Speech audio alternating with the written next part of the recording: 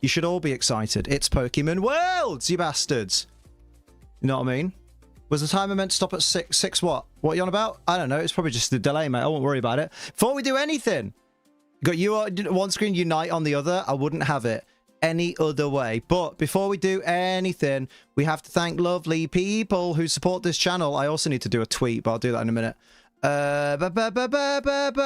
Let's support the lovely... Let's thank the lovely people that support this channel. Join me in saluting the Ace Trainer Ultras, who are Heavy Metal Mew, Samakadi, Typhlosion Shogun, Rachelin, Vixelation, Puninator, Tactical Dilly, Glenn, Adrius, Vale, Sebster, Fluffy Cup, Alex the 8T, Nikki Parks, Sophie Jane, Nora, Akuma, and Micah Sevener, and our Twitch Ace Trainer Ultras, who are Gears of Gizmo, Pro Metapod, Rachelin, and Ginge Matt. And then double salutes, please, for the big boys, the creme de la creme, the Ace Trainer Ultra Excels, who are Bro Metapod, Purple Dragonair, Toy Bonnie, Gear Overlord, Mumbai Cobra, Night Angel, Gamer Guy Mike, Cap Rider, and Blue Malamute.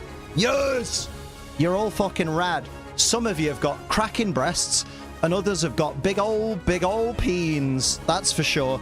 How are we doing, everybody? I'm 2 minutes in, and I've probably broken the streaming rules for the co-streaming thing. Oops. But it's okay. Look, I can jump over here. I think. Beautiful. We're ready to go. And when we want to do some gaming in between, we can do that. Isn't that nice? So we'll do that in a minute. But as everybody diddly dontin. Thanks for acknowledging my hard breath. Bessie and I have been working on our soul linking and killed our Whoopie Whirl, Polyrath Quagsire. I am gutted. Hello, Breen. Hello, Prince Kai. Hello, Taser. Let me tweet, because no one knows I'm alive. I'm going to save that image. Save it. Oh my god, have you guys seen Sophie's most recent Instagram post? Welcome everyone to the Holy shit! It just started. Wait. Do you guys want me to leave the subtitles on? Oh, okie dokie, Gizmo. Also, tell me about volume. Joined by 3 incredible commentators, analysts, experts of their field for the 3 other titles. Thanks for the community talk yesterday. I'm now on a binge. Ooh, fair play. Right, Sonny. Oh, Night Angel. Carry my team. Oh no. Volume could go up. That is absolutely fine. We were talking a little bit before, and even though Pokemon Go is relatively new to the world, I've gone for. There's so much. That's 45%. Let me know if 45% drowns me out. I figure it's easier if I give you the numbers. Soon the update. I'll have a gander. Amazing. And Puga, let's see. Hello, Mum. What are you doing? After quite a while, what's happening? I am warm though. Not drowned out, but we can hear them. Oh, good. I'll leave the subtitles because some people might struggle. Know what I mean? Well, that's looking better. You got a proper compress on it now, right? Feel the energy from people all over the world coming together. Hell yeah! A shared love of Pokemon. I'm excited. It does have the longest history. If you're talking, we can't hear them, but it's your stream. Oh, okay, that's fine. Yeah, that's fine. All come together here. Yeah. So that's why the subtitles are there, just in case anyone's less interested in me. Mate, I'm so jealous. I bet they're fucking boiling. I competed in the video game championships here one year. It's crazy much things have grown. My dad used for his leg when doing the job. Oh, fair play. About 4 times into just our backstage area now. Is this the final championship of the year? No. Yes, sorry, yeah. No, this is the final championship of the season. This is the World Championships, Miss Glick. So there's today, tomorrow, and Sunday. This is to crown the World Champion. Well, the finals will be on Sunday, but believe in Boyd. Jamie Boyd's going all the way. He won't tell me his team, though. I asked him earlier. I wished him luck and asked him his team, and he's like, I'm not telling you. What team do I want to win? Jamie Boyd's team. Around 250 competitors were invited. His electrode on that table needs a chill pill. The baby. Never seen one of these events. I've started to watch and see your action. Hell yeah. I mean, I'm hyped because it's an excuse for me to just watch VGC and uninterrupted. Look at that fucking Snorlax! Check out the pink Snorlax. That's mint. I want that. It's been a huge year for the TCG. Let's see one of these events. Oh, evidences. Hello, Danny D. How you, Danny, doing? Hello. Oh. Pokemon EX. Yeah. Look in the. Look, Gizmo. Look down here on this guy's chair. We are introducing a new expansion. Drinking Demonade and Peach Rings. Ooh, I need to get myself a G Fuel. Look, look at that. Look at that fucking dude. I'm excited too. That's a great pitch. What restriction do you think is going to win? I think it's going to be Ice Rider. I don't want it to be. I don't like Ice Rider. I would love a Kyogre win, but I don't see it. Very exciting. We started out the year with a format more similar to what spectators may have seen. Pokemon set was a disaster again. What a surprise! Restricted votes going for Rayquaza. Oh, I'm gonna put a poll on the YouTube. And then what I'm gonna do on Twitch, because Twitch has the predictions thing. I think I'm gonna make predictions of like, I'll look at the 2 teams that are on screen, and I'll select 4 of the Pokemon and get people on Twitch to predict. I did make sure auto quality is off, but just to reassure you, it's not off. It was off on the. In my defense, it was off on the trailer. Also, click live now and again, Liam, just to make sure. What was I gonna say? Yeah, on what I'll do on Twitch is I'll get you guys to predict which of the 4 Pokemon I choose out of the 2 teams you think is gonna join the field first, or something. Or maybe it'll be who'll be the last to faint and stuff like that. Want a life-size pink Snorlax cuddly toy? Right, I got a tweet. VG wants to show a little bit about what we have on the giveaway front. Yeah, I mean, it's one of the cool things that have been a part of the circuit the past few years. Come watch the entire Pokemon. Oh god. Pokemon World Chat. Oh god. Oh god. World. It's easier if you don't sing it while you type it, Liam. No. Championships. VGC. Day 1. Live. Oh, hello. Live. Ooh, a spicy pick for the code giveaway. With our lovely community. Bing, bing, bing, bong, bong, bong. Bong. And then I have to copy that to all the other fucking socials. One of those guys is sitting on a beware. Pretty Sylveon. Oh, Night Angel! Lemia did that on bloody what's-its, Majotsits, Twitch. You can reply to supers. You can like them and heart them. Everyone should like the stream on YouTube. Rayquaza wins this year to cut off weather teams. Ooh. Airlock, more like small cock. Coin, sleeves, deck box, and some other stuff you can earn. So I'm hoping to see people I know on stream. That'd be nice. So believe in boy. Hashtag believe in boy. The magic word feels like exclusive sometimes, you know what I mean? So yeah, make sure you are tuning in. You can remove the replies or the super chats. Don't remove the super chats. We love those. It's not even been on screen yet. When they watch the Pokemon Go I don't want to brag, but I think out of it all, we have the best Twitch drops. You're going to want to make sure I've got a feeling that tonight's going to be a big Willy. No.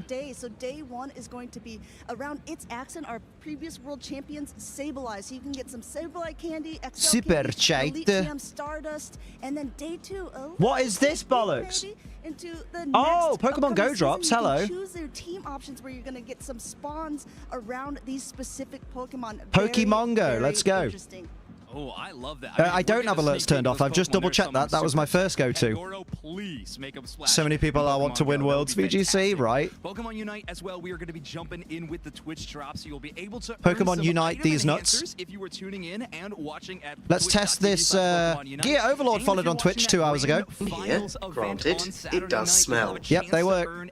They work, baby. It's just not come through. There it is. I think you'll find someone throwing money at you. Hell yeah. Well, actually, Liam, Night Angel donated $10 via Super Chat. You lost the game. Damn it. You absolute queen. It's snazzy. Add that to your collection. You're going to be feeling a lot Beast better in Coast. your ranked games. Trust me. I really like that look. It is awesome. It hasn't updated champ yet, but there's time. Give it time. I don't make Streamlabs. Oh, I need to continue my tweet. No, finish your tweet. No! Oh wait, I thought my phone battery had died. It hadn't. I'm really glad that we're getting. We're just gonna highlight 3 of them real quickly. With our lovely community, Twitch, YouTube, cool. Boom. He came in. He actually got 2nd place in the. Boom, boom. I'll put a poll up in a minute. Brian has decided to read my messages again. He's a good lad. The whole season. So this season not only there you go. It's updated now, Night Angel. What would you like as your Pokemon? And I think he's going to really make a strong Actually upset about losing the game. Stop saying it then. Really well-known Canada sent 15 players this year and did the math, and maybe 4 or 5 will qualify in 2025. Bruh.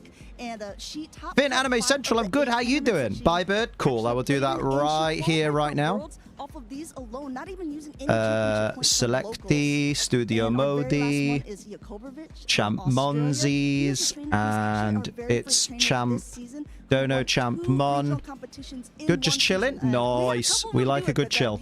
Oh my god. What? Well, actually, Liam, Rochi Lin just dropped 1,000 bitties. Oh shit. Give me my Entei PLS. Do you want shiny or regular Entei Rage? Oh my god, lord. I'm still trying to get the Bybird from the first bit. Bybird is a Lola. There we go, La. Regular. Anything for you, darling. Victory and a very exciting down to the wire win. I'm just adjusting him. I love that I spend so much time adjusting them, so on the screen I use for 10 minutes of stream, they appear. Everybody's watching. He got an what was I on about? Second place at the World Championships last year. I don't want to watch TCG. Entei 4-bit champ. Cool. I'm getting there. Hello, John. How you doing, lad? Got second last year. He was just one turn away from winning. So let's put Entei in the thing. Entei in corner. Entei likes to eat my pussy. Does it? I don't think it does. I know an Entei fan that would like to eat my... What? You filthy pervert. Right, there we go. Lovely. We're back home from donating plasma. Oh, well done on donating plasma, because more people need to do it. Gizmo! Here's a Gizmo donation, £7.43. What's he done? You want my treasure? You can have it. I left everything I gathered together in one place. Now you just have to find it. These words lured men to the Grand Line, pursuing dreams greater than they ever dared to imagine. Thanks for the 743, Gizmo. Much appreciated, lad. You ledge. Get some hype in the chat for our Gizmo. I think perhaps this year more than ever we could see a surprise. Oh my good lord. Evening, Elliot. VGC, baby. Go on, Wolfie. I mean, also someone who hasn't won could win, but still. Won 2 different regional championships. And he's actually coming off his weakest finish of the season. Person in the middle, they're really good. I can't remember how I pronounce the name, but they're really good. He's the 2016 world champion. Perhaps watching the battle can give you ideas for Siri battle, right? I don't know why that picture for Wolf, because that must have been taken a long time ago.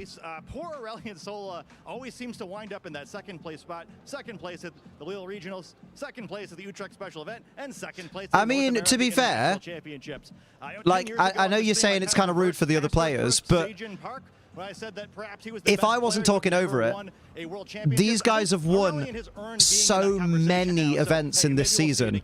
They're most likely to win because they've proven this season that they know the format. They know what Pokemon to use. Whereas North America, it's just north of Wolfie's shoulder. Dropped 500 bitties. Oh, baby! What's he doing? What's he doing? When it comes to Worlds, I always say, may the best trainer win. Oh, absolutely. But also, hashtag believe in boy.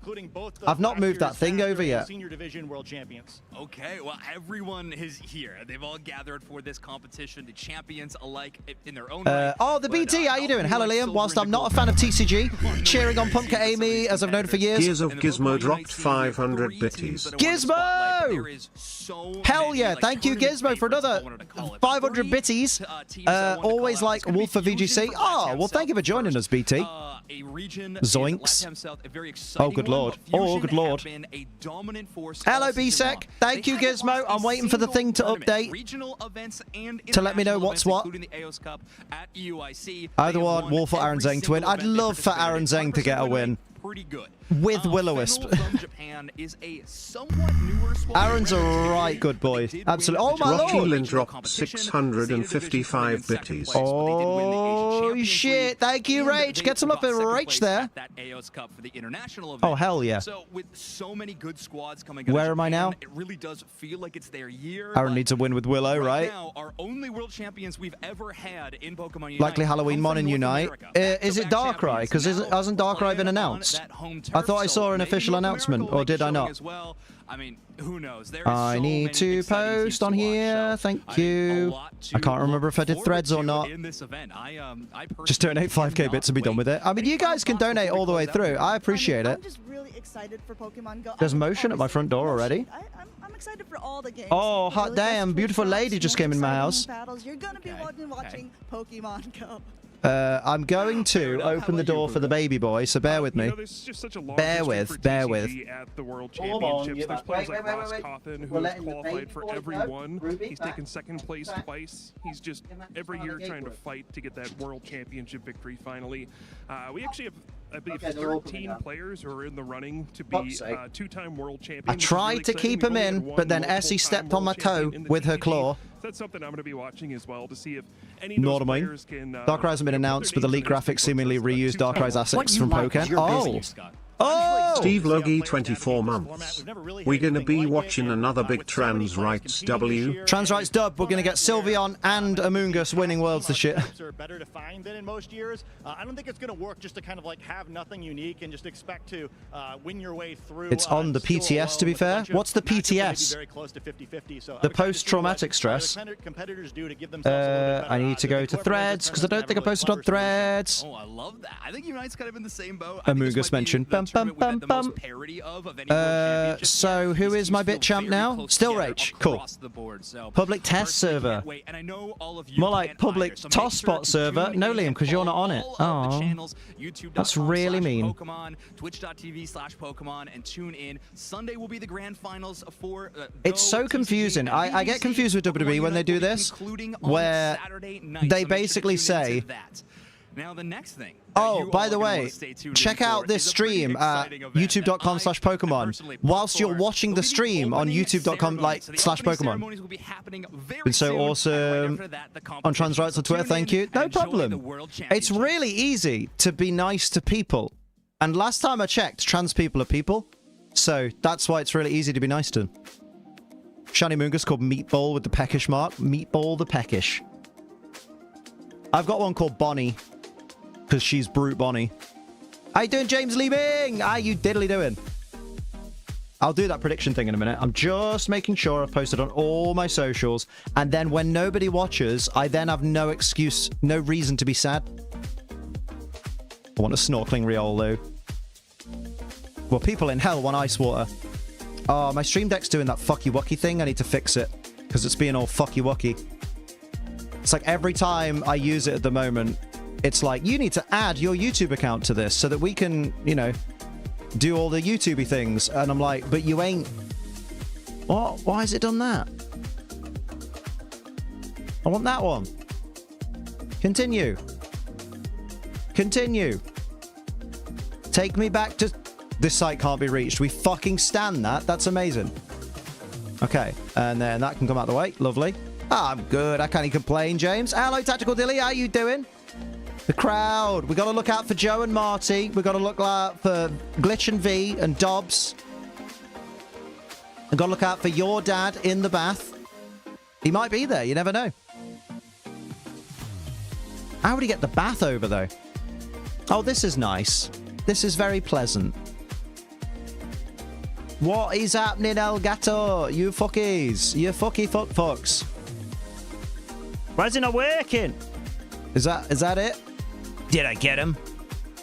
It's still not working. Like, oh, for fuck's sake. Come on. Elgato, stop being dicks.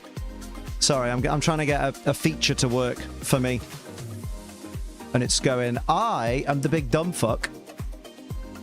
Why you do that? Why you do that, man? Why you doing? Sign into Stream Deck. Fuck's sake. Okay, I'm trying it again in a bit because the website's being bloody woody. Snorkeling Riolu is very cute. Being respectful costs nothing. Although I will say, when people say, like, manners cost nothing and be respectful, also do remember that when people are rude to you, it's also free, so that doesn't always track.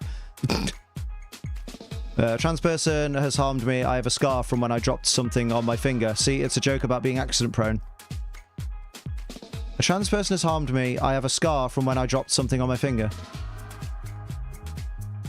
Oh, I get it. I get it. Because you are the trans person that has accidentally harmed yourself. I'm with you. I just need to get some G Fuel. Because your boy is A, thirsty. I mean, we know that, don't we? And then also he needs G Fuel. Hello, Ruby. What flavor do I want? What flavor do I want? Ooh.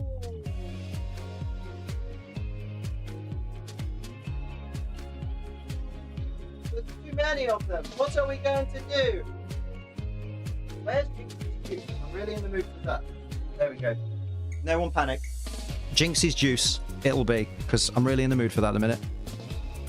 Also intersect, so the Olympics was so much fun. Oh, you had a jolly good time watching all that fucking palaver then. But on the plus side, now you get to watch the wonderful lawsuit where J.K. Rowling will finally be held accountable for the shit she says online. Hell yeah. Oh, for next Worlds, I would really, really like Ingerland, because I think Ingerland is a really convenient place for the most important VGC players in the world. Liam. Can you call yourself a VGC player? I mean, I definitely play it. I need new Pokemon news so bad. I mean, we might get some at the end of Worlds during the closing ceremony, you know? Maybe. Who knows? Oh, baby! Oh my god! Metapod?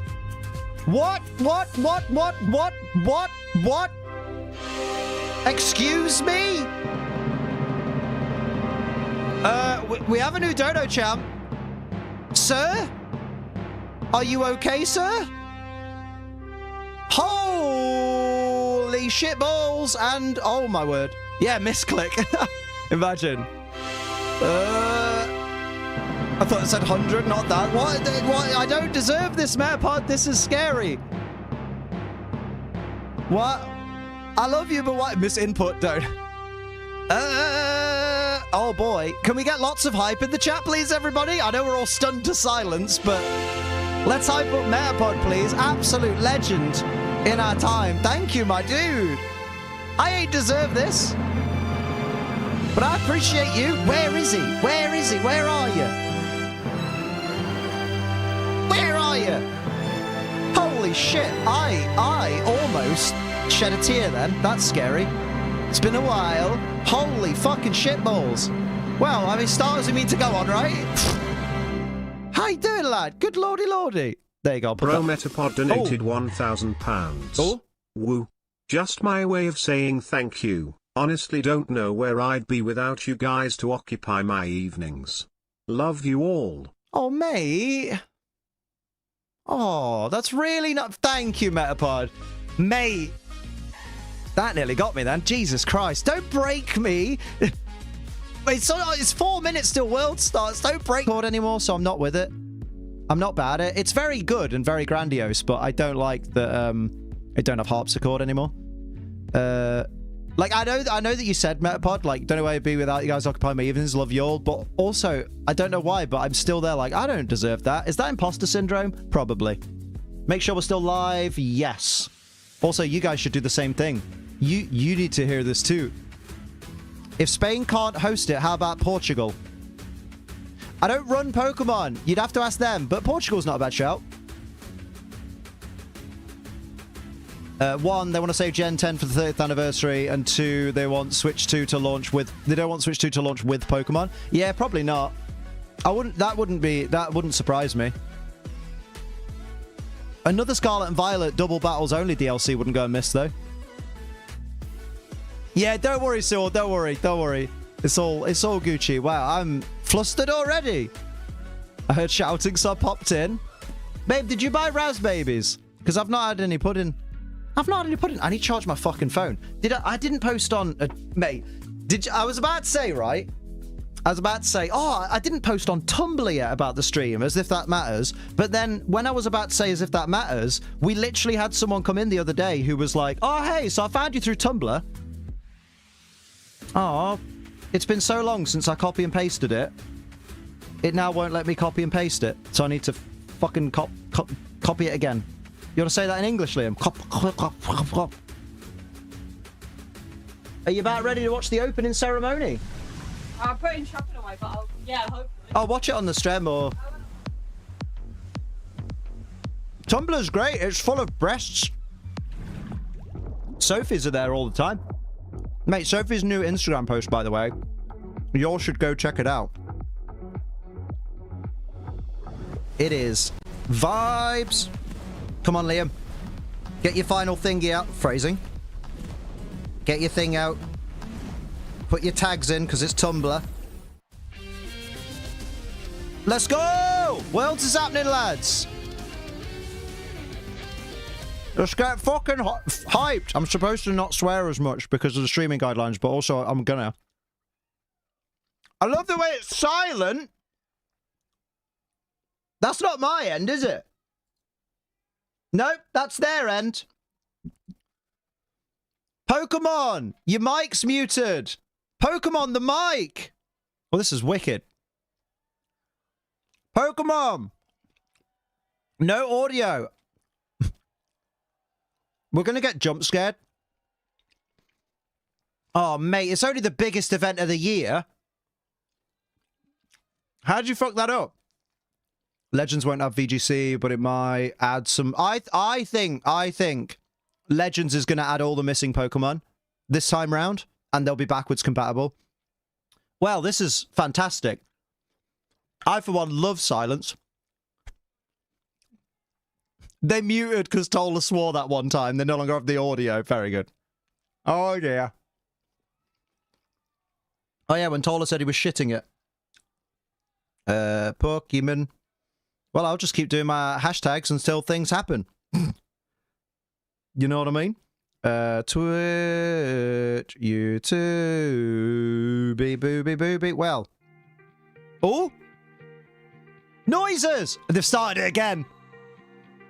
Love it. They've started it again. It said hey, but it went here. What are you doing? What? Technical difficulties. Please stand by. I love that they went that far back. So they started the opening video package with no sound. Oh, I thought you said what happened. You got me a Buno. She got me a pack of 20 Bunos for £4. In before someone goes, it's bueno. I know, but I call them Bunos. Right then, nice. Do you know what? That gives me more time to do my Tumblr post. Maybe I'll take a new picture with my winky out. You are really burning through these streaming guidelines, aren't you? Oh, they're not going to watch my stream. They hate me. They don't hate you. The company values hate you. Buno would be great Halloween marketing. I should work for Kinder. But that means working for children, because Kinder means children, right? Don't want to do that. Also, it means working for someone that isn't me, and I'm the best boss I've ever had. In here, granted, it oh, does hell smell. Yeah! Mad Lad Brad, there we go. Took me a moment, but Mad Lad Brad, thank you for joining the stream, lad. How you doing? Everyone go for one welcome. What you like is your business. Oh, yeah! Green 417 13 months. It's actually me. I'm holding the volume ransom for $100 billion.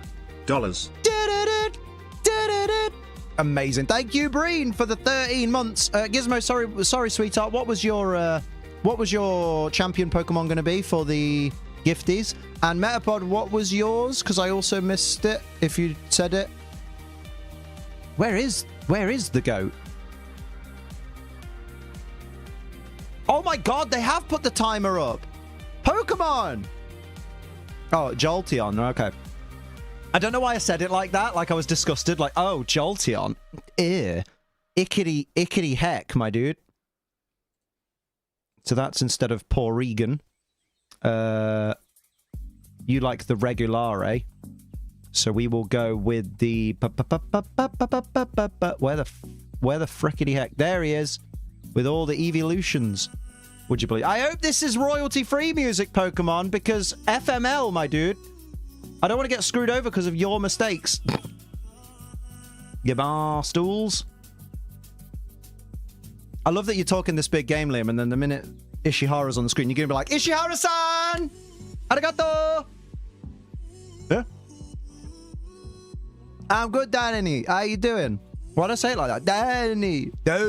Oh, my lord. Breen's gone for 10 gifties. Oh, that's another change I've got to do. What you having, Breen? Get some hype for Breen in the chat, please. Thank you very much.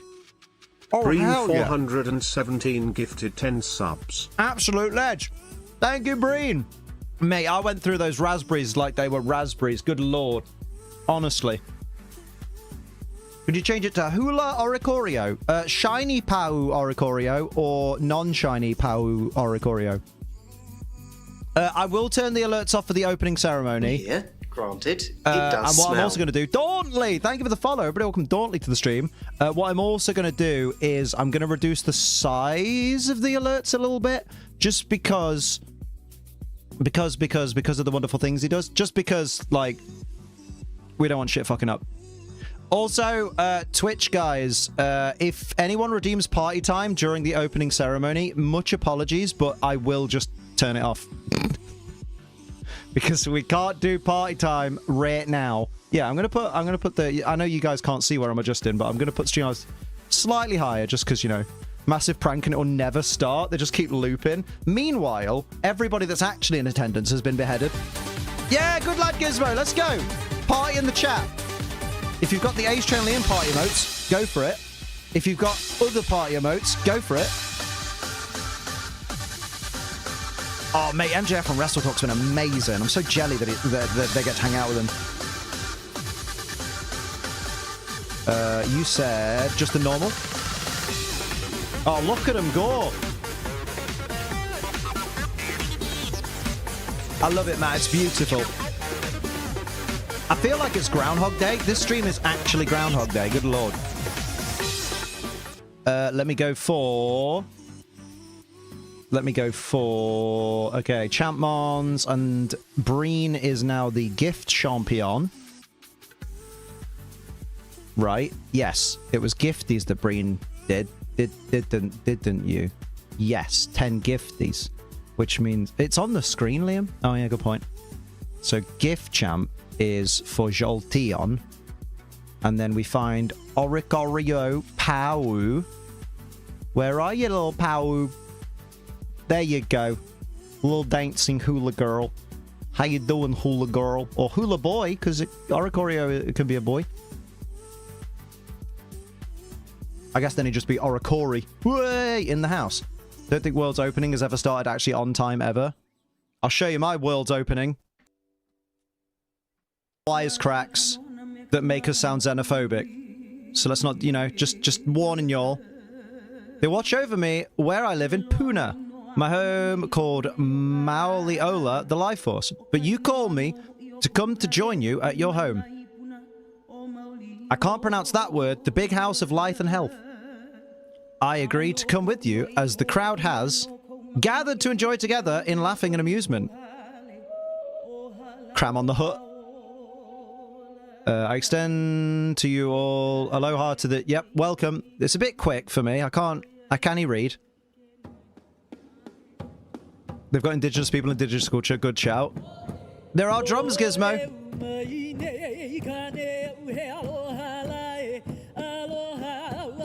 I don't think that's said for everybody. Liam, are you going to read it out? I just have, haven't I? Am I muted? Oh, you mean am I going to read out the drums? It. Look at the little chonk. Sorry. Oh, little Charmander. Charmander, you can't go near a grass hut. That's a recipe for disaster, isn't it? An open flame in a little straw hut. I do love when they use images of Pokemon that are not in the current games, like Alolan Marowak. Charmander's asking for trouble. Make it double. Oh, I wonder if they'll do any tributes to Rachel Lillis. It might be too recent.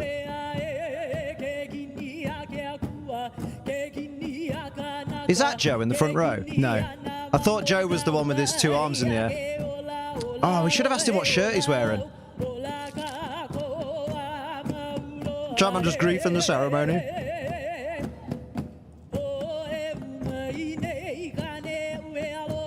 He, you. I don't think it said he, you. I don't think that's what was said. Playing the role of Pele. What if a Alolan Pokemon will be in ZA? I mean, some of them are in Scarlet and Violet, like Raichu and Muk.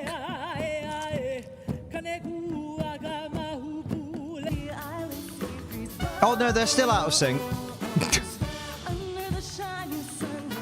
Subtitle guy, you had one job.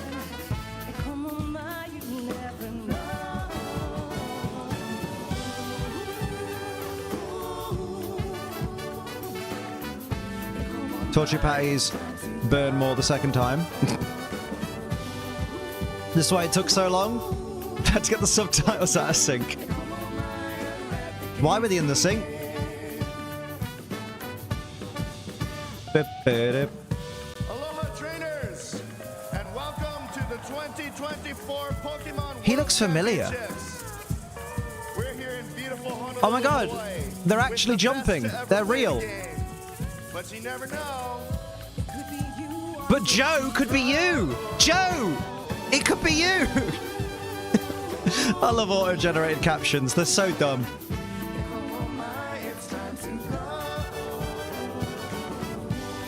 Audience as dead as per. Well, to be fair, if it's a song you've never heard before, it's hard to sing along, even with the subtitles. I remember everyone tried to sing the lyrics to the outro song from Pokemon X and Y at Pokemon Symphonics, and because no one knew the words or the rhythm, it was awful. I see Meganium, Pokemon Mischance for an Alolan Tropius. Oh yeah. I know that voice. What, love? Musical performance was one absolutely to remember, and that hula performance was such a great way to welcome all our trainers. Thank you so much. Thank you so much for having us. It's truly an honor. Thank you so much for paying us to be here. Wonderful audience, Pokemon trainers. Into the mic, love. Let's hear a few words from the president and CEO of the Pokemon Company. Please welcome Masuda-san. Oh wait. Ishihara. Ishihara-san! Hell yeah! Look at that. He's a fucking badass, man. Love him. Mate, his translator can't even keep up with him. I wish I could rock a shirt like that, but I'd look like a pillock. He looks amazing.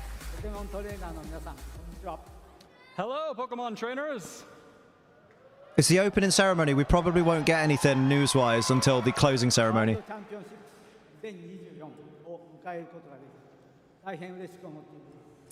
I'm very happy to be here together with you for the 2024 Pokemon World Championships.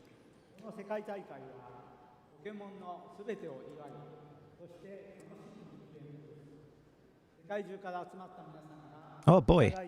Come on. In the closing ceremony, yeah.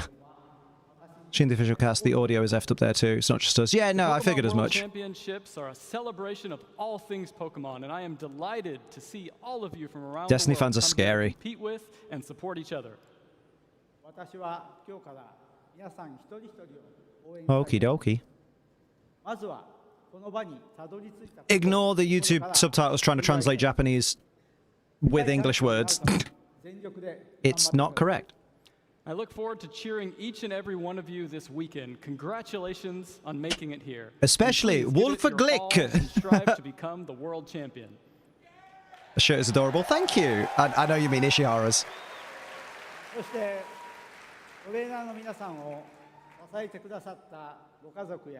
Really nice. Really nice. Stage, our casters and analysts will the final is going to be very late, yeah. It's going to be...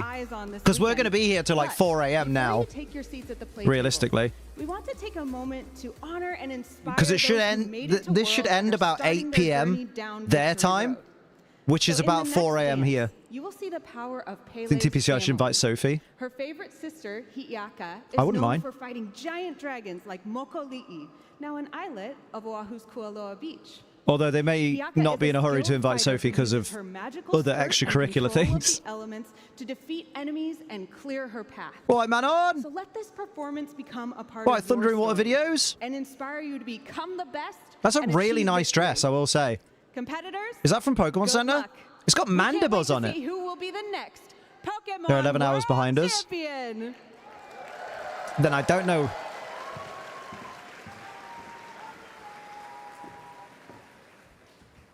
Where's Joe? Where's Joe and Marty? All right, man, on! We're alright. We're alright. Oh, shit. More stuff. Wait, 3? That means pick your 3 starters. It's Rowlet, it's Litten, it's Oricorio. No. Who does it end at 7 AM for us? It might. In which case, whoopsie. Oh, ending at 8 is 7 in the morning. Oh, well, there you go then. We'll be up late.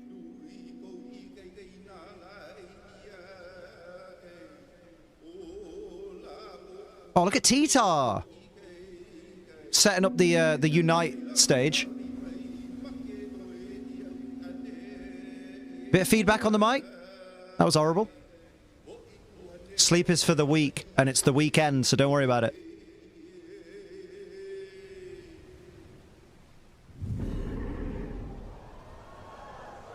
I feel bad, right?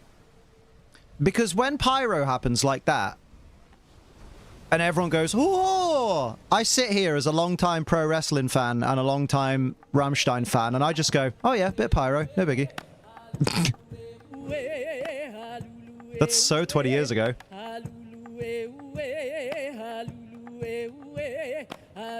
Not gonna lie, that dance, traditional as it is, looks super fucking fun to do. I actually think I could do that. I'm not gonna, because that would be probably quite disrespectful of me, but it does look fun. Anywhere in the continental US and I've been able to go. Yeah. That's one thing that someone said the other day. I think Breen maybe said it. Like, it'd be nicer if it was in a place where everybody didn't have to fly to it. Because literally everybody that's there has had to fly, or I suppose get a ferry? Are there ferries to Hawaii?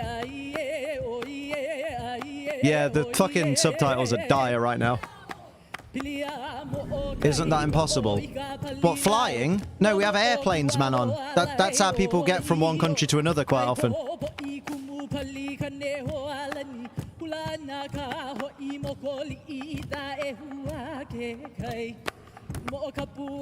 Maybe a cruise? Yeah, maybe. Oh, yeah. Expensive. How are we doing?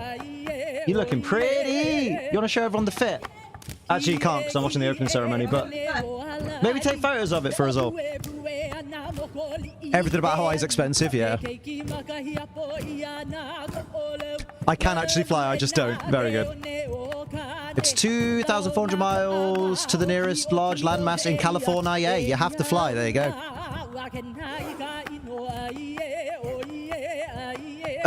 You missed nothing, I'll be honest. You missed traditional indigenous dancing, which is lovely, and you missed Ishihara saying that there'll be Pokemon news in the closing ceremony, which there normally is, so you've literally not missed anything. Absolutely why I didn't go. Yeah, man. There's the Iono again. Yeah. Flying is money, hotels are money, food is going to be money. Yeah. It's probably the trying busiest 2 weeks of my life, but I still find time to watch Worlds, or at the very least the top 8 sets. Valid. Do it. Do it. I mean, the good thing is the VODs will always be there. Like, Pokemon always have the VODs there. They've got VODs dating back to Worlds 2018, I think, last time I checked. And they've even uploaded some videos of, like, the finals of, like, when Sage and Park won and stuff like that, and Wolfie's win.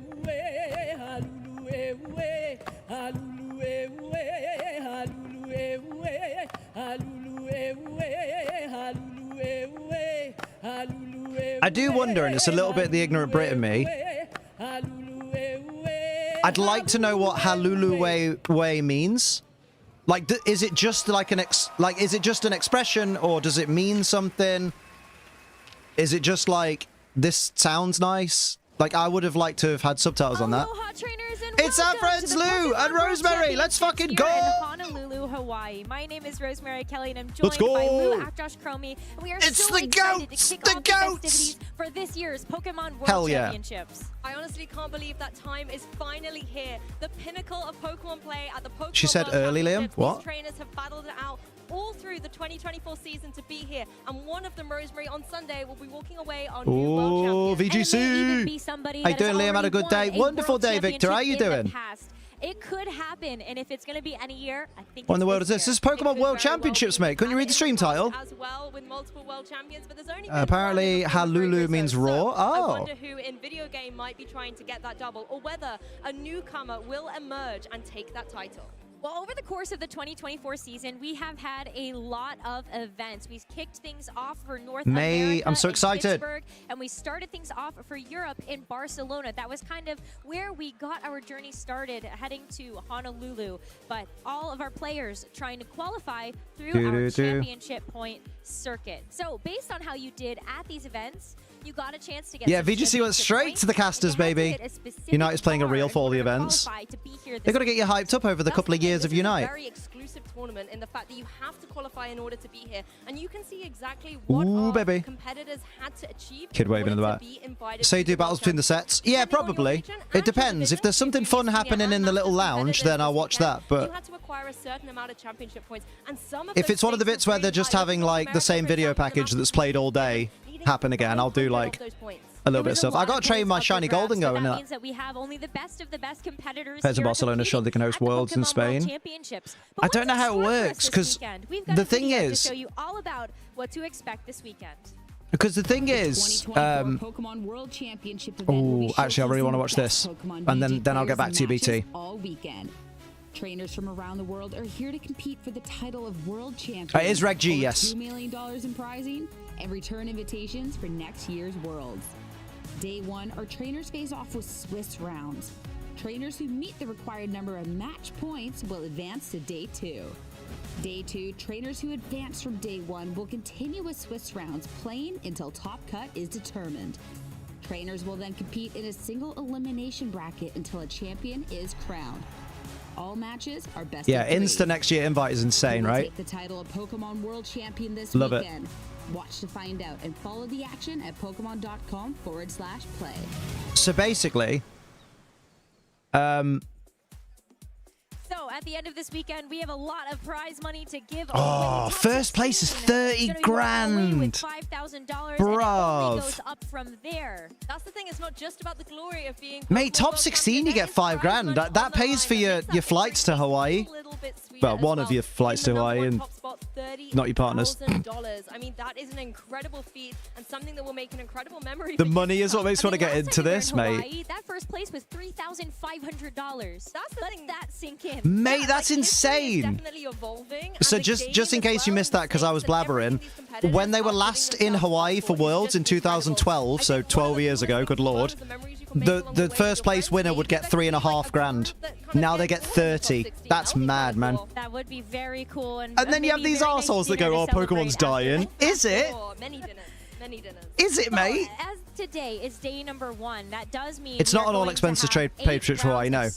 I was saying that winning 5 grand would help with some of the cost. We play those 8 rounds today. Our trainers that was it. I'm going to turn them down slightly just for a minute because the basically BT the reason that Worlds might not happen in Spain is because I think I heard something about you can't compete for prize money in Spain. Like in the country of Spain, you can't do like a thing like a Pokemon Championship where you earn money. And there are locals in Spain, but you don't win money at locals. You just get a couple of card packs and some championship points. And then there's not been a regional in Spain as far as I know. I'm pretty sure there aren't regionals in Spain, so you don't win money there. So that's why they're able to have the competitions they do and the competitors from Spain, is because they're not competing for money there. But wherever Worlds is hosted, has to allow the law has to allow them to have a competition that is for money, I think. So we are going to be so excited. You know what I mean? which trainers can really make their way Load up through good. that. Mate, do you know what's scary though? Is being the first stream game. Because when it's round one, you can literally be anyone against anyone, and then someone's picked at random, like, right, you're going on stream. Hawaii for the World Championships. Oh, is it a matter of the amount? Oh.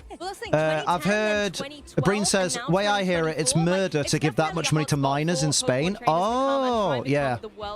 It's to do with, yeah, Newt's right. It's to do with, like, child gambling law, basically. Valorant Masters was in Madrid earlier this year. Maybe it's just for Pokemon.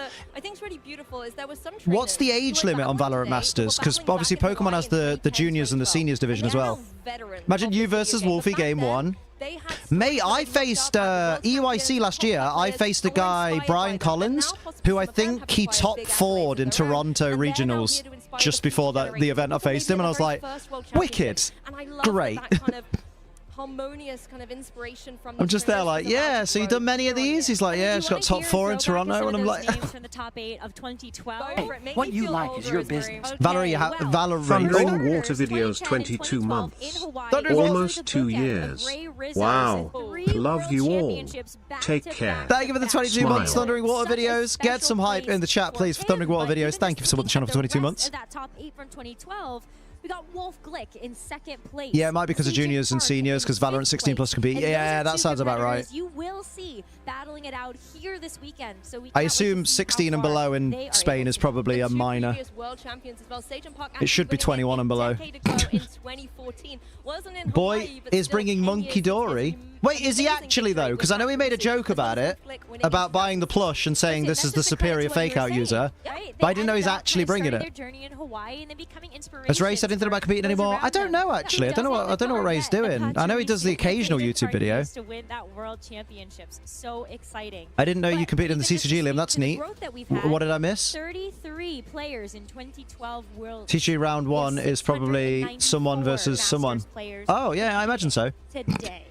That is huge. One of my GCS said he is. GCS. The fact that it keeps developing, it keeps growing, not only in the fake out toxic in one turn with parting shot, a little bit dirty. The first time this season, and now getting themselves here to. He joked on a documentary. Go back next time someone gets 2 or more world titles. Yeah, exactly. When Wolfie gets 2, he'll defend his 3, I reckon. Pokemon Worlds is where it's at.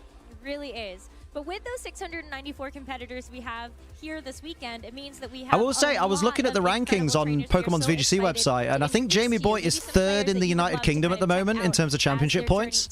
So, like, he's crushing it, mate. Is in North America. We've got to start with Joseph Ugarte! Justin Burns is good as well. North America is definitely one of the larger regions that we have for competitors, and that means that the competition was very, very stiff this season. Riley Factura, though, heads above the rest. Oh, group chats. Oh. Throughout any of our North American players. In fact, he ended up earning 1594. That is 4 World Championship invites, actually, if you think about it. Bro, imagine having that many points. Do you know how many championship points I earned in the 2024 season? Regional championships that kick off the season. You could name Jack Skellington's dog after my score. I'm so good at Pokemon. Joe's pretty chill. He's visiting Sierra. They came to one of my challenges. I can't remember if I think we may have spoken to Joe briefly in Liverpool. A goose egg. Round 1 parents are up. Nice. I'll go to my table then, shall I? Keep getting confused on why the stream you're watching looks different than my TV. I have Unite on the TV and you're watching VGC. Well done, RH. Well done. Unite doesn't have this handsome face, so it's already lacking. I think he said VGC instead. Who's on about what? I heard you say you played the Pokemon TCG against someone. No, VGC. I played at. You did misunderstand. I said I played at EUIC, the European International Championship. I played at EU. I get what happened. You heard EUIC at EUIC as I played at TCG. Kind of, maybe. I do go for the unconventional build. You can say bad. It's okay. Los Angeles and North America International Championships all. Okay, here's my next goal. No, my first goal is to earn championship points, even if it's like 4. my next goal is to earn what Justin Burns can bring to the table. one of these pictures on stream. But if we kick it over With my knob out, not with my knob out. This is another absolutely stacked region of competition. Hey, Lass Ollie Marie, how you doing? And hello, say... Wait. Team Italy will be running something, Team Spain will be running something. Sailor Nico Action Zero, thank you for joining us. World champion from 2020. Oh, Niels Dunlop. At the very beginning of the season, I bet he's shitting it. Oops, got to delete the VOD now. One of them said grip it and rip it. That's amazing. Previously, you know, okay, I was okay to stream in the middle of what you're talking about. Fair play. How you? Oh, I'm all right, Sailor. How you doing? May not be the cool Calyrex Shadow Rider is definitely out there, so I wonder if history will repeat itself with Eduardo. I feel like Let's it do absolutely it. could. I think there's a lot of Marco Silva's great. Some of the double restricted types of teams that we ended up seeing. I was going to cheat. I read this. That's all right. It's my pleasure. You also have to you have fun and that's what matters. Oh, I always have fun. In-person tournaments are my jam. That's why I want to do so many now, because I really love it. You must be so proud that you're above. There's 19 UK Masters, and Jamie Boyd's one of them, baby. Believe in Boyd. We saw him win in London. Boy, was he incredible. It was amazing. If I get you at EUIC next year, I'm going to throw the first game. You need to turn up, though, Matt. Do that first. Just got Shiny Execute. Oh, well done. Let's hope they all top cut. But top cut is 8.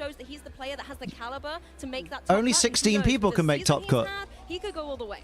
Yeah, and right before that, we saw Marco can they all make top cut? win the Latin America International Championships this season, and it didn't stop there for him though. You know, top 4 at Stockholm. I hope the first game is like a really out there team, like, I just feel like in 2023, you know, like Stuffed Cheeks, Ganlenberry, Greedon. I'm going to draw in first round for the 31st, and you're going to win, Elliot. What's it like to get a free win? Sweetly in the second and end in a draw for the third. Nice. Another mascot horror game with the cutest mascot ever named Rambly the raccoon. The game's called Indigo Park. Ooh, that sounds right up your alley. Absolutely, but you know we can't forget. It's a game made by a fan of the genre. Oh, nice. Latin America. This is a region that is just filled with so much passion. I don't even need to lose on purpose. I think you'd be surprised. All the time that we end up having a lot of these players show up. Speaking of the Latin America International Championships, I feel like this is where you actually got a chance to see all of these players perform super I love that they're scrambling to get set up. Wind Rider Shiftry. That's what I want in the first round. Oof. Wind Rider's terrified because like Shiftry can't be hit with Heat Wave anymore or Hurricane. To watch that, but since then has also gotten a top voice actor's really good. Oh, nice. And also a top 8 at the Santiago Regional Championships. So Gizmo said, "Oh, that's a question," but I haven't seen the question yet. Also just across the board for Metapod, I hope you're here somewhere, my dude. Let me know what Pokemon you want as your Champmon. Moving on to a player from Argentina. Because you've earned it, my dude. I'm still in shock. He was someone who I was so enchanted to watch in 2017, an absolute legend, being able to get top 8 at Worlds that year, as well as top 8 at OCIC and NAIC 2017. Don't just talk over. He took a little bit of time off, but has come back with an absolute vengeance. Sprag and Dude with the fisticuffs. I didn't say anything about the question. Oh no, Matt said it, sorry. If both people withdraw from the third game and ends in a draw, what do they do? Is it like another game that they do? I think they do sudden death. Taking a look at all the top cuts recently for so like it's basically like they play another round, but it's first to faint a Pokemon wins. I think that's how they do tiebreakers in. We have to look at Brazil's Maybe me, because I just bring all evolutions of Shadow Ball in one stab move. Consistent. What about Helping Hand? Over the course of the last several might years, be passed out. He might be tired, bless him. He works hard. Fuecoco's getting excited. I legit own a Fuecoco, as in a giant red and white reptile that likes eating fruit. Oh, he sounds lovely. So close, kind of like a Joseph Ugarte story, being able to get so close to that title, not necessarily able to grab it just yet. Most recently second at the North America International Championships in 2022. I got an ad right as you were about to answer. Lol. Rewind. Just rewind, mate. YouTube's great. You can just rewind. A red Tegu or Tegu. Ooh. I mean, if you want to put a picture of him in the pet pics of the Discord, we got a lot of lizard lovers who would love to see that.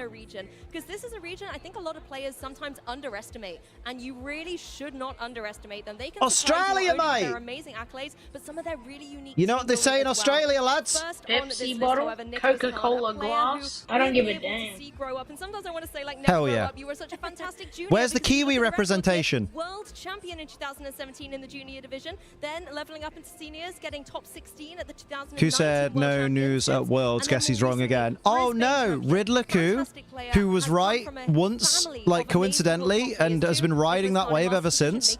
I can't believe they may have been wrong. And following suit, we've got Diego Ferreira, who has gotten a top 4 at the Melbourne Regional Championships this season, but also a top 32 at Perth and a top 32 Ad's over. Well done. Rewind. Championships. So very recent results that isn't first a knockout. Oh, it's if you end a turn at an advantage. Oh, okay. Season that he's had. Yes, exactly. So much consistency from these players. Wait, I got something wrong. Insane. I never saw that coming. Who has had phenomenal records at the World Championships. See some silly BS across all formats of Worlds. Give me the Articuno that uses choice spec shit. Oh, dirty. How you doing, Zombie? What's happening?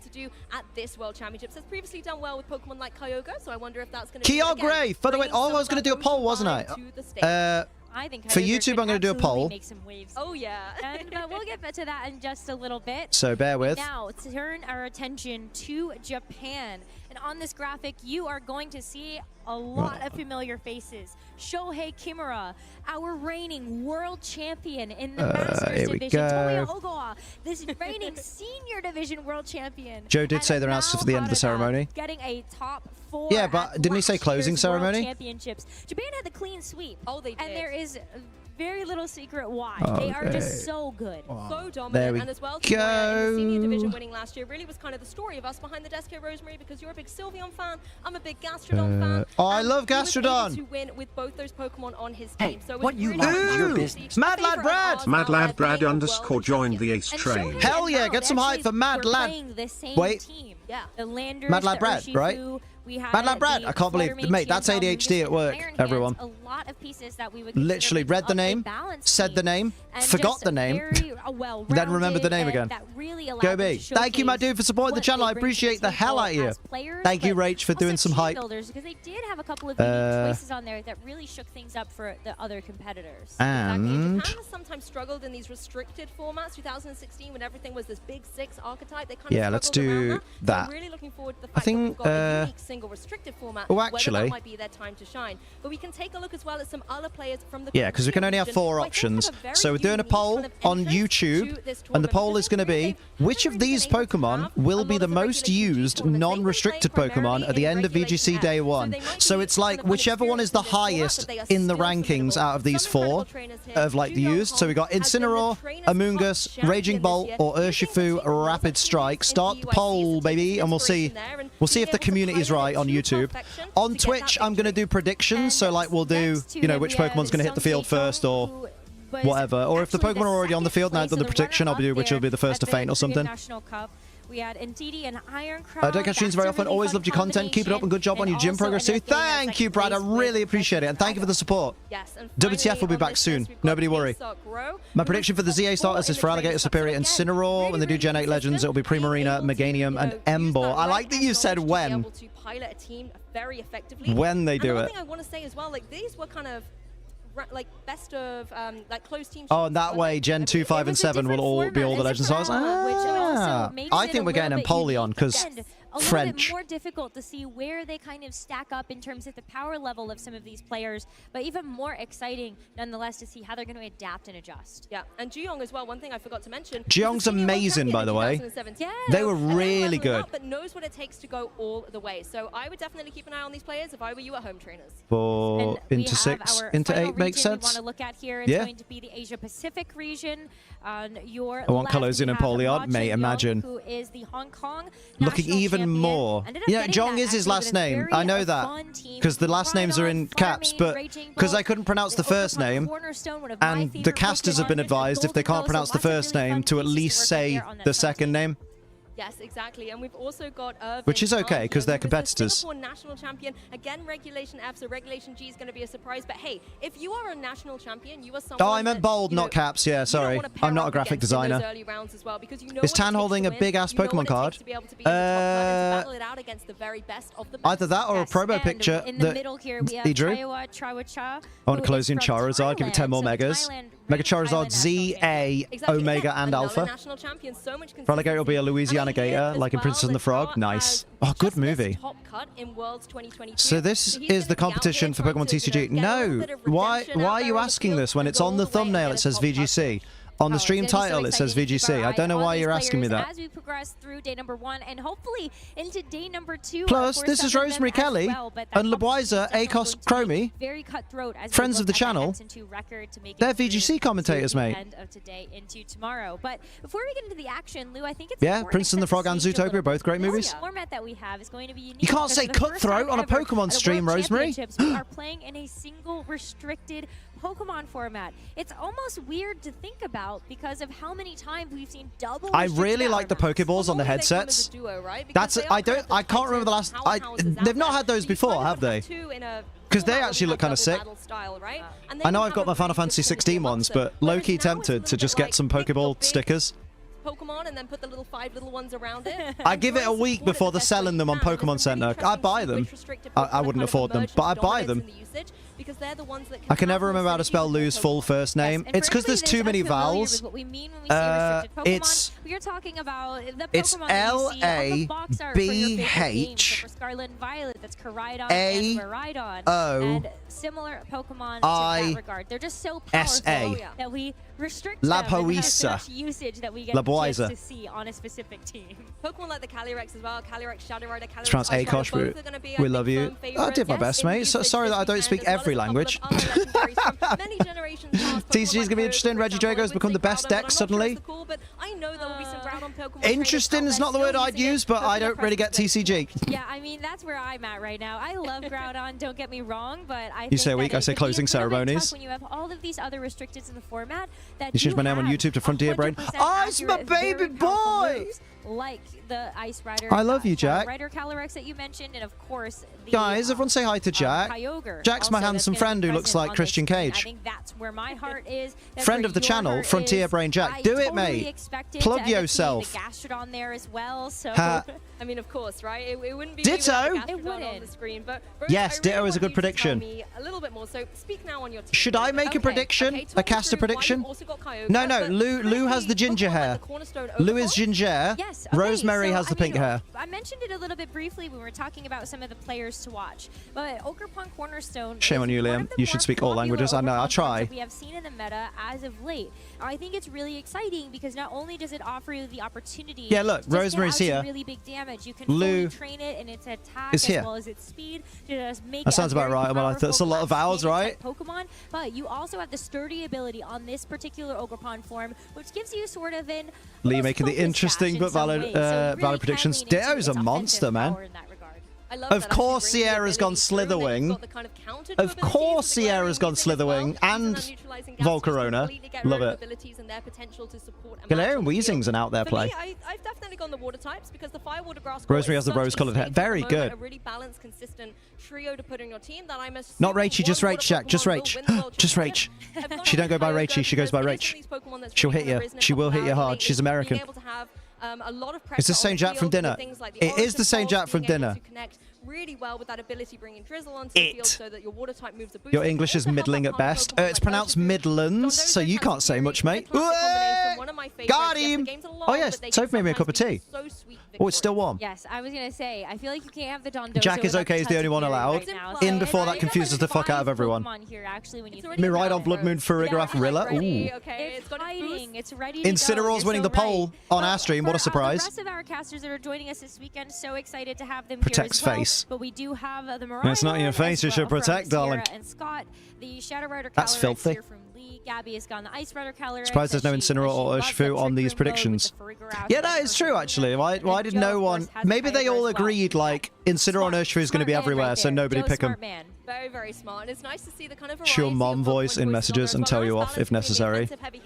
and the supportive Pokemon as well, like Farigiraf and Clefairy. Love those Pokemon. I mean, it's true. I know we were talking about Grimmsnarl out backstage. That is a Calls Pokemon it me in that I have person. on my caster predictions. And it's really interesting to see how the meta has developed. The last time, if you had tuned into I can't wait for next month's meta. Pokemon events, it would have been the North It's America defo Midlands. Those resident of Nottingham, I have to disparage your Midlands home city by law. Yes, you do. You have to call us sheepshaggers, and we have to call you. What do we call you? I don't know football well enough.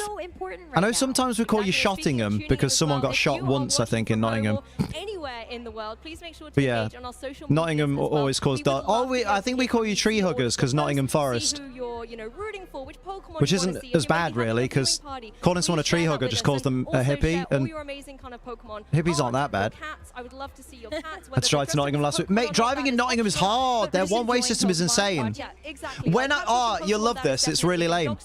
When I went to the Nottingham local the other month, whenever it was, I almost shed a little tear because I drove past Rock City, and I went to so many gigs back in the day at Rock City, and I was just like, oh my god, this used to be like my fucking mecca, you know? Can I say that? Yeah, probably. How much does a caster get paid? Oh, they get paid Nunya? Yeah, it's quite a solid amount, is Nunya. You shouldn't really ask people what they get paid. That's, you know. International event of our 2024 yeah, I could be a dice cup. We're so excited to watch our competitors solidify with your mate Amy. To Worlds 2024. She was running three different tournaments at once that day. It was insane. I was like, how you do this? Stakes get higher and higher the closer we get to that coveted world champion it's title. Wolf and Tor. No, not Tor, Nils. That's the one. Your last opportunity. There is a lot on the line for every single player. I also want Jody Azzarelli to do well. Long season with a lot of Pokemon Liam, I did a thing yesterday. Did you get permission?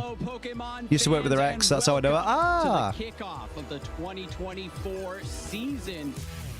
I think Wolf Glick was the first person to really go, no, you can be a high-level Pokemon player and have charisma. The previous time I was on stream, we kind of both underestimated a little bit. Giovanni Costa. Should already go that dice for national event. Do it, mate. Do it. Here it is, Mirage Gate. Get a power up, Giratina V-Star, and John A. I can never understand TCG. I'm sure people love it, and that's great. More power to you. You guys can play it, so I don't have to. Five-time international champion.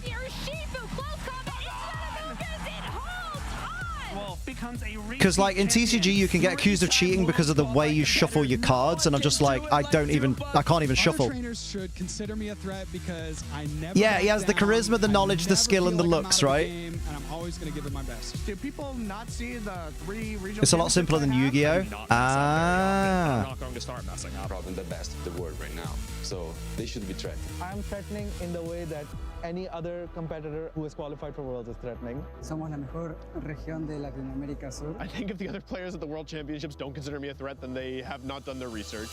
Okay, there you go. Good lord.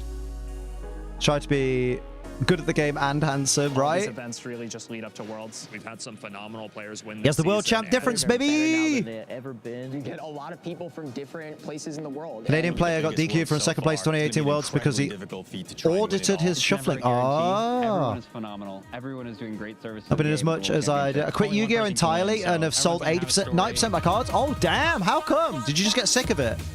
Absolutely winning Worlds. Because I know Yu-Gi-Oh is one of those games where, I will be winning the World. like, you can play a card and it basically goes, I win because my opponent can't do anything now because of this one card. And I was like, that sounds like the rubbishest game ever. Heart and soul into it once again, and we'll see how far it takes us. I do think I have a chance. I think I do have a good shot. I want to have fun more than anything. That guy's name was Montana Matt. Was that is that his creator name, or is that, or did they just get Matt Montana the wrong way around? It's got to be Gabriel Agati. Dunebug. Justin Tang. Brad Chen. I think the World Championship is literally the only thing I haven't I need to do the thing I normally do as well, is pick a player I've not seen before and go, you need to win it. Come on, go all the way, mate. Life-changing. Winning Worlds would mean the world to me.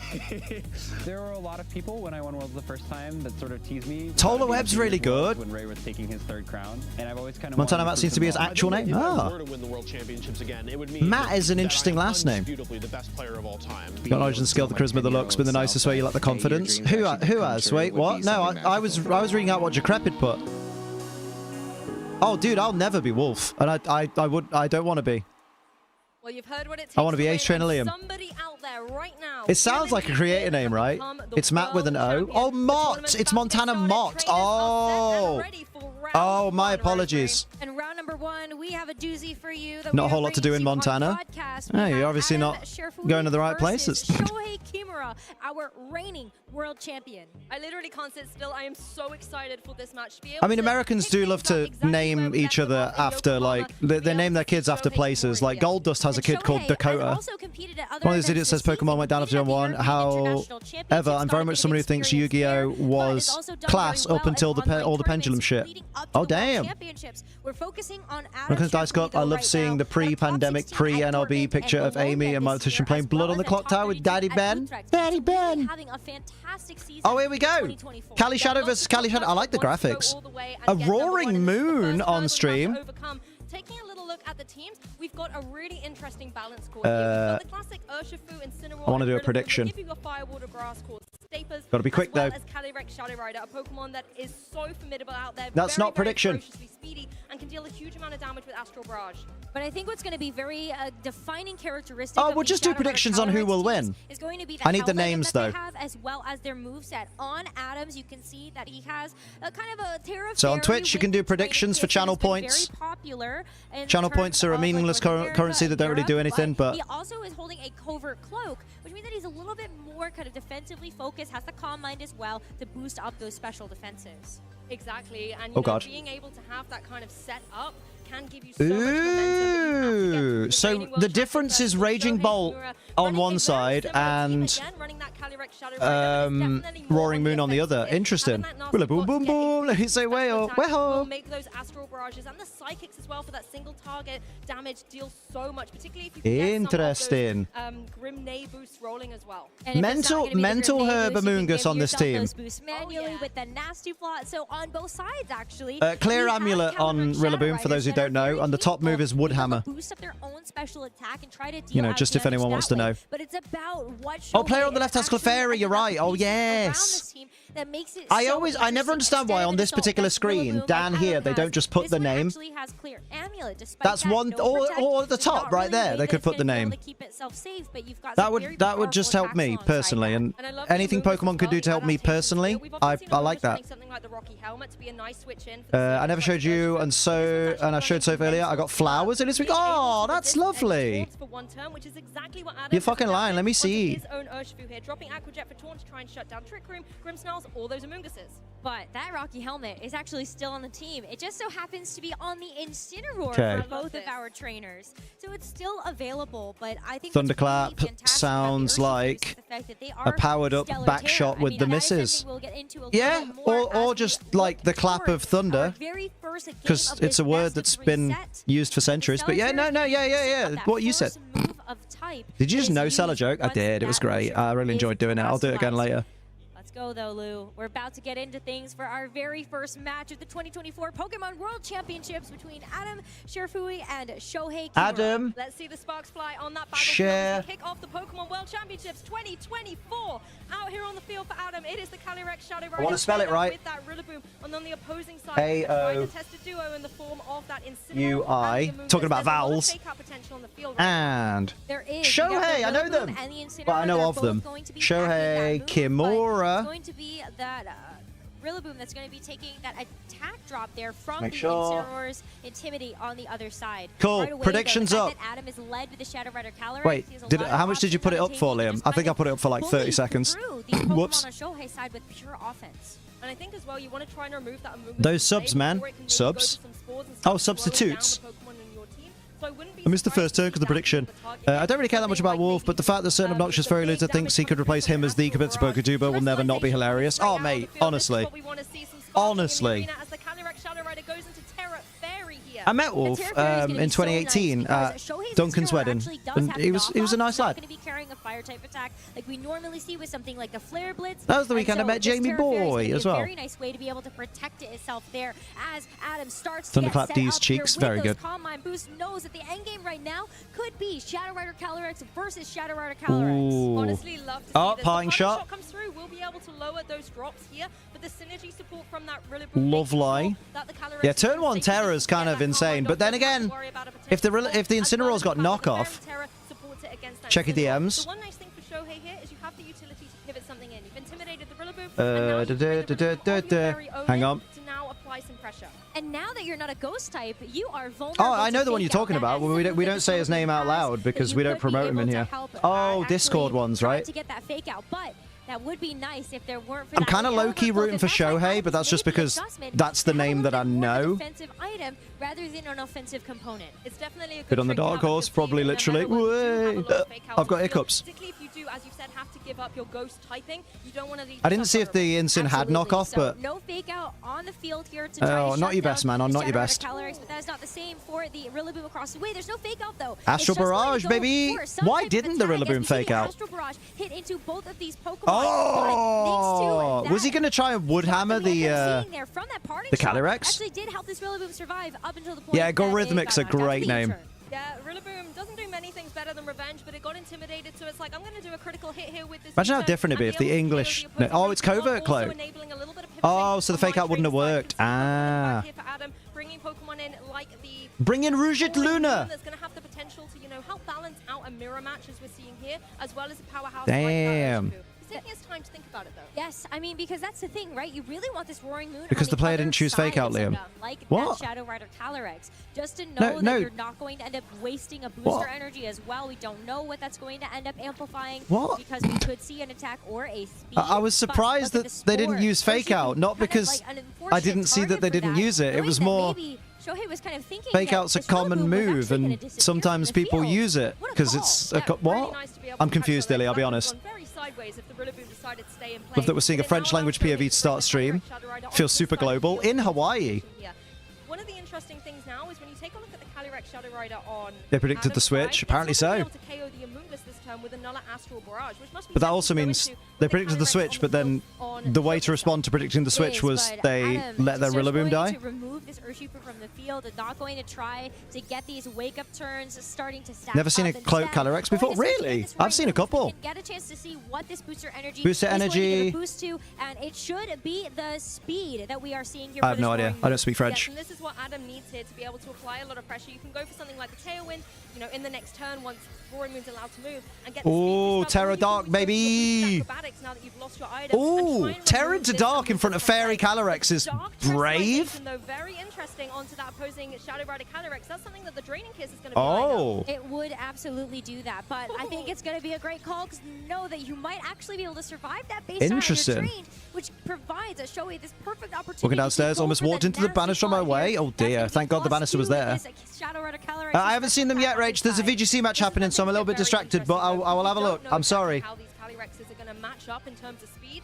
Depending if that speed oh, they're lovely. Orange roses. They look like little fires. What the player's writing down? They write down what Pokemon moved before which other Pokemon, so they know what order everybody moves in. Because that's a tactic. They write down what moves have been done. They write down, like, when an attack goes into Amoonguss, for example, they'll make a note of how much that particular attack from that particular Pokemon did to Amoonguss. So that for the next game, because they do best 2 out of 3, they can then go, ah, okay, I know Amoonguss can take this attack, so I can switch it in safely against that attack and stuff. It's only what they're thinking as well, because obviously you don't want to speak out loud. Yeah, exactly. They're very pretty, Rach. Yeah, I need to write more notes, because I think that would help me, because I forget everything so quickly. Also provide that but the annoying thing is sometimes the note-taking distracts me from actually picking my move. Yeah, speed tiers and damage calcs are important. And also making a note of like who's terrored and stuff, because even though you can check it in the menu, sometimes you want to just quickly look and go, oh yeah, they've used their terror. And also little things like, because with booster energy, which is the item on the Roaring Moon, for example, you find out when it joins the field whether it's boosting its speed or attack, and you can make a note of that, and you can also make a note that it has spent it in that match, so it now no longer has it if it switches out. Mo, because I've got ADHD. Yeah, I get that. Valid.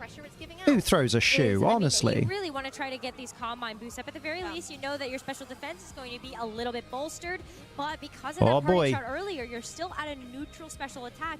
not able to secure a knockout. It means that you aren't able to get Okay, so Insane switches. I assume for Amoongus, who now will have full health. Yep. Shohei might be within range of getting one in this particular turn. A defensive play by the Roaring Moon is the Amoongus. Yeah, Adam's a bit pinned at the moment. He has more Pokemon, but he is a bit... It's a bit tricky. Very defensively this turn. Yeah, you saw Shohei actually go for a little bit of a pop-off here. Was kind of hoping maybe... I will say, by the way, are the subtitles adding anything for anyone that's watching? Because for me, they just occasionally stack up and get in the way. Just yet. This Amoongus still being on the field is so problematic. There isn't really a great way for Adam to remove it at the moment. Maybe the acrobatic... Not really, they're just confusing me more, not really. Yeah, it's just more on the screen. I'll drop them. Super effective damage, knowing that the Terra has already been used on Shohei's side. Oh, yeah, because I'm hard of hearing. Oh, would you prefer them up? Would you prefer them up?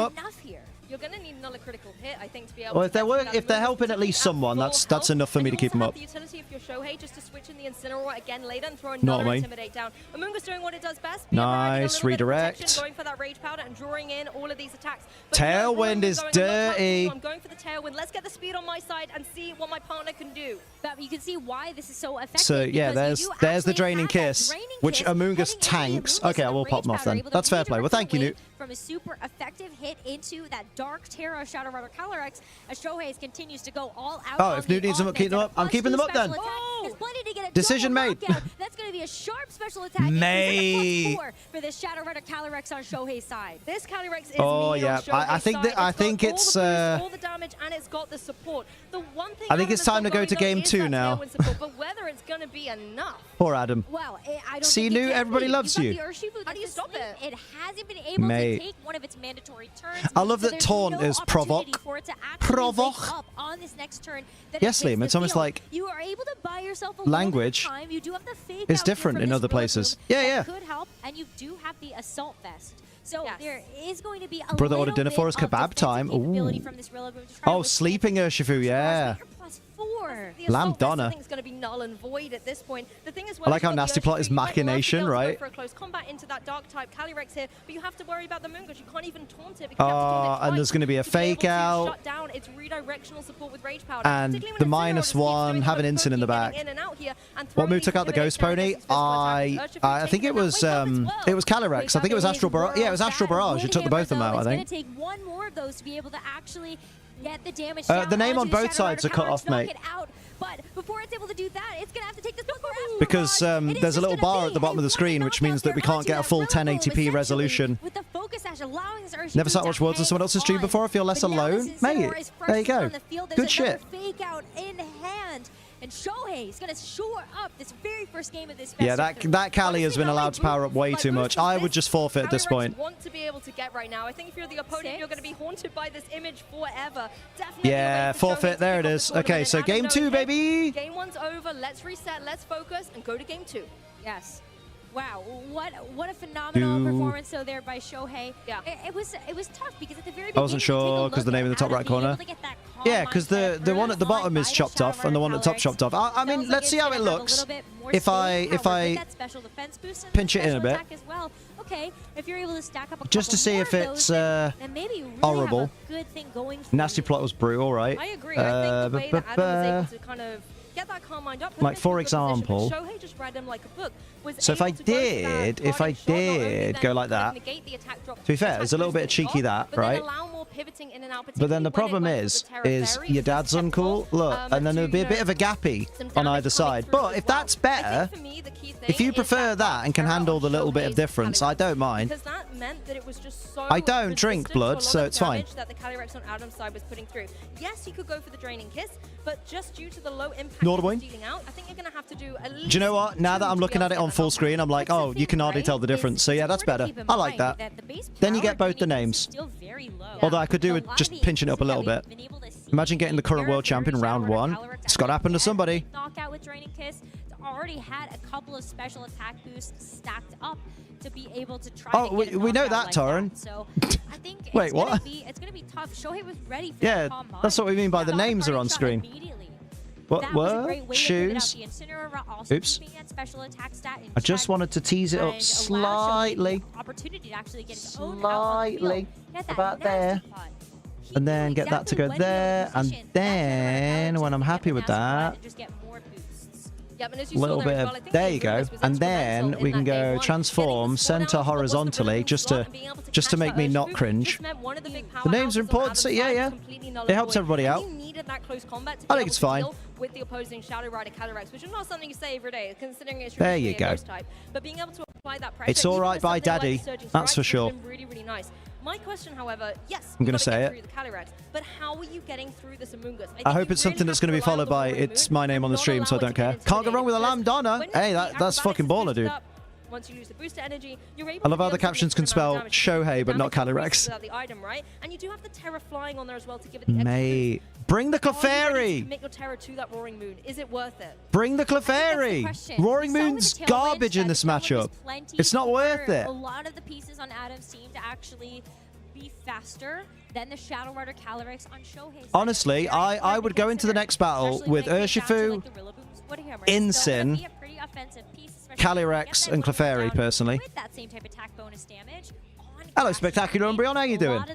How you diddly doing? So you can actually start whacking away at some of this like big tanky. I'm winning tonight, lads. Ordered a Mackey's and they done delivered me an extra burger and a milkshake. Damn. And you're damn right you're going to eat it as well, you dirty boy. Do it. Earlier rather than later, so it can apply the pressure it needs. But tailwind's up. That's true. Let's see what's coming out on the field. And so, it looks a little familiar here, Rose. Mirror match, baby. And the Calyrex Shadow Rider out on the field for both these trainers. It is looking like looking in a mirror. Oh yeah, quite literally. They're even mirror match, baby. You love to see it. But you start to see the abilities coming through as well. I want to say hi to Bro. Have I missed him? Bro Metapod? You might have missed him, but he'll be back at some point. I think it's really important to note the order of which these intimidates actually He's a good lad. Adams ending up getting those intimidates out first. Does seem like maybe that what did I do with that prediction thing? I've forgotten. So is that it's over here. Prediction. Oh, 100% said Shohei's going to win. And he did win that match, to be fair, so love that. I'd be almost tempted if I was Adam to just go for a parting shot here to just try and let's go, baby. Let's go. Coming through from the opposing side, particularly if it does want to terrestrialize, because if it I wouldn't like to get Shohei in round one, personally. A lot that Adam's Pokemon on the field right now can do to deal damage, other than the Draining Kiss, I guess. Well, the Draining Kiss is nice too. I wonder what he's got in the back. Effect is that you restore some of the HP from the damage that you're dealt out, so maybe you are able to. I don't know if he even has a good switch here either. Outpace the damage. So he's terroring to. This is. Beautiful the fairy one, right? No, the dark. Okay, Shohei is terrored. Sure that it's not going to be taking super effective damage from an Astral Barrage here, wanting to make sure it's got its defensive capabilities in play to maybe go for one of those. Here we go. Oh, double terror. Wait. Did Adam predict the dark terror and go for the Draining Kiss? Because that would be amazing. But then if they predict it and fake out as well. If Shohei went for fake out into Calyrex, that would be amazing. No, nasty plot. No fake outs though. We're gonna get a lot of setup. Not only does it look faster, but it looks pretty ferocious to me. It's setups on both sides. Calm mind, baby. On Adams here, making sure that special defense and special attack are boosted up. But interesting. I wonder if they're speed tied. Yes, they are going to be able to covert. Oh yeah, I keep forgetting, mate. I've not got the team sheet in front of me. I'm sorry. I think it would be a fantastic choice I forgot. for Shohei to have made. Yeah. Expect that you're going to do auctions. Her fast talking to say which one? You are predicting that Adam is trying to go for the same thing. Damn. Oh, you brought Roaring Moon again. No, Adam, you idiot. Shadow Rider Calyrex's stats and check. Why would you bring What does Roaring Moon do in this match? At all? You didn't bring Urshifu this time. Adam. I don't think Roaring Moon adds anything to this match for Adam right now. So you're going to be able to, just focus in on supporting the Calyrex rather than having to deal out the damage. And there's the speed. Love hearing Liam thinking through the VGC stuff. I've got Unit on the second stream. People Unite on the second stream. People whooping while me. Acrobatics destroys Urshifu and Rillaboom. Take this Incineroar's place. That's if he brought them. First, you now get a good idea of like, okay, well I know there's a Roaring. What if he brought Raging Bolt? How am I going to be able to counter that? I ended up bringing the Rillaboom in the last game. I want to say. Mate, he should have brought Urshifu. Amoonguss, sorry, there was a grass type. I had the wrong. Well, you give him the benefit of the doubt. It's early doors yet, Liam. True. Be the really pivotal Pokemon here, being able to go for something like the redirection and draw in a okay. Oh, there's the Rillaboom, boom, boom. Let me hear you say, weho, weho. Now you have the opportunity to actually fake something out. You think that this It's because I type unit for work all day. Ah. Alright, Purple Dragon Air, how you doing, my lovely? If you've heard, the bearer of bad news. Alpha and a is passed. Oh, right after Seeker, right? Oh. Rest in peace, Alpha and a one of the wild Samoans, right? Try and get some damage on the board with something like the Astral Barrage. Just try and get these Pokemon into a prime position to be KO'd. Maybe even with a Grimmsnarl.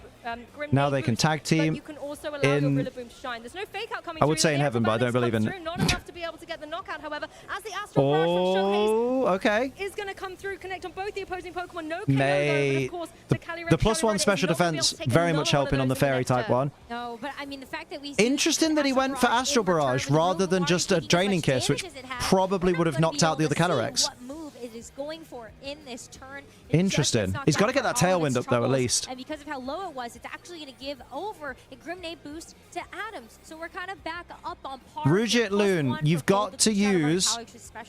You've got to use Tailwind. Able to remove the Rillaboom on the opposing side. Which one's the Rillagon? Yeah, maybe. Really hasn't done much other than set up the terrain. The interesting thing in this next turn, we know that Roaring Moon is faster. It can go for a Tailwind, try and get some speed up on Adam's side of the field, enabling that Calyrex Shadow Rider with its new Grimnade boost. Because a Draining Kiss would be dirty right now. Even get in range of a KO, but I think due to the dark typing, it's going to be really difficult. Maybe a Draining Kiss here, particularly with the Terra Fairy boosting up this. I think Terra Fairy Draining Kiss at +1 would do it. Comes into that slot, the redirection is going to really put a thorn in your side. It's going to be very close though. Amoonguss is going to be an issue. If it's been brought. A lot of damage that came there from the Astral Barrage. Okay. So instant, fair. Maybe. And he could fake out the Roaring Moon. Particularly worried about. And then Roaring Moon can't Tailwind. Worried about the amount of HP that this can they both protect? Has. Despite the fact you might not actually be able to flinch the target, you're still faster. You could end up going for something like a fake out into the Shadow Rider Calyrex. You predict that maybe this Roaring Moon is not going to actually. To me, this is a double protect turn. Send me from one stream to another. Rip.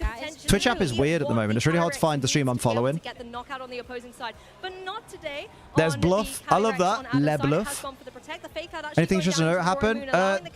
There's been one match so far. One match of one set. So Shohei, who's on the right-hand side, is up now. 1-0.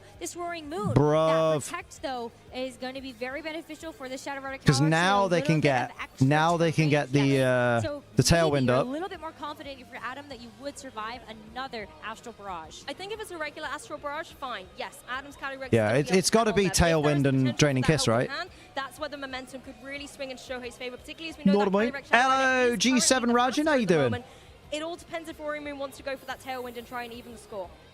I ain't a good enough play to give my thoughts, but I double protect then Tailwind Draining. Yeah, I think that's the only real play. Withstand this Astral Barrage with the helping hand, with something like doing good about you? I'm alright. This is my favorite time of year. Opportunity.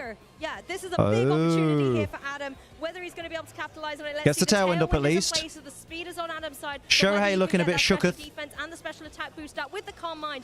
It is now in play. Incineroar might try and mate, going for a Calm Mind that turn, that was ballsy, but also great. Yeah, even though you do see. Yeah, you'd have survived the Astral Barrage anyway. Come through, you are able to continue to mitigate. It's still at +2, isn't it? It's done 2 Calm Minds, 1 Grimnay, and then down 1, so it's at +2 right now. I think a Draining Kiss takes out the other Calyrex now. Fake out that Shohei can switch in. That Rillaboom has already gone down. So hello, Mary. How you doing? Final Pokemon for Shohei in this game. I want to watch you nights. Right up, people shouting and cheering. Don't tell you, Sophie's streaming. Oh, John. Support this Shadow Rider Calyrex, and it's gonna be that Amoonguss. Getting him what instead of parting shot? He has a very smart turn in the end. Although Amoonguss is there for redirection, so that's a good call. But the Calyrex Shadow Rider on Adam's side. If you go for the Astral Barrage, that's going to deal some decent damage, but I don't think it's getting the knockout into the opposing Calyrex here. No, I mean it's gonna be really acrobatic, close, right? Maybe this Amoonguss is able to hang on through something. Oh, Amoonguss protecting. Protect from the Amoonguss. That's interesting. And because it's slower, there's actually not going to be a protect coming through from this Shadow Rider Calyrex. Predicting that this very much enjoying the VGC. Trying to target down this Amoonguss, but so here we go. On the fact that it's not very effective, but Astral Barrage +1 It's not going to be enough, not nearly enough to secure the knockout. So oh, sugar. It won't do much on the Calyrex, but he's going to lose his Tailwind. Was it 2 parting shots? Oh, I didn't notice. My bad. I keep looking at chat like a good streamer boy. Silly boy. Glad someone's paying attention. If you have +2 special defense, it's still going to hurt coming through with the boosts. And how do you deal with the Amoongus? Amoongus is sitting on the field, very pretty, full HP. You have the Fake out the Amoongus. That's, yeah. Try and deal with it. You could always go for something like the Flare Blitz here. But yeah, because Fake out goes before Rage Powder. I'm pretty sure. I always forget that matchup. On Adam's side. Yeah, it's also important to note, though, too, that we do actually... The opposing calories, love that. Like a kind of difference in strategy here from Adam. Careful about those trans fats. To leave the Urshifu at home. Not everything needs gravy. To have as an extra nothing, Rosemary. Yeah. Oh, boy. It's a little too early for that Urshifu at the moment. So, physical attacker and having that close combat would be really, really nice. That's interesante. Very difficult for Urshifu to shine. So some really nice adjustments. Maybe sacking off Incineroar. I need to intimidate this opposing. Maybe prop another parting shot. Oh, he went for. Oh, okay. He really wants the Amoongus gone. Astral Barrage, decent damage into the Amoongus. Another one will KO. Yeah, that's the other thing, right? Is that you do have the opportunity. I thought you were going to turn those off. Turn what off? What? Is that spread turn attack, what off? You know your own Shadow Rider is not going to be able to withstand that. So instead, you get rid of the boost. Shoes. Very big risk to take, but you are hopeful that the Tailwind is going to expire. Oh dear. Getting knocked out for its troubles does mean that Shohei is on his final 2 Pokemon for this game. Mate, this is quite close though. It's gone. You're now forcing the Calyrex Shadow Rider, the last 2 remaining Pokemon on Shohei's side, to come back into the field, and it has had to fulfill. Captions are on because not everyone has good hearing. Yes, that's why. Yes. The Grimnay is gone. Yeah, Gizmo wasn't looking at chat. That's why. It is still a pretty bulky Pokemon though. So if you're worried a little bit about this, so Tailwind is not up, right? No, it is. Tailwind is still up. That's Tailwind. Little bit predictable, I think. Maybe Shohei. Yeah. He might have to go for something like a Protect on this Calyrex. Try to get I think the Draining Kiss into Calyrex is a decent shout, but then again, still is able to try to get a little bit of stuff done. Shohei's Incineroar does have a knockoff. It has the Helping Hand again, like you mentioned. So Helping Hand. It said it had something for one more turn on both Pokemon, which I thought was. Being on his last 2 Pokemon here. Thought it was Tailwind. It was Vaunt, and I'm pretty sure Vaunt is Wind. With full HP. Yeah, bringing that terrain back to the field as well to help out the Calyrex and apply something like the Fake Out pressure going into the next turn. Boy. Because I think Shohei might protect it, exactly what we're seeing, stall out the first turn of Tailwind and allow your Calyrex to be faster. But then where can you apply to be a commentator for this shit? Oh, I don't know. Here comes through another Astral Barrage. Obviously, I got offered a tryout once, but that was just from someone I know at Pokemon, and then I called some girl the C word, and then I never heard from them again. Anything that Rillaboom wants to throw through is going to be able to get the knockout on that opposing Incineroar. Oh boy! Adds up. Even just a little bit of chip damage coming through from the knockoff, it does. So now the Tailwind's going to end. It's not really a big deal anymore in this matchup because you don't have there we go anymore or any other sort of secondary effects coming through. Right? So. Exactly. I mean, looking at this right now, it may be a game 3, looking like it, because I don't know if Shohei can take out all 3 Pokemon. The Incineroar on Shohei's side doesn't have Protect either, so it's going to have to take. He went for another Protect just in case. That's valid. Like the double Protect failed there on the opposing side as the Fake Out comes through, connects, and stops it in its tracks. The double and then, oh boy, it is still not very effective. Man! And then it's just a matter of time for the little kitty cat. Sucked into Unite big time. Way sucked in. There's no Flare Blitz. Shay doesn't work with them anymore because they want him to take down all of his LP from fan games. Yeah, exactly. Yeah, the double Protect would have changed everything, I think. Well, maybe not everything, but definitely would have helped. Hello, Corey. I'm Marie. How you doing? Well, Charizard bans. I didn't think it was good since the buff. Mate, there's nothing like the top level players to show us exactly what we're doing wrong. Very exciting. It shows the absolute mastery caliber of play from these trainers. Mate, there's the forfeit, so it's going to game 3, baby. Saying, let's go to a game 3. We stand a game 3. To win this set. Wow, great adjustment there from Adam. Adam's still in it. His Esper's fainted, but he's still in it. So much more opportunity to try to weave in those fake outs. Make sure that you can get those intimidating. Like in Zard play recently. Oh, there you go. Bring Clefairy, Adam.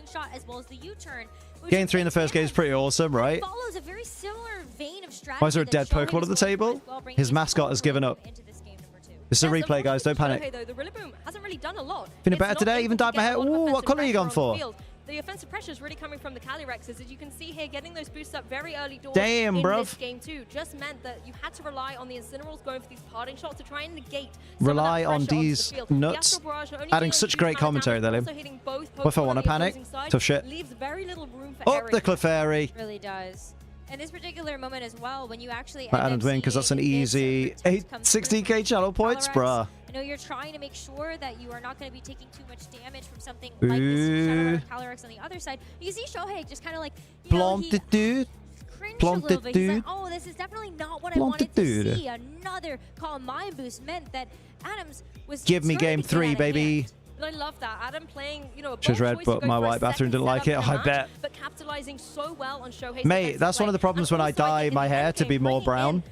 Well, like black/brown, is it just leaves brown hair dye just splatter on the wall. It just looks like we shit down the wall. Which with my IBS could actually be accurate. I really loved seeing that come through.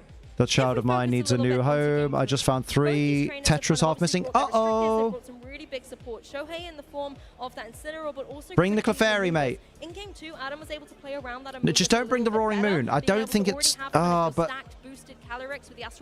I don't know if the Roaring Moon's worth it, but it does get the Tailwind up. And then Amoonguss not being able to Roaring Moon with Tailwind was a ballsy but good call. Put him on the front foot and gave him momentum at the right time. Yeah. It does smell. The BT! Thank you for the follow. Much appreciated. Everyone give warm welcomes to the BT if you haven't already. Dishing out that damage. The Amoonguss staying alive a little bit Here we go. Get the regenerator, make sure that you're actually cycling through the illuminates. And we'll see how. Oh, baby. Right, so Amoonguss, that's a good start. Shohei. It is going to be an adjustment of leaving the Incineroar either interesting. On the bench or in the back. And this Amoonguss now on the I don't think Tailwind is that helpful here, honestly. I think Clefairy support with the Calm Mind would be next level. The Amoonguss was so disruptive in game 1. Let's bring it out front and center to already get up to some shenanigans. Yeah, the Intimidate doesn't matter on either of those Pokemon because they're, you know, not physical attackers, but the Incineroar, a really nice play coming in here for Adam. It's almost forcing Shohei yeah, I'm with you there, Sean, yeah. Or a protect onto his own Calyrex. It definitely was very helpful in the position he was in last game. But ideally, he wants to play a game where he doesn't get into that position. You want to try to do something a little bit different. You could go for the He's going straight for the Draining Kiss. Go on. I believe that's the play. You know that's the play. There isn't actually I feel like every turn 1 so far, he's terrored to Dark and then nasty plotted. So there is not really a great way to actually try to get around the Rage Powder. Parting Shot's not a bad shout. He's going for the fake out. He's predicting the Terror turn 1. You could even catch it with a cheap fake out, but it's not to be. It's leaving the field here for Shohei. What a play, though, by Adam. Oh, it's such a brave play. That's gutting.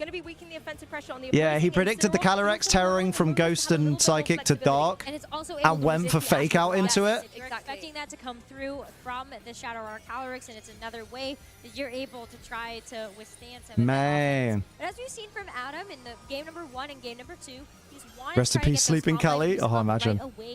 Especially what moves, and it's just the language. Going down into what was the Calyrex Shadow Rider, going to be kind of null and void into the switching in Incineroar as the Calm Mind does go up. This is risky. Calm Mind, baby. Has the potential to go for a Spore and just kind of shut down this opposing Pokemon. What's he doing? What's Amoonguss doing? Spore into Calyrex is gutting. No, you're able to get that Calm Mind boost up. Mate, this is what I mean. Shohei's cracked, man. Get its turns in early when the opposing Calyrex isn't on the field. You have the Incineroar now. You're a fairy. It said Rich Dad in there for some reason. Rich Dad. Negligible damage that was able to deal before. To go for a sport and just kind of down this opposing Pokemon. And if it does that, would be huge. This board goes into the shadow. If I was Adam, I'd want to try and find a way to get rid of this Amoonguss as fast as possible. You have to kind of rely on your Incineroar. But again, mate, you got to respect Amoonguss when it's on the field, man. I've fallen foul of an Amoonguss way too many times. Even then, right? Mate. Do you really want to put yourself in a position where you're sort of off cadence? Is the Rillaboom okay in that position when you think that maybe there's a Shadow Rider Calyrex waiting in the wings to just peek its head back out before the Shadow Rider can wake up on Adam's side? But it is Incinerable. Going to be the Rillaboom. You don't want to let another Pokemon go okay, to no bed. Spore into there, yep. Too early for that in this World Championships, and you got to make sure that the Shadow Rider wakes up. There's the mandatory turn. Try to get it out of parting here, shot. So it's still at +1 special defense, but it's at minus. It's at neutral special attack. The Incineroar able to get off the field. It's not running Flare Blitz, so it's not something that could really apply pressure to that opposing Rillaboom. No matter what, Adam needs to not switch out Calyrex. signs of pressure and maybe even capitalize. Although I assume he's switching Shadow Rider in, Shohei is. Allowed its boost, and you now are in a position where you can start dealing out some big damage, particularly if it keeps sleeping. Here we go. Rilla boom boom boom. Let me hear you say well. Yeah, okay, they went for another Spore, so good switch. Once again here for Shohei is the adjustment that we saw in game number 2. I can't hear what the caster is saying or understand the subtitles or French, so it's a ride, right? Actually, just try to get some super effective damage down into the Rillaboom on okay, the valid. Unfortunately, it is just going to. And Amoongus is going to do something. Astral Barrage, baby! Adams is going to get the double decent damage. It was neutral, though. Pokemon. I'm pretty sure. Assault Vest here on Shohei's Rillaboom. Try to withstand it, but the Sludge Bomb just whittle away. Not a bad Sludge Bomb. Covert Cloak means it can't get poisoned, though. Even though it's super effective, it's not dealing with Cali to wakey. Well, it's had its oh no, I was about to say, it says it's guaranteed turn of sleep. It's awake now, Liam. You just watched it use Astral Barrage. Tell you, man, ADHD makes this game fucking 10 times as hard. Is able to put it back to sleep here. Posing calories. The amount of damage that has come through so far, not necessarily. But Sludge. That we see Adam hovering I'm a little away at the very tight Righter super effective, not dealing a momental bit of damage. Yes, it's very good. You can bring that back in. Got the Intimidate drop down onto the Rillaboom once again. Could Shohei switching the Kali on the Amoongus slot? It's risky. Want to try to get this Rillaboom off the field. Abri. Try to reset those Intimidate drops and leave something else a bit more vulnerable. Oh boy. Shohei really looks in the driving seat Rillaboom went for U-turn. Valid. So the U-turn really doesn't do too much, and you have to protect. Oh yeah, they're using the official switches because it's gone back to Victory Road. So what they'll do, what they make them do for the streams now, I think, is they make them make a rental team on their Switch and then upload that rental team and then use the code for that rental team to put it on the Switch that's doing the stream. Just so then they don't have the problem of like someone running their battery out and not and fucking it up. I think if you're going to shut down that opposing Amoongus, that would be best. Because then all the problems with technology will be on Pokemon side rather than the player side. Good. Or you can even just potentially secure the knockout with something like the Astral Barrage. At this point, I think it would be a little bit close. Baby. Too close for comfort. So we still don't know what Adam's last Pokemon is as well. So that's going to be quite interesting. It's a full HP. There's also no Terra yet. Some may have friend notifications on. Oh, and stuff like that. Yeah, that's true. United's first match has been so back and forth. It's amazing. Right at the beginning of this game 3, unlike the previous turns. I love that it said Amoongus, but it just put a Mungus. On the opposing Incineroar as well into solid turn. Oh, calm mind. Mate, it is going to be very hard for Shohei's Calyrex to do much to Adam's Calyrex now. What is it, like plus... Is it a +2 special defense or +3 now? It's such a tough call, though, I know it's a +1 special attack. Maybe I can just go for I think. The fake out. I think that would at least no, maybe it's a +2 special defense and +1 special attack. Move to YouTube as Popping Shot and we'll listen instead. No worries, BT. Parting shot in that turn. Very, very tough call to make. Get us a 99. They don't make 99s no more, Liam, because they cost like £3. That's true. Yes, I think the Incineroar. Parting shot into Incineroar. Oh, if they switch the Incineroar for. No, they can't. Oh yeah, Shohei can't switch in. Intimidate back in later on. But it's all about this Calyrex right now. Being able to go for this Astral Barrage, not going to be able to get any damage down. Because if Adam goes for Astral Barrage constantly now, if Shohei switches in, he'll just knock out his own Calyrex, basically. So it has to be a, it has to either be a parting shot switch, or it needs to be a knockout switch, basically. Try to get 99 memories, pretty flaky. Hey! No fourth Pokemon revealed to Shohei yet. From Adam, 2 special defense and 1 special attack. Back here, but you're always looking for an opportunity. Yeah, he can't hard switch. At the right moment. There you go, right, parting shot. So now he can get Calyrex back in. I've got a feeling Shohei's Calyrex is the faster of the two. I don't think they're a speed tie. Like as you said, you could bring in the Rillaboom if you wanted. Because I feel like Adams, other than under Tailwind, Adams has never gone first. I feel like. Bring back out the Shadow Rider. I think you're okay knowing that there isn't actually going to be tension. On the I love Unnerve is tension. Super effective damage or something like the Terra. Also, the speeds haven't been altered here by I do think Adam has Shohei kind of pinned down at the moment, which is crazy. Crazy. In a prime position, start getting some damage on the board, particularly when you've got the Amoonguss there. You can always try a little bit of redirection support and allow a nasty plot to go up. But the issue opportunity Google for fake out. Yeah. On the field, you could always try and go for the fake out into that opposing. Mate, this subtitle is going to drive me mad. It's dead funny. Okay, Amoonguss switching out for, I suppose, Rillaboom? No, Incin. Incin makes more sense, actually. What a tough call, though. You have to assume that Shohei is going to try to go for the terrestrialization here. Ooh, we're getting a Terra, baby. Terra Dark Cali. I know that you're able to kind of withstand this oncoming damage. Terra Dark, baby. The problem is if you do see something like that. Imagine if Adam predicted it and went for the Draining Kiss. That'd be insane. That away, but it's just going to have to be a nasty play. You want to try to outpace. Valid. See, it moved first again. It's definitely faster. Oh, they went for the Astral Barrage. That's going to be not very effective, but okay, not too bad. Really negligible damage, particularly considering there's a nasty plot on the opposing side. Ooh, solid U-turn. In my little hooves right now from the damage potential that can come back. Terracrown is so small compared to his head. His giant onion head. Cabbage head. Oh, it's Roaring Moon in the back. How did I not notice that when he was switching? So he's keeping Roaring Moon safe for the end game so that he can get the tailwind up, right? The winner of this game wins the set, so there is no room for error. It's Pokemon World Championships. It's game 3 of round 1. You want to set the tone. Oh, another Calm Mind. Oh no, he's thinking about it. The Incineroar could actually try to stop. I think he's faking out the Calyrex and going for another Calm Mind. That's a ballsy play, Adam, and I like it. Because even if Shohei is Incineroar parting shots, it doesn't really matter because he'll still have the special defense increase. Yes, because you're against such a formidable special attacker in the form of the Calyrex, you need to make sure that even as the Fairy type, you're going to be able to hang on to these Astral Barrages and make sure that you can deal significant damage, even with like a double up. Plus 3 special defense now, yeah, exactly. I mean, to be fair, Shohei's... Oh! Shohei's Calyrex is at +2 attack, special attack. That way, you're not actually going to leave yourself vulnerable to taking too much damage. The Amoonguss gets a chance to switch back in. You're not worried about it taking too much damage. Calm Mind, though. Are you guys comparing a Pokemon Unite team to... Is it the ship of... Is it the ship of Theses or something? Or... No, the ship of something. There's a ship where, like, if the ship is replaced, if it has all of its pieces of wood replaced, I can understand they're really behind, so not even that much help, especially because the people are speaking too fast anyways. Oh, okay, no, if you don't mind, I'll switch them off. Theseus, thank you, the ship of Theseus, yeah. Yeah, all the parts are replaced, and it's like, is it even the same ship? Okay, so Amoonguss is protected. We get the Astral Barrage. It's going to do nothing. But it might do a little bit. Yeah. Almost half to Calyrex. Yeah, but it looks like it could be very close onto something like that Incineroar. And, okay. Astral Barrage in return.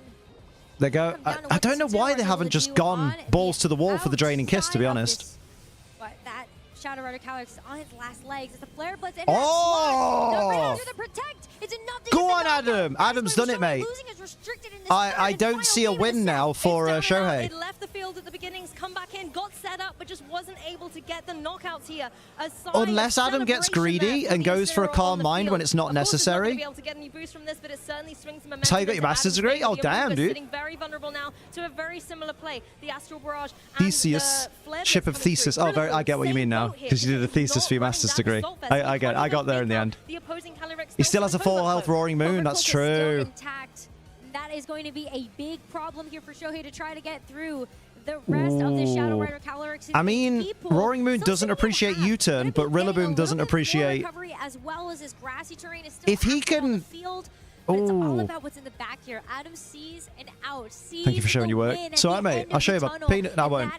Pokemon stream. Super effective damage that this Roaring Moon might be able if he switches in Roaring Moon. Oh, no, he hasn't got parting shot on the field. If Amoonguss redirects it, it redirects it. But if you protect it, then you're not going to be getting damage. Fantastic play. Incineroar taking a little bit of a break. Ultra no Lord, yeah, Roaring outspeeds Rilla anyway. Although Grassy Glide, not very effective, but it's there. Give the Calyrex a little bit more longevity on the field here. As the spore comes through, he tried to... Yeah, honestly, I would just keep doing that. Do any connecting here. It's still something, though. Just sport everything. Going to be anything on the other side of the that's what. Yes. Just be expected they're going to share some Pokemon news during the closing ceremony. Though that could be anything, I suppose, not ZA. Well, they said about games plural, so I feel like it's probably we've had info on Masters and we've EX and we've had info on Cafe Remix lately. We've had info on Go, I think. So it'll probably be something to do with Unite and something to do with something. Fake out Moongus and the Astral Barrage. I think that's the play. Oh, maybe stop the Rillaboom from Woodhammering, I guess. But then, yeah, that Rillaboom is going down. To clean up this Amoonguss, and there's an opportunity to go for the Spore into the Shadow Rider Calyrex. Give yourself a little bit of breathing room. But I thought he said games. We have news about the Pokemon games. I thought he said. 2 Pokemon left here. Never be enough Cafe Remix news. Try to deal you know, so many mons coming to the public test server that allows. Yeah. They've been teasing Dynamax Gigantamax. Oh, yeah. Because they expected no one that plays Go to notice what the symbols were. Oh, no. Shohei's lost, man. Adam is about to fucking 4-0 Shohei. You can maybe try and go for just, I don't know, Woodhammer damage into the Incineroar, or even just the yeah, forfeit. But there's the forfeit. There you go. Adam's done it, lads. Well done. Mate, he clawed that back. And he didn't even have to use Roaring Moon, so I stand by what I said. He should have brought Clefairy.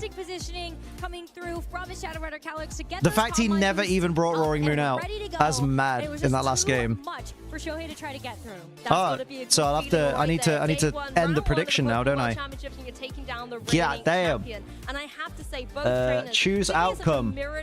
Adam. So incredibly well complete. With their adaptations, preserving their Calyrexes, whether it was complete. More supportive Pokemon or using them a little bit later in the game. There you go, gang. You got predictions. Adam did win, Ben. Yeah, we're watching it. Yes. So we saw it happen, yeah. Well. Cheers for that. Is going to be plenty to be able to get you through to that day 2 competition. I'm very proud of you all. But it's always going to be one match at a time. So let's take a look back. Some of the highlights that we had from that game. Can someone tell these lovely ladies to speak a bit slower? Well, no, because the problem is they have to speak with the pace of the game. So, like, if they spoke slower, they'd miss the turns. You know, just a little bit I think you're probably having a hard time hearing them because some like loud knobhead is talking over them. Later on in the game, but that gave Adam so much and Richard points to serve almost no purpose. Hell yeah. Weave in those calm minds to a point where nah, they're not too fast. They're just really good at what they do. And I think as well that Spore on the opposing Calyrex could have been so detrimental. Trust me, take a sec and go and listen to the official stream, and you'll be like, oh no, I can hear him. Who's that loud nubhead? Who said nubhead? Yeah, that was a solid game 1. That really gets me hyped. That's the caliber of players that we're going to be watching. Nadia should present it. Good for her. I'm impressed how they can talk without taking deep breaths. I mean, they do take deep breaths, but they've probably just got good noise cancellation. Whole set maybe nervous. Love it when the best of the best just go at each other, right? Really expert piece of equipment. Like a dog eating hot chips. It was really great because you didn't have the opportunity to actually fake it out, even though I'll be chatting lessons and watching along with some friends on Discord. Yeah, no worries, Elliot. Enjoy. Able to be enough of a stop to this Shadow Rider Calyrex. Yeah, Rosemary's hair is sick. This is why we've seen Terra Fairy be so dominant. Sometimes we end up seeing not as good as Metromania commentary. No, they are. These are pros. Adjustment and adaptation to have in this mirror. And particularly with the Dark Terra type on the Calyrex as well. I mean, the last kiss it wants to receive is a draining kiss from a Terra Fairy Calyrex. Remember, right? guys, but that just wasn't be careful. Even though I think Shohei played very well around that, constantly bringing be careful. Being mean. So don't be mean. Because you never know which of the commentators Liam's been friends with for 8 years. That's where the Astral Barrages were just able to clean up, particularly in game 2, I felt. Well, what a fantastic match we had to kick off our day number 1. I mean, Rosemary is small anyway, bless her. She's like up to here on me, I think, maybe. Oh yeah, be mean to Liam. Tell him he's ugly. Gabby, so let's go ahead and hear from them. Thank you so much, Rosemary. Gabby! Up the Gabby. Up the Gabby Snyder. Let's go. Adam, you've done it, mate. You're undefeated so far. I'm feeling very great because it was the world champion. And I'll turn him up. When I saw my pairings on Arcanine, I was like, okay, I'm probably on stage, so I need to be focused. Matt, this Adam bloke just beat Shohei Kimura. You did the job indeed. How did you prepare for this large and difficult tournament? And that's all you've missed so far? Not very long because I got exam past month. So I play with all my friends Calyrex Shadow because I... Yeah, right. Shohei's cracked and he beat him. I've not heard of Adam before. And what was Adam's last name? Shadow. I got top 16 with him. Sharoof? I think? Yeah, with some players like... Chefo, yes, Chef, that's the one. Hippolyte, Carl, we try to find some new Calyrex Shadow style of team. Sylvia Mystery Gift, nice. Sleep Talk Worlds. It was a really cool team, and I loved how in Game 3... Man is a pro Pokemon player and had exams. Damn, I'm not doing well on my course, clearly. ...back as your win condition.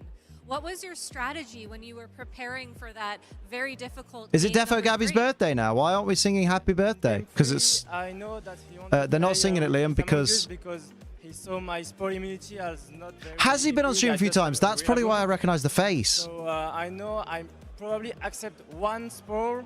I got the Insta wake up, so it was very clutch for me. And I think I can just manage the game with cycling, with my fake outs, with Boom and Incineroar. I keep rolling in the back because I know if I kill the Calyrex Shadow... He said kill on a Pokemon stream. So, is there plenty of day twos? Ooh, what a good start then.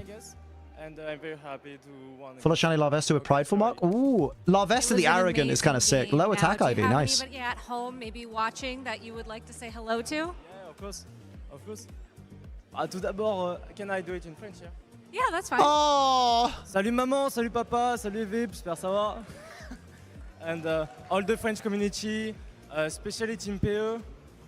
And yeah, mate, all my partners, for all my group. The way he started to say it and then stopped to check. Can I actually say it in French? And ouais, tous mes amis de clé, j'espère vous regardez aussi. And yeah, that's it. Well, Adam, thank you so much and congratulations. What a lad. Best of luck in the rest of the tournament. Trainers will be back after a short break. Oh, hell yeah. Break my nuts in half. Let's go. All right, fam. I'll put that back to 45. And then... Kaboom, boom, boom. Oh, my switch is off, lads. So we'll do something in between these. Hey, hey, are you ready to play? It's time to come and play. Look at the team's Roaring Moon is interesting. Yeah. It mostly was just there for Tailwind, to be honest, from the looks of it. There we go. We're back in, lads. Look at that. Oh, yeah, look. That's quite loud, Liam. You need to turn that dankily down. I don't know why it's up so high, to be honest. Back there. Yeah, because one of my lovely friendos is in Hawaii at Worlds. I got the ocean thingy bob because I tagged a postcard from Pokemon Go.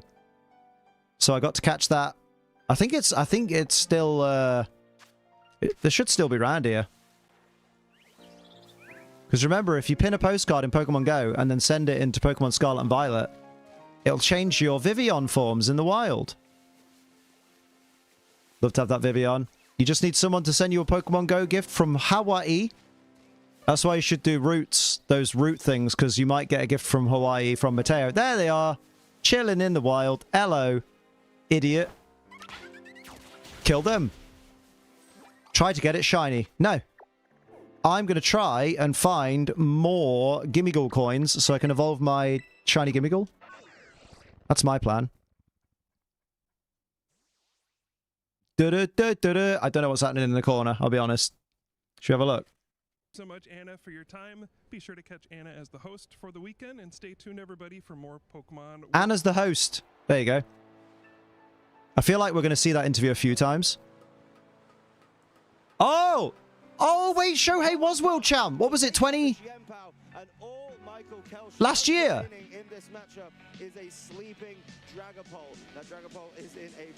Hang on, that's well quiet. Yeah, that was the world champ from last year. Oh shit, I told you he was good. And that, there you go.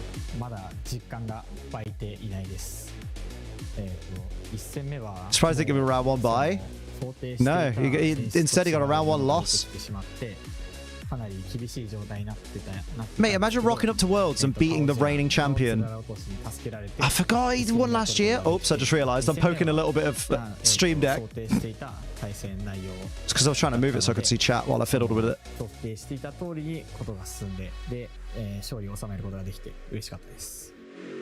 Just watched the John Oliver segment about Hawaii before this, kind of looking at the tournament with a bit of a side eye. Beat the reigning champ in the first stream of Worlds, right? Mate. Here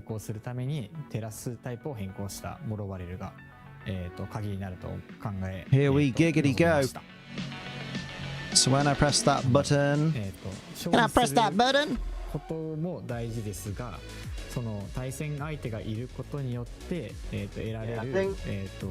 Yeah, 45 is the sweet spot for that button. I like the player. Like, I love that we're at a point in Pokemon where we can have like these player showcases. Oh, next Swiss round's only in 3 minutes. Oh, I might have a little wee then. So I'll be back in a minute. Burb.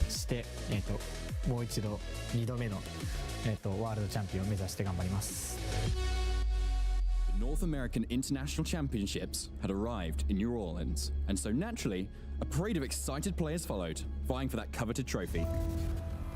Calyrex Shadow Rider had just won back-to-back regional level events in the 2 weeks prior, and its cool counterpart, Ice Rider, was never far behind. So the pressure was on every player to find a way to topple the Jockey King from its steeds. In the final of the Juniors division, Damon Zhao brought a hard-hitting Miraidon team into Kevin Hahn's bulky Calyrex Ice Rider. Despite the mega charge hits from Miraidon, Kevin's team was still able to use Trick Room and flip the matchup on its head, taking the win in a convincing 2-0. And with this glacial lance, it continues the avalanche of success for Kevin Hahn this season. 6 titles in 2024 with the win in the Junior Division for the 2024 North America International Championships. The senior finals was the battle of both riders. Adam Coulson. Oh, hell yeah. Piled on the pressure alongside Anybody got the Sylveon? I mean, it'll be available all weekend, so I won't worry. Shadow Rider to weather the blizzard, stall out Trick Room, and take a multitude of KOs with powerful we need to focus more on the players than the teams used. Oh, yeah, true. True that. And go through the pairings and looking for notable people. Look for Jamie Boyd, please. Believe in Boyd. Boyd's my boy. Aaron Zeng won round 1, though. Go on, Aaron. And in the Masters division, we had French player Aurélien Soula, an incredibly strong player with countless... Aurélien is how you pronounce it. There we go. Patrick Connors from Florida. With just a couple of day 2 finishes to his name, he was certainly the underdog coming into this EU versus NA face-off. Patrick took game 1. AP, AC, something entirely different. I have no idea how it works. Patrick was able to he wouldn't have got a bye if he didn't. He wouldn't have got a bye if he didn't get top X. Oh, I don't know about. I don't know enough about it. Oh, he lost round 1. Oh boy! It comes with choice specs. That's cool. So the North American region reigns supreme this weekend, with all champions riding their Calyrex to victory. Calyrex champion. Settle on over to Pokemon. I will not be the next champion, that's for sure. What you and your Pokemon can achieve. Will you ever be a champion, Lynn? Probably not. Oh, Balafin and the babies. And Greninja's there as well, I suppose. Jet Punch. Bubble Beam Berry Blast, hello. Is that going to be available to drink? In before G Fuel partnership, imagine.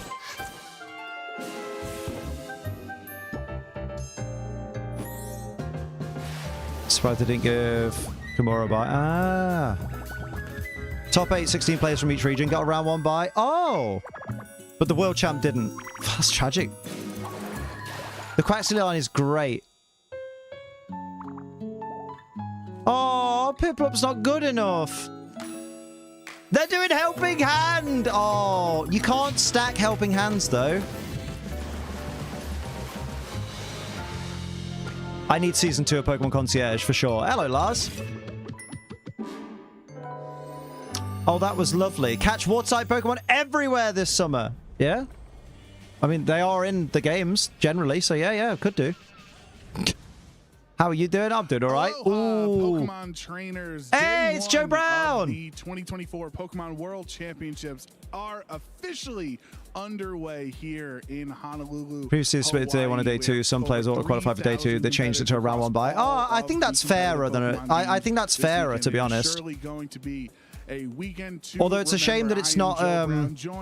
But my absolute pleasure to be. It's a shame that it's not a bye for the world champ. Wolf is 1-0. Damn. Round 2 matchup, but Scott in that round 1, I mean, he can't start any better. We had Shohei, the reigning world champion, losing to Adam there. That's a really big victory for Adam to start his day with a W over a world champ. Yeah, I was really impressed. I mean, I feel like that mirror is just so. So enjoying your stream minute. That's all right, mate. Happy birthday to your cousin. Yeah, don't worry. We're here until the wee hours. Don't you worry. Look at the water. But definitely not right. Where like both games and 2 and especially game 3, a really dominant performance, and he's got to feel great about his odds for this weekend after that big win. Yeah, for sure. Honestly, he's off to a great start. Oh, look at the Munchlax pinup berry shirt. That's sick. Maybe he'll be the next world champion. But speaking of world champions, we have a fun little segment prepared for anyone who doesn't know.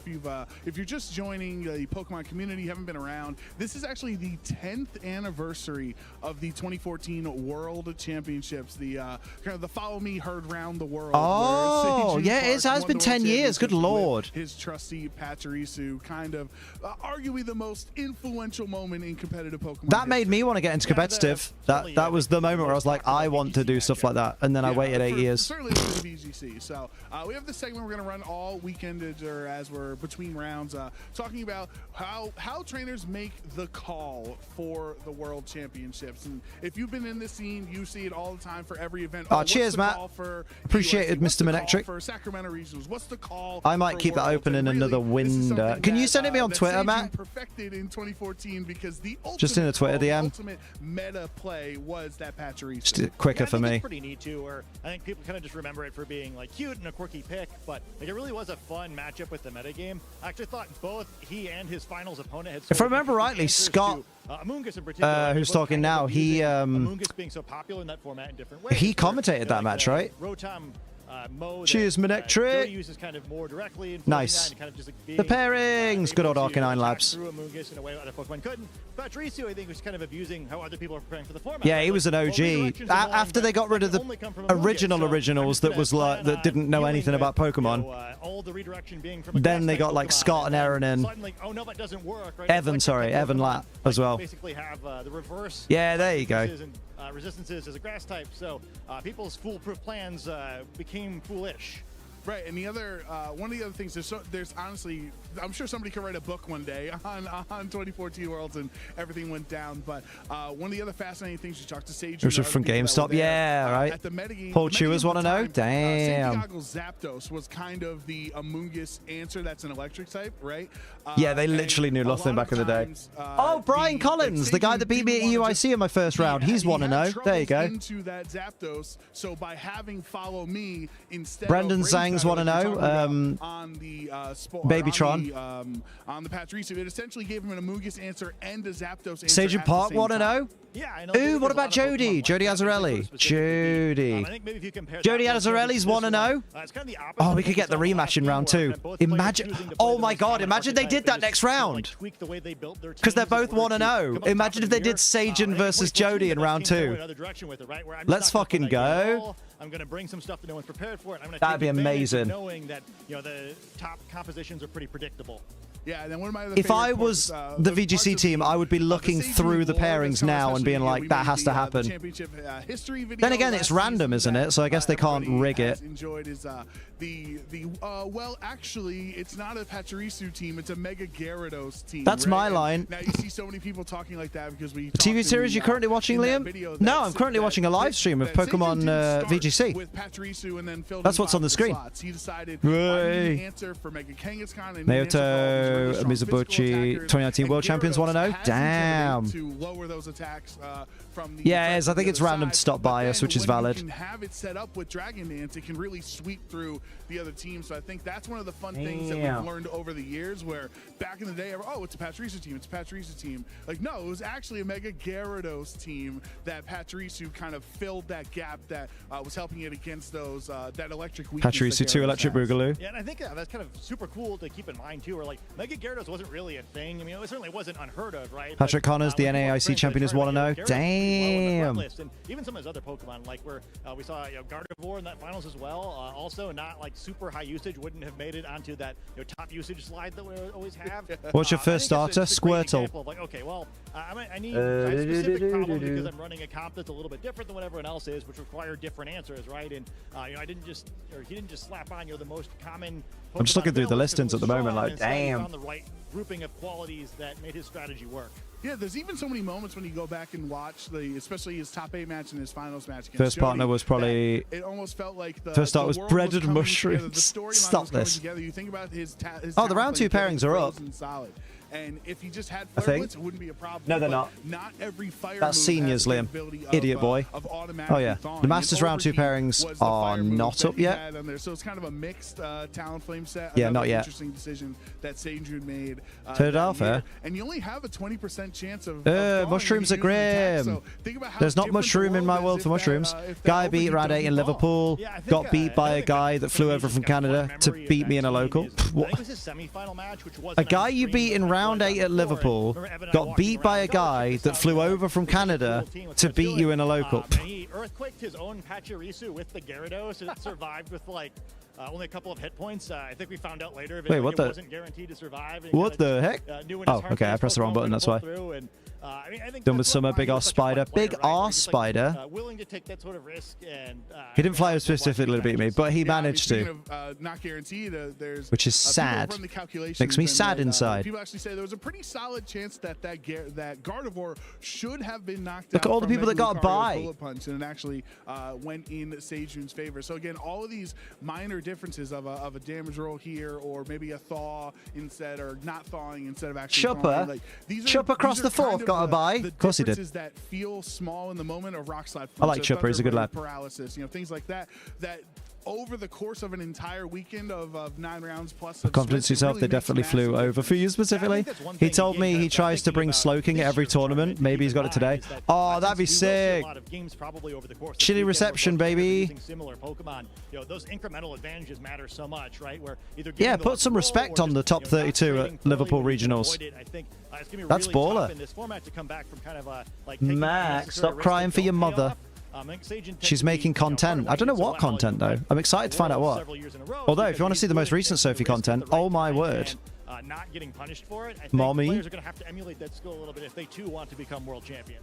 Yeah, I think it's a great point you mentioned how he was. Put some respect on the winner of Tipping Point. Oh, I didn't even go there. The world championships. He had cut four world championships at that point. Even at the point. I keep refreshing. I want to see it. He's arguably at the time the greatest player who's never. 942 players in this tournament, man. Taking the worlds from everybody back in that era, but probably asked if I should say that. No, because then it wouldn't be funny if you went. Can I make a joke about Tipping Point? Yeah. Put some respect on the winner of Tipping Point. Like, oh, Mamo got banned in Unite for the match. That's weird. You could say it's funny. Those older formats, or do you like the lack of information, the surprises that were held? That's switching to my phone because the laptop was not happy. That's a lot of players. It's about what was at EUIC, to be fair, when we played, right? Because that was when I placed higher than Jamie Boy at EUIC because he dropped after 4 rounds. But also, like, I think other tournaments, people are just trying to do well, right? They're looking for a good finish. They want the other bands make sense. Oh, it's a good defender. Oh, there you go. Masters VGC is high 600s. Oh, yeah, because that's the total players, isn't it? Masters, seniors, and juniors. Don't stop, don't stop, don't stop the beat and go. Do.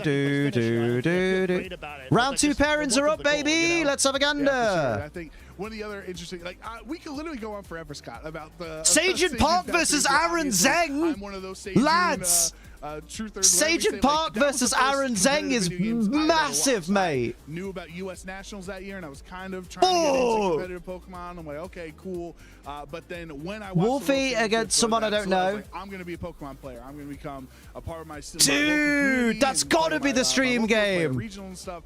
And I'm not alone. There's a lot. That has. I want that match now. Moment of the their beginning of their competitive. Jamie Boyts against Philip Wingett. 2014 with Seijun Pachirisu. to. And you were right there, Scott. You were in the booth. Shut up and give us part versus Sang. So here we are 10 years later. Please put that on stream. That's insane. You know, how they can't just do that and not put it on stream. More than it used to back then. How do you feel about how the last 10 years of competitive Pokemon have went? I mean, I think it's pretty cool, right? I mean, I love Joe Brown's energy, man. You know, the whole VG area could probably fit about 20 Dude, times into this building. That is like, it was in those mate, days. And, you know, I think Sajin's give it to me. In the growth of the tournament series back then, right? Where I think a lot of people were inspired by that, right? Like not only did he win, but he won in such a cool way. He played well. He used whether you think it's because he was his favorites or just because he had a cool solution to the puzzle of the format. I think either way, it's a really inspiring team, right? I don't think he's bringing Pachirisu anymore. I don't think it fits. He'd prefer to use something a little quirkier, right? You know, like a win's a win, but like if you have the option of really changing the way people think about a game the way that he did, I think everybody would like that for themselves, you know? Yeah, absolutely. I think. Oh my God. It's just somebody just using one of their favorite Pokemon, and it's kind of like a situation where you have five really strong metagame Pokemon, and then you just throw I don't know, Quaxley on the team in your 6th slot, and then you're like, oh wow, Quaxley won the World Championships. That would be pretty cool. Yeah, bruv. Like, you know, especially if Quaxley could actually contribute. Gimme. That's the fun of Pachirisu, right? It's deceptively difficult to deal with, and I think any format where, especially where electric type attacks are a big deal, there really isn't a way to break that if you have an electric type Pokemon using single target attack, right? Just kind of like what's Sajin's Twitter at? Sajin Park Twitter. Like that, right? Hang on. Maybe they're not at a power level where they're ever going to be super high usage, but like they're really good at their niche. It's kind of an excellent Pokemon to have around, I think, in any format. The other interesting point that we can there are talk so about many fake Mega ones. Evolutions, like we have Mega Gyarados, and Jody had both Mega Charizard and Mega Lucario on his team, was the lack of Mega Kangaskhan in the first ever Mega Evolution World Championships that year when it dominated everything. No Mega Mawile in the finals as well. Like for anyone watching now, that's basically like he is actually Pokemon_TCG. That's his actual.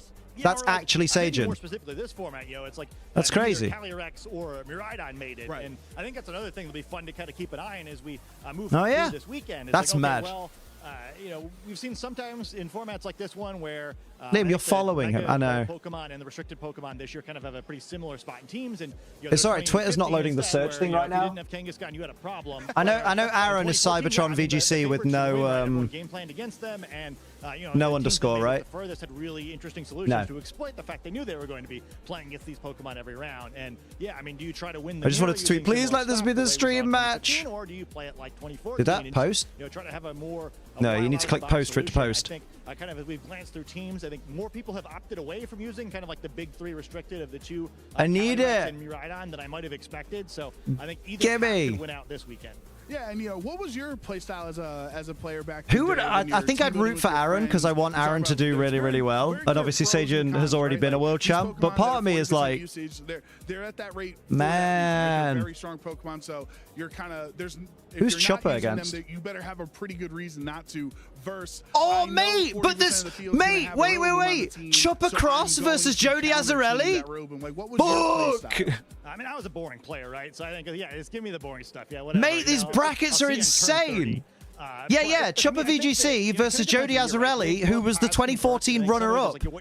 Jody's the one who lost to Pachirisu. 10 years ago. 10 years ago. Unexpected. I think even Mate, right? I think you kind of mentioned before. These, honestly, this is incredible. Was available. I think we learned at that World Championships that probably the actual best team in that format. Okay, what about Brendan Zhang? Right, and we figured out right. Oh yeah, that's definitely more likely. I mean, it's a very but still looking World Championships. If the metagame is like a week farther ahead even than it was, and I think that's another fun part of these tournaments, right? Where especially with like one like this, where the restricted Pokemon make such a big deal, and you really. Brendan Zhang, Cybertron's brother, is against Keanu Inosanto. Playing out 3 weeks from now, even with the same rules, could be really different. So it'll be cool to see what players make the right call and what that right call winds up being. Yeah, that's a great point. You see Patrick Connors, that's who won an AOC. I think I saw him somewhere. Because I remember those are my first Premier challenges Afterwards, my first couple of regionals were just dominated. Patrick Connors is 1-0, and he's against Alberto Gomez. Rock Slide Mega Mall Wild. Oh, Jaffa Cakes. At 1.2, so I think the floodgates kind of just opened after the World Hey, doll Championship. packs do not buy, valid. I think it's always fun Dude. to see how the World Championships inspire the future. You know, obviously, like a format like us, we're going into uncharted territories with Regulation H coming Reg up H, after baby. this. But back in the day, for those who didn't know, we used to continue out on like pretty much a full season, right? We didn't have these rotating rule sets. Like you had to play the same format for a year. So we actually had you know, a pre. I wonder if this guy likes peanut berries on his pizza. Hey, you put some respect on Joe Brown. This guy. This guy. That's Joe motherfucking Brown. Back then too. I mean, that one is kind of an era, I think, to your Wow, point. Liam, you might be a fan of VGC. I might be. Yeah, I mean, I think the weirdest example is like 2012 and 2013, right, where nothing really changed other than Black 2, White 2 coming out. You know, like introduced the Therian forms of the legendary Pokemon, but other than that, it was like some move tutors, and otherwise we basically played the same format for 2 years. I think some hidden abilities came out, where like I think Kinkelder's hidden ability came out like around Japan Nationals in 2012. And, like, it's weird to think nowadays, right, where Kinkelder. It's been a long time since it even felt like a viable Pokemon. I mean, it was like dominating tournaments for a while there. And I think that's some of the fun of competitive Pokemon too, though, right? Where like, you know, with any different group of Pokemon permitted, something's always going to be the strongest, right? And it can be different every time. I think next format that'll be pretty cool, where you know, something's going to have to fill the gap of like being the strongest offensive Pokemon. Player to look out for is Nicholas Khan. Oh yeah. Mostly legendary and Paradox Pokemon. So you know, what rises to the top without them? He won set 3 of the NASC Finals 4-0. Oh, that's dirty. Popular or better Pokemon that have come out in the last decade, and then damn. Amoonguss is still the most annoying threat that you always have to account for. No matter, Give me Cybertron versus Sajin. It's like that. So He's a junior world champion, played all the way through seniors, and this is his second year in Masters. He's older brother Chris, a very good Masters player. Oh, damn, runs in the family. Always good. You know, for a long time, Cresselia was a very strong Pokemon. How do you compare them to some of the newer depending how Jamie Boyd and Jeremy Boyd do in the next round, they could face each other. What we've learned is that support Pokemon scale better over time than attacking Pokemon do, right? Where, come on, boy, win this round, boy. Come on, boy. Sort of power creep that maybe you see from other video games seems to happen with the damage dealers, right? Where like there's something new and scary every game, especially that's insane. Like the generation-specific battle mechanic is really well. Babe, but these support Pokemon just feels like, you know, you heard about the pairings, right? And every time they're around, round 2, fucking Aaron Zeng and Sajin Park, and we got Chupa Cross the 4th versus Jody Azzarelli. I'm hyped. Incineroar has always been good. Poor Boyd though. Boyd lost round 1. Amoonguss, I feel like, is but there's still time. I think as long as he doesn't have more than 2 losses, he'll be fine. It's interesting too, though, right? Where have any usage stats come out? I don't. They've not shown any on screen yet. Most shining the Ghost Horse with Fairy Terror didn't use a Fairy move against a Dark type. That was making me mad, but fair play, because clearly Adam knew what he was doing and I didn't.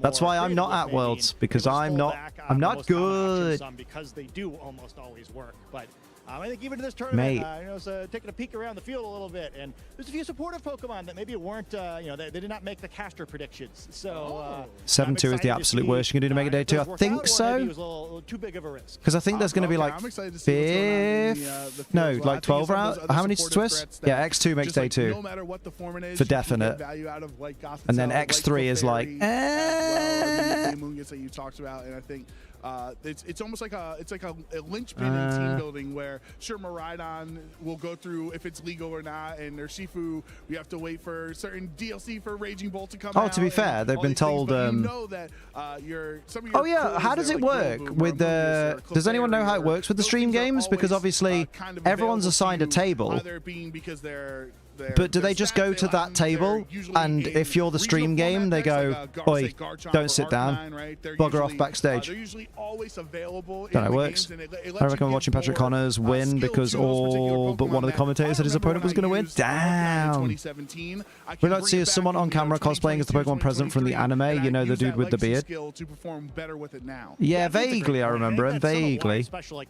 Like nowadays, it feels like it's often I think they didn't go Draining Kiss due to risk of redirection. Yeah, probably. When it's at Liverpool, they'd go to the table and put a laminated A4. Oh, that says stream game there. Damn. Did you see Sajin's tweet 35 minutes ago? No. Should I have? I know how much damage I'm going to do to pretty much everything. Let me have a gander. I know what for sure what lead combinations I can't do. What is the stream game? It's the game that is shown on stream out of the hundreds of games that happen in. Who lost round one. It's like, okay, well, I know my team could have had Oh, this one, he's got his little Pachirisu plush, and he's got a bunch of Pachirisus in a box. Oh shit, Pachirisu's on his team. Well, that's on one of his teams. We don't know if that's the team he's using, but yeah, no, I can see. I don't need to zoom in. I can see it's Pachirisu as the bottom one. Yeah, for sure. But we don't know for sure if that's the team he's using, or if that's just another of his battle teams. He could be memeing. But I'm down for it if he brings it. I mean, it is the 10th anniversary. If he fucking brings it, though. We broadcast the entire year. This is certainly the one. Do you remember 15, 20 minutes ago when there was a timer on the screen that said round 2 VGC in 3 minutes? And Masters Division. But for now, we're going to toss to a break before we get ready for our round 2 matchup. No break at the Honolulu World Championships. We'll be right back. I don't care. Pachirisu Plush means Pachirisu is here. I'm here with my co-caster for the event, Lou Akjosh Chromie, and we're going to get to know you a little bit better for this one. So, how is that pronunciation for you? Jack? That checks out. I was going to say ginger. Can I say that? I don't know if I'm allowed to say that. That's in there now. Well, okay, but what is your favorite Pokemon? I think I know the answer to this one, but just in case. Gastrodon, if you couldn't tell. Gastrodon. I couldn't tell, so I'm glad you said something. No, it's not technically difficult. They just take their time. Worlds you attended. They've got to wait for everyone to finish their matchups and get to their tables and whatnot. San Francisco in 2016, and then I've attended as a spectator or a caster ever since. I like that one. I missed 2016. Smeargle ruined my life. If you know, you know. Dark Void Smeargle. Your favorite color? Blue or green, just like my buddy Gastrodon right here. Yeah, they've got to set up the rental codes and stuff, exactly. Favorite Pokemon video game? Oh, that's a tough one. Scarlet. I have to go with Pokemon X. I know it's a bit controversial. Oh, I like X. I like Y more. It brought me right back into the franchise, so I love it. Never heard of the Pokemon Gastrodon if you couldn't tell. Don't judge me. What's wrong with saying if you couldn't tell? She was making a joke. Favorite Pokemon so rude. plushie you own? Yeah, pink form is inferior. It's a really, really tough one. I don't think anyone sees this coming. It's Gastrodon. It is always Gastrodon. Where there's a Gastrodon, there's a way. Who will win Worlds this year? Good luck, Gray. I don't know exactly. I'm going to screenshot that. And next year, I'm going to hold it up in the crowd. Whether they want it in Masters Divisions or Seniors, it'll be someone getting the double this year. It is the year this year. Oh, I see, Matt. Who's the greatest Pokemon VG player of all time? Wolfie Glick, hands down. He's won. Wow, she didn't say her husband. Worlds, Players she Cup, didn't say Barish. National, regional. He's won it all. Well, thank you so much. Someone's on the sofa tonight. It was great getting to know you a little bit better. If I didn't know all these answers already, that's a problem. Oh yeah, how's Barish doing? Hello, everyone, and welcome. He's 1-0. He's against Jack Clark. He's playing one of the UK's top players. Damn. So honored to be here. This is the Lee and Sierra. Hell yeah. Amazing match more friends. I can't be more bummed. Yeah, Wolf has won one of each title, to be fair. I mean, I would say Ray Rizzo, but that's because Ray's won 3 times. Going up against each other and Adam coming out on top from that one unexpected. Oh, okay, that was the problem. Going up against the I thought there was a problem with Lee's mic, but it's literally panned to the left. To kick us off, and we've got the left speaker. Oh, 100%. We have the top trainers from around the world, and the competition's only going to get more electrifying. I like the shirts, and I get why they're doing it, but also part of me is like, so excited for this next one. They should be wearing suits. I don't know when we can start spoiling it, but I know it's an official. It's the World Championship event. They should, you know. Yeah, it's going to be electrifying. To say the Rip the hubby. Gonna have a broken back tomorrow. What does that mean? But I really like that segment that we got to have with the lounge with Joe Brown and with Scott. Talking about like the call if Moana's boat had a Pokeball on the sale, it'd be that boat in the background. Well, yeah, because Moana's boat is based on a real thing. A boat. So please, Sierra, she's been hosting the lounge for a long time. Good to see her back on the desk again. Yeah, do you know what I mean? Oh, and today, I know it's you, mate. You changed your name, but I remember. I'm too hot for suits. Yeah, oh, they don't have aircon. The beauty about Hawaii this year is you kind of look out. Yeah, man, Lee is rocking that tan. We've talked about it. They're returning to Hawaii. Ray Rizzo's best Gen 5 player. That's true. Yeah, true. 2012, so it's a really great. That's changed drastically since then. throughout this weekend. Max, stop one crying. Of the most historic moments. Don't and cry. I know my first introduction to VGC was that Station Park moment. With Same, the Sierra, so same. Being able to have Station Park versus Aaron They do have aircon only in the buildings. That's true. Can't have aircon outside. That's called weather. Just one of the best ways. I still can't believe this is a match we get to cast. I know. What did we do to deserve this? 100%. I mean, yes! the normal matches Oh my God! Guys going into this we get to watch Station Park versus Aaron Zhang. Yes! One that we will be streaming. We're all excited about Aaron Zhang against. They had to get the 10-year ago world champion on stream. With the best players here competing, looking at these other notable matches as well. This is some high quality matches. We knew that we had to see Station Park. Mate, we are being spoiled right now. So many great matches that honestly, each one What's the temperature in Honolulu? I'm going to Google it. Oh, then I won't tell you. I really hope we get to see them. Too much info. Yeah, hey, there's nothing wrong with jizzing, all right? Especially when faced with this matchup. Marco Silva versus Simone Sanvito, two very established Italian players going head-to-head. I'm about to burst. I think every mate. round that you're going to look at throughout this World Championships, you're going to see this sort of matchup. You've got Chipper Cross against Judy Alzarelli, who was also the finalist from that 2014 Nice slip there. You've got Chipper Cross against Jude. Amazing games every single round. Damn, bro. I feel like we've got an absolutely special one this next one. You know, Jody is like counting his lucky stars that it wasn't him playing against Sage. Well, that would have been the one, wouldn't it? Jody Sage and that repeat of the 2014 final. We're not going to lie. We were kind of keeping our fingers crossed, but I think we got just as good a match. Oh, 100%. Being able to see Aaron compete on this big stage again, of course. Come on, Aaron. We selfishly have him Arm feels much better now. Hey! See the work that he's put in and being able to show what he's got against some of the best is definitely a ride. And I'm really glad that this is the match that we get to have here. I know everyone is Here we go. Everyone is clamoring for this. There's only one so gift for this. Yeah, it was kind of hard to not say that was the one that we were going to feature. Not at all. Oh, nice. When the pairings come out, there is that one standout. Aaron versus Sage is a game you cannot come over. Exactly, you cannot not come over. So I'm pleased we were able to discuss it before we jump in. Yeah. Sajan won the world. He's the 2014 world champion, Sajan Park. Hyping up in any sort. Aaron Zhang is long-time caster. I think what's really interesting. He's the unluckiest Will-O-Wisp user in VGC. I already said my first Wario Bros, good name. Was watching Sage runs Pachirisu run. So being able to Did Sophie go to the gym? Did she tell me she was going? Like, she doesn't have to, but like, other people, Aaron she didn't say bye. Being able to go through and showcase these battles and stuff, I think is a lot of ways that what the other fuck? People who are maybe Yeah, I think she's gone to the gym. Into it. Wait, no, so she's here. This being like two people that wait, no, she's in Jess's car going up the road. To then be able to witness them, I think it's just a really, really cool thing. Yeah, and really interesting that you go back a year before that 2024 World Championship. I'm going to put bye then, LMAO. Laughing emoji. As well as Sajans, they both were top 4 finishers at that World Championship. She probably said it, but I probably didn't hear it because I'm wearing noise-canceling headphones, but still funny. Then in the VG format, and them going up against each other here is a real treat for us at the 2024 World Championships. I still can't believe Aaron's the reason they buffed Will-O-Wisp accuracy, because wasn't it 75 back then? Let's go! Look at this! But what is the coolest thing is the return of the Pachirisu, the 10th. This is like, right, this is like when you first get like a Marvel video game and you put fucking Iron Man versus Captain America, right? It's insane. When you have all of these, what is the cameraman doing? I think is really, really awesome, and I think a really cool. How are you unable to center Aaron in the frame? Last time Station had just the Pachirisu, zoom out slightly into a specific metagame, and to be able to see Pachirisu's back, baby. Miraidon on Pachirisu is dead dirty. Really the Pachirisu, and the more you Pokemon Civil War. Pokemon, like Joe mentioned throughout the kind of the lounge segment, where it made sense, it fit the puzzle, it solved the problem for Sajin back in 2014. Kind of does a lot of the same things coming into this format as well, and those big threats that we are seeing. Of course, we have to talk about what Aaron's running, and this team, I didn't think that was going to see as much Entei on the field as we have, but Aaron come on, Aaron. Zamazenta, someone was asking about Zama earlier. Zamazenta's been a Pokemon that we have seen great success with, being able to take down regional champions.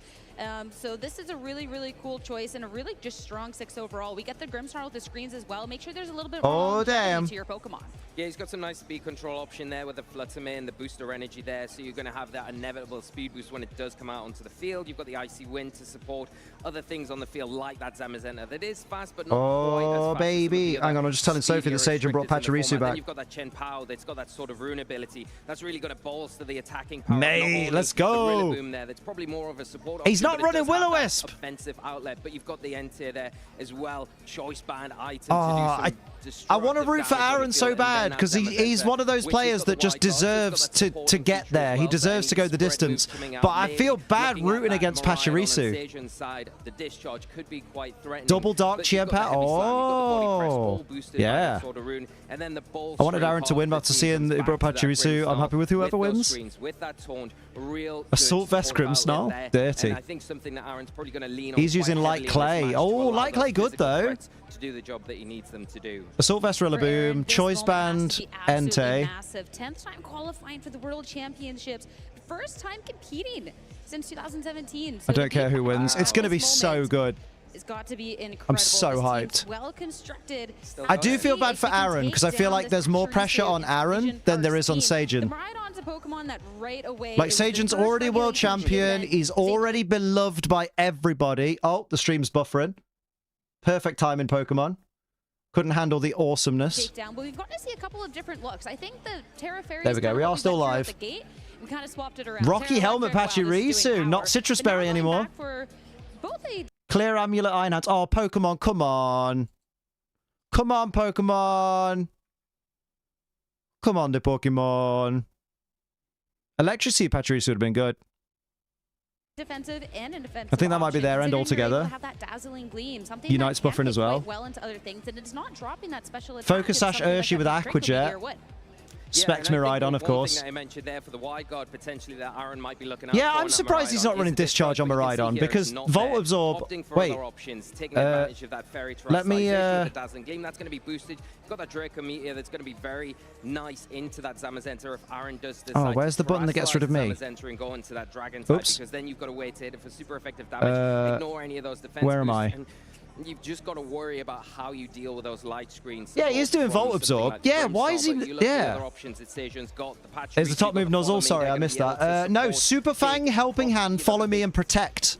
On that team like the Miraidon. So it's not the same set as his old one. A bit different from what we've seen. Clear Amulet here. No electric moves on Pachirisu, which is interesting. Intimidate that could come out onto it, and it's also got the Sword Stance. I think that Pachirisu is Terra. Where you can go for the Follow Me. Area. You can go for that Sword Stance, and that thing with the Quark Drive when the electric train's on the field will become very. Look at Iron Hand's moves. I didn't see them, are they? The move choice on the Iron Hands. Aaron, don't look so nervous. As being this low kick instead of this drain punch. So low kick being able to do more. His face says.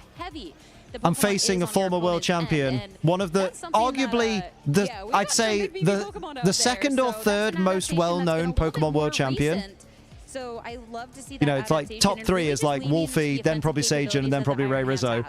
Yeah, and like, I think the one thing if you're looking at how both players are going to approach that's what his face says. I'm facing one of the most well-known world champions. That's going to be really useful in they're bringing their key Pokemon. Yeah, Super Fang. I mean, that was on his original Pachirisu set.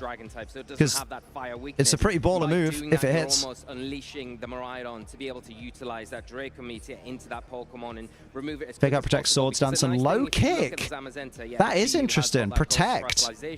But there's so many other threats on Aaron's side of the field. I mean, there are a lot of heavy Pokemon, so Low Kick basically is a guaranteed 120 base power for most things. Really threaten it. If it does go for the Terastallization, both are going to outspeed it as well, so it puts it in a bit of an awkward situation. This workout has killed me. Oh, mate, but well done for doing it. It does have that choice scarf, so naturally going to get the jump on everything if you can't utilize something like the Icy Wind early on in this game. Yeah, Chiyu, it's definitely a Pokemon that can pack a punch. With the Choice Scarf, it will be able to get, it should be able to get one very powerful hit off before being taken down. Since it I'm hyped for this. I am so excited. And I just can't hide it. There. I'm eyeing up for Aaron's I'm about to pull up my knob. And I don't think I like that. Low Kick will hurt Zamazenta if it doesn't Terra. That's a good point. You do need to be watching out with Farigiraf being quite known and around in its meta, but that's definitely something baby, that do you know what that's worth? You could definitely try and get the jump on your opponent there. Trainer made me do one-legged leg press till I couldn't do any more, and then lowered the weight, made me do it again, and then lowered the weight. Oh! With something like that Sacred Fire. Makes me cringe because it's an automatic 50%. Yeah. Unless you Terra Ghost, baby. Imagine turn one, he just like low kicks and super fangs. In place tournaments apart from top cuts play CTS that often create with their movesets. What's CTS? well. Oh, closed team sheet. Ah, yes, sorry. For a split second, I was like, I've never heard this before, and I absolutely have. This is the most important question that we have to ask, though. When we're I like Aaron's shirt. Do you think the Pachirisu is I could rock to that. this match? Because with the Terra Fairy and this Follow Me, your dad's a Terra Fairy. What does that mean? But of course, Mate, Sage and Park brought Pachirisu back. Imagine he went all the way, though. 10 years after. Every 10 years would be the year of Pachirisu. Where do we land on that one? Every year that ends in a 4 from now on would be the year of Pachirisu. You want to bring it because it gives you a little bit of room to. Let's not track and sleep. What time is it? Oh no, it's 10:30. It's very Pachirisu coloured. It's rigged. It's all rigged. Things like the body press coming out, or it's one of those things like if you played singles in 2016 and you see someone using Nidoking. Side of the field, yeah. Pokemon that can slide. Yeah, mate, I'll take your word for it. So they will be susceptible. Round 1 was really good, but right now, Night Angel, just in case you're not aware, this is Aaron Cybertron Zeng on TV right now. He is one of the casters. He is wonderful. He's been at 10 World Championships. He's really good. We love him. He makes wonderful content. And his opponent is 2014 World Champion Sage Park, who won using Pachirisu in 2014 and has brought it to this tournament as well. This is like one of my dream matches. I never realized I had dream matches in Pokemon VGC, but this is one. Mate. The onslaught that can come out from Sage inside of the field, and I think you need to try and prevent Sage any room. And Nomad's in the background. Praise be to Nomad. Come on, Nomad. Look, watch over Aaron Cybertron Zeng. It could become. While I wasn't here, Liam, how could you? That's where at least one. You said, did I miss anything? Has on that Grimmsnarl. Speaking of that Pokemon, is nice because. But when, kind of like, okay, when someone says, did I miss anything, that automatically makes me think, oh, they stepped out for a minute, or they weren't here. What? But then that fourth slot can be kind of up in the air, whether it's something like a Thunder Wave, you get that I just wondered with the funny. a little bit of speed control in that way. Liam got his knob out. Oh, okay. I got confused. Being able to shut down something. Yeah, no, I get it now. I thought you were saying, while I wasn't here, how could you not realize that I was here before? Yeah, okay. So I feel like there is I have ADHD. possibility that, like, I'm hungry. It'd be good to get sort of that redirection from the get-go. So you but Sophie did the shopping earlier, and she's gone out, and I don't know what I'm allowed to eat. If you come out the traps and you can eat some bread. I could eat some bread. Maybe I'll have a bread. As soon as it's presented to me, then that might be the better way to approach this match. I still need to know what Pokemon Metapod wants as his Thingimon. Aaron might be in the same mind as that, though, where he leads with that Grimmsnarl, maybe something. Oh, hey, look, Liam's here. To try and get that speed control, to then unleash something like the NT I was eating bread, but then I swallowed it. I'm no longer eating bread. How you doing, Monkey Fuzz? What's happening? Mate, this is hype as hell, man. I'm gonna jizz out my titties, I am. Also, you know that there has to be so much prep going into the World I do know, Sierra. Good lord. Honestly, mate. How do you just prep against this game plan when there's a Pachirisu on this the other is end? Absolutely my jam. Coming on out, so I cannot wait to see bread. Where there's trainers. A reduced tiger baguette. Damn, how did they reduce the tiger? Yeah, exactly. And I think you can prepare against. You told me about this match because I knew about the Pachirisu back in the day, but not who used the strat. There you go. The one and only Sage and Park. Oh shit! I need to do a prediction on Twitch. Of course, but I'm sure Aaron has his lines, has his game plan, knows what he needs to do. Prediction. Start prediction. Who will win?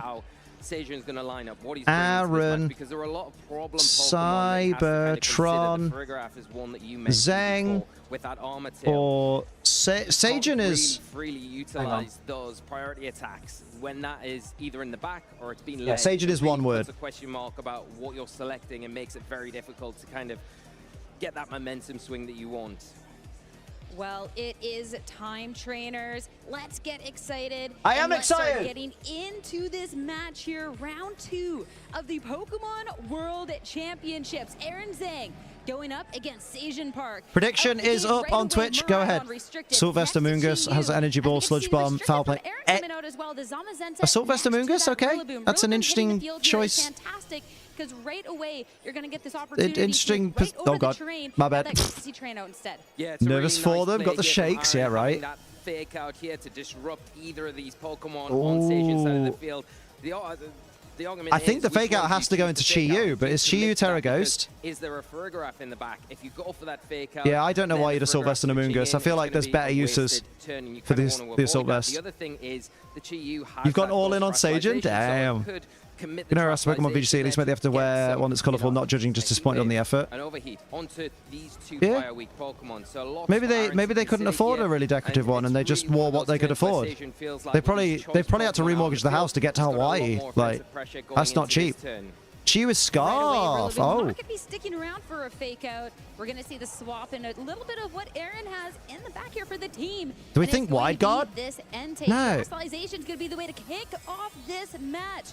Right from Okay. the get-go. And we're going to be Chi-Yu Terra Ghost in case of... Oh, okay, yeah. Making sure that, hey, if there is a fake out that was coming this way, would you absolutely No, we're trying to create a brand new strategy that doesn't involve using a spread and buy. Yeah. That's true, traveling is mad expensive. Yeah, man. I'm on the Zamazenta redemption arc trade. Oh, yeah? Oh, Hydrate's a good shout. Big overheat here into the Entei. They're doing massive damage for a resisted attack as well. Yeah, considering it's an Entei, that is a lot protect. of damage from the overheat. Of course, you are going to have that special attack drop. The downside here is, what is the Entei really going to do? Because is the Entei... Yeah, I think getting it off the field is Terra Dragon Zamazenta. Just to try and get some additional damage onto that Zamazenta. That's a ballsy play. To get around any damage, but Entei coming in, taking a lot Because what of if... damage unnecessarily. Imagine if Sagen just went for Draco. Position as well now, because if Catch, trying to steal my food? Shouldn't have my salad. Salad. Terra Dragon, so it resists fire, water, grass, and electric. Oh, yeah, that's a good point. Yeah, yeah, sorry, Miraidon spec, so it has to switch. You're right. Yeah, you're right. I forgot it was specs. I thought it was... Oh, no, yeah. Chi-Yu Scarf, Miraidon specs. Oh, shit, there's a little bit of window there. Do you like me a little bit of window, Soz? That Terra Dragon. Terra Dragon is always such YouTube a cool Premium is baller. Considering against this fire, water, grass core. Amoonguss isn't that strong on the offensive side, though. Later on, you could be susceptible oh, okay. Yeah. You were good, and this overheat targeted into yeah, that was good. Yeah, because it's already at -2. Now it's at -4. Volt switch. Entei gone. Rip. Super easy counter. Bring a fast knockoff user, then use a slightly slower special fire user. I'm here for window. I don't know what that means, Monkey Fuzz. And the Zamazenta has to take a turn. Where does it go? Probably that body slam into what was that. Aaron doesn't mind leaving the Chi-Yu here. Yeah, this will be our first opportunity to see. Depending on what he's got in the back. Has brought to this match. Curious what it is. The Fergraph that you called out could be a great one, considering it is something a little bit more on that defensive end. I am still personally hoping. I'm patchy, but yeah, he has created a 2-on-1 situation basically. Even something like this Iron Hands. Be great. This is Farigiraf. So no will not enjoy the body press. A lot of damage still. That's dirty. Huge amount of damage there. Yeah, because basically the Chi-Yu can't really do anything now. Oh, not ideal, but I guess Sucker Punch. Unfortunately for Aaron, he's just positioning these pieces very well. See the grassy terrain on the field, the Rillaboom now in the back, and he's got the ability to if he puts Chi-Yu on the field, he forces Sagen to switch. He could just protect Chien Pao. Try and get that Miraidon back onto the field and why can't he Sucker Punch? With a Draco Meteor, oh yeah, because Thingy's on the field. You're right. Yeah. Okay, valid. As well, because really it's not very effective at all. I honestly think protect Chien Pao and body press into Farigiraf. Sagen just needs to hard switch, to be honest. Into that slot, or double target down into the Chi-Yu. Oh, wait. Is he thinking body press into the Chi-Yu slot, expecting the switch? Having that helping hand. To be able to enable your partner Pokemon. It's more like you didn't fully like the strategy out. What does that mean? Considering Aaron really only has Pokemon that oh, you're not on about me. Like attack heavy. Protect power, body press Giraffe. In my opinion, yeah. Although, take a chance, because you've still got the Dauntless Shield boost. I don't think there's anything to lose by body pressing the Chi-Yu slot. Picking off those KOs a little bit later on, especially like what's Farigiraf really gonna do to Zamazenta? Would not appreciate a Sucker Punch. Yeah, it's a really good note there. Oh, he would have got the free bit of damage. You're freed up with that Sucker Punch to deal with that. Oh, the baby! Here it is, the Pachirisu out into the field, taking a big critical hit throw chop though. Rocky helmet though. That is going to be the focus has broken. Damn, the baby. Swap in Farigiraf. It's going to be yeah, Aaron's got round 1 for sure. Swap into something else. And now this could be an opportunity. Although Chi-Yu is going to come back with, you know, full HP, but you do have that redirection, and you would still have that full special attack. Mate. Or you can eye up that Miraidon and just go for some heavy damage, especially now that you've gotten that Terastallization. It's not a guarantee yet, but yeah, we were talking about the Fergraf going off the field, that Armor Tail going away, and then the Sucker Punch. Because he could option. technically just switch. Now you've got the Pachirisu with the Follow Me, so you can't really utilize that attack anymore. Miraidon coming back onto the field, going to set that electric terrain up, and it does pose a big threat to that. Yeah, Draco and Follow Me. But I think Zamazenta protects this turn for sure. Chen Pao as well, it has had its Focus Sash broken, so not as kind of secure. Can't Dazzling Gleam though because of Wide Guard. Yeah. Does Zamazenta have Wide Guard? Oh, I thought it had Protect. Yeah, and this Miraidon, notably, since we are seeing the swap over into something like the Dazzling I thought it had Protect. Gleam, we don't have this possibility of something that could just be hitting the whole field. Show me your moves, Aaron. Show me your moves. It has both? Oh, it does have both. You're right. Oh, it doesn't have Iron Defense. That's weird. And you would be dealing super effective damage into both. And you would make sure Aaron. not threatening damage on this turn, but that's Aaron. There we go. Yeah, and did you just commit with the Chen Pao to try and remove the Pachirisu? Oh, okay. Get rid of the terrain. That's solid. Yeah, yeah, yeah. Frees up your options where you're attacking okay, yep. So you don't have to worry about any of those redirection. Going to see that electric terrain going away once again. That's good. Hadron Engine is gone. Taking away a little bit of the power from that Miraidon as the Chen Pao just protects here. Gleam is amazing, but Wide Guard comes out stage and just loses. Yeah. Which is going to be the most important thing. Little Patchy going forward. There's the Follow Me. Pulling any attacks. None coming out this time. Oh, he went Draco though. Really nice switch here. So yeah, Follow Me and Draco. There you go. That was the play you called for Sajin. Damage for its trouble, but a really worthwhile one. Yeah, maybe Aaron trained his defense to good damage at just +1, but now it's not at +1. Yeah, fake out pressure as well. And that's where Aaron can find advantage into this. With that critical hit on the swap, and no Farigiraf. Taking a lot of damage. And even if you protect and swap, you can just kind of double into the other slot, and you would have to make so much. I guess the safest play here is fake out Miraidon and switch Chen Pao for Zamazenta. Or you could just go for the throat chop for either a neutral hit or a switch. That's not a bad shout. Yeah, and depending on how both that could work. Train their Pokemon, there could be a speed tie here between the Chen Pao and the Miraidon. Because Throat Chop has the good accuracy. Feels like the finals already, right? This is a world final like caliber match, to be honest. It's crazy. It's so good. I feel bad for these guys having to face each other now. Round 2 of many. All right, so it's going to be There's the Follow Me. So the Miraidon, it won't be able to act, but Pachirisu is going down to Throat Chop. Throat Chop from the Chen Pao is going to however, now once and for all. A little bit more Rocky Helmet recoil, and Sajin Park now down. Aaron is now free to Sucker Punch as much as he wants. Like, both these Pokemon have to attack. Because they're both choice itemed. Yeah, that's it. Sajin can't not take a bunch of Sucker Punches. And Grassy Glide, which is neutral on Chen Pao right now because of the Ghost type in. Honestly, I'd go Grassy Glide into... I guess he could just switch in Zamazenta to take the... No, I'd sack off Rillaboom for the free switch, to be honest. Don't Woodhammer, Grassy Glide. Yeah, Grassy Glide into there, and Sucker Punch into there. Into... Sucker Punch into Miraidon, dude. Oh, okay. Oh, I mean, fair play. Make it official. Sucker Punch. Chi-Yu is down for the count. I don't know if I'd have gone... Pokemon remaining here in this game. I think I'd have used the Sucker Punch on Miraidon, to be honest, but... I guess he couldn't risk a Heat Wave, though. That's the problem. That's a good point, yeah. Because Heat Wave would have taken both of these Pokemon. Mate, the Draco missed? Oh. Yeah, definitely. That seals the deal. Go on, Aaron. But so well played, Aaron. Yeah, it's locked into Draco Meteor and his -2 in special attack. Like, Aaron's got this in the bag.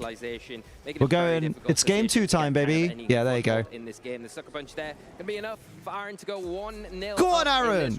Oh, game 2, baby. Really well played, and we talked at the beginning of the match about how crazy how Pachirisu's back. Window of opportunity for victory. So far, it's not done much.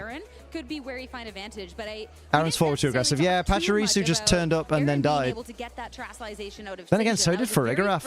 I think he'd have been better bringing the Iron Hands. To make sure that it wouldn't get hit by a Look at Aaron using Flutter Mane as well. It can't protect. All of a sudden, it's Terra Ghost. The Faco didn't even go towards that slot, and it's a Chi. Imagine Aaron wins because Sage just starts missing. Misses every Draco. Due diligence, get rid of things like the Farigger. Oh yeah, Aaron probably is writing it down for a vid. I mean, that's a hell of a video. I faced the 2014 World Champion at the World Championships. Yeah, game 1 is the info dump. That's where you learn all your damage calcs and stuff. And then, like Liam, he doesn't remember it and forgets it all because he doesn't write it down. I'm going to get better at note writing. Maybe.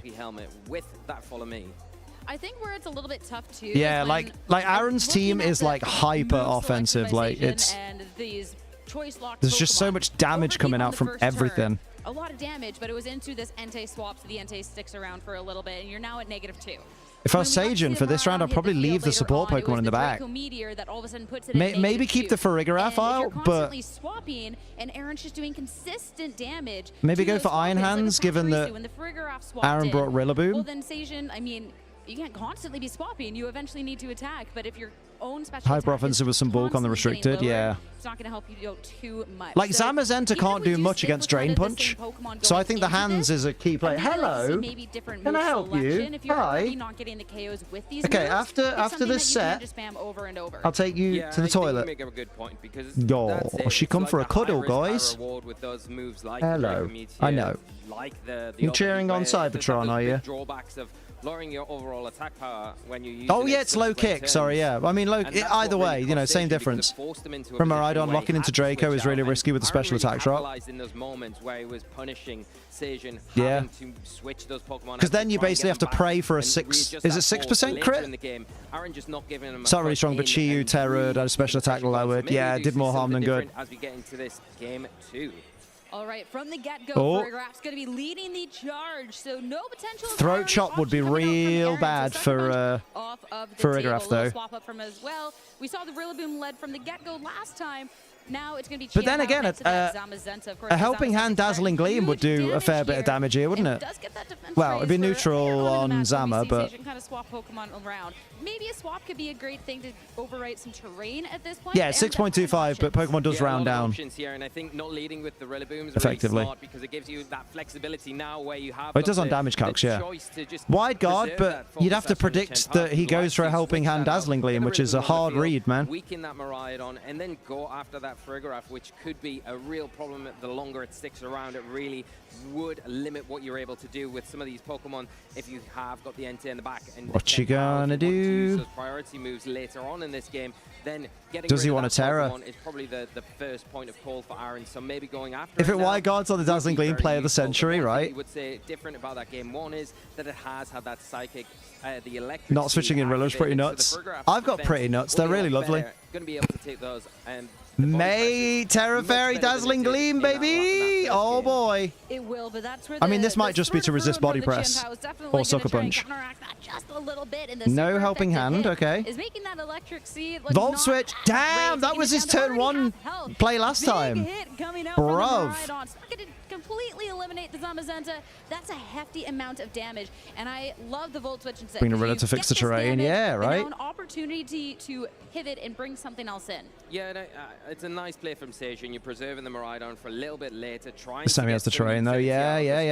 Here, you've got the Armor Tail active, so preventing that Sucker Punch. Ooh, we need to look at what Aaron's got in the back. I think it's very brave. Although I do wish they'd finally sort the spectator mode out, so we didn't see like Aaron picking his moves.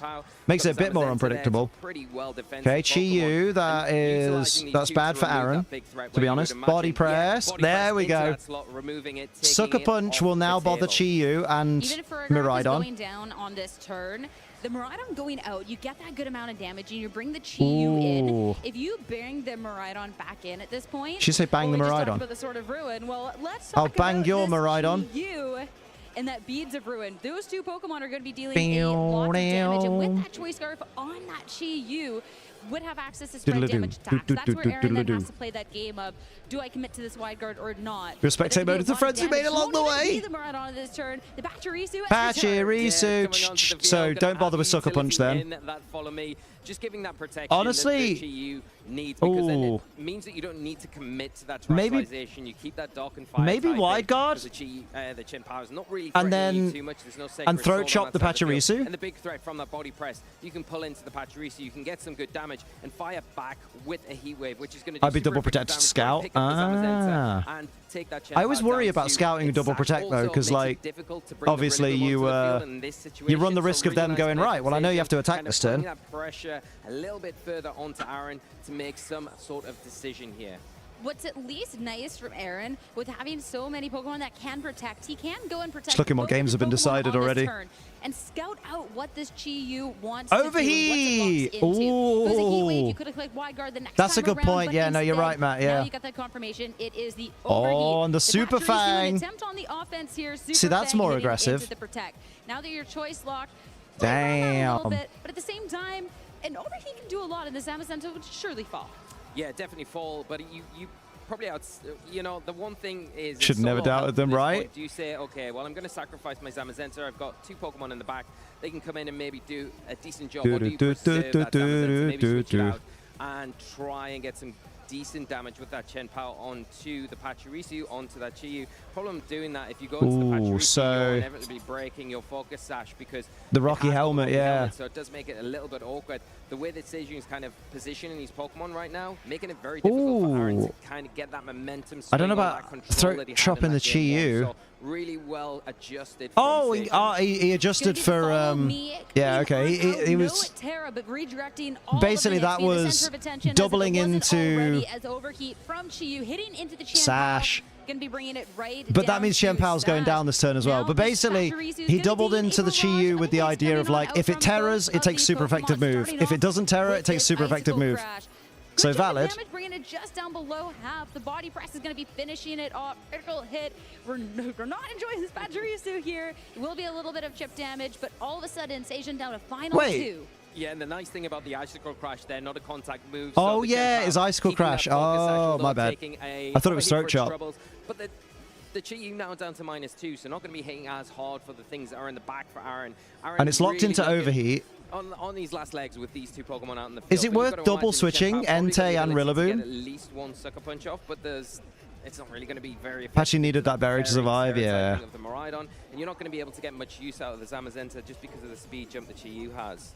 And even here, you don't have to get too far ahead of yourself if you don't want to. We do have the possibility, since you know it is choice out on the other end, to go ahead. Oh yeah, he couldn't terror anyway because the yeah, that's okay. Since we do this way, take notes, Liam. This way, I need to take notes. Damage attacks as well, and you definitely don't want to be disrespectful of that.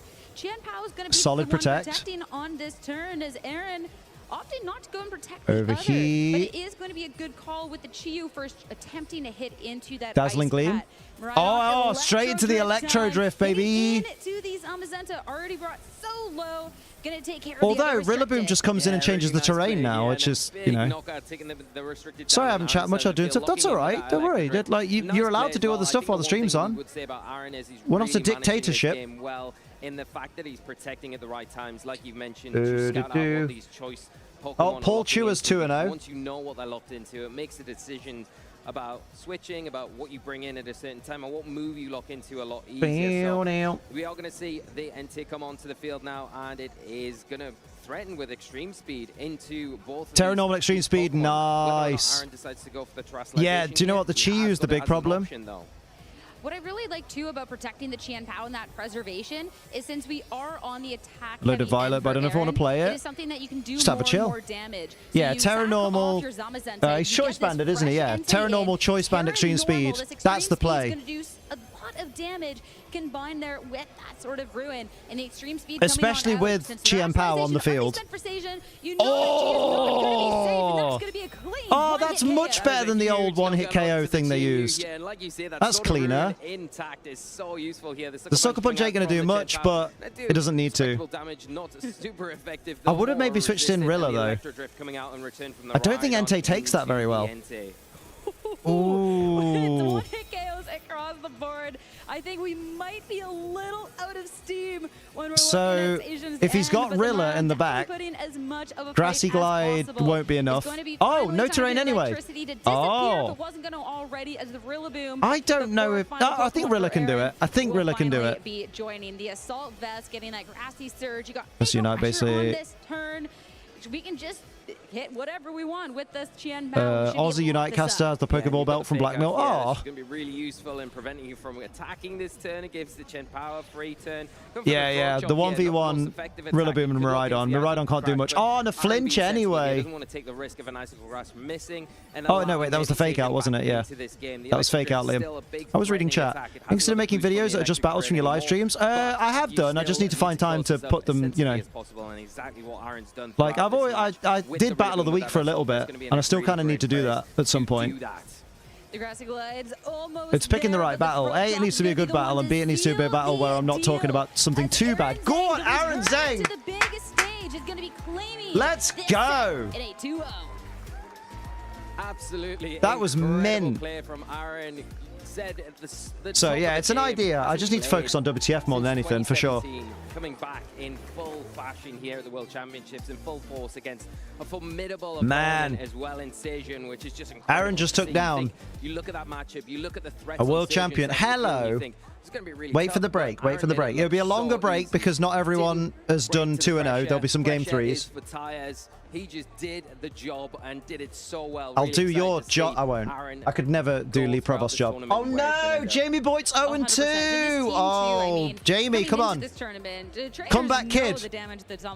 Wolf's 2-0. There's a really high commitment on this team as well. Sure, there is the Fluttermane and the Grimmsnarl we didn't see, but the other big attackers. We're champion on a parade, throwing for them, right? Physical attacking end. And really just committing to that and really just Wolf's 2-0. Paul Chewer's 2-0. So nicely. And Aaron doing a fantastic job doing his due diligence. Okay, here's going to be the protect and kind of scoping it out. And even when there was just that solo protect on the end on the Qian Adam from round 1 is 1-1. So he might face Sejun again in the next. That'd be really. No, not Sejun. Who did he face in round 1? Shohei. Yeah, he might end. Wait, how's Shohei doing? I think knowing his calculations, he was happy to leave that Zamazenta on the field and say, okay, well, you're going to do some big damage to me, but I am going to get some worthwhile damage. Search Kimura, it's easier. They can't play again? Can they not?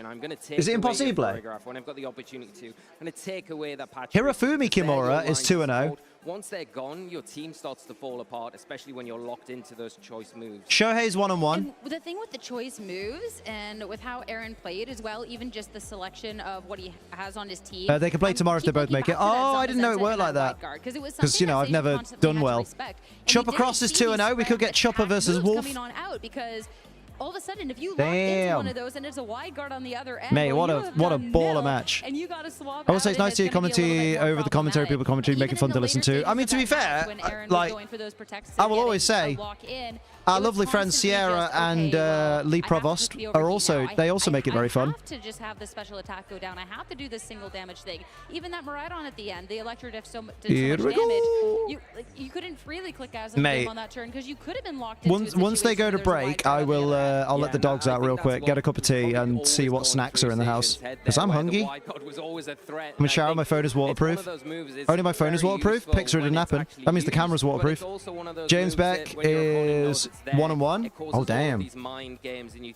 The commentators know what they're doing better than I do. This road because I can't lock in and I can't commit. Me and Gizmo, same brain. We want to see them buzzwhams. Really good choice. I think the outline there was good job following those co-streaming guidelines, Liam. Hell yeah. What happened? Oh, it's Pokemon's end, for sure. Pokemon, sort out your stream. 2013 World Champion Arash Marty 2-0. Ooh. You say buzzwhams? I always say buzzwhams. Mate, it'd be really good if the stream wouldn't buffer. Where are you looking? At his hand. Any picture get feet pics? Ooh. Brother, ooh. Let me, you know what? That Chen Pal. What? Ready for that entity to come onto the field. But I haven't played at Worlds since 2017. We've been nearly missed the interview. Together. I love casting so much, but you know, Fuck's sake, Pokemon. Riley Factora, 3rd in the world for regional wins. I want to hear Aaron be happy. Let me hear Aaron be happy, you motherfuckers. Playing Sagen here, I was gonna say win or lose, it's just such an honor to be able to go against the greatest of all time in this game. And yes, so, Aaron, humility, we love it. But I came back because I felt like I feel reinvigorated. There's a hunger, there's a fire in me again. Sent arm and everything today. And not only were you against Sagen, but you're also against the legendary Pachirisu on that team, a decade on from its victory. Tell us a little bit about kind of the history you've had with Imagine Sagen being able to say you beat Sagen Park's Pachirisu. Obviously go way back. He is probably my favorite player of all time. I looked up to so much of his team building back in the day, drew a lot of inspiration from his ideas. For example, Wholesome. Corsellia back in 2012, Leopard Breloom back in 2013. Aaron won that. He's been it's the winner's interview. Especially thanks to his creative team building, and so it was such an honor to fight against him. We actually almost fought in the semis of Worlds in 2013, but Sagen lost to Ryosuke that year, and I've looked up to him for so long. I was really hoping we'd actually play at Worlds in 2014, the year he won, and so I was scared of Pachirisu, no lie, because I played so much against Miraidon, but I've never seen Miraidon with Pachirisu. I didn't know my damage calc super well. The Rocky helmet was actually a little bit scary because it could break Chimpel's Focus Sash, which is really important in that matchup as well. But I think I just had so much offense and managed to bait out some Terras early on, which gave me a huge advantage in both games. And you had a lot of offense with priority as well. Go all the way, Aaron. We believe. Aaron Zheng versus Jamie Boy in the finals. Jamie Boy's about to go undefeated for the rest of the day. Yeah, I think it's why, for example, didn't go for fake out in game 1, turn 1. It's just a little bit scary if Fergraf switches in and you lose Rillaboom immediately. That's a really bad trade. He had the Ghost Terror on Chiyu as well, which was scary. But game 2, as soon as Fergraf went down, I knew I already had a huge advantage because not only did I bait the Terra out from the Miraidon, I also now just had access to all my priorities. So I knew going into that game, like, if I could eliminate Fergraf quicker, then it just allowed for me to have more options. But even if Fergraf's stuck on the field, it wasn't like the end of the world. It just means that I can't just click extreme speed. And one of the things I was thinking about is like, oh yeah, Pachirisu can follow me, but I can still just extreme speed away from that, and so that's a good shout actually. Extreme speed will go before follow me, right? I already knew I was in a really good spot. Brian Collins is 1-on-1. He battered me. Creativity, and we saw this kind of combination with Miraidon and Chiyu, a little bit like Fluttermane and Chiyu used to be back in the day. That can deal out a huge amount of power. You mentioned you've got a lot of offense on your team, but did you have the defense? Like, were you confident in the defensive capabilities? I don't like the Dream World art of Ogerpon Hearthflame. Just throwing that out there. I don't like the Dream World art of Gyarados, to be fair. On a lot of Pokemon, so being able to scout out, being able to have one defensive pivot like I did on game 1, turn 1 was a really big deal as well. Speed user faster than redirection. Yeah. Oh, if it is. As soon as Terra Ghost came up from Chiyu, I'm like, okay, Chimpel immediately is a win. Oh, Jody Azzarelli's 1-on-1. He lost to Chuppa. Oh, of course he did. You know Chuppa's 2-0, so of course Jody lost. Definitely scary, but the fact that you can't protect either slot and the fact you have to lock into a move, and like you have to be so careful of your Sagen because if you click your spread moves, that means next round we could get Sagen Park versus Jody Azzarelli. Not on stream, but that could happen in at the tables because the stream game is always undefeated people, isn't it? But round 3, you could have Sagen Park versus Jody Azzarelli. That'd be amazing. Oh, mate. Obviously, as you've said, this is kind of your big kind of comeback. There are loads of game 3s going on at the moment. Looking at this World Championships and saying, hey, I want to be there one day. What advice would you give to trainers in terms of prep and don't play like Liam? He doesn't know who I am. I think you just got to get started. I always tell people, Pokemon is such a difficult game. You just got to play a lot of games and try out a lot of different things. Don't be afraid of losing. Like, I think the best tool in this game is actually losing a lot because if you're able to analyze your losses like a Wolf Chopper game, yes please. Tool. Even the best players in the world are losing all the time in practice, and Worlds itself is also such a difficult tournament, but just take it kind of one step at a time. Don't be afraid to get started. Now, yeah, like Arcanine Labs doesn't have the result for Aaron Zheng and Sagen Park yet. Even though Aaron's being interviewed right now. Just take that first step, pick up a rental team, start playing some games, meet your local community, watch some content that's out there. I know a channel out there in particular that you might want to check out, and just cheeky boy. Get started, I think, and don't be afraid. I think that's the main thing. You're gonna lose a lot when you play this game, but that's okay. You need to fall in love with it. I think that's solid. It happened to me. I'm not gonna lie. And I'm still losing a lot. But also, on this world stage, doing incredibly well. We'll let you go get rested before the next round, but beforehand, are there any shout-outs? Anyone you'd like to thank for this journey?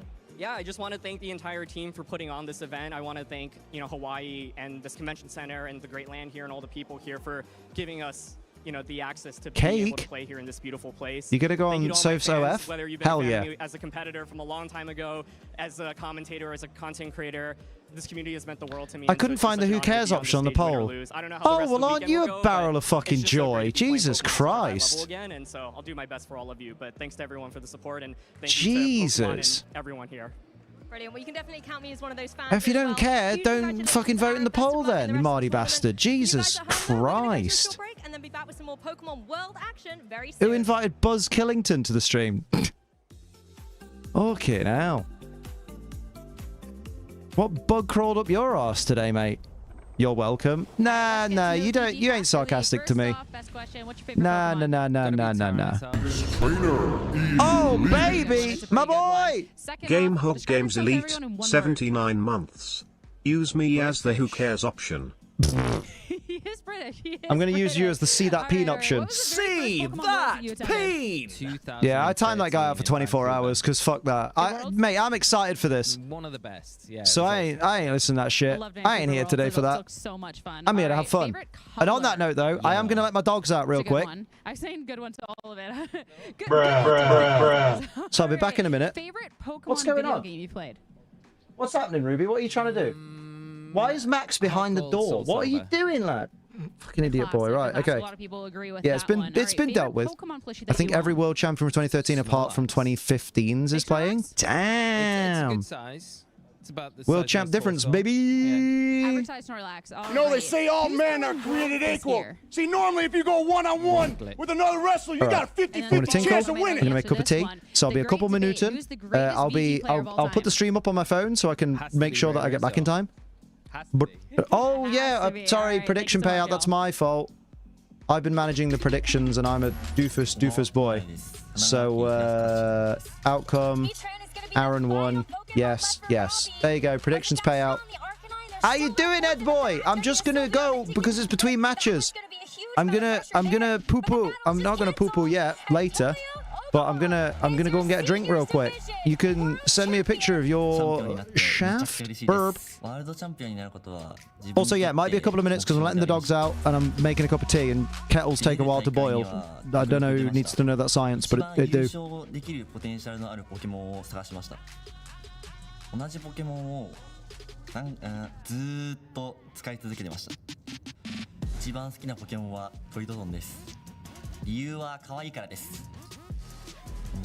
当たり前ですけど、努力が一番大事ですね。ポケモンをする上で一番楽しいことは考えることですね。次は来年も Day2 行きたいですね。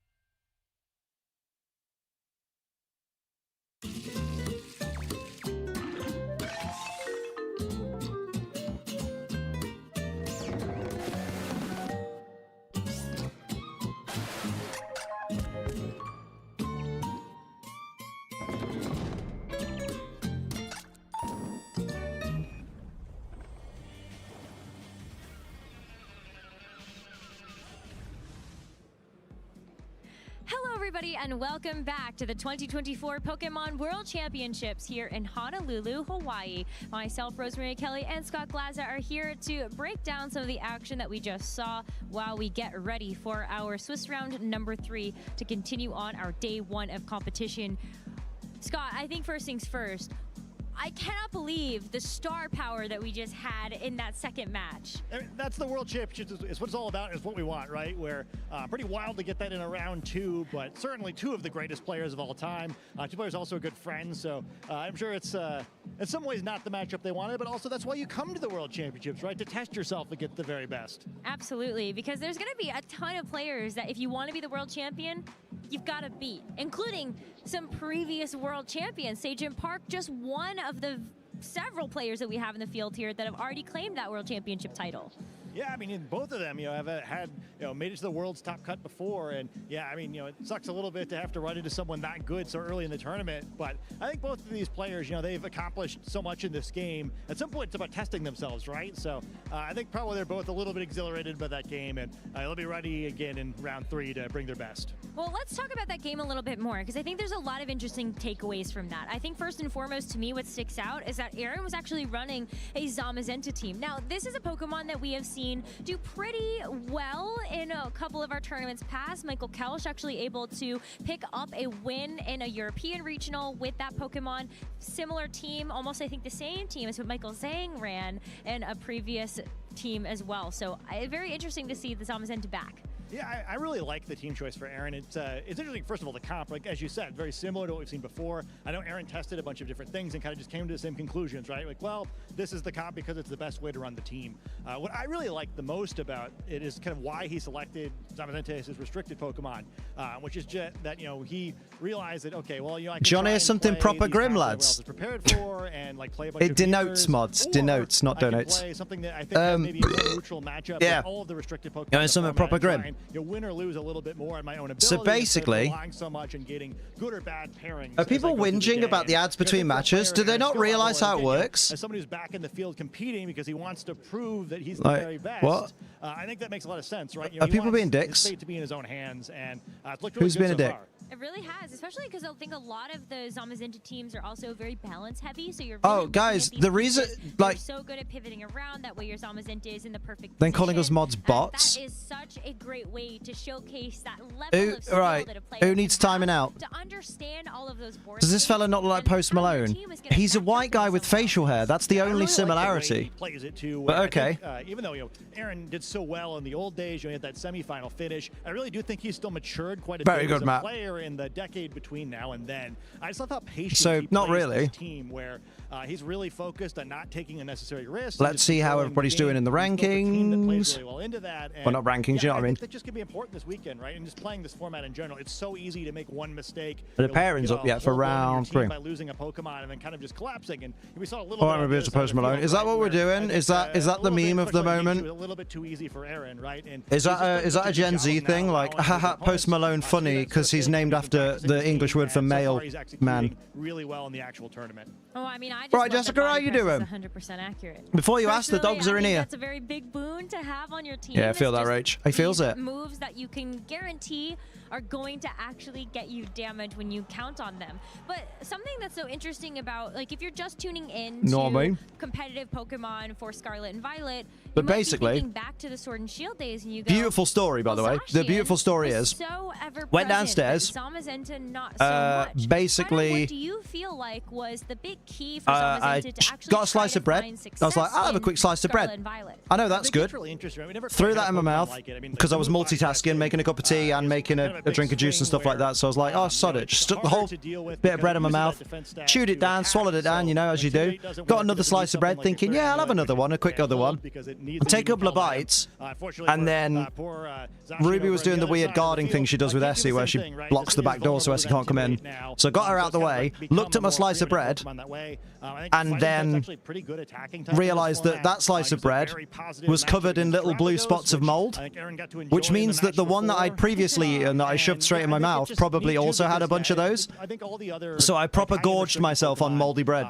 It's about trading, right? Like these big races, love that. I got apples though to make up for it. And like getting in the position to do it tasted fine. This game's a little bit different, right? Where it trades. It's fine. It's penicillin. It's probably good for me. A different pacing in this format is really nice, and again, you're desirable for someone who wants to play more of a controlled style. Good job, Liam. I'll say. Absolutely. I think on the flip side, though, when we focus in a little Green bit mic is interesting. I mean, to be fair, it is a nice mic. How you doing, though, Ed? How you doing? Don't want to opt into the speed ties, the mirrors, just reminds me more of a brick from the middle. How you why don't we? Because this is always a nice thing to do. This is the flavor spot's best bit. Very good. Why don't we stop worrying about what all of the casters, you know, who we think the casters look like, and why not? Let's just not respect. Why don't we just respect them for like being knowledgeable of the game that we're watching? That's more fun. Aaron's like, I'd prefer not to take any risks. Look after Bertley. Oh my God, pick some Merkley. Bertley, please. Merkley. Bertley. But I mean, he's always been good at just a shiny bread. I think for me, kind of maybe in the negative end, you know, we were talking about Sajin's 2014 team. Liam's mic is certainly there. You mentioned like, hey, you know, he didn't just start with Pachirisu and decide to use this team. Can you read my last message, please? No, it's in Braille. Wait, do you know what's the best way to meet Pokemon fans in person? Yeah, go to locals. Was expecting to like the team. Exclamation mark events in the chat to find the locals near you, or is it locals? Exclamation mark locals? Maybe. Matchup, and then on top of being, you know, a pilot of Aaron's skill level, I think. Oh no, Liam. Worlds where Aaron lost that round. I can't remember what it is. But even watching kind of like the way there it is. Maybe it's events. To you, right? Where with all these choice items, you know, more colorful mics than this. BTS are personalized mic, different color for each member. Yeah, exactly. We didn't get to see. You know, they've only sprayed it. Find locals in your area. Yeah, there's Russian ladies looking for you right now. At the very beginning of this format. But honestly, local Pokemon events are fucking mint. Love them. I'd like to see how it does. It's so much better than talking to Pokemon fans on social media. As a matchup you're throwing away, right? You don't think very many trainers. Very good, Yuki. Very good. Zamazenta, who cares? And well, you know, maybe it gives you a tough stream loss in round 2. But what are the odds he plays a whole? You love the mics. Fair play. Probably not very high. Yeah, definitely. I mean, I look at. I mean, I don't know if this is the. This is because I've spent too much time with Ed, GameHog Templar. But the only thing I really care about these microphones is that the audio quality is fine. Of restrictions that we are seeing our players lean into. Don't matter what color they are as long as they work. See if my mum will let me go. Yeah, there you go. Also a very unique. Wait, why is she holding on to you? I'm kidding. Yeah, I was really surprised by that. It's a very cute Riolu. Doubt myself a little bit. I was like it's cool to see how professional Pokemon has become. Like, it's so legit. The commentators are on point. The sets are cool. It's awesome. Right? Exactly. Like Scott Glaser that's talking now. Like, he was commentating like 11 years ago on the championships. Like, he is a veteran commentator at this point. On stream so far, non-world champions 2-0 on former world champions, right? I felt like that was a really positive matchup for Terapagos because SM58 is the most reliable microphone in the world for literally anything, and they're cheap. This guy knows. This guy's done audio presentations for Adobe. Adobe. Doesn't go in and out of battle super well. You know, once you've had that Terra Shell broken, it becomes really tough. If breakdancing could be the Olympic Shogun Pokemon, right? Used are a little bit different than maybe we saw before. You know, even it made it all the way to the finals. I think many people were expecting Aurelian to come out on top there, and we could be living in a world where that's our. Give me that! Oh God, Christian side hook. Champion, but I think that that sort of comp just kind of stopped working, right? In part because of similar situations. Saw how breakdancing went. Really in that final where round 3 pairings are up, baby. Is not great for Tropicos, who again doesn't really want to play those super long switchy Wolf games. Glick versus Francesco Luigi Pardini. We've seen a little bit more with it now, which is kind of interesting, and I'm excited to see what's all in the field. Aaron Zeng. Klefki, what a throwback. Now that I think about it, we've also seen Klefki make a couple of other appearances in the Scarlet and Violet against era, Davide. So it just could be Klefki's time to shine. I think anything that allows you to have some type of speed control in terms of Thunder Wave is always very good. Having screens is also super phenomenal. Wolf versus Pardini is in the same matchup, right? Really But there's also Chupper Cross versus Paul Chua. That's going to be kind of baller. Maybe your opponent's not. Yeah, and I think it's great too, just being a curveball, right? Where come on, Jamie boy, win your match, please. Believe in boy. To a team, the typing's a little bit different, stats are a little bit different. So, if an opponent's like, okay, very good, Gizmo. I need to be able to beat this comp when Grimmsnarl's there. Maybe your answer doesn't work as well when it's a similar Pokemon who is a little bit different. Being sorry for all the breakdowns in the Olympics. Imagine doing so poorly, the Olympics tried to never do it again after it was just brought in. So far in Swiss round number 1 and number 2 on stream. First thing that I the Olympics committee watching the breakdancing. How could this happen? We're smarter than this. Park focused on heading into this World Championships, and Miraidon is so interesting because it came into the Scarlet and Violet single restricted era very man, she is a meme. Until Rajan Ball proved everybody wrong, came in swinging with this Terra Electric Miraidon that just really leaned into. How do you even Olympically break dance? I don't know the rules. Are Pokemon fans nicer in person? Yes, because you know all the nasty people on the internet. They're only nasty because they wouldn't say it to your face. When Pokemon fans are in person, it's probably not going to survive. They're all lovely. Just so difficult to and not to mention, Ugarte versus I can't pronounce it, but Colin. That Volt switch is, right, where doing a huge chunk of damage, safely getting out of battle. It allows it to avoid. Like this Gizmo breakdances Olympically. That was amazing. I fucking love that, Matt. Well done. Attacking Pokemon has on top of Gizmo's like, I don't know what I expected. I'm not lovely. You are lovely. I've met you in person, dickhead. I offered you my Twinkie and you said no. You can imagine a world where that's pretty annoying. It's pronounced higher. There we go. Too many vowels. What's with all the vowels today? Electric type attacks. And yeah, I think the other thing that Chayton did show off that match too is that Fairy Terror type, which really changes the way the Pokemon plays. Absolutely, I think that is one of the new. I'm gonna be so shit at VGC when there's no Terra. I took it. I tried it and said no. That's true. In person, I've never been told I'm stupid for liking the wrong Pokemon according to someone. Online, anonymity ruins some people. Yeah. I offered my Twinkie. Please respond. I was looking for.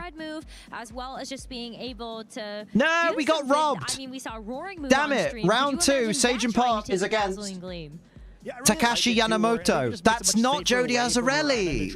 Who's Jody against? Andrew Whitman? No! No! 2017 World Champion versus 2024 Liverpool Regional Champion. Ooh. And then you close out the game once everything's weekend with this super quick Pokemon. Point out to get out of the house, meet some nice people. Honestly, Pokemon fans are great. Like you've seen, there have been people with the voice break. There's a few people that popped into chat who have been to the locals that I've been at, and they've met me through that, and then they popped into stream, and they're all lovely. Plus, one of the rules of the code of conduct for Pokemon VGC is it's customary to shake hands with your opponent and be kind and polite to them. And even if you beat them, it's also appreciated if you offer advice to newer players to be like, yo, this is what you could have done better. This is a decision you made that kind of won the game for me. Oh, my elbow! He's got the whole trifecta. I did a voice crack and funny bone in the same 2 minutes. Go at this point, that would be pretty awesome. Yeah, we need some Pachirisu GBL buffs so that it could be his time. I mean, if you got the Hundo in the game, it could be pretty good. Yeah. But you know, some of my fun people I met have been at comic book stores, conventions, video game stores. They're just happy. Others are in the same things they are. Yeah, exactly. Like you go into look at that cursed Omastar down on the table. It's gonna look a lot like what Sajin did bring on his. When you meet Pokemon fans in person, first and foremost, let's take a you just look like at that Farigiraf. you're just around people that are happy to be playing Pokemon, and that's great. Down to just being able to block all of those priority attacks. Farigiraf, baby! So many on his team, but we've also Joke's on you. I run lefties, and I don't run Trick Room. I run Skill Swap, and you don't win, Liam. And I don't win, Liam. Farigiraf a little bit more of like an offensive. Supposed to play Pokemon with all 4 attacking moves on my Pokemon. I ain't doing the meta like ever. Oh, I don't know. I like a bit of redirection. I like a bit of protection. Yeah, I think Farigiraf is like almost mandatory on Miraidon teams where really just Flavio Del Pidio versus Eric Rios. Ooh, yeah. Until you're ready to try to set up your Joke's on you. I run Farigiraf, but never bring it to my games. Yup. Like the beginning of It do be like that. Didn't take this Pokemon very seriously. What's your flavor? Tell me what's your flavor. It's kind of become the surprising, like, elite, non-legendary. Meanwhile, me only seeing you through EUIC, but you've seen me, and that's what you've got over a lot of people in the community.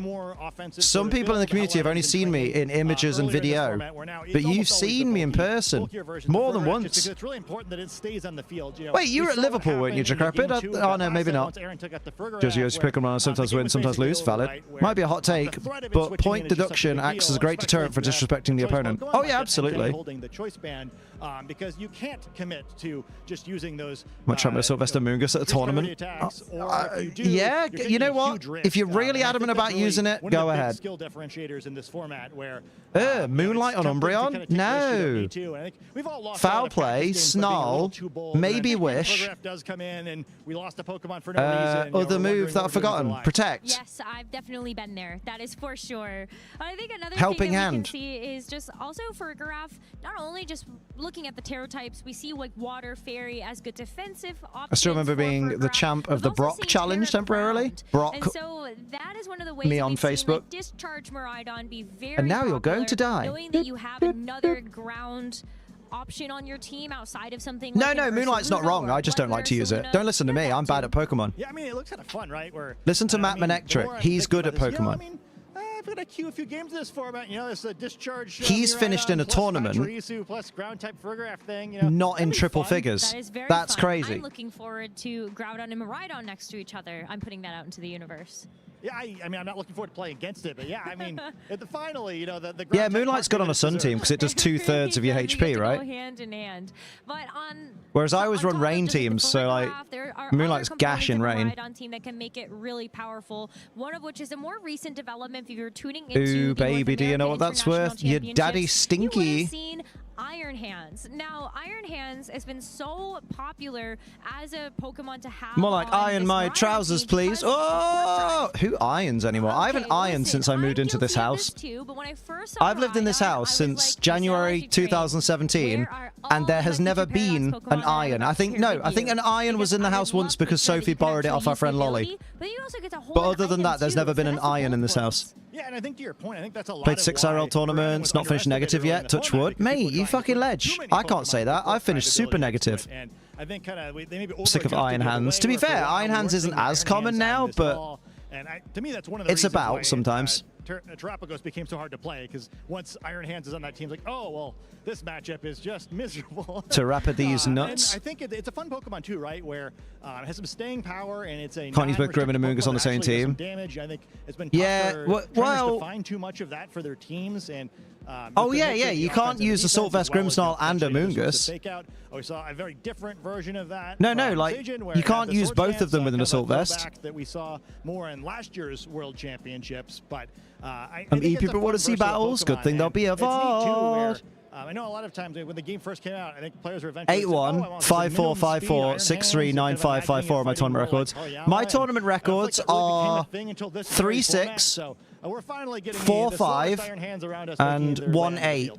I have seen a couple of in regionals and above. Speed training, so if you in locals, it's like Whimsicott that can set Tailwind, then you know that your Iron Hands can hit a couple of speed bumps. 1-4. Really make sure that the Iron Hands can be no 1-3, 0-4. Yeah, no 1-8, mate. Oh wait, you're on about Mats. One of the things that's talking about them both. I'm not using both on the same team. Oh, okay. You know you can only bring one team though, right, to a tournament. The other Pokemon have. They know their held items. They know their Terra types. They do not know their stats. And I think I'm having fun. I love it. That's why I keep going. Multiple different speed tiers. I really like it. Scariest things to run into in this format because it's still really easy to make a mistake, even though most of the information is still face up. Yes, I just really have a good time. Has been also done wonders for the development of like the players, the game. But I assume they're not going to go through all 6 of Sajan's team, right? And you go, oh no, like, I have to play against Go 8-1, day 1 at Liverpool in the 9-5 though. Mate! So that is running it back. On that one specific thing. I feel like for Miraidon teams, might actually just be looking across the Hell yeah. Rillaboom. So let's take a look at that because we have seen how Rillaboom can really. Are we going to look at Rillaboom? Okay.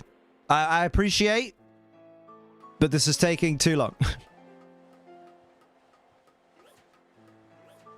To paraphrase Sean O'Hare, they're not telling me anything I don't already know. So I'm going to look for some Gimmighoul coins, mother trucker. We will switch back once once we see that the thing has switched back. It's a good thing the background moves though, so we can at least tell that the stream hasn't thingy bobbed. What's the word? Buffered? Yeah, frozen. Do do do do do.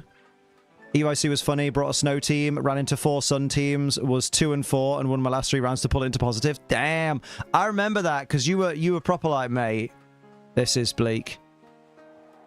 And then you started getting your wind up and being like, whoa, well, your snow up technically. Way. Give me that Christian Gimmighoul.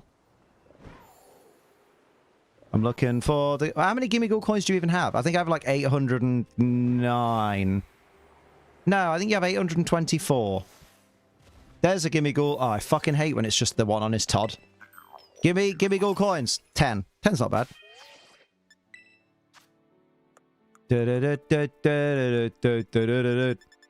All I got was sun teams, mate. Gimmighoul coin. 894, baby. 894. Right, cool. So, let's go a place.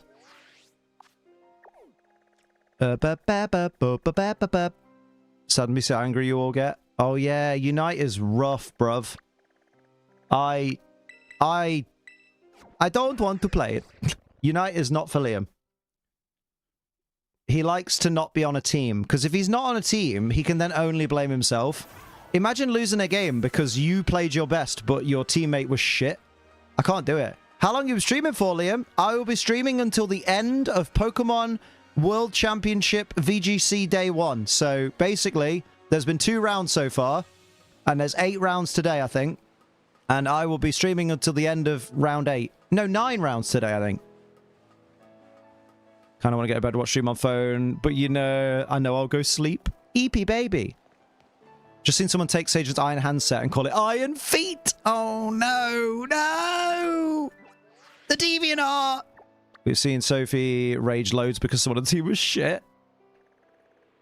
Don't make her angry. Shouldn't be part of Cinderace because of Unite. I mean, to be fair, a lot of us have been part of Cinderace because of Rule 34. You just look for a simple reference image and you see Cinderace really happy to be awake in the morning and you're just like, okay, I didn't need that in my life. First United game, we had a troll Bulbasaur 7 minutes into the match. It was hell. Oh, Christ. I just hit them. Oh, talking and shit. Hang on. Hope you had fun, viewers at home. We're going to have more of this analytical action in between our matches, but I know you guys want to get back into the action. That's why I literally answered the question. Going to go ahead and throw back over to our casters on the desk. I'll be streaming until the end of the Pokemon stream. So many, many hours. I'm going to be up all night. Gabby! And Scott.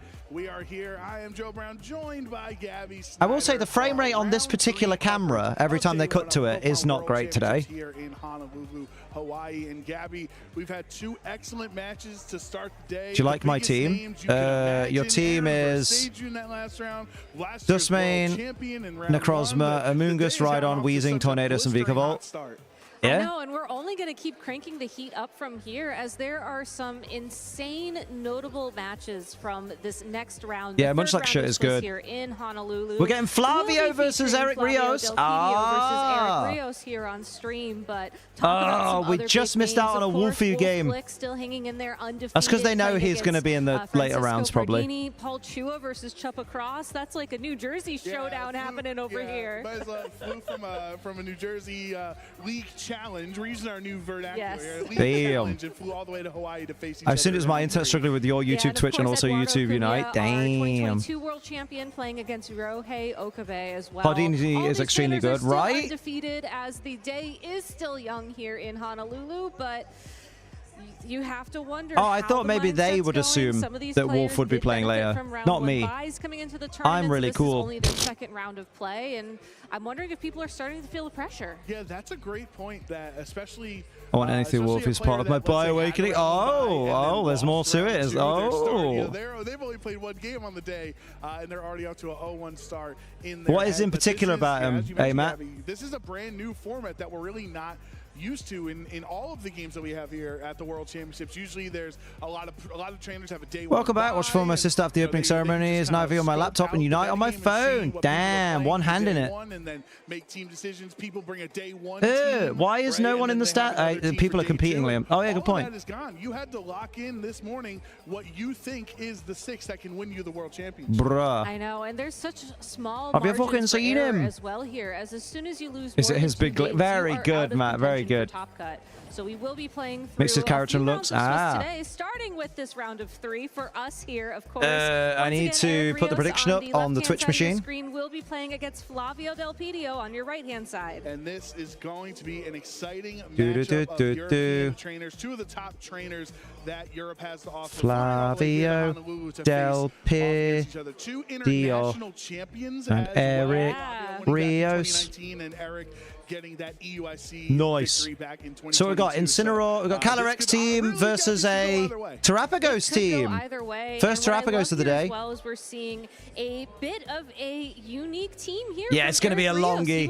Terrapagos is going to calm mind all day long. On stream this weekend. Voice nicer to do. Yeah, Wolf's got good charisma. We saw Aurelian Sula get My mystery response on the stream. That's all right. You might be very behind on the stream because you're responding to something like you saying there. Sorry, I must have missed your response. That sounds like. No, I haven't, Gizmo. Let me have a go. Let me have a look. On top of all that, you have the support of a Pokemon like Grimmsnarl. Oh, mate, my Raichu would murder that Raging Bolt. And that Grimmsnarl. Physical attacks from Pokemon on the opposing side of Well, the it's got foul play. Grimmsnarl is a Pokemon that has had quite the glow up as the regulations have advanced. Lando with the Sludge Bomb. Oh my god, it's Terra Ghost Lando. Is it? Yeah, Terra Ghost Lando. With Choice Scarf. Interesting. Scarf Lando. Focus Ash Urshifu. Covert Cloak Grim. Leftover Terrapagos standard in it. It's got Dark Pulse though, and not Dark Pulse instead of Earth Power is interesting. We'll get back to that later, as I know that was one of your predictions. I'm sure you'll love to talk about it. Flavio, though, on the other side of the field, is running his own Ogerpon Hearthflame. Surprise! So why don't we pick it up right Must watch there? his 2023 Perish Trap vid 6 times. It's so good. If you're used to the last couple regulations in VGC, it's really strong. The Fire typing in Harley is one of the strongest Hey yo! Oh god damn! Thanks to the Hearthflame mask. Tell me which number, Gizmo. Which image number? It turns into a fire attack, and honestly, there's not many things in the game that can endure a +1 attack Ivy Cudgel critical hit, right? Unless you're going to resist that fire attack. But one of the important techs on Flavio's number end 9's is fucking banging. Oh, number 12 is fucking banging. Ooh, 9 or 12 for me. Yeah, I mean, looking my mum got me some food, so I'm about to eat burb. Oh, I got chicken. What we saw in round number 1 with another Terra Dark Life Orb Calyrex Shadow Rider. I love high quality long form content. That's why you hate my content. The team has a few different ways to ensure that the Well, guess which I think's good.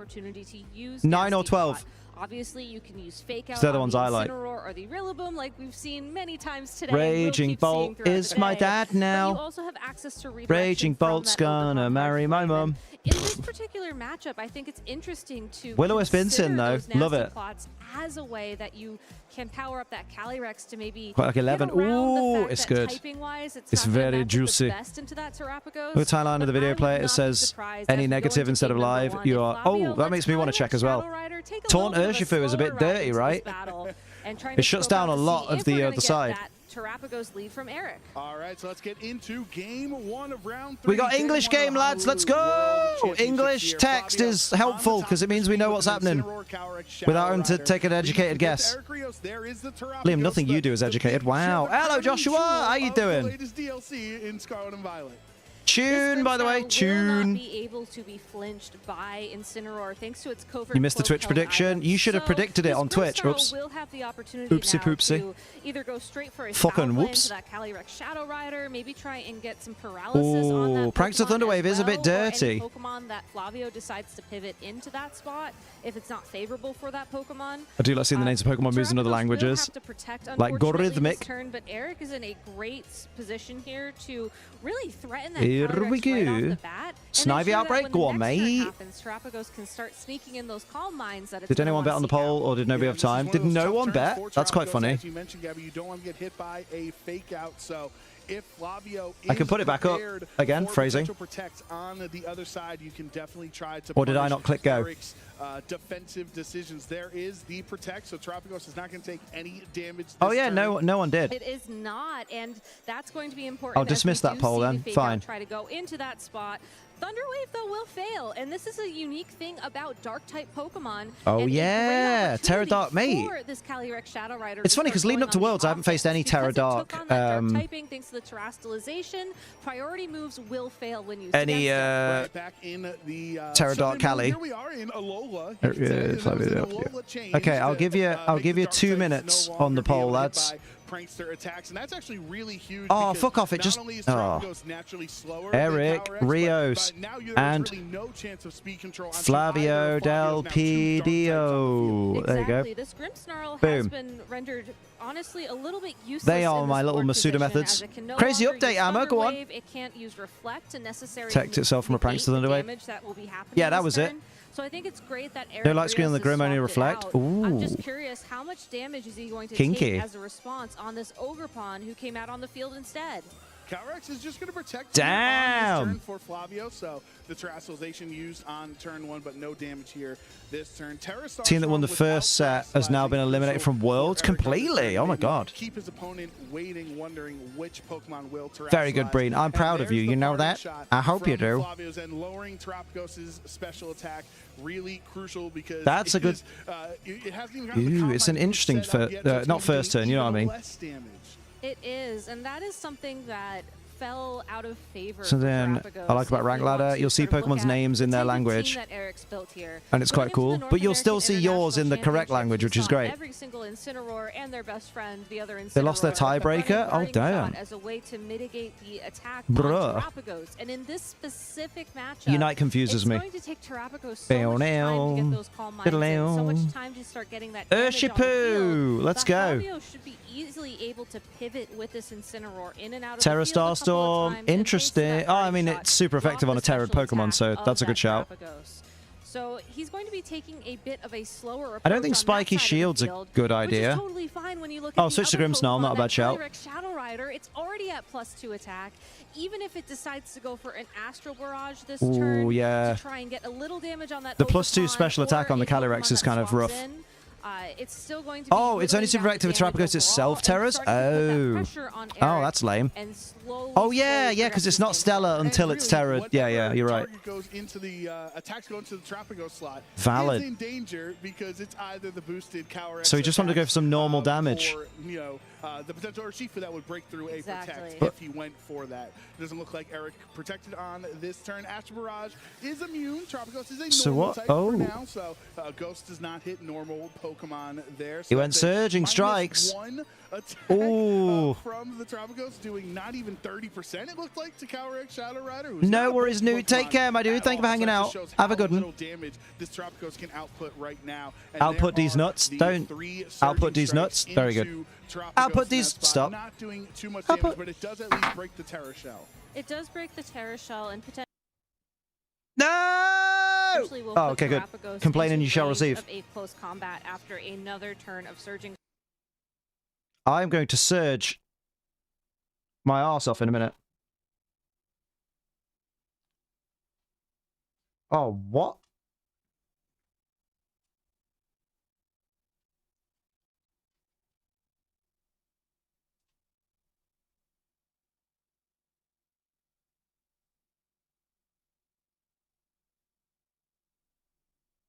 What? Oh, come on. Oh, God, I'm going to have to F5 it, aren't I? And we'll nip back a little bit. eventually will put Terapagos into range of a close combat after another turn of surging. Oh no, it put us back to where we were. I think it's their end, because it's buffering immediately, and it's annoying. But, like, because we're not live now. Ah, Pokemon! I don't really know how Eric gets out of this game. Neither do we. It is their end. Oh. I'm glad it's not just me. You missed Aaron Cybertron Zeng versus 2014 World Champion Sajin Park, who brought Pachirisu back. Bring it back!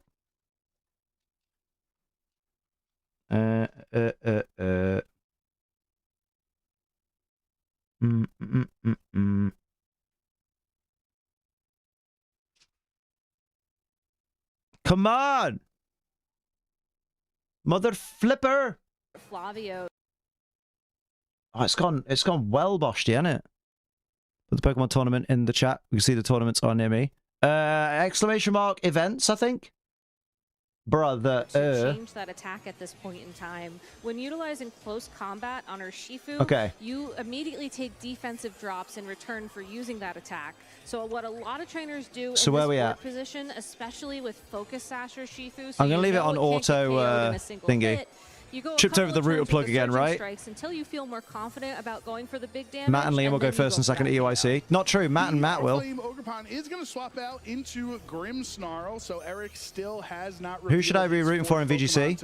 I want to watch, but I don't know who to gaff ab. Wolf Glick, Aaron Zeng, Sajin Park. Jamie Boy.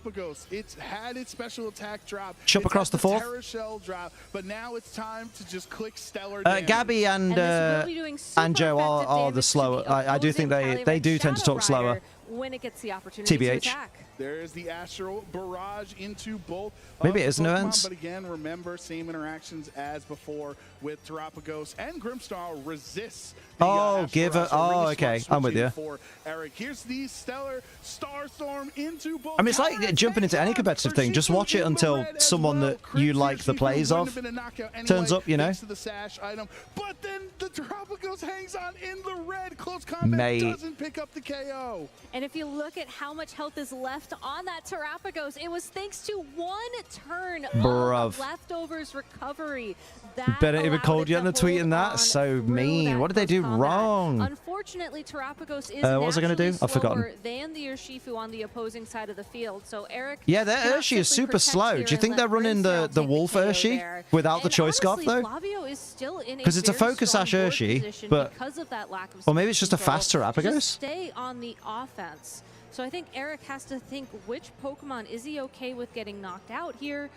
I don't think you let your opponent go for a double KO. Nothing wrong, they just lost. Damn. That's going to give 2 more boosts to that Calyrex. Right, and it just gives Flavio so much more flexibility where you're stuck with 2 Pokemon. Could be timid Terapagos. Ooh. Whenever they feel like it, get rid of the defense drops on. That should outspeed Adam and Ursh. Position right now has to swap this Terapagos out for safety. Ogerpon Hearthflame coming on for safety. It's a bit risky. Grimmsnarl setting up Reflect. That's not going to help against. Yeah, she's actually pro 2v2. True. Any physical attackers Flavio has on his field. KO Ogerpon, no focus, no chance of surviving that. So I love that play from Flavio because when the Grimmsnarl was in the back of Eric's party, there was no opportunity to safely go for that Psychic, because if the Grimmsnarl swapped in, it's a Dark-type Pokemon. Psychic would do 0 damage. Eric might be donezo. As soon as that Grimmsnarl you are still live? Well, Pokemon's show hasn't ended. On the field, you can target it down with the Psychic. I swear, no one listens to me when I say I'm going to stream the whole thing. Get that knockout. It's just a very great Flavio ain't playing, yeah. Even if there is a switch, you have that damage. It's a one-hit I don't KO, think Raging Bolt's taking it down, to be honest. To the Paradise City where the grass is green and the toilets are a bit shitty. I wonder why the Raging Bolt was kept a secret in the back for so long on Eric's side of the field. And it is a bulkier Pokemon here. It does hold Your nan's a bulkier Pokemon. It has the ability to pick up an easy knockout here on either of these 2 Pokemon with a Thunderclap. You think it'll protect from Calyrex? I mean, it kind of needs to, I suppose. Flavio wants Instant in. Eric was trying to prioritize having that Thunderclap access for this board state, where he can threaten a KO. Of course, fake out the Bolt, and then take out the Bolt. Going to attack this turn. That's one way around Thunderclap. Just like Sucker Punch, your opponent has to attack this turn in order for Thunderclap. Go back for my date. Oh, how'd the date go, mate? Shifu out into Incineroar here. Calyrex protecting, saving it. How did it go? A potential thunderclap on this turn. What did he go for? That's going to be a Calm Mind, a free Calm Mind for Terapagos. Was it a bit of cheeky slap the beaky? Defense and special attack. Defense not mattering since it's such low HP, but that special attack could matter. No, he goes for the Thunderbolt instead, so he calls the swap, but it doesn't even do half to Incineroar. I'm looking for something. Unfortunately, there it is. Bolt, you may be used to seeing the super offensive variants that have gotten popular in the form with a knockout range from the Terra Starstorm, that was example. a jump. But you can also have the flexibility to swap Better spot because the mole maybe a Dragon Pulse over a Draco Meteor. Was boring, but we enjoyed his company. Oh, well, that's good, isn't it? For Eric, preparing for a tournament like the World Championships, where that bulk and that flexibility boom, is boom, going to give you the boom. opportunity to play out such like this. The fake out from Incineroar means that Raging Bolt will not get an attack on this turn. Here is the sidekick into Raging Bolt. That is. Oh! It hangs on thanks to that held item with 16. Go on, mate. It does smell. Poke989, thank you for the follow on Twitch, my dude. How are you doing? Damage. So now this is a single target attack from the Terapagos with the Terra Starstorm into Incineroar on the other end with the special attack boost. Might have a game. As well. That means Flavio's going to lose both of his Pokemon on this turn. A great prediction there from Eric. Urshifu can't. The Raging Bolt was the most logical target there for we know Terapagos outspeeds the Ursh. That's true. Does the Ursh have Aqua Jet though? Because it did not have access. Oh, it doesn't have Aqua Jet. There you go. That answers that then. Hold on through that attack, and the Terapagos. It's a bit of a risky play. You could have been. I press button. The babies are there. Very easy KO this turn. That's torn. Oh yeah. Calm Mind to ensure that Eric is. Did you get nothing from the prediction, Rip? Unfortunately for Eric, we do get confirmation of Flavio's final Pokemon in that Rillaboom, who is going to have access to fake out this turn. Yeah. So you do have to play this very, very carefully. But if your Raging Bolt can try and get a knockout here against the Urshifu, maybe your opponent just thinks you're going to be taking a big prediction like you did in that previous turn. That would then open it up for Eric to try and take this game. So it still is very much to be fair, favor. Eric is just playing to as many could a grassy terrain boosted grassy glide not very effective, not take out Raging Bolt? To forfeit here in game one just to see what your opponent's tendencies are, see how they're playing this matchup. For now, Urshifu will detect the Terra Starstorm means Terapagos is actually faster than the Rillaboom on this turn. That's +1 I got a note you found me attractive. I'm so afraid of asking. This is all new to me. Wait, you guys didn't tell each other if you liked each other? Only thing we did was a long hug before she left. Ooh. Yeah, and now that the it's not one of us' fault. It's just the location because it was the easiest spot to go to. Oh well, have you spoke to her since? Like, has either of you said let's do it again, or? Like Thunderclap. I do think that Rillaboom has the damage advantage. I mean, surely she finds you attractive if she went on a date with you. Actually, I don't know. That right? Unless you don't look like your pictures. Anticipating to the Assault Vest Rillaboom on the opposing side of the field. It's possible with that grassy terrain recovery, it might be able to hold on. The issue, Raging Bolt doesn't have Protect to try to stall up some health recovery from the grassy terrain, and it can only target down one of Flavio's 2 Pokemon. So if you Thunderclap the Urshifu slot, then that leaves Rillaboom to target this low health Raging Bolt. Well, that's exactly to be fair, a Woodhammer went for. So let's see. It's just going to be that Rillaboom and the Raging Bolt. Still like, yeah, you want to go on a date with me? And she reassured me she did. Oh, well. Woodhammer here should there's potential. There you go, Flavio. Yeah, damn. In this game number 1. Right, even if so Flavio is one up. Resisted hit that Woodhammer with the grassy terrain boost. That's a nice shirt. I like the bird on it. Rillaboom can bring to any match. And Riverwalk when it gets called. Oh, there you go. Well, at least you wanted another date.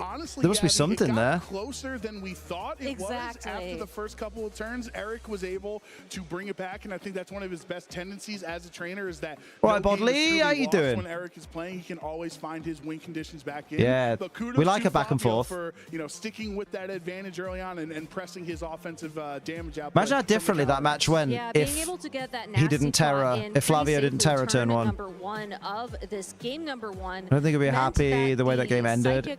He had a massive lead. That's true. Were always a threat. Like Eric was clawing it back for sure. Hello, Crescent Sheath, how you doing? When you think about how this Pub girl's drunk again. Oh, she's looking for some cookie. Shirt's much better than they usually are. Usually it's a cheat shirt with trainer iron onto it. Yeah. Terra Starstorm to get that damage down. And what we did see in this here is that more like Riz Matt. Naturally faster. That's a shot physical affection, and she does. That's about boundaries. Let her know. Normally happens with how these Pokemon I let her know I want to look out for it. Oh, well, that's good. So there you go. You're making her feel safe and stuff. Also, now you probably don't need Thunderwave Grimmsnarl as much as you thought you did. I don't think so. I mean, if you look at the Grimmsnarl in particular, it was great to be there. Yeah, as a what really did the Grimmsnarl do, actually? That's a good point. And the Astro Barrage on the opposing side of the field. Lord of Wayne. But you didn't do any damage in return. Lovely last, quite funny combos. You didn't get but face like a fucking rocket ship's arsehole. You can't say that, Matt. You are making an adjustment in You're not allowed to say that about people. Leaving the Grimmsnarl behind is a very logical adjustment to make. You also some matches have already been decided. Your own Urshifu Rapid Strike, which could come in handy here with the multiple hits, be able to threaten some bigger damage on that slower Urshifu, like we just said, break the Focus Sash in one attack, and then a Terra Starstorm to pick up the KO. Might be a very easy way for Eric to make a natural pivot in how he approaches this game too. Yeah, even if Nicholas Khan is 2-1. Still gained some valuable information there. That was someone that you mentioned earlier, Matt. Naturally faster than Urshifu, faster than the Rillaboom. Justin Tang is 2-1. So Flavio would have to choose Grassy Glide to try to get it if it's low HP. So definitely. Taron Birdie is 3-0. Damn. Just so new to this. Do something. Make it. I get this. And she probably knows. Well, she knows she might do it. Just give her time and space. Yeah, so same leads on both sides of the field. You've let her know. Brian Collins. I faced him. He's 2-1. Click that terrestrialization again. Turn number 1. Sliv sent the comment for Tuesday in mod chat and haven't heard from her since. Oh shit! Eric just repeat the same play we saw from game number 1, where you go for the Thunder Wave, you go for the Calm Mind, and hope. It's weird he brought the Grimmsnarl again. And then if your I wouldn't have done that personally. For some reason, you are able to connect that form of speed. To be fair, Liam, you probably would have done. Because you're dumb. I am dumb. I think I faced Tim Edwards before, possibly. He's 1 and 2. Fantastic position in this matchup in particular. I'm just wondering if Eric is going to be able to utilize it a bit better. I didn't want to do it now since we just met anyways. This time around, oh, okay. You only have Reflect. You don't have Light Screen, so that's really hindering you in this matchup against JB Boyd won round 3. Special attacker that you can't mitigate that damage. Boyd's got a win on the board, lads. Comeback king. Tim Edwards. Oh, that. No, I haven't faced Tim Edwards then. That's where I know his name from. Yeah, he got second at EUIC. Or a foul play later on in the match. The Boyd comeback is happening, lads. 2 turn 1s in a row. The Boyd back is on. In this set, there is the Terra Dark the fact that he won, he must have won that match 2-0, and the fact that we're only on like the first couple of turns of this game too, probably means on this turn, boosting his special attack and special defense by 1 stage each. This very easily could have that it was an easy one for Jamie. From the parting shot, but the parting shot goes into the Urshifu switch in instead, so Eric Terapagos is still boosted. It's still boosted, and that Urshifu was able to last the entire turn. You know the hug was long when you smell it on your hoodie. Damn, someone's smitten already. With a focus sash in the back of your party, you don't want to switch that Pokemon onto the field, knowing that if it takes any damage in the process. Yeah, the games are supposed. I don't know how late the stream game starts though. Actually, that might take a bit longer because the setup. Parting shot over the fake out on that. But most people's games start like the fact that there's only a handful of games that have finished so far. So that Urshifu, yes, it has been intimidated essentially with its attack down 1 stage, but it's able to deal damage via critical hits. Which North America having a bad Unite day. There we go. I love how I failed to read that word 3 times. I tried. Where's the button? That would be doing super effective stellar I tried damage 3 times. So Flavio is set up with his offense, but how do you handle these 2 Pokemon defensively? It's a very tough position to be in defensively because it comes down to who can hit harder and who can hit faster. You lost your Flavio, who didn't get a bracket stage. We did see that in game number 1 where the Terapagos is faster than that opposing Urshifu. I don't think you necessarily are going to be able to take it out here. I don't know if Protect was the play, because surely the Urshifu is just going to Surging Strikes to get around the attack drop. Still, this is going to be an easy 2-hit knockout on that Urshifu. Yeah, Urshifu brought down. Unless the Calyrex is trained to survive a Surging Strikes. Remaining on Flavio's end there. Close combat in response, though, from Flavio will bring Eric's Urshifu down pretty low. And remember, it was hit with the parting shot on the last turn, so it's not going to do a lot of damage. But mate! You protect in front of Urshifu, but because of the parting shot, Calyrex And yet Eric led the Grimmsnarl to bait Flavio into terastallizing, allowing Urshifu to beat it. That's, mate, that is some one guy playing chess, the other guy playing checkers moments. That's true. This is an Aquajet Urshi, so he just has to connect an attack. He's just got to decide who's going to protect. And Calyrex didn't opt to attack. It went for that protect, just opening up yeah, that it can't door. protect. Yeah. Oh, yeah, I'm an idiot. They can't protect in front of Urshifu anyway. Yeah. Compared to Eric's with the Aquajet, so you'd have a priority attack into this. I'm going to sell props for this one. I noticed punching bag machine in the middle of the thing. I said, $1 for this. I could punch something else for free, like you, and playfully punched her lightly. She did it back. Oh! You're braver than I am to say, oh, I could punch something else for free, like you. God, I wouldn't say that on a first date. Good lord, mate. You're brave. You're brave. Here in game 2, but wants to preserve the Urshifu for later. There's the Aquajet. Calyrex is down. Flavio's Terra is down, and game 2. We might be getting a game 3. Start for Eric. It is, and now that Terrapago's able to connect a Terra Starstorm, single target damage against the Rillaboom. Playfully, it is holding an Assault Vest, so it's not going to do the dramatic knockout that it must have worked, but still. But still, a very awesome. Oh yeah, good point. Calyrex Life Orb, so if it attacks, it faints. And honestly, now the Urshifu's kind of done his job. Got the Aquajet KO on Calyrex. Let the Urshifu get any amount of damage that it can. But really, Incineroar, Urshifu, Rillaboom sounds like a perfect reflect angle to me. Ooh. It really is a great opportunity. A lot of times, I guess you just Aquajet the Urshi, right? Try and preserve reflect, as Urshifu with those critical hits is able to just hit right through them. Little sign of it. Oh, okay. I believe you. I believe you. Pokemon on the opposing side oh, of the Jesus, Wheezers. Jesus, Wheezers. Jesus, Wheezers. That ability needs to be nerfed. I know. I feel like if you protect in front of Surging Strike, in front of Rillaboom, not Rillaboom, if you protect in front of Urshifu, Unseen Fist should do 50% damage. You know what I mean? Flavio does have a couple of options he can try and some mold in our restaurant. Oh, man, you're all right. Unfortunately, it looks like we're going to be seeing a fake out to break the Terra Shell, which means there's probably an attack coming in next from that Urshifu. Yeah, here's the Aquajet. Well, there ain't. 1 HP is all you need to take out Flavio's Urshifu on the other end. So Eric's Urshifu, even with the drops, has put in so much work here in this game. Today, Buggles has flinched. Yeah, Eric has been on point. Attack that turn thanks to the fake out. And remember, Eric hasn't even terastallized yet. He hasn't and we were there like, mate, why did he bring the Grimmsnarl? Mate, he... Just when we thought we had all the answers, he changed the questions. God damn. Very, very well played. Terra Shell back active. God damn. Good thing is he has another fake out to come. I think that this Terrapagos is in Mr. Dragonair cooked me dinner. Ooh. Mid-dinner. Get those knockouts and bring us into game Chicken 3. tikka Medina. I mean, Terra Shell, it's one of those, it's you know, you think about some other Pokemon like Multi-Scale Dragonite or even Lunala with its special ability when it's at full HP taking less damage. The Terra Shell is even better because it doesn't just take less damage, it takes game 3, baby! At full HP. So the battle is canceled. Another cute moment, some guy selling candles. Candied fruits?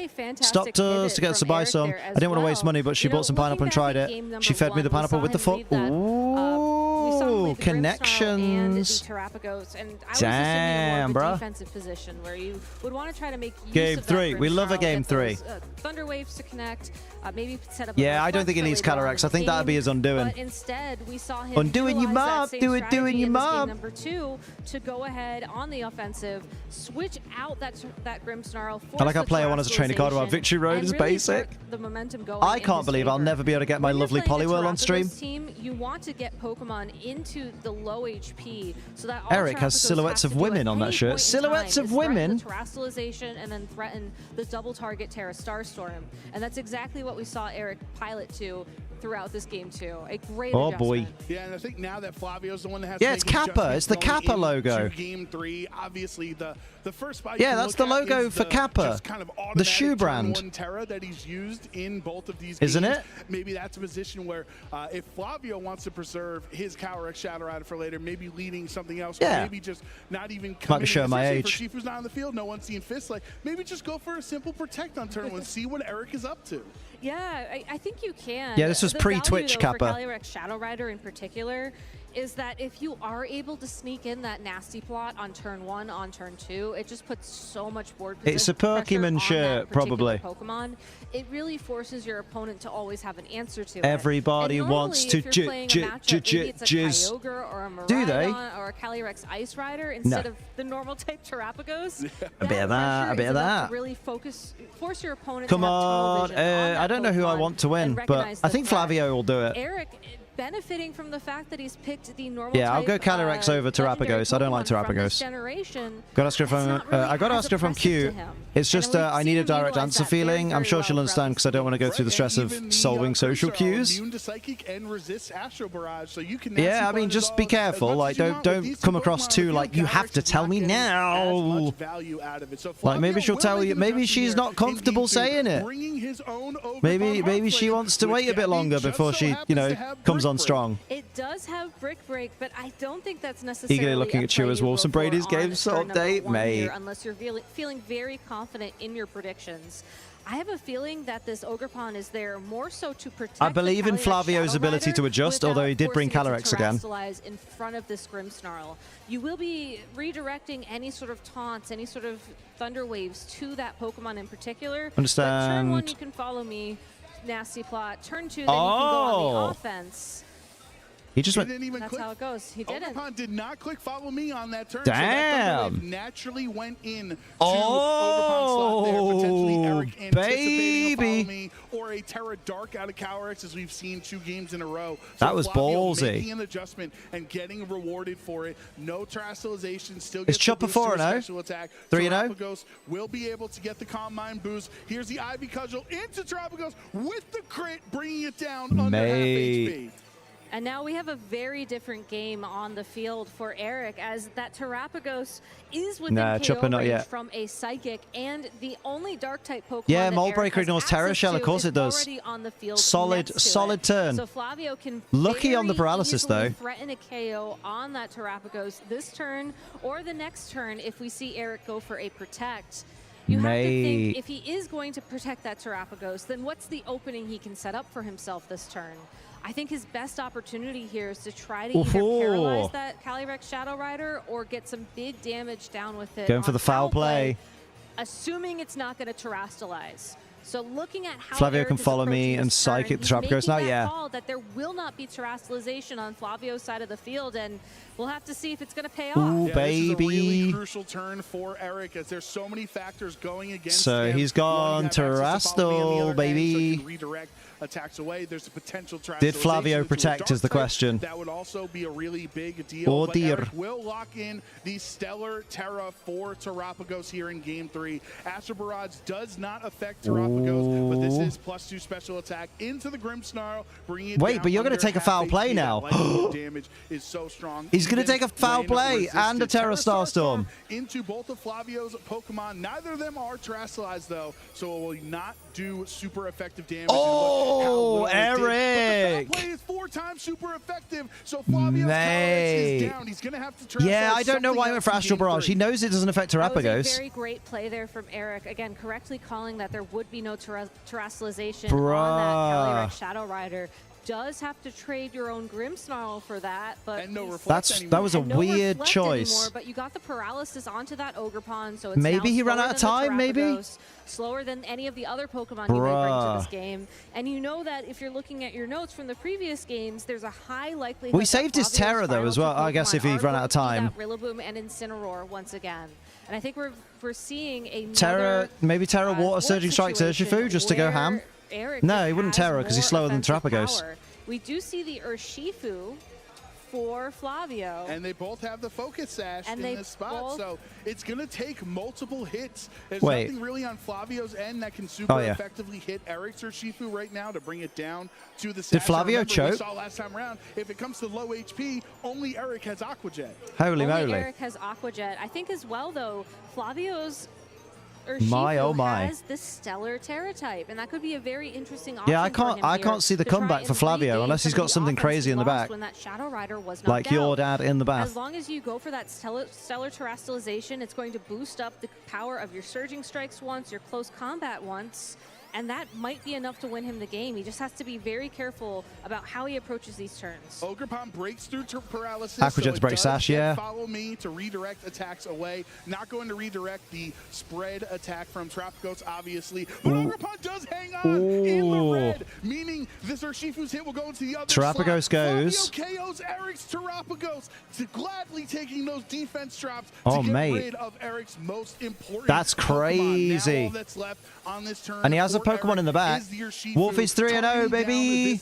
So is Ashton Cox. On the other hand, the close combat takes it out, but you will get those defense drops. Brady Smith is 3-0 as well. A really strong turn for Flavio, keeping his Urshifu's Eduardo Cuna's 3-0.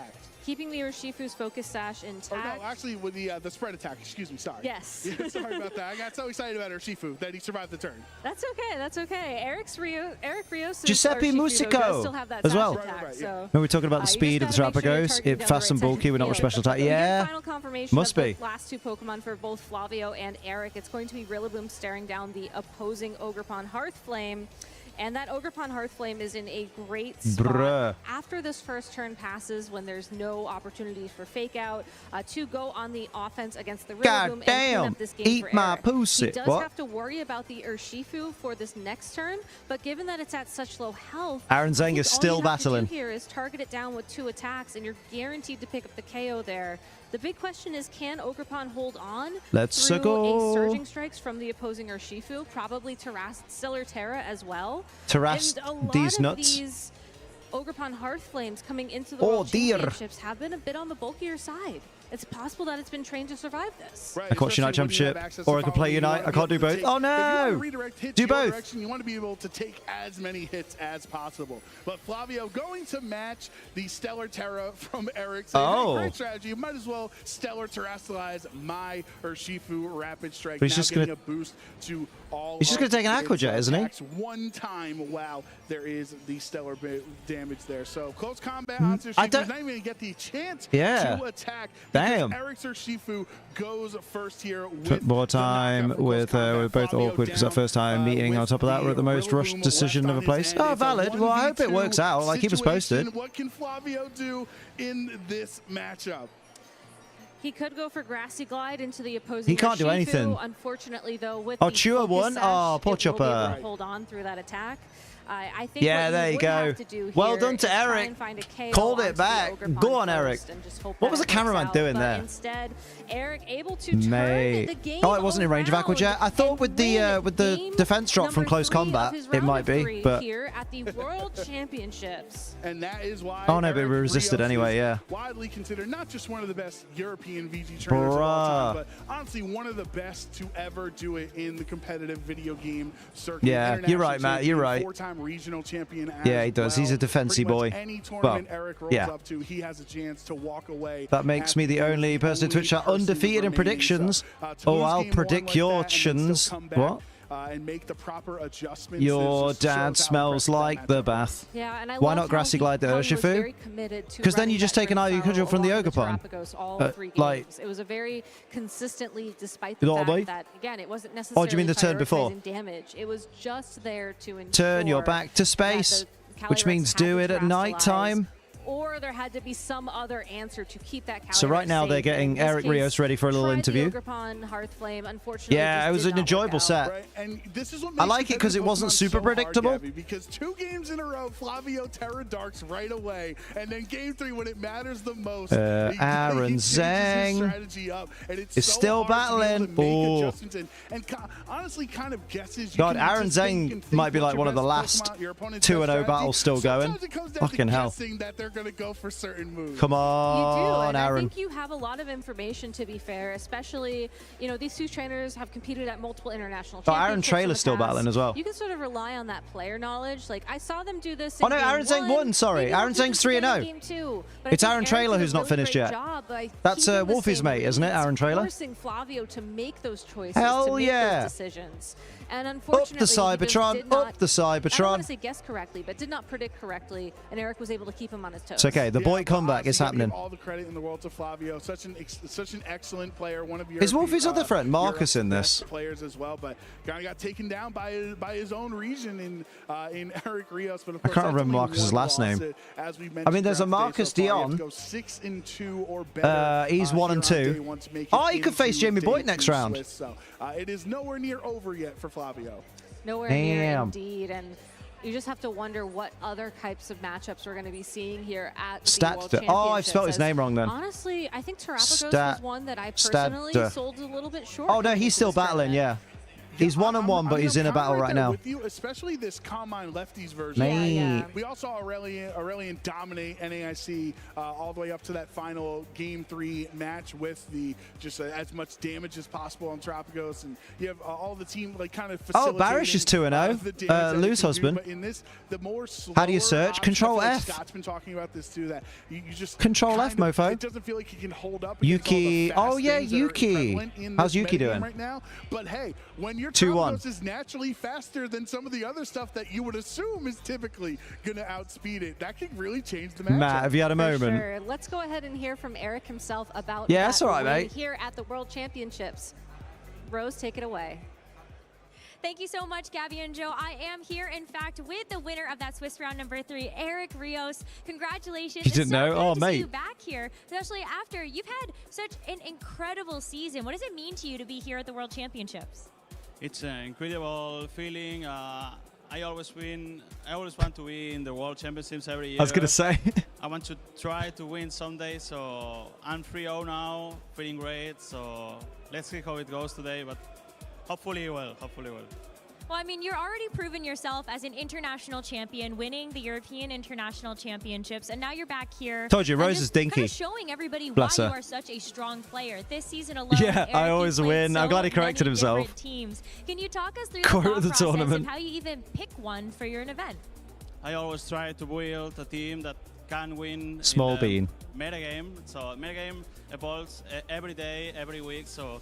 Yeah, I played a lot of different teams this season. I try always to bring the call for the tournament. And now I think Terrapagos is really good. There are a lot of Kali Shadows. It's good against Miraidon. It's good against Kali Shadow, Kali Ice. So I think Pagos could be the call. So that's the only shortcut I know and use faithfully is Windows Shift S. I mean, it's just impressive to me that you played Zamazenta at Shift Stockholm. S? You ended up playing Calyrex Shadow Rider yourself. What does Shift S do? It just makes a capital S. Oh wait, Windows key, Shift and S. So oh yeah, with that in mind, now was I get this you. just the meta call for you when it came down to what you thought would be strong here at the World Championships? So it's a Growlithe outbreak, go on, mate. Everybody using Windows, hold the Windows key and press the period or full stop button, and you will open the emoji keyboard. So you're welcome. I was studied the metagame 2 months ago after Nike, so it took like 1 week for rest, holidays, and I tried to work every day with Alex. Oh, Len's in the tournament. He's 1-2. Len Duel. I beat him in one match out of 3. I beat him in one. Yeah, in Madrid, so, one match out of a set. I beat Len Duel once. He's lovely. We have to do it well this weekend. Windows Shift S makes a snipping tool. Work is not finished, what does that do? So snip these nuts. Someday the World Championship. It's my dream, and I will continue playing. Very good, Matt. Yeah, I ain't doing that. So, let's see. Well, right now you are off to such a great start, Eric, with an undefeated right about now, the Funk Soul brother, check it out now. I want to just talk a little bit more about that Terrapagos team. Something that we've noticed Terrapagos can struggle with is a Dobbs to play. Is Dobbs playing? Is Dobbs competing? Sometimes it sits. So how did you try to fix that for some of the matchups that you had? As in Ethan Dobbs? Sometimes the Pokemon that can defeat no, he's not in the tournament. I was going to say. Urshifu, Hans, but so text phone cute with a cat meme makes it less serious, I don't know. That's why I tried to. I went, you're cute too, crossed out on Discord. For that, so everyone is playing Adam and Urshifu. Sometimes you face Jolly, but it's not. Oh, well, let us know what she says. Yeah, can someone write that hotkey down in chat? I was listening. Somewhat obstructed by noise. Oh, Windows key and the full stop / period button. Everyone will expect that, so.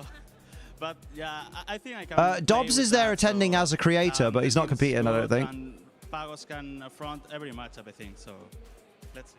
I'm sorry we had to share the secret of yours on broadcasts already, but I think another thing you had to think about in this match was the brick break on that Okerpon Hearth Flame from Yeah, he just said how his Terapagos outspeeds Adam and Urshifu. That's mad. For game 3? But that means it's Fragile, right? Saw that, hey, Ed, what's Fragile mean?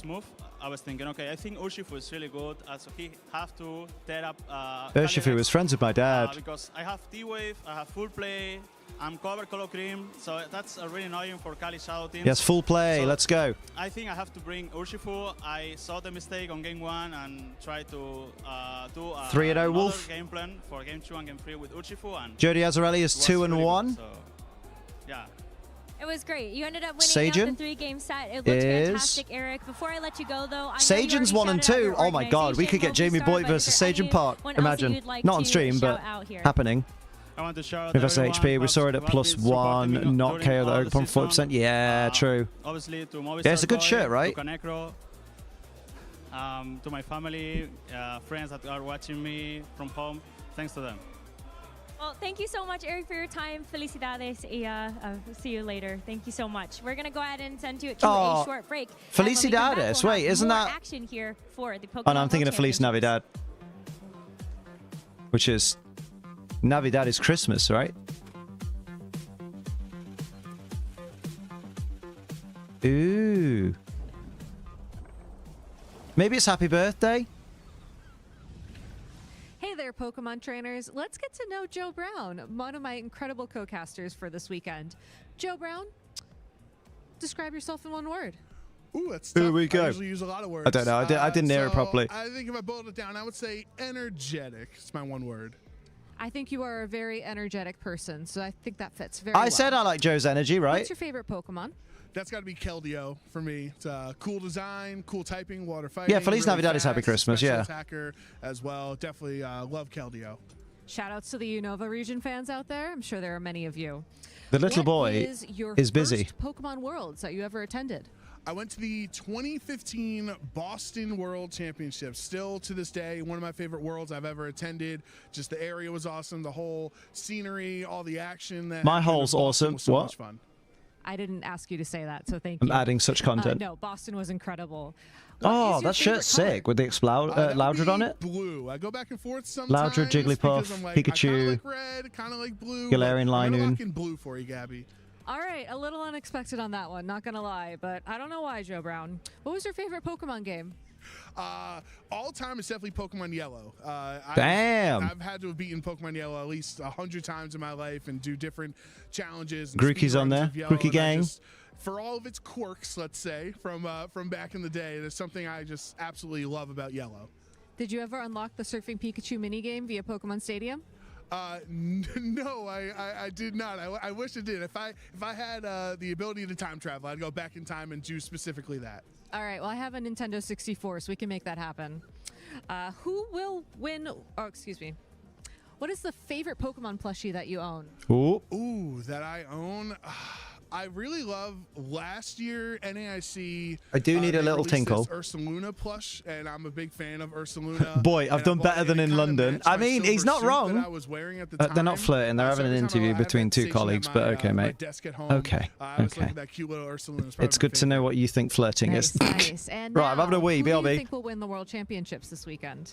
I'm going to have to go with my captain. Justin Burns has taken home the crown for Team USA. He's one of the best players in North America. Has been consistently top cutting in the Regulation G formats that we've had. They're both regionals and ICs. And I think if you're asking me, he's the favorite to win it all. All right. And who is the greatest Pokemon player of all time? This is a hot take. It's going to kill me to go against my Jersey guy and Ray Rizzo, but I got to go Wolf Glick. At this point, it's just over a decade of just important accomplishments throughout international level, 9 regional championships, 1 world championship. At some point, we got to value the championships happening here today with the thousands and thousands of players, kind of weighing that compared to championships in the past. So kind of a hot take. I'm sorry, Ray. I know I love Jersey boys, but I got to go with Wolf. All right. Well, Joe Brown, it was amazing to get to know you this weekend, and we'll be back with more action soon.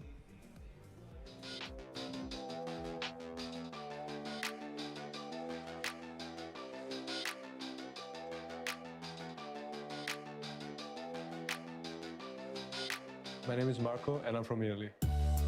Traveled to come to compete against the best, and he'll leave having etched his name amongst the greats as an international champion, not just the first, but the second time in his VGC journey. Your dad's a prick end. Who is this Joe Brown fella? He literally commentated the last match. You saw him do it. I started by watching some YouTube videos, and then I got really interested into that. If I basket myself, I think it works on Zord. Zord! I definitely look up to Wolfie Glick. In fact, for the last 10 Everybody years, looks up to Wolf Glick at this point. He basically never does any mistakes, and every day I try to. That's not true. I've watched Wolf make mistakes and go, shit, that was a mistake. Win the World Championship. Last year I came close. I got top 16, but yeah, I hope that next year I'll be able to improve that. Oh, Marco's 2-1. Nice. Might pass on the floor, hugging my hoodie. Oh, someone's caught the feels. It definitely would mean a lot since I've been playing for the last 5 years competitively. Seems flirty to me. And that would really imagine a man and a woman laughing and joking together as friends. Since, it's probably one of the best. So flirty, isn't it? You kiddos. Trainer tour? I wasn't on this because they don't like me. Notice trainers. Oh, is he? LAIC champion. Just like their favorite Pokemon. I'm Andrew Mahone. I'm here to dive into the game and take our trainers to the next level. 3, 2, 1. Yes. And I'm Megan Camarena. I'm here to get to know our trainers personally and help them grow in real life. I didn't watch this when it was on YouTube. And I don't think I want to now. I don't really get to be around my kids as much as I want. Why don't they like? Oh, Pokemon don't like me because I make content aimed at adults. After every single what are friends? Without fail, I would end up in hospital. But Pokemon saved my life. Ooh, 100%. maybe you need to be more flirty. What? Get you thinking about the what do you mean? I'm on about the Pokemon Company International as a business. I'm not on about Joe and Gabby. What?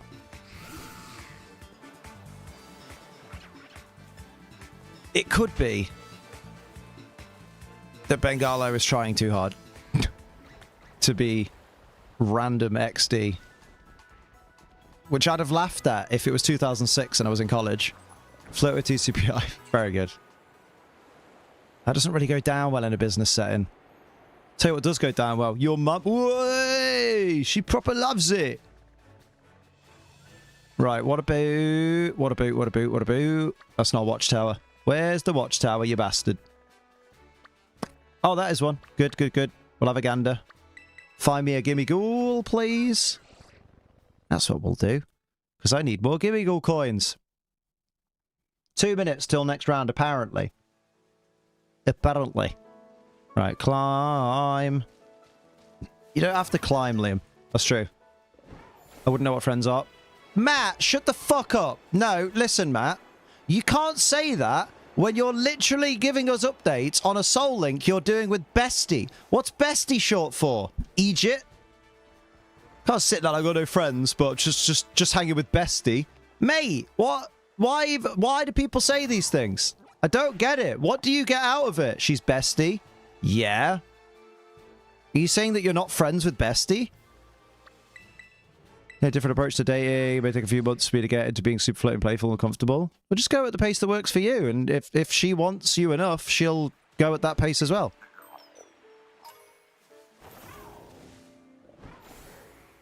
Oh, I liked that, Gizmo. That was funny. Nah, Matt, maybe I'll start agreeing you have no friends because this is silly. Next time you say I have no friends, I'll say, yep. Fucking hell, Amma. Amma is absolutely savage.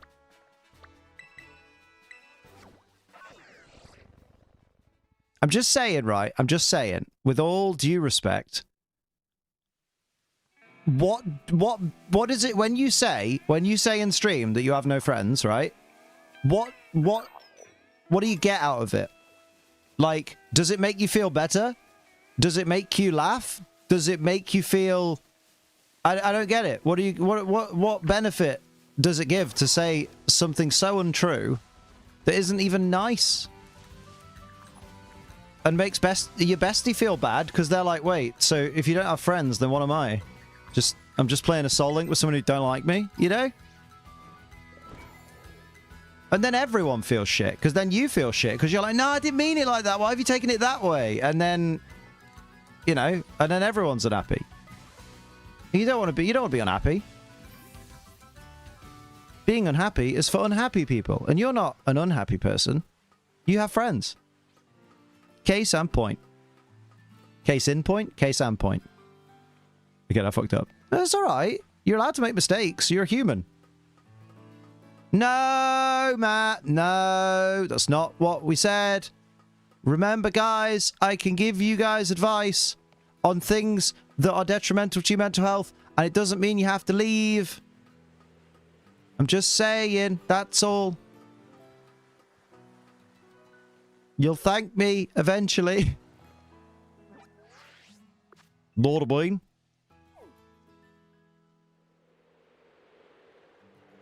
Know what I mean? Oh, heck. Can we get some love for Matt in the chat, please? Immediately. Wait!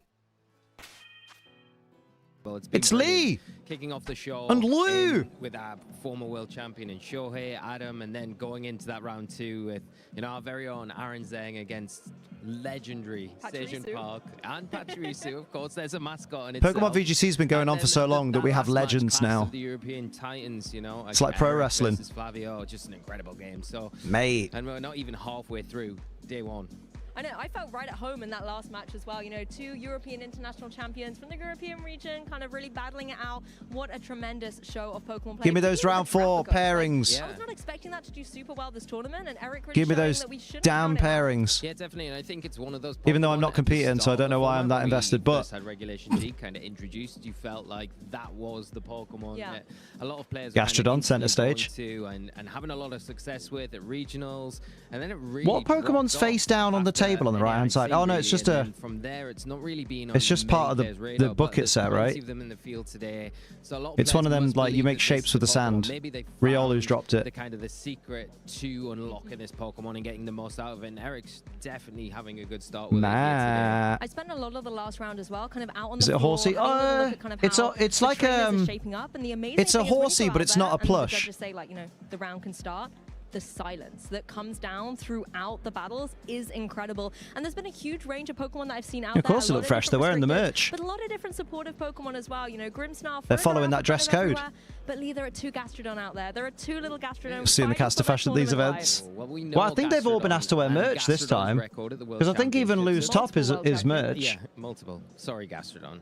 But it's no surprise. I think it's quite so sleepy meant to be 5 AM. Please get adequate sleep, Purple Dragonair. Yeah, like it's a mold, like a sand mold for like, you know, make a horsey-shaped sandcastle. Rapid Strike. It's such a good Pokemon to bring out into the field. If you've got something that is threatened by that Surging Strikes, little Gastrodon can come out with its Storm Drain, just pull all of those worries away and make everything better again. And could be a Ghost Terror as well to really counter Urshifu. But I think that's the only niche it's kind of got here at Worlds. There are so many formidable Pokemon. Omastar is terrifying. He's got proper like... The team building has been really, really creative. Yeah, all looks like merch, but the Unite guys aren't 100% in merch. Oh, I wonder if it's different rules for different divisions. Plus electric type, because you've got Miraidon, Iron Hands, really running around out there. And Pachirisu, sorry, got to say it again. We're going to say Raichu is the king of electric types. And Electabuzz. Yeah, definitely doing to a dress code. In the field, so hopefully we might get to feature those at some point of the weekend. But and like Bolt, Raging Bolt. Raging Bolt, how could we forget? I will say, fair play to Provost, because I can't wear shoes without... I would guess, but maybe be very close between those 2. Without socks. I can't just put bare foot into shoe. Not about that. There is a Pokemon Go division, yeah. Spectators, viewers, or however it is engaging with us. There's Pokemon Go, Pokemon Unite, Pokemon TCG, and Pokemon VGC. What you guys are getting up to. So I think it's time to take a little tour through some of the posts that we've been able to see from spectators of the stream. Potatoes. And I think it's one of the lovely things that we can do is kind of connect with. I'm still refreshing the tournament pairings to see. Because I'm greedy. Nosy is the word.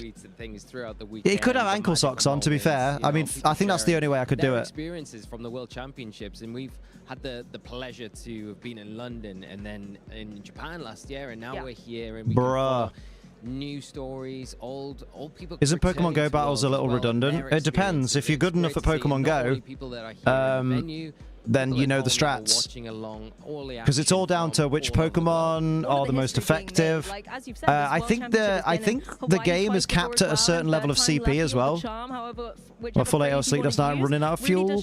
If you're running out of fuel, you should have some G fuel. Your tournament experience through a lot of the posts, but also your cats and your Pokemon art as well. I remember some really beautiful art at the European International Championships. I'm going to give out some G fuel codes probably in tomorrow's stream, I reckon. I might give one away later tonight, actually. Maybe a couple.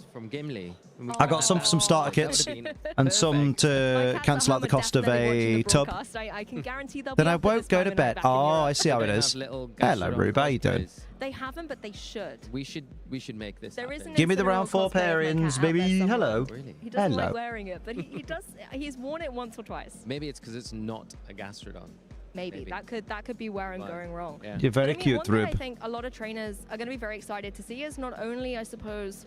Oh, I thought they were showing tweets from what. But let's be honest, when that Pachirisu came out onto the stage, the whole auditorium was cheering. And I think when a lot of players see their favorite I would use that horsey mold for jelly. That's a good shout. Or make a horsey ice lolly. Tournament league that you're looking forward to seeing out there on the stage that you might be like, come on. Apparently there are Weezing and Regigigas out in the field. No. Really spicy picks that I feel bad because it's round 4 pairings are up, baby. Oh, yeah. Aaron Zhang versus. There's an Iron Leaves as well. Yoichiro. Very cool pick. So hopefully Kurogi continues to do well. It was last time I checked. That's the one. So let's have a look. Aaron Trailer versus Emmanuel Briganti. Brady Smith versus Eric Rios. Ooh, big boys. I would love to. That's one in particular I would. Paul Chua versus Eduardo Kuda. Isn't that a rematch from like I think particularly an actual EUIC? I want to see some of those Barish versus Kota. I would love to see some Kyogre out there. I think it's got so much potential, and it's really been rising up. I can't really say anyone's name. I'm going to say, I know they're not the most intense games to commentate over, but I'm a massive Dondozo fan. And particularly when you see Dondozo with Tatsugiri. And gotta respect them from not throwing it actually. Bringing that neutralizing gas to the field to negate abilities and cause absolute chaos on the field. Still looking, still looking. Done well here at Worlds. I think there is one player out there, again, without any spoilers. I think there is Wolf Glick versus Alessandro Bantinato. That name sounds familiar. I don't think I've faced him. Between the Dondozo, the Tatsugiri, and then the Weezing as well, Galarian Weezing, it tends to be more rather than the what about, so who's Sagen against now? Well, as kind of like one of those moves that we're seeing more familiar. So hopefully, again, that team. Sagen Park versus Jesus Jimenez Montes de Oca. You can only bring one that is really testing my Espanol. And Dondozo, once it has paired up. Who's Chopper against? Chopper versus Kota Kawabe. Oh, I think I know. I think I've seen Kota on a stream before. To see not more of it hasn't been featured so far in the format. What about? Better place to feature what it about? What about? It than itself. Boy. Exactly. What a stage to be able to showcase. Jamie Voigt versus Simon Vanderborg. When you're coming to the World Championships, intentionally put big names together. Genuinely random. It is genuinely random because otherwise they could argue it's rigged. Absolutely. It was too tempting. We were friends. We are. Aaron Zhang is playing a guy who got 27th in Global Challenge 3. Oh my god. What if that's one of the Regigigas players? What about Jody Azzarelli? How's he doing? Oh, Jody Azzarello is against Matteo Ferrari. I've heard of Matteo's been on stream before. Innovative, a little bit new, maybe like a medical coming into this tournament, or do you go for something that is tried and tested that you have experience with at previous regionals towards the end of the season? I think it's a little. I don't think it's one or the other. I think it's a real. Did I ever end that prediction from the previous round? No. I keep forgetting to end the predictions, man. As a player coming so Eric Rios won, right? You're going up against such high quality level opponents that you want to take the strain. I think Chua has stream match this time. Yourself, like physically, mentally, as much as possible. So what about random generation method they use? It's probably just RNG, isn't it? Because it's basically everybody who is, for example, in this round, in round 4. Everybody that is 3-0 faces someone else who is 3-0 chosen at random. Everybody who is 2-1 faces someone that's 2-1 chosen at random, etc. I don't know why I pinned that comment. I think I pressed an incorrect button. How do I unpin it? And I think we've seen that kind of trend. I can't even see the pinned comment in the past, and it's always those innovations. How to play? What? Really high-level players kind of coming. How to play what? I don't want to play it. I want to unpin it. And as the tournament goes on, I'm sure we'll then see Oh, which wait, trainers that's will the have that thing. perfect combination, like you say. Oh, thank you, Matt. Comfort and mastery with a little bit of magic You are as spice smart as to I am bring into the blind. World Night Championships. Angel, your message went through. You said Elder securing Reggie with Pollen Puff was the best part of that match, but I didn't watch the match, so I didn't respond to it because I didn't understand. So make sure you're using that hashtag Pokemon World and sending in all your posts about how And before that, you said heart, heart, heart, heart, heart, heart, heart, heart, heart. And before that, you did the dead. We're going to throw to a little bit of a video, so sit back, relax, and enjoy. A vidya? Hello and welcome to the Pokemon Center pop-up here in Honolulu, Hawaii at Pokemon World 20. I appreciate the Pokemon Center pop-up, but like, I'd rather just see the pictures. I don't care that these children have gone. Like, good for them. Just my Discord that's messing up? Oh. Discord. But what I reckon is, your dad's in the bath, go have a look. No. Why does that child not look they know where they are? I've lost my mum. My mummy says Hawaii hates foreigners. Poor kids. They probably got free shit at the Pokemon Center. Poor kids. More like lucky. Mate, that's the senior champion of OCIC TCG. Put some respect on his name. That's pretty baller, to be fair. Like, imagine being young and able to understand TCG. We'll never be able to relate to either. Last Crusher wasn't affectionate, so now I'm not used to having affection reciprocated, though. I'm sure people are serious about finding me attractive, and I doubt it. Yeah, but what you don't want to do, right, is overdo it with the, I just don't know if you find me attractive or not, constantly, to the point where they go, oh my god, how many fucking times do I have to tell you? Stop prompting me to compliment you. I'd get annoyed with that after a while. I'd be like, bruh, let me compliment you naturally when I choose to, as opposed to, like, constantly asking about it. The kid does look terrified, though. The kid is not. Oh my god, I want that fucking... Mate! A ditto fucking Lilo? Oh shit, someone show Sophie. God damn. Bloody hell. Hey, yo! Sophie has posted a picture from the gym, and I need to look at it full size. Because, oh my apple pie. Yeah! Damn! I have just the gift for this. Boom! I have a mighty need. I haven't got the answer yet. I swear I won't. I swear I won't. Ask again, though. Oh, okay. Because you made it sound like you were like, nah, I just need to keep asking, because even if she says I am, I'm not going to believe it. Sometimes you just have to go, you know what? They're going on another date with me, so they must not be sick of me.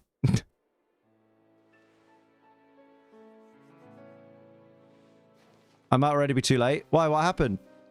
Have you done a poo in your butt? Oh, Pokemon history! Championships History, a series where we showcase the Chalk Team, baby! Let's go! Of competitive Pokemon.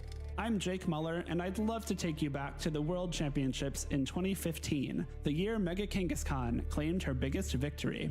But first, we need to go back one more year to 2014. Pokemon X and Pokemon Y introduced Mega Evolutions to competitive Pokemon, and Mega Kangaskhan dominated the metagame throughout the entire season. I'm already too late. However, too late to what? 2014 World Championships rolled I'm really around, confused. Mega Kangaskhan fell to the wayside, failing to make a single appearance. Oh, it might already be too late. What, to get the Ditto? Kangaskhan surged back into the metagame as we moved into the 2015 season. Its place at the top became crowded. Yeah, I forgot what chalk means. I have seen this video before, but I can't remember. Pokemon Omega Ruby and Pokemon Alpha Sapphire. I think Machamp is involved. The community wondered whether Mega Kangaskhan hey, look, it's Wolf Glick. I know that. I've heard of that guy. A high presence of Pokemon that could counter it. Anticipating this, many players from Europe and North America opted not to include Mega Kangaskhan. So affection for anyone. I'm always having to say to people that I do appreciate their company and not just sitting there seething. I mean, to be fair, Amma, showing someone your boobs is the greatest way of letting them know, oh yeah, don't worry, I'm comfortable. Cresselia, Heatran, Amoonguss, Landorus, Kangaskhan. There you go. Thank you, Matt. This is why Matt's going to win Worlds one day, because he's an expert in this. Like, he's a student of the game, whereas I'm just happy to be here. This team composition boasted an unmatched combination of power and flexibility. Are we behind on this stream? A little bit. And many other Japanese players. I'll wait till the end of this video to skip it ahead, though. Wave all the way to Boston. As the 2015 World Championships progressed, it became clear that Chalk was the team to beat. Even though the size of that substitute, did you see that? Good lord. Mega Evolution picks, like Mega Mawile. Does connect with the Garchomp and does pick up the knockout. Mega Charizard X. We go for the Flare Blitz here on the Thunderous. Mega Shady Penguin was such a good commentator, man. Mega Charizard Y. Go for the Flamethrower. Give us Jonathan Indovino back. 8 players used teams that followed the Chalk guidelines. Student of the game and currently a 1 AM iced coffee maker. While the extraordinary success Drink of this iced team coffee, composition at the panic biggest attack. event of the season was astounding, even more interesting was the variation seen within Chalk, just inside this top 8. Just to see one tipping all 6 point. teams had both Mega Kangaskhan and Landorus Therian. Ooh, what's that? It's not time to stand. I will not stand. Heatran was substituted for a different Sophie's fire-type home! Pokemon on 2 occasions, with one player using Entei and one choosing Volcarona. The 6th Pokemon on the team ranged from Thundurus to Aegislash to Tyranitar to Scrafty. Sylveon made an appearance in place of Cresselia in one instance, Damn. and one player even gave up Amoonguss to run both Drink Aegislash iced and coffee. Thundurus. The 2 teams in top Panic 8 at the attack. World Championships that did not Being autistic and make dating it to sucks, Mega but good thing Kangaskhan she's also were both autistic. defeated Well, in the Alice, it quarterfinals, seems we both meaning got that Mega autism, Kangaskhan haven't was we? guaranteed Yep. to have her day in the sun. Players shake hands, knowing that the game is over. Rotom Wash falls, and the crowd reacts, ladies and gentlemen. Yosuke advancing. We've seen him. This is the second That's time good on to stream, know. playing incredibly, Took me ages to remember that quote. well. After taking down Naoto Mizobushi in top 4, I'd like to add for people newest to VGC, this video makes 2015 look like the most stale format ever. Yeah. Taida, whose Volcarona set him apart from the rest I was of the thinking field. that clip literally was in the first few minutes. Some of the teams throughout the season were insanely creative. Yeah. It's just when it got to Worlds and the meta had like stabilized. A back and forth affair. Shoma won game 1 thanks to consistent damage output. Honestly, from they should bring Landorus Shady Penguin back as a and commentator. They let Wolf commentate, and he was fan-made gameplay on his channel. Confusion is the question. No, it hits itself. Huge. Shoma Couldn't have said very it better excited. myself. But Hideyuki turned the tides and even the score at 1 game all after his Pokemon broke through confusion on No, but I know what you crucial mean, turns. Purple Dragon. Like, On the line for these 2 trainers, one rule for one rule for another. $20,000 in prizing here as it hits through with a big Shadow Sneak, and I think that will pick up the feint here on the Thundurus. It is definitely at this point looking like Hideyuki. I mean, Wolf Glick on commentary was so unhinged. I loved it. Use of Heatran's defensive utility and offensive power, proving that the original Chalk Fire-type Pokemon was still #1. Bruh. Do a ton here. Oh my gosh, picking up the feint on Hideyuki's Pokemon as well as catching the burn, activating the weakness policy there, but the burn is absolutely huge and it's only a matter of protects before this one is over. Bruv. Finally, Mega Kangaskhan re-entered the field right before Hideyuki conceded defeat. Shoma's decision to stay true to his run to Rattle off every player could think of at all times. His brain must be so loud. Oh yeah, mate. As someone with ADHD, he must be riddled with ADHD. Pokemon World It's not over the thirst trap he posted. He posted a thirst trap? Oh, do you mean the edit video of like... What's your biggest turn off for a guy? He plays Thank you Pokemon? for watching, and let us know some Yeah, of Wolf's the your color favorite commentator. moments in VGC history by using the hashtag And the analyst, all rolled into one.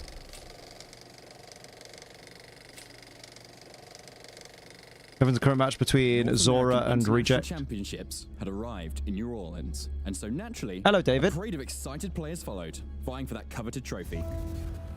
Oh, I like that sound. That sound when a match starts, I really like. In the 2 weeks prior, and its cool counterpart, Ice Rider, was never far behind.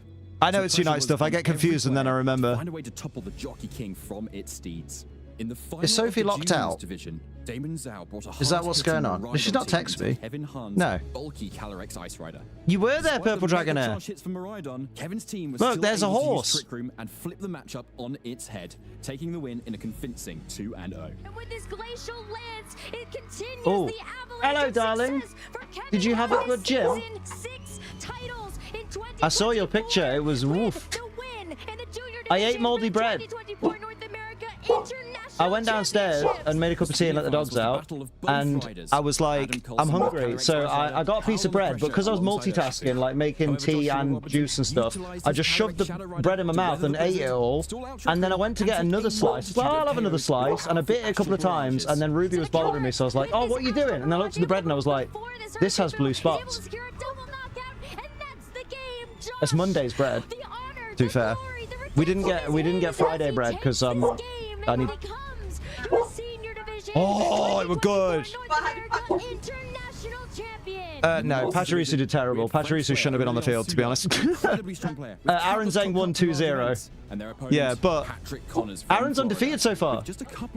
So we could get Aaron versus Wolf soon. Jamie Boy has won a match. He's 1-2. The comeback has begun. Oh, Bobby, would you like a little keys? Patrick was able to position Pelipper to lock down Orion's Terrapical. Oh, we don't use that word anymore. That is a very outdated word that we do not use in here, my friend. The word after proper we do not use. I had a proper incident at a restaurant the other day. They cleared out the whole area because of my seizure. I felt so embarrassed. Oh, shit, dude. Well, I hope you're okay now. But yeah, we don't use that word. You might use it as like a... But we don't use it in here because YouTube don't like it. Not to I want to see 9-year-olds achieving stuff I could never dream of. If I feel 60, yeah, big time. We also got Eric Rios versus Flavio. That was baller. It is it's considered an offensive word where we're from. It is now, yeah. I won't know names, but there's a guy I met at UIC 2023 who was an absolute knobhead. He's 0-3 and I have zero sympathy. You won't name names. I have DMs.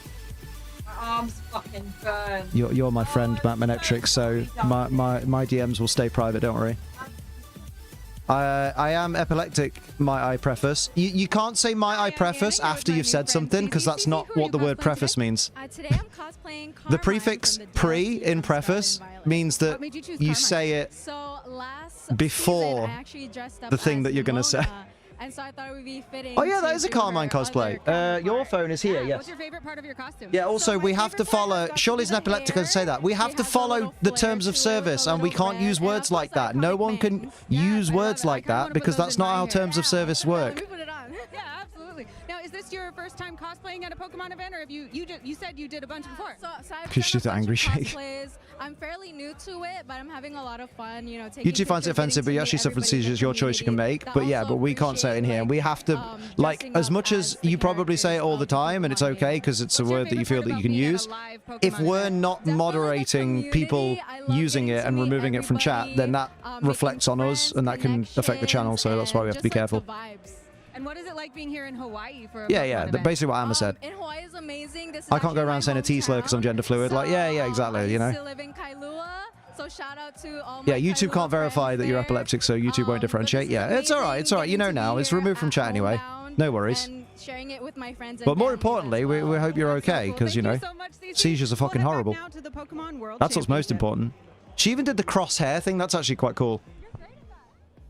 Huh. I love that the mic picked up the compliments at the end. My co-caster Rosemary Kelly a little bit Hello, Eiley, how you doing? Myself and Gastrodon are going to ask you a couple of questions, if that's okay. Starting off, describe yourself in one word. Pink. I think that works, you know? Don't make that joke. All right, next, your favorite Pokemon. And it's okay if you don't say Gastrodon. I'm sorry, it's not Pink Gastrodon. Because I would never do that to you, but it is Sylveon. Nah. That makes sense, and it matches with the pink. Okay, what was the first Pokemon Worlds that you attended? Washington, D.C. 2019, which was the first one I was ever a caster at. Yeah, granted. It does smell. Again. Hey, thank you. I think we might know the answer to this one. Joe Nero West for the YouTube sub. Much appreciated. Who'd have guessed? Got grass sandwich going. Do we think I'll find Caps Kid or Cacnea? Orthworm. My favorite Pokemon video game is actually the first one I also played, Pokemon Crystal. Although, Pokemon Platinum's a pretty close second. Who is going to win Worlds this year? Incineroar.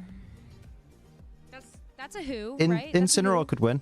It's a I blame choice, Liam for I'll having me give you think that. it. It's a What? good choice. He's a good kitty cat. But yeah, Incineroar could win Probably Worlds. meant to deal Who do you think is with. the greatest player of all I time? blame Liam for copying your homework having on me this think one, it. Think but what? Wolf Click. No, my luck, it'd be a Greatest non-grass Pokemon player type. of all time. Exactly. He has won one of everything, and I feel like he's also a really good bet to get another World Championship win. Definitely a good shout. Well, Rosemary, it's been great to Got get him, to know dude. you. I think That's it's true. time I'm to good make now. Well, that's good news at least. Love to. Wouldn't mind a year without him. We had one. It was called 2024. Remember? Remember Incineroar wasn't available in... No, 2023, sorry. This is 2024 now. Fantastic matches on the day. I cannot wait to get started. What's the Matt saying? We're all thinking the same thing. Oh, we were all when she said pink, we. Been some great matches. I know we've gotten to hear a lot from you in the The lounge. mind of young English gentlemen certainly goes straight to the gutter very often. Rule of thumb: do you disagree with people reclaiming slurs that people use against them? I mean, I know you've in my chat, which could get me banned from YouTube. If I don't remove those comments because they're against the YouTube terms of service, then absolutely yes as a rule of thumb. In general life, do what the fuck you want.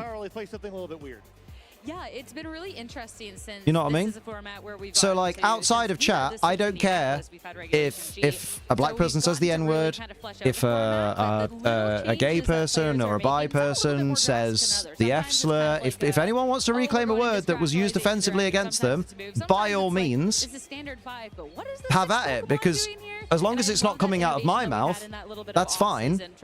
And if there are any consequences of having said it, because you've said it in a building where they don't allow it, or you've said it at work in front of someone who doesn't like it and it ends up being a HR thing, that's your problem. You can have that problem, and I'll just continue to not say those words. I'd love to see you commentating for Pokemon VGC, just to watch me fumble terribly and lose my train of thought. And I think that's a really delicate balance, and it's been really fun to see. I mean, we'll get to see a little bit more. I can't really say much because there's no real slurs against someone like me that I would be able to reclaim.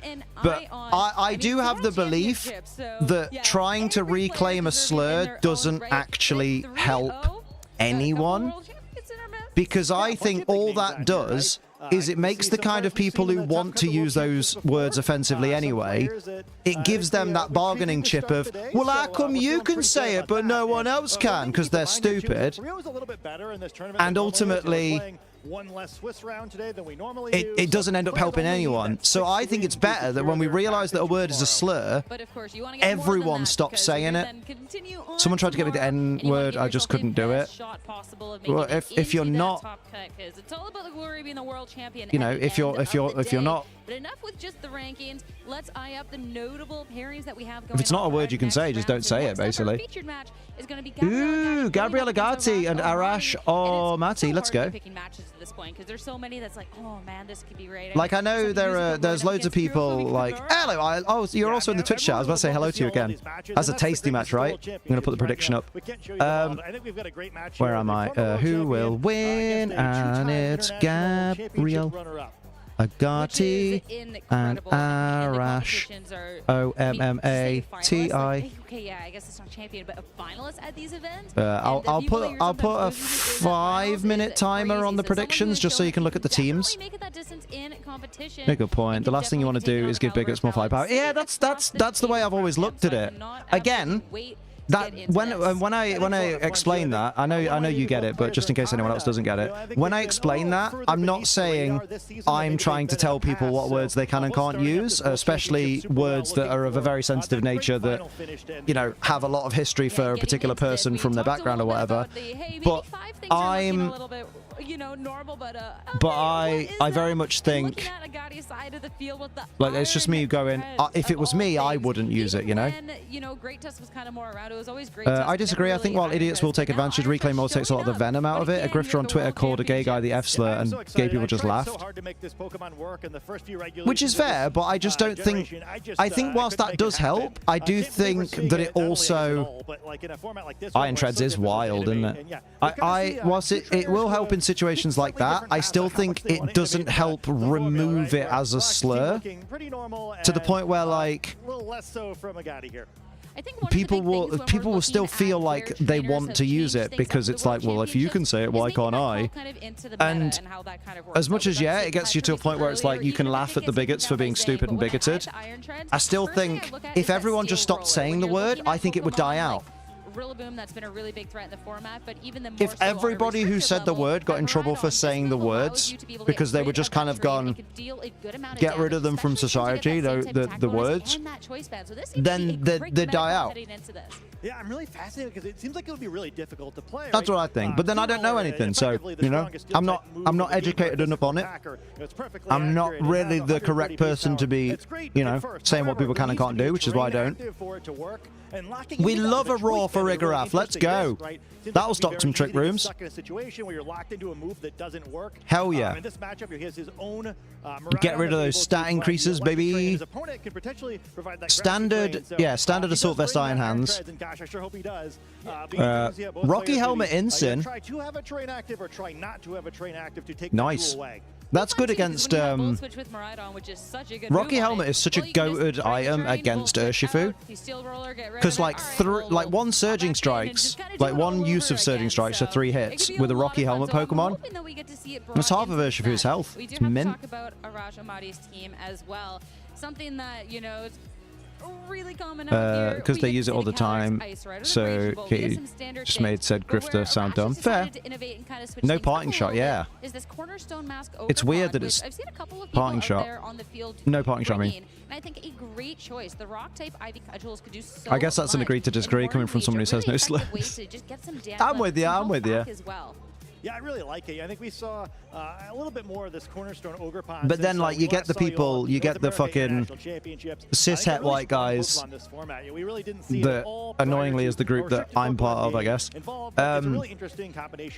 Well, like, I am part of that type of person, but you get people that are in that group who are like, thought police, you can't say anything, they're telling you what words you can and can't say. And you're just there like, it's really easy to go, yeah, that word's not acceptable anymore, so I'll just, you know, maybe just not use that word.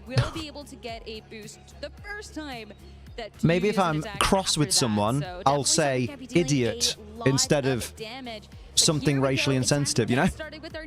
It's really easy to just not use some words. There are like millions of words, and I don't get why people are so angry about like 1 or 2 falling out of fashion.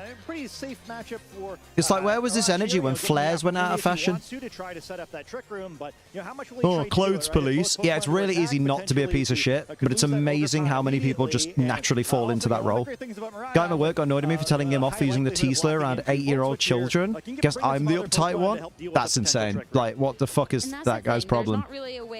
Of course, it's a guy at work. But if you at least have this option of switching out and having something I always feel like, I know it's not, you know, it's not competition, guys, but I always feel like it's blokes that are always the more problematic. This one into the fire type. Like, you know what I mean? Like, I feel like it's very rare for like a non-binary person to be like, yo, I'm using all these slurs, because, you know, they've probably got experience with slurs and like, yeah, let's, you know, reclaim the ones we can use and then not use any of the others. And then with women, they just don't, at least maybe I just don't hear it, but like I don't seem to, you don't seem to hear many stories about this woman was on a plane shouting racial slurs at this person. Not as often as men, for sure. So we'll be able to still hit it you know. force once it gets this trick room done and over with. The second hit into the Ogre Pond is going to be it, but no trick room. Oh, did he have Steel Roller to answer Fairy Miraidon? That's kind of baller. My age from Barbados, funny friend, but literally sucks at everything and then tries to make me the butt of the joke because I out A-leveled him. Oh, jealous loser. Hey, look, it's our first Ice Rider of the stream, isn't it? Yeah. And I'm curious too, looking at this situation with that Calyrex not going for the Trick Room on that turn, because it is a slower Pokemon, and when we're kind of eyeing up the Pokemon on I just realized, did they adjust the length of these things depending on the size of the length of the name? Because I feel like longer names have been in these slots, but that barely fits Gabriella Garcia in it. In the Trick Room situation. So maybe just wanting to kind of soften the Pokemon up So once that Urshifu hits the field, you Sucker Punch, Wicked Blow, Close Combat, Detect. Yeah, meanwhile, yeah, standard. Well, not standard, but since Urshifu's ability sort of prevents that, standard enough. One of these Pokemon. And that's going to be the close combat into the Calyrex, Fire Terrestrialization, and just the natural bulk's going to take it. You kind of got to go ham on the Cali, really. Now, that's going to be the defense There's the Trick Room. Not anymore. Calyrex, that will now be the Trick Rooms. The dimensions are twisted. I guess Sucker Punch before your Urshifu goes down. Yeah, kind of a nice little trade for and knockoff to get rid of. Is it Clear Amulet? Yeah. And then if Incineroar survives, you can get it back in later. I'd like to say they would, because making small font for long names would make it pretty unreadable, but I don't recall ever having an issue. Valid. The previous turn, and it's already used its fake out. You're not wasting one of your Trick Room turns by, well, being prevented by this Trick Room, To be fair, Gabriel has a bit of a problem that I have. He loves Pokemon with ground weakness. He's got Miraidon, he's got, what's it called, Iron Treads. He's got Incineroar. He just loves his ground weaknesses, man. I relate so hard. That's going to be the Rillaboom. Interesting. So perhaps trying to stay a step ahead with a threaten a fake out on the next turn. Oh, he's got... Yeah, he's got Miraidon. Yeah. Fusion versus Orange Juices. We're in the group. I believe is the Juice of Death. What? What? Oh, Unite again, right? I get so confused. I agree, Liam. The words we use that are no longer socially acceptable. Times have changed, and if it's a problem, be more creative with your comebacks and insults. Exactly. People forget, right? The phrase, oh, that sucks, which we use so commonly nowadays, for example. That used to be, oh, that sucks dick. Because, you know, it's from a time where the world was surprised, you know, weird to think because the world is still a bit homophobic now, but like it was when the world was a lot more homophobic. So that sucks dick was like, don't do that, you know. One thing to note though is we do enjoying the competition so far. It's been looking spicy, mate. We got Sajin Park versus Aaron Zeng. I have already blown my load. Can then kind of call into that as well and go into the and like the competition is only going to get better from here. Chip these nuts. You don't need to D's nuts everything. I'm gonna for a while until it gets out of my system. Got nuts in your system? Got mate. Andrew Gauk from the USA got a bye for this round. They're 3-1. They're 1-3. Going to be the first attack boost going. I'm pretty sure that's where it comes from. Oh, that sucks. Is like, oh, that sucks dick. Like you hear it more in like 90s and 80s movies. Ah, dude, that sucks absolute dick. Like, yeah. Calyrex just holding on by a thread, and hey, you know, Iron Hands going to come out now, and maybe you're not so. It's like back in the day, scumbag used to be a really offensive insult because it literally means like a used condom. There still is that like a scumbag is a condom that's been used and it's full of jizz. So if someone called you a scumbag, you'd be like, ugh. Don't call me that. And nowadays we're just like, oh, okay. You think I'm a bit naughty? Had the fourth group, good mate. Oh. And that's kind of one of those things that when we're looking at why no one has finished their game yet, or no one has had their win recorded. Same with this blows. Yeah, this blows because it's like, yeah. There's been 2 turns throughout this Trick Room that mate, has had to go for the protective. it's a funny world, a very silly world that hopefully one day will get better. We just need all the bigots, grandparents, and parents to die, and then there'll be so few left at that point that we might be able to overpower them. And that's going to allow the Woodhammer. You're going to knock yourself out with some recoil. Ooh. Great damage. It was decent damage into Iron Hands there. That was kind of banging. Bring the Urshifu back in. Yeah, it's trading Pokemon quickly now, where kind of a fascinating little situation here where Matt says, "I'm this." Maybe both sides make a little mix-up, right? There's no fake out, but also, I mean, that damage trade, the recoil really relevant. And now, if Agani wants to, he's able to control the terrain later once Miraidon. Trick Room's still up. I didn't see how many turns though because it was blocked by their camera. Once this Trick Room is done, well, the Urshifu should be in a great I'm assuming it's one turn by the way the commentators are talking. Look at the comment above mine. Oh, very good, Matt. Very good. That's kind of what I'm eyeing up the most here in this situation. Oh, I thought Matt was just saying like his hobbies. A lot of momentum. Hasn't even I was going to say, like, that bird's been texting you, so, like, you could. Really doesn't want to allow that I don't know, a lot of edgy teenagers and younger people. I don't know. There are a lot of edgy teenagers and young people who are being offensive. Yeah, but, like, potentially a game-winning turn for Agati. a lot of us, especially us growing up in the 90s, have said, like, edgy shit just to be edgy, but then we grew up. And then now older people who have gone, yeah, that wasn't cool. We shouldn't say stuff like that, and then just don't. You know what I mean? So people have potential to naturally just grow out of it. It's more the dumb people who don't grow up that continue to do it. Teens aren't real people. Love that. Yeah, it's looking tough for Rasha this first game. Come on, everybody, doing your games. Win them quicker.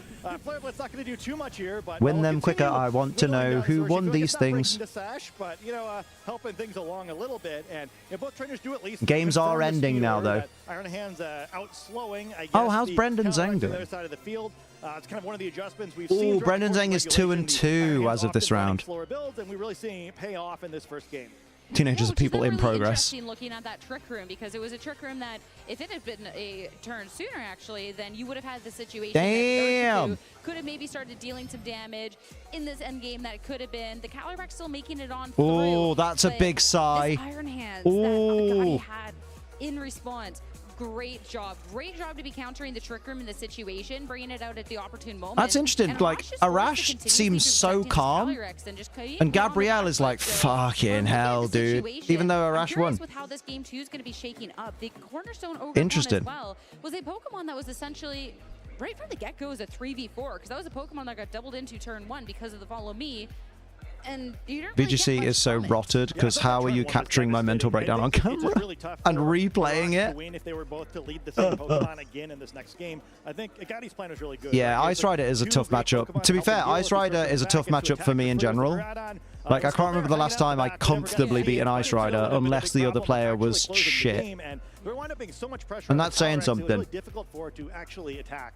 I think given the Pokemon that wound up being in the back, we're talking the beginning of the game. Come on, everybody, tell me whether you won your matches or not. Infinitely and not used it at all there, right? Where it wound up kind of not only wasting a turn where Calyrex could have done some Come on, damage, everybody.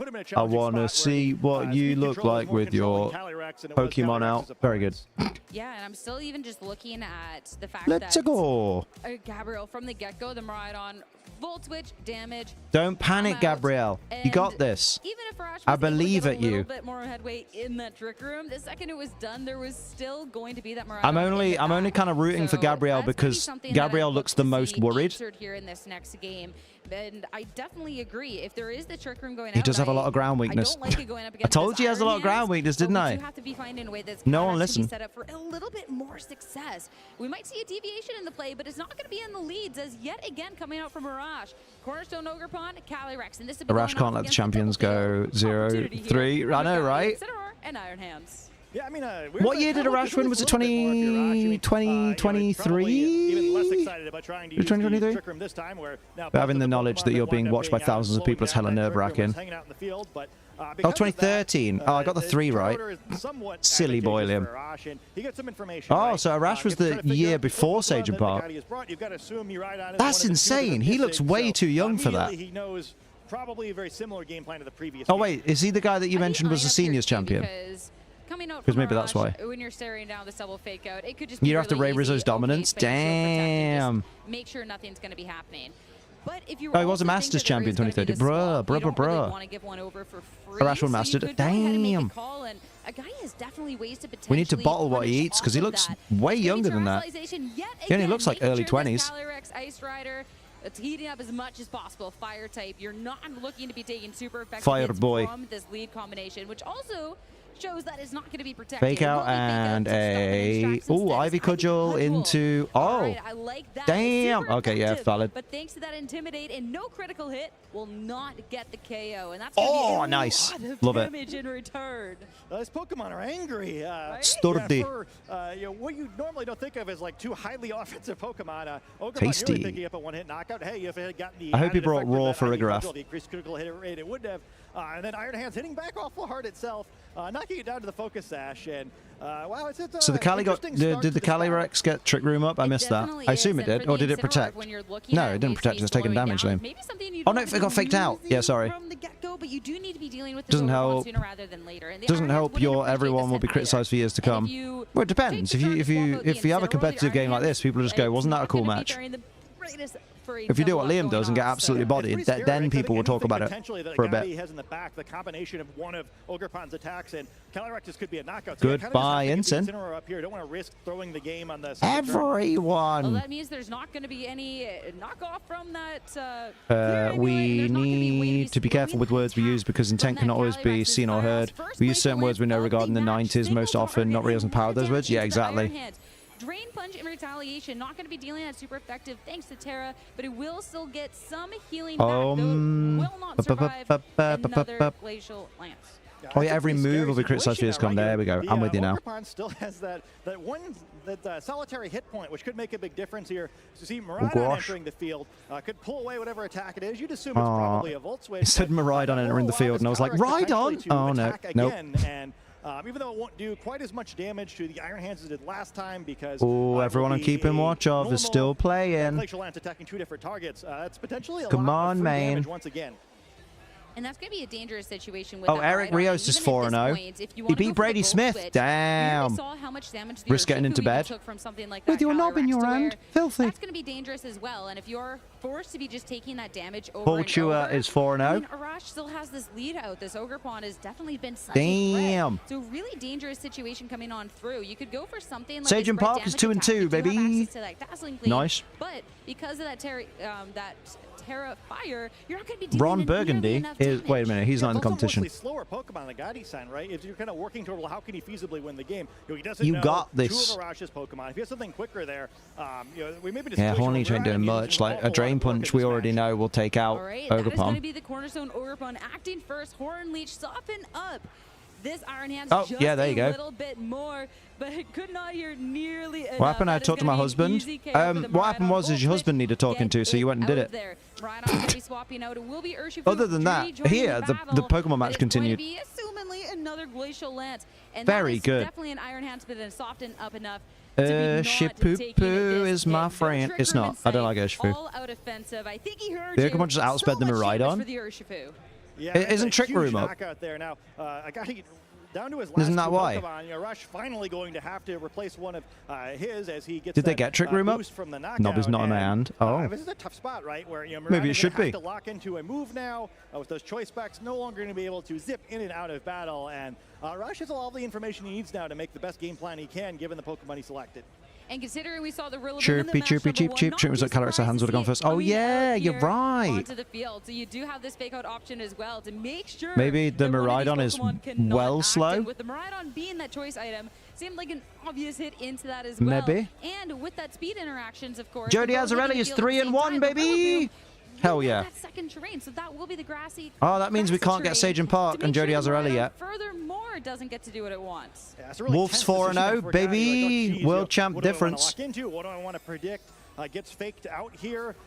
Potentially a very difficult turn. It's 207 HP. It must have quite a bit of bulk. Already, we'll have to see how this call works out. Terra Stellar. I can't say it. Don't worry, Sierra. I say Stera Teller sometimes. But no, instead it will be fake out. Nice, Draco. Nothing coming out from that, but it's not going to be a risk of getting KO'd. So, the Draco Meteor Rillaboom is and something else versus Urshifu and -2 special attack. Get a little more interesting now. Miraidon. Right? Same amount of Pokemon left on both sides. Shutdown Showdown.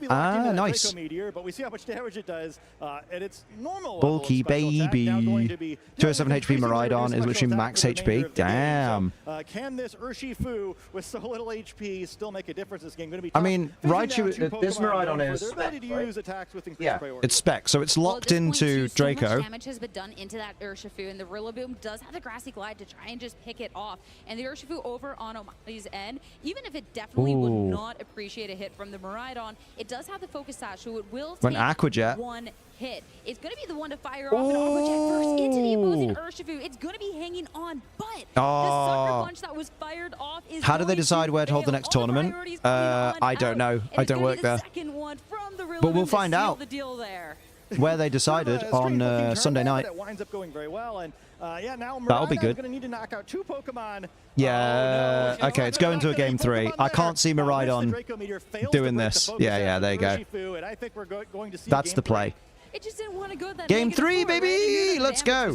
You love to see it. Said, you know, miss, you know, get out of there. But I think too, with the amount of damage that it would have had to do. Oh damn, Jamie Boy is still battling. I'm so excited we get to see a game 3, especially too with how differently they panned out with just that switch of not going for that. Aaron Zeng is still battling, and Aaron Trailer. I mean, it just got picked off so easily, and I loved as well that the other big switch that we didn't necessarily get to talk about from the get-go, but was so impactful, was that Ogre. Oh, Zachary Thornburg's 3-0. He's still battling. Okay, I kept the Calyrex safe for 1 turn, didn't matter. Yeah, but this boy. time instead, those Ivy Cudgels. Joseph Ugate's 3-0, and he is still battling. Was so huge, and from there, nice. I mean, the damage just stacked up. Raj was clearly who the lead else? from there. Yeah, I thought it was a really Ashton Cox is 3-0, still battling against Keanu. Adjustment just really didn't work Inosanto. there, right? There's no threat or. I think I've heard of Enrique Grimaldo. Need to trick room, right? Where perhaps if Murad had started out on the battlefield, you know, at least he's got to make a more difficult decision. But you know, there's no need to trick room in front. Let's of go those two further Pokemon, down the table and see what's happening. Really even bait the opportunity. I think you know. Man, I do feel bad for the guys that are, you know, they're at Worlds and they're 0 and 3. I know someone has to be, but to switch things up more, but instead basically got exactly the same plan as the mental hit for Igoraf, because it was a Gotti who kind of misadjusted himself into a loss. I mean, you definitely could there it afford is. to take a loss. There's the Menti Herb. It's going to be a tough one because I think that even from the get-go, I mean, that Ivy Cudgel, it didn't get the KO the first time around, but it has increased critical hit chances. So Sierra bless her. She always says Ivy Cudgel. From that moment, not Cudgel. Gotti has to be bless. so careful going I have stuff like that. I can't think of anything off the top of my head, but I know as soon as I say it, I'll be like, that's not how you say that, Liam, is it? Showed that you can answer it. Where are you going to make the adjustment this time around? Game 3, baby. Game 3. See who's coming. That's a much nicer font than they used to use. Iron Treads of all Pokemon. Oh, baby. The World Championship paired up with that. You ain't tearing to fire this turn, are you? I mean, that's the decision. He has to decide. Is he going to do the terrain thing, or is he going to do the ground thing? Steel Roller would be baller unless the Terra happens. On the field now, and that Ogerpon creates an interesting situation, right? It still does have the effective focus dash from the sturdy abilities, so Ogerpon and continue the pace of the battle forward. And this Calyrex, whether it's got Rock Slide. Let's go. Doesn't look great up against. Been around a while, few day twos, American regionals. Yeah, I thought I'd heard his name about. It's going to be huge in this, and since it is a spread damage attack, here we go, baby. The Ogerpon can't really valid. sway it away. So the Calyrex, if you want to make sure you're not taking a lot I wonder of if he predicted the protect. No, he went Rock Slide. Rock Slide's only going to be hitting doubled in. Did he double into the Ogerpon? That sturdy. Oh! That's going to be a big miss. That is some bull squirt right there. Yeah, pretty strange to see. That's disgusting. Moving Pokemon in a turn, not just slower than the. Yeah, hate to see it. Speed, but actually just naturally. Although, you know, and, Iron Hands for the fake out, maybe. Probably expecting to get a mostly guaranteed. Or Urshifu for the Sucker Punch. No, Sucker Punch wouldn't be a good idea against fake out. Not fake out. What if it follow me's? Yeah. I think go Iron Hands and go fake out. Risk a bit of spiky shield damage just to get the knockout on Cali. Maybe. Oh, Rock Slide's great as well. I just realized Rock Slide's the best play on Iron Treads right now because you can flinch the Cali. I mean, and it's super effective regardless of Terra. Maybe it could be fine, especially too if the Ogerpon, if you're readying up an attack, bringing out the Urshifu, you do have the Sucker Punch, which would deal a priority. So you do have to be a little bit careful because if it doesn't ready it up, it's a little tricky. Yeah, and Iron Pin's being faster because of that ability. Yeah, go Rock Slide and probably close com. No. Even with a follow me, it would allow the Urshifu to take I wouldn't detect this turn. I would attack with Urshifu into the Cali slot, like Wicked Blow, guaranteed critting it. And then also I would Rock Slide with the Rolly Boy. I assume, does he have an Instant? No, it's a Rillaboom, okay. Iron Treads. Words you didn't thought you'd say this weekend, huh? I don't know. How do you pronounce the word schedule? I say schedule, but some people say schedule because they like to say it more of a Germanic way. Coming on in, and with that grassy terrain, the Quark Drive is gone, and the speed is going to be reduced. I'm sure to see if Rock Slot. Yeah, I think he's unsure if it takes the KO on Ogerpon. I'm with you. Will get a good amount of health back, and all right, maybe I don't need to know how much this Rock Slide does for a lot of Pokemon because those two that's a shame. So well, and no flinch. Like, well done, Rillaboom. Rillaboom took that very well. Yeah, I mean, this is definitely how it felt when I used Iron Treads. Like, hey, bud, can we get a little more damage maybe? But still, you know, a decent jump there. And now we have things reversed where it's the Rillaboom out on the field, and perhaps Miraidon could switch back in. He's doing a hard switch to Miraidon? You know, I guess in case of Grassy Glide, yeah. Currently, the Urshifu slot allowing this Iron Treads to get an attack off. It could be a huge swing. So let's see what this Rillaboom does. Well, at least with the Rillaboom out on the field. Mate, if that Ogerpon Ivy cudgels into the Miraidon slot, that's going to be fucking peak. Cork Drive, get your speed back and have the fastest Rock Slide. Try and just deal that little bit what of do we damage. got? Cheeky Quark, yep. Get speed back up, good stuff. If you're locked into this move with this Joyce Band, you might as well go for it. Really smart swap. Yeah, you want to outspeed the Ogerpon, which is valid. Urshifu back out onto get the Rock Slide off, maybe? You don't necessarily want to be taking a hit here. Rockaroo, Slidaroo. Oh, you want the flinch, man. Oh, you didn't get the flinch, man. Lower, but so much damage done in return. Although I guess now you could go for a Terra Fairy Dazzling Gleam. There's not a lot of reason not to.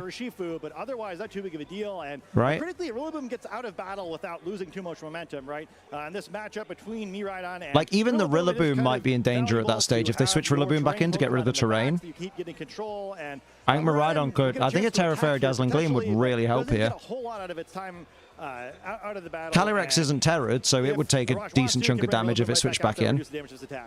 And that's the honestly, go double spread. Since the Iron Treads Terra Fairy, Razzle Dazzle, Rock Slide. Jobs are good. I didn't see what you went for. Detect is fine. So detect for the Urshifu instead. Make sure not going to be taking damage. Get Rock Slid. Ogerpon. Something like that Bolt Switch, and you're not wanting to take cheeky. That hit. And that's not going to be enough damage. The Rock Slide into the you got the flinch though. That Miraidon's so slow, man, isn't it? I know we've figured it's like high HP, but good lord. Sure, it lived. But it's going to be taken care of now. Maybe so does that Miraidon move after Urshifu? Yeah, the flinch is big. That's mad. I think it really wanted that non-protect there, or non-detect, I guess, where that would likely have been a double knockout. Instead, now the Urshifu bring in the Calyrex. You think Arash is just sacked off the Ogre? Yeah, there's Cali. I assume it's fairly likely we see Rillaboom in a hurry here to change the terrain back. As one, baby. It's weird, though, at this point. Yeah, Ursh can Aquajet Treads. Now, even if you do swap it out with the terrain, the Iron Treads will still be able to kind of threaten this damage, so you kind of want to can terrify Trick Room. Dirty. Sooner rather than later, but then the Calyrex doesn't get to do anything. Yeah, I wonder if you go for the Iron Treads' defense is very high. It's its highest stat. Like for would Urshifu knock out with an Aquajet at that? But I think that would with a neutral hit. Risky. It's a really difficult neutral turn where things are looking a little shaky for Agati for a while. No, it isn't, Liam. Does Steel resist water? No, Steel doesn't resist water, Liam. It's a super effective hit. Yeah, you're right. At a moment, then. Wait, no, Steel resists grass, fire. No, it doesn't resist fire. Liam, it doesn't resist fire. Water resists steel. There we go. It resists normal flying bug.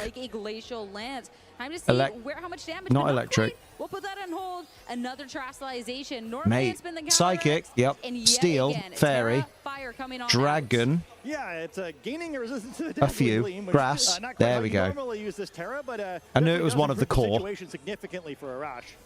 Aquajet doesn't pick up the KO. Matt called it. So the Iron Treads does go down.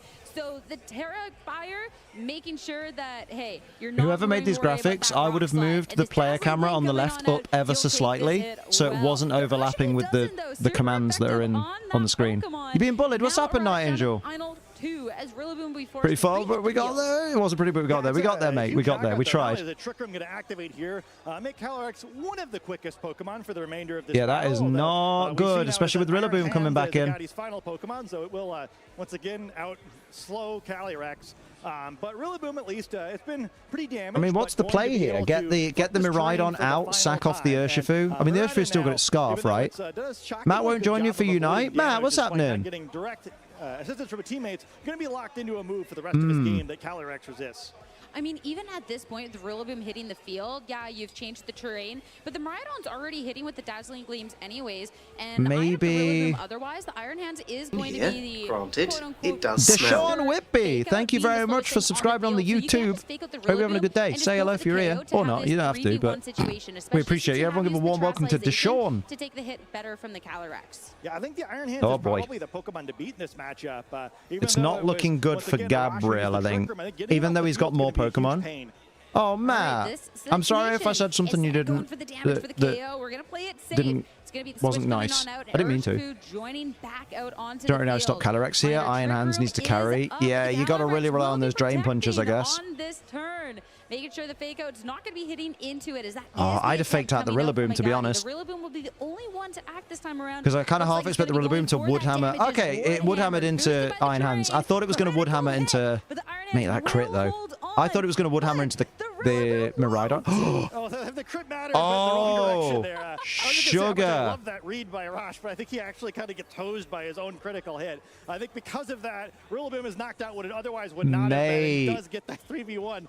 He really didn't want that to crit. The field. What a strange turn. I've never had a situation where maybe like looked for not a critical hit, but that is absolutely rough, especially too. You need that Woodhammer damage onto the Iron Hands. That is something that can take these hits so well otherwise. So you think Calyrex wins now? Calyrex, it is in a situation of choice, but now you're staring down 3 Pokemon. I mean, he's got to live. If you go for the Drain Punch, I don't think you're going to be healing up nearly enough damage past these Glacial Lances to even, like... Oh, yeah, because he just needs to use Glacial Lance, really. Oh, man.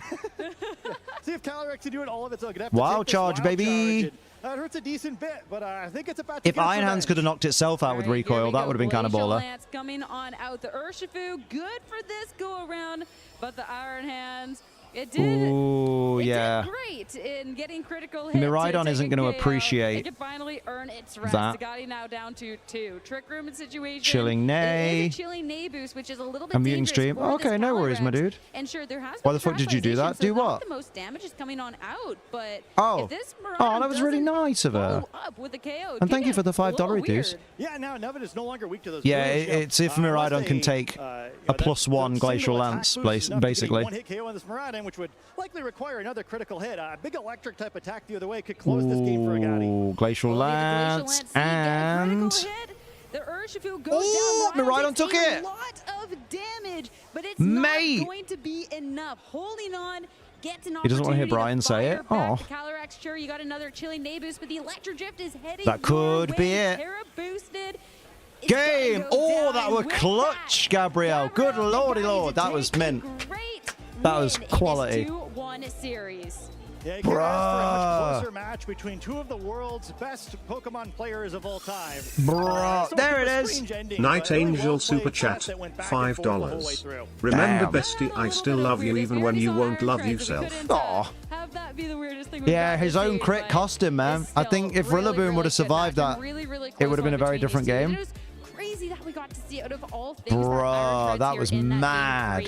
And where it was kind of able to open I'm gonna check up on the standings now and see what's happening. Yeah, kind of Mr. Rockslide. Yeah, kind of. Boy won. Boyd's 2-2, baby. The comeback. Yes. And with that as well, go on, Boy. I feel like Arash had to be really careful with how he played because Aaron Zeng won. Aaron Zeng's 4-0. Here's the Terra Fire. Here is just the consistent damage. He couldn't do that. Oh, we could get Aaron versus Wolf in the next round. That was the bigger thing rather than what Rockside was actually doing. Yeah, I thought it was really cool too, especially with the slower Miraidon. You know, you kind of like need something to threaten. Sage Park is 2-2. We could get Jamie Boyd versus Sage Park in the next round.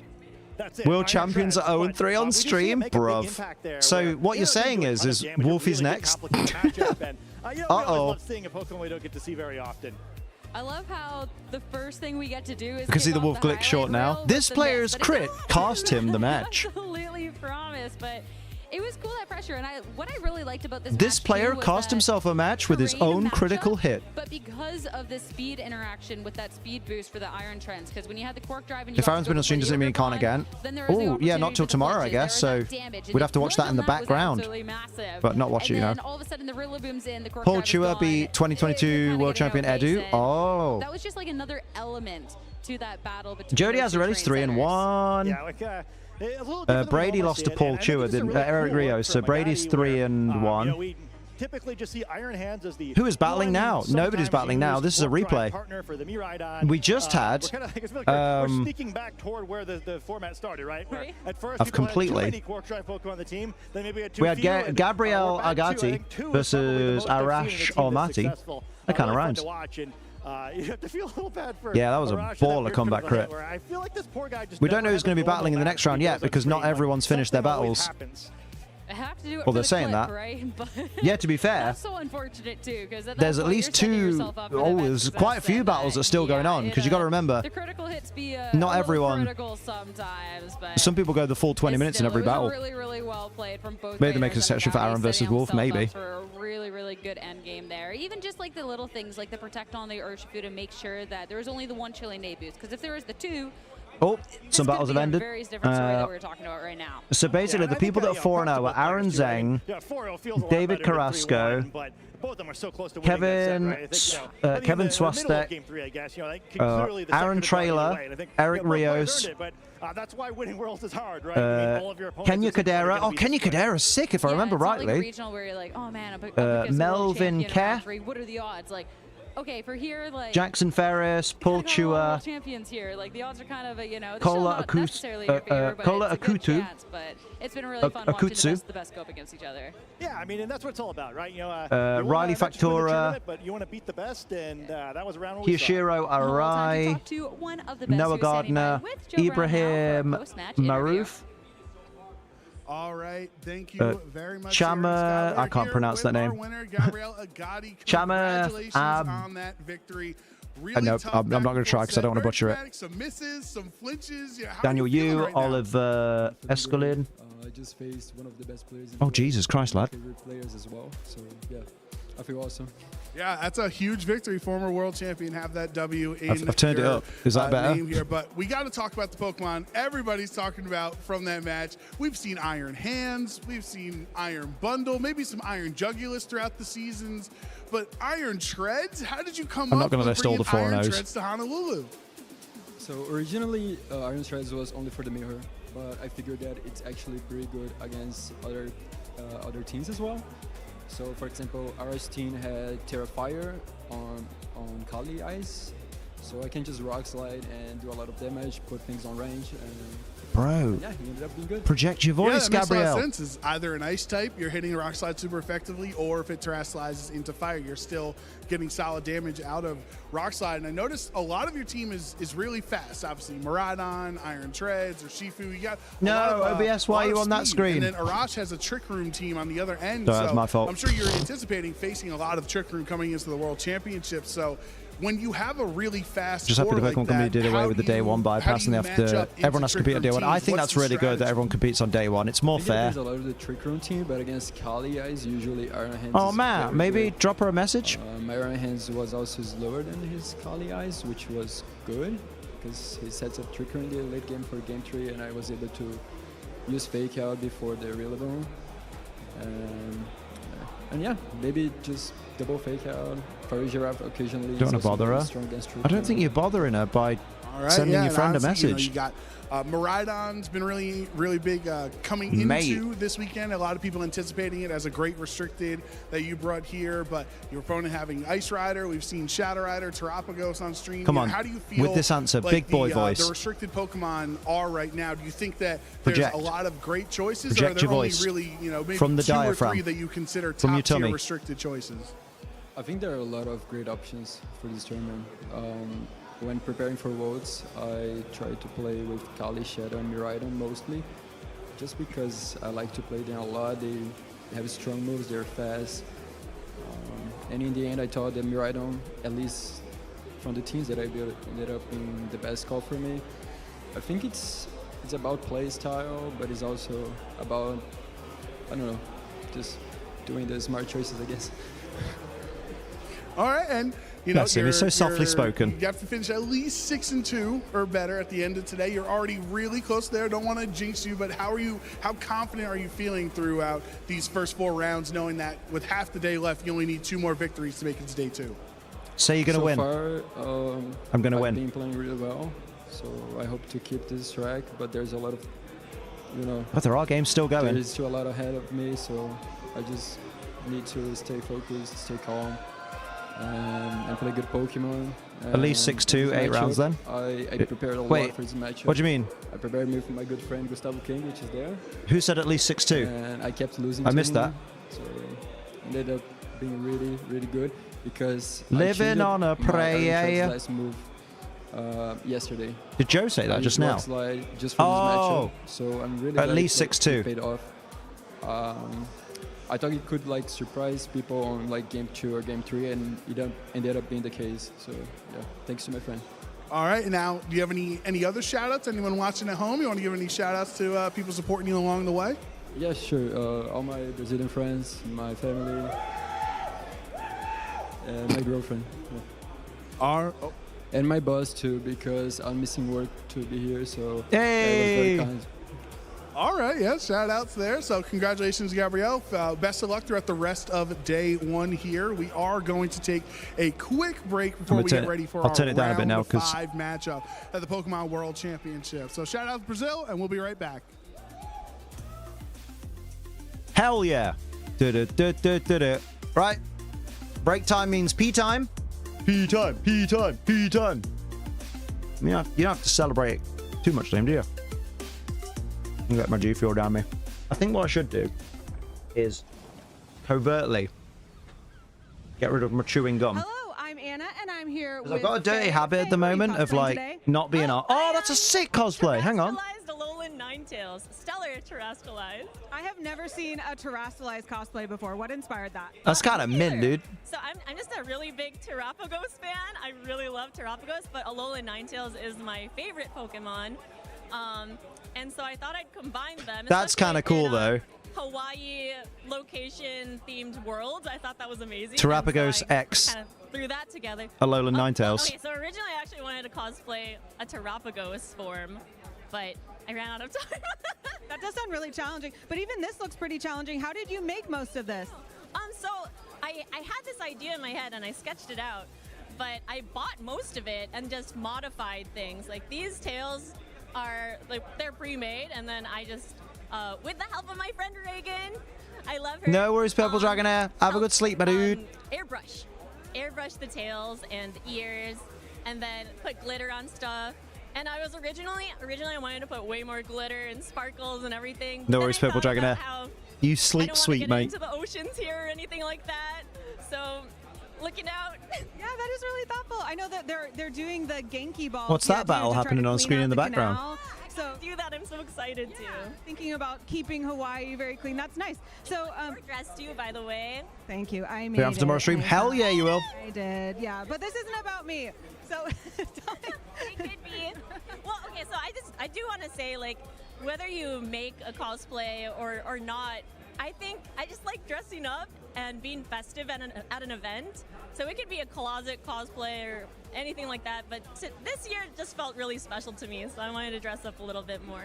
Yeah, tell us a little bit about being part of the cosplay community, and people may worry like, oh, what if I don't sew well enough, or what we need to get Sophie on one of these interviews good enough, or, talking about cosplay.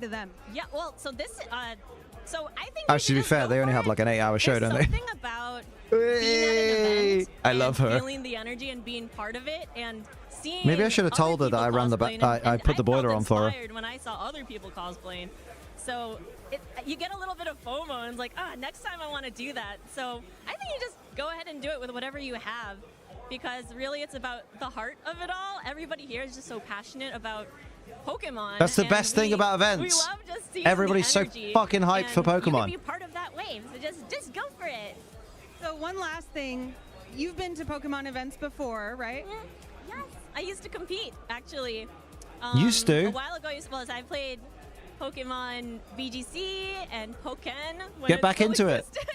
And then we need Pokken I've been too. really into Pokemon Go lately, but I haven't competed in Pokemon Go.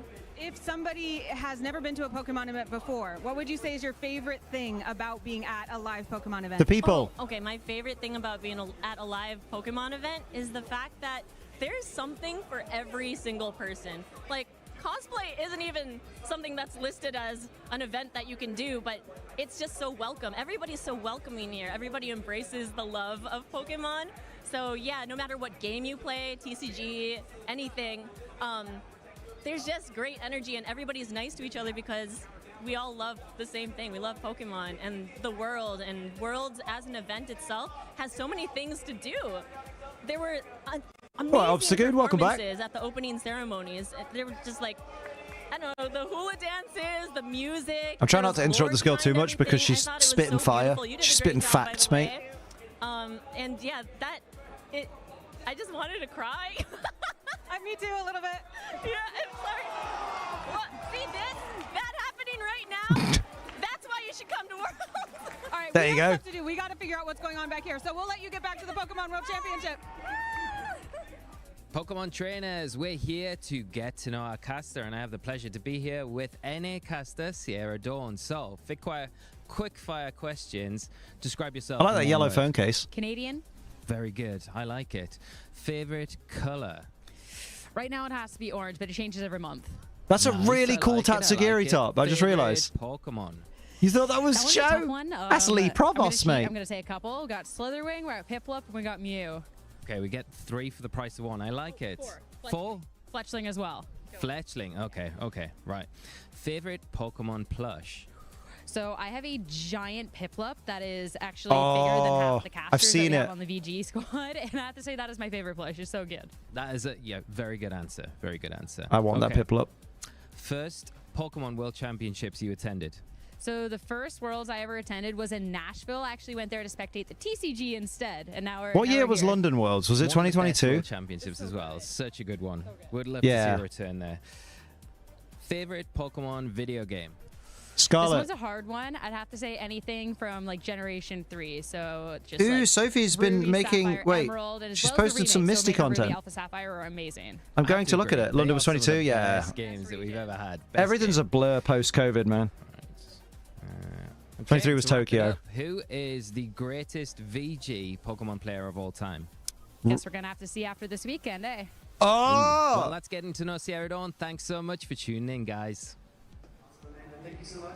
Hi there, I'm Anna Prosser here at the Pokemon World Championship, and I'm here with my friend Chalky. Chalky, what are you up to here at Worlds? Hi, I'm one of the World's professors. Today and this weekend, mad respect for the professors, although I do need to wee. Remember when I said I needed to wee? So I will be back, but mad respect to all the helpers out and the professors and the judges. Where all you have to do is show up with your Switch, and you are given a team at random, depending on the different event. There might be a different theme. So for example, this particular weekend, all 6 Pokemon will be the same color as a fun little event.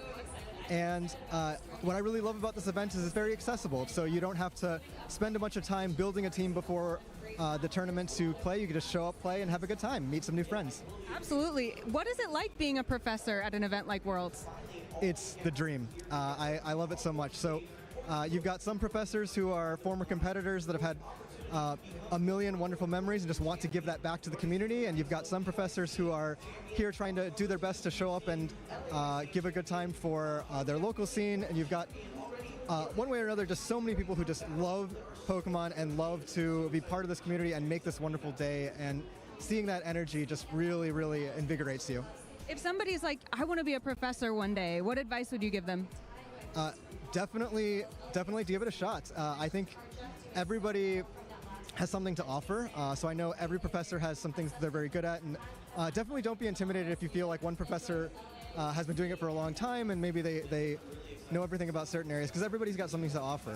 I know for my local scene, I've been trying really hard to just listen to my players and try to offer an experience that they're not able to get at the regional level or the international or worlds level, and so I think if you're just listening to the community and listening to what people need, then there's always going to be a place for you. And I know that you personally have been really involved with Pokemon for a long time. A lot of relationships for you have come out of Pokemon. Can you talk a little bit about what it means to you to be part of the Pokemon community? Yeah. I mean, I think when I was a small child, it was not really the cool thing to like Pokemon, and so being in a tournament was just my safe space, because it was surrounded by people who like the same thing that was very hard for me to find. And now the world has changed so much, and there are so many people everywhere that love Pokemon that we can fill a room with thousands of people, and it's so heartwarming for me to see.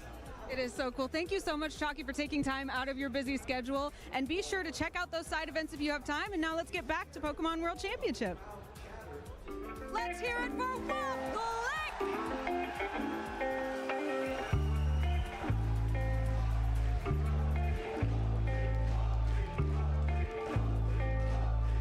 name is Wolfglick, and I am from Washington, D.C.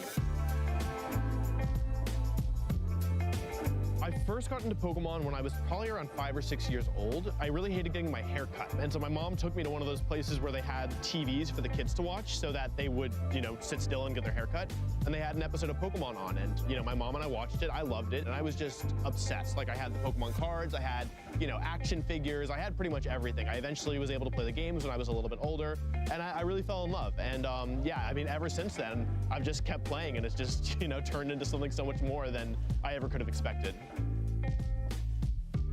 When I was in middle school, I found out that you could play Pokemon against other people, and that really got me hooked because I have such a competitive personality. And so I was playing online. There were these forums, and you would go and you'd basically like schedule a battle over Wi-Fi. And you know, on one of these forums, I saw that there was a sub-forum that said real-life events, tournaments in real life. And I thought, that sounds cool, so I clicked on it, and I saw that there was one in Chantilly, Virginia, like 30 minutes from where I grew up. And yeah, so I ended up winning that first event, and it kind of snowballed into everything.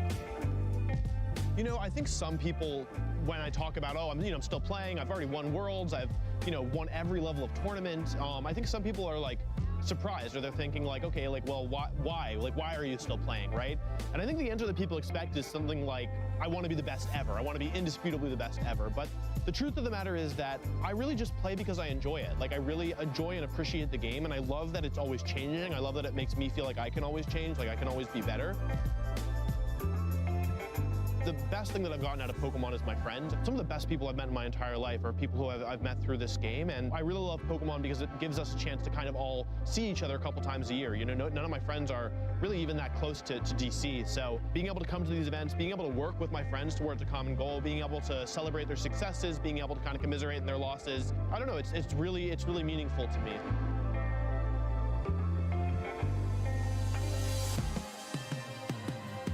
I think the game's also taught me a lot about failure, you know? People look at me and they see like, oh, all the trophies, all the accomplishments, right? But there's a lot more failures than there is victories. It's really hard to kind of truly try to be the best in the world at something, because when you fall short, like, been kind of told pretty directly, you are not good enough, you are not the best. And so one of the best things that I've got out of that is just the ability to cope with failure, to say I tried my best and I wasn't good enough, and I'm okay with that. Well, I mean, I'm a little biased. I think winning. Oh, mate, I'm missing a Wolfglick video package. One of my favorite moments from competitive Pokemon history. Bro, I think there's lots of other great moments. But personally, if I'm being honest, the fake out Swords Dance play in the finals of my Worlds, it'll always kind of have a special place in my heart. Sophie's treated me. Look, I've got Apple again, because I love apples. I've got Sweeties. They're like knockoff Frutella. I've got another Buno for later. And I've got a high-protein strawberry yogurt with 25 grams of protein. I fucking love them as well. I just think it's so cool. Aaron Trailer is another one. He just is so willing to break apart the way that the game works. Aaron Trailer might have to face Wolf in the next round. Nobody else is doing. Actually, oh, let's have a look at the pairings. Pokemon, that's a tough one. My first starter Pokemon was Pairings are up. Let's go. But I really like Emboar. He's one of my favorites, so I feel like I have to kind of represent my boy. Wolfglick versus Kenya Kadera. To win Worlds, just plain and simple. Who's Aaron Zheng against? It's also one that I failed. Aaron Zheng against Shenvu. Aaron Zheng versus Shenvu Zheng without a H. Love that.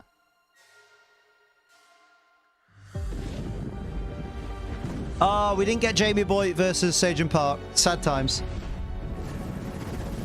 Oh, we get, mate, Sagen Park versus Len Duel, though. Oh, my God. Shame it's not going to be on stream, but that's kind of mint. Hoping this tournament will end with the Legends EA trailer. Well, today it won't.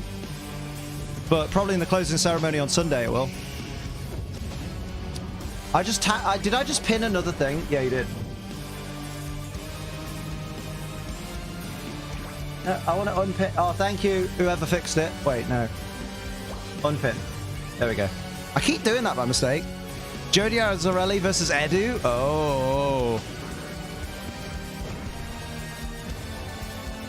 Outfits for Unite. It's a Unite trailer. Chua against Joshi. Damn. Prediction. Choose outcome. Gabrielle won. There you go. Enjoy your points to the, like, 2 people that are on Twitch at the moment. Had some sleep now, ready for Worlds. You've been to sleep, Jack Rapid? Goddamn.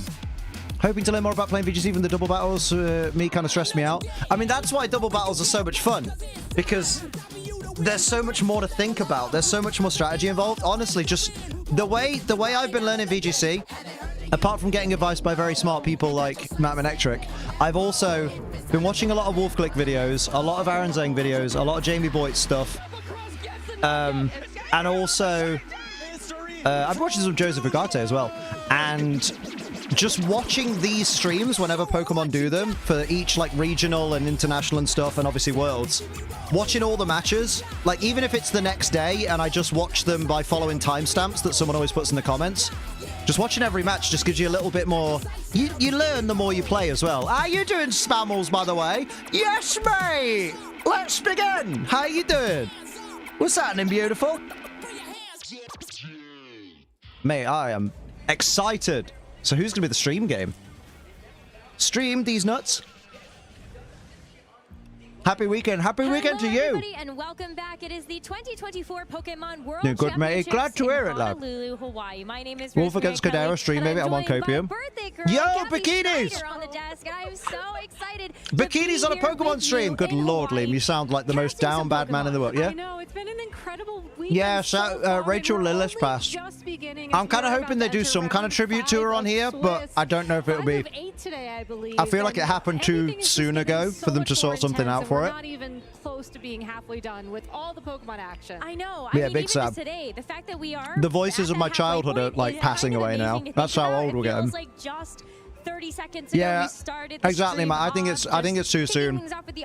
Because everything about this event will have been scheduled like weeks in advance. It was so incredibly awesome to have. So I've been thinking, I do that a lot, don't I? Is that what you thought? Musicians really celebrating the local culture, and I that's a hell of a thought. Take a moment to say thank you to everybody who helped that's make good that apple. happen. As I think every year we raise the bar. It's the big on apple. The opening ceremonies, on the level of competition. And now we have I'm ready. I'm ready to start the prediction on the Twitcheroo. I want to see the fire again, whether it's on the switches Oh, behind damn. us or actually physically on the stage. Ruby, no apple for you. It's mine. The switches, though, right? Just to be clear. No. Okay. No. That's a good shit, baby. Then that counts, right? Yes. I think that counts. Let's go ahead and take a look at our standings, though. As Gabby said, we have finished 4 rounds of Swiss today. Yeah. So that is 50% of the competition for day okay, number 8 rounds today. So lovely. we get a chance to take stock a little bit about who is still sitting at Damn, that undefeated 4-0 record. I am noticing a lot of Shen Yu Zheng, the person who's number 1 is who Aaron Zheng is against. Melvin K, who is an incredible in this round. player from Singapore, has been able to make it to the World Championships several times. I'm still remembering just an amazing gameplay. Thinking is a terrible pastime, don't you know? Also, Gaston says. I know, and talk maybe about date, other accomplished players and I can set up a car date, just being in the car, being cozy when it gets colder, but river walk first. Japan National Championships running. I mean, if I was someone's date, I'd like to do more than just sit in a car. You know what I mean? To watch play through that final matchup. If someone was like, hey, let's go on a date and we'll just sit in my car, I'd be like, where are you going to drop me off before you murder me? Again, you know? Literally trainers all around the globe on this list. I was gonna maybe I've watched too much true crime. That's a player from Australia, one of our players to watch at the very beginning of the day. Still bring games and food? Yeah, I mean, if she wants to. Super Jick is also deceased. She may have not been the best UTC over real. Oh, yeah, look, mate, dying of cancer at 56, like, I don't wish that on anyone. Top player from Europe, from Finland, that is also going to be undefeated. And we also have a couple of favorites from the United States. Grant Weldon, he's maybe not for a second date. Reggie Drago and Zashian. Maybe when you know each other a bit better, so she feels more comfortable. Keanu Inasanto is one of the first players that we actually remember, ended up seeing bring out the Zamazenta. I think a car date is a bit like his games with the Latios. No, it's a bit like Galarian Moltres. So very unique take on it's that not pick, even though easy escape-wise, if that makes sense. Already this weekend. Yeah, so let's go ahead and take a look at our I'm not going to do that, Gizmo. But if you need sleep, get some sleep. This will be available. We're getting Riley Factora and Dorian. But shout-outs to Huma Hara versus Ryosuke Aso. Grant Weldon versus Melvin Quinones. Yeah. Calyrex Ice Rider user, very reminiscent of what we saw at the North American International Championships that Melvin's using. And then I asked her about it like something I've wanted to do, but she doesn't have to. Yeah. Give it a few times. I think I've heard of Riley. I'm excited to jump into this matchup between Dorian versus Riley Factura as players from the North American region. I mean, let's go, baby. Started 2024 watch a movie, it's going to come for the home. Yeah. An incredible show of power, winning the first regional championship, and then just... Mate, why has this camera got such a bad frame rate? Between matches, just unplug this camera and plug it back in, please. I mean, that was his second at the Sao Paulo. Riley has the third most regionals. Damn. And that is a factura. Getting a total of 1596 CP at the top of the NA leaderboard for the season. And we did the math on that one. That is with a regional championship win, 1 Worlds invite, and then with 1500 CP divided by 500, that's 3 more Worlds invites on top of that. That is how that works.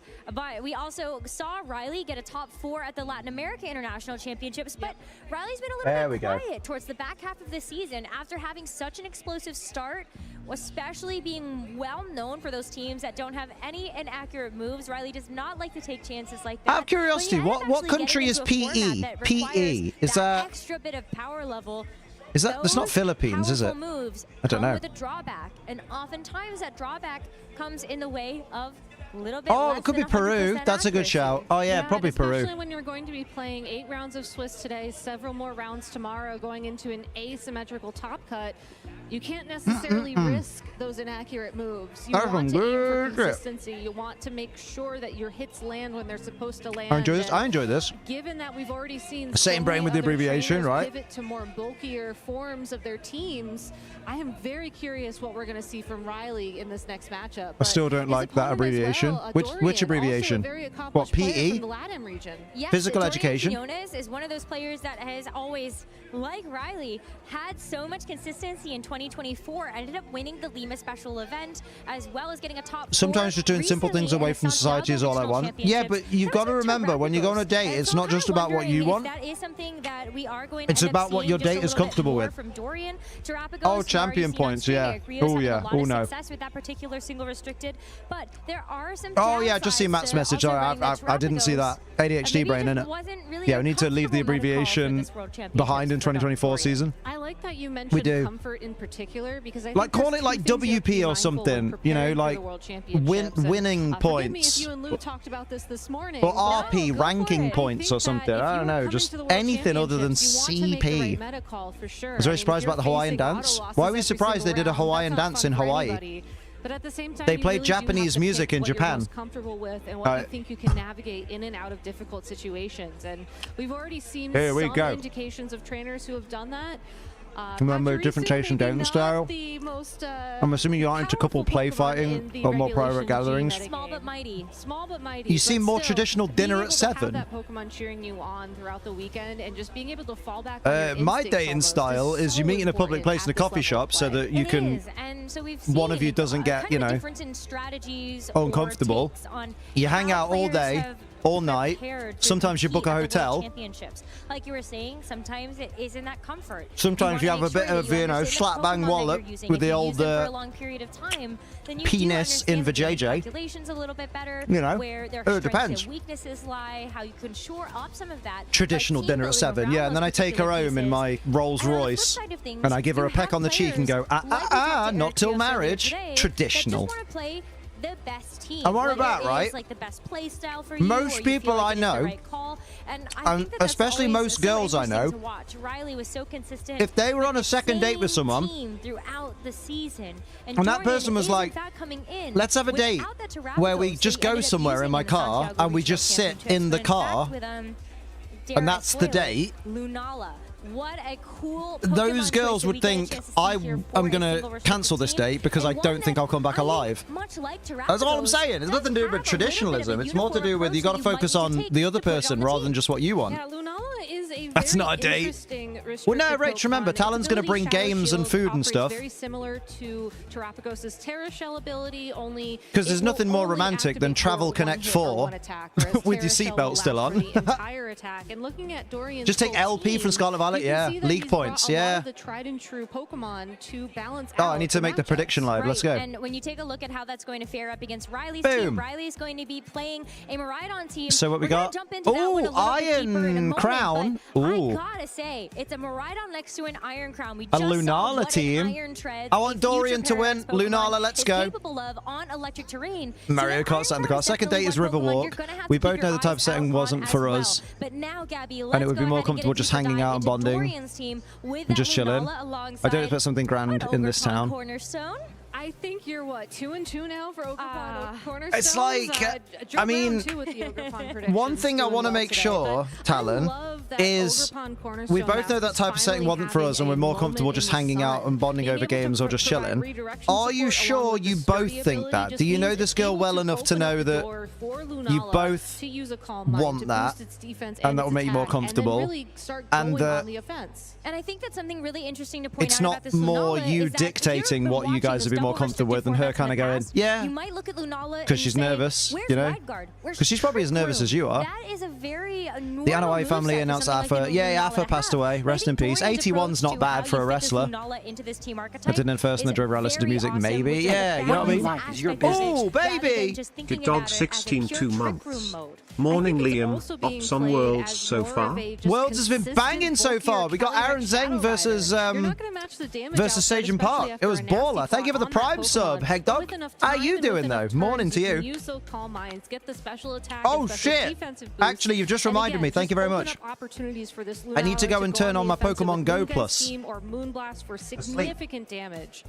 Similar to what we see on Dorian's side of the field, Riley's team also has those Incineroars, the Urshifus, just those Pokemon that have really done consistently well throughout the format. But the way that he's supporting his Miraidon is really unique. There's that Iron Crown with the Expert Belt. There's also Ursaluna with Flame Orb. I don't know where it is. Yeah, the normal Ursaluna is definitely going to be a nice Pokemon to have, especially with all the Shadow Warrior Calyrex that are running around in the field. Oh no! And just the natural synergy that this ground type Ursaluna shit, I need to feed Snorlax as well. Alongside this Miraidon, it does have Discharge. It also has Dragon Pulse over Draco Meteor, a very Riley Factura special. But this Miraidon, I want to point out that it's going to look a little bit different than what we've seen previous. Is this gone off? While most Miraidon that we see are typically Terra Electric or Terra Fairy, this Miraidon is actually Terra Ghost.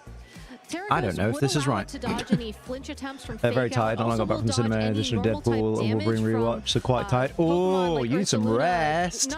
I'm gonna go find my Go Plus just for the match. Get underway. Also, I think gives it way more playability into Urshifu with Rapid Strike because no longer will you be able to use close combat to deal damage in the electric form. Obviously, Fairy helps with that too, but I think just having a diverse set of Terra types is so important coming into this. And while a lot of people maybe have planned for the Fairy type Miraidon, maybe have some Pokemon on there that can go on the offense against that in particular, I think Ghost type is enough of a surprise that'll maybe throw people off and again, open up the opportunity for Miraidon to go for big damage. It does help to make sure that you can't get faked out there, but I think Ursaluna is going to be really important in this matchup. For sure. Take a look at not just the natural synergy that it has next to Miraidon, but also the fact that it's got Substitute. Now, that's a very unique move choice we don't necessarily get a chance to see on a lot of different Pokemon. We've seen it a couple times on Landorus Incarnate, but it's really there to just allow this Ursaluna to tank a little bit less damage or also just provide itself a wall to hide behind. But let's get into this first game of this next best of 3 between Dorian Quinones and Riley Factura for the Swiss round number 5. Missing it. We've got both restricted on Missing the field, it, mate. Miraidon versus Lunala.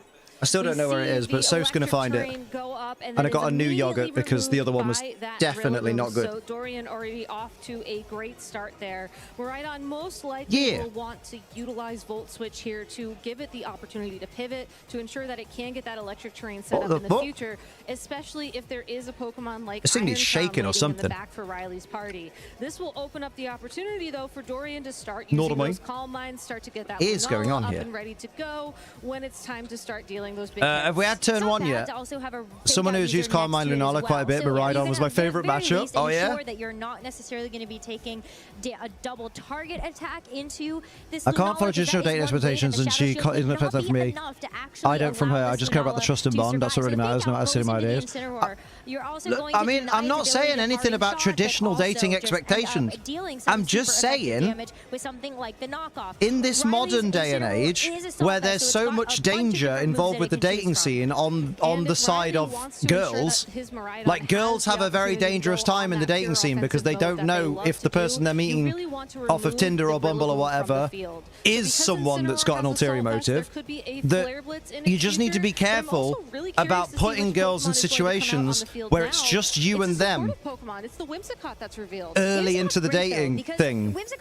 You got to make sure she feels safe, and she isn't just saying she feels safe because she feels like if she says she doesn't feel safe, you'll go off on her, you know? Because she doesn't know you yet. That's all we're saying. I'm not saying follow traditional dating expectations and tell her dinner's at 7 at the Ritz and I shall meet you there with the valet.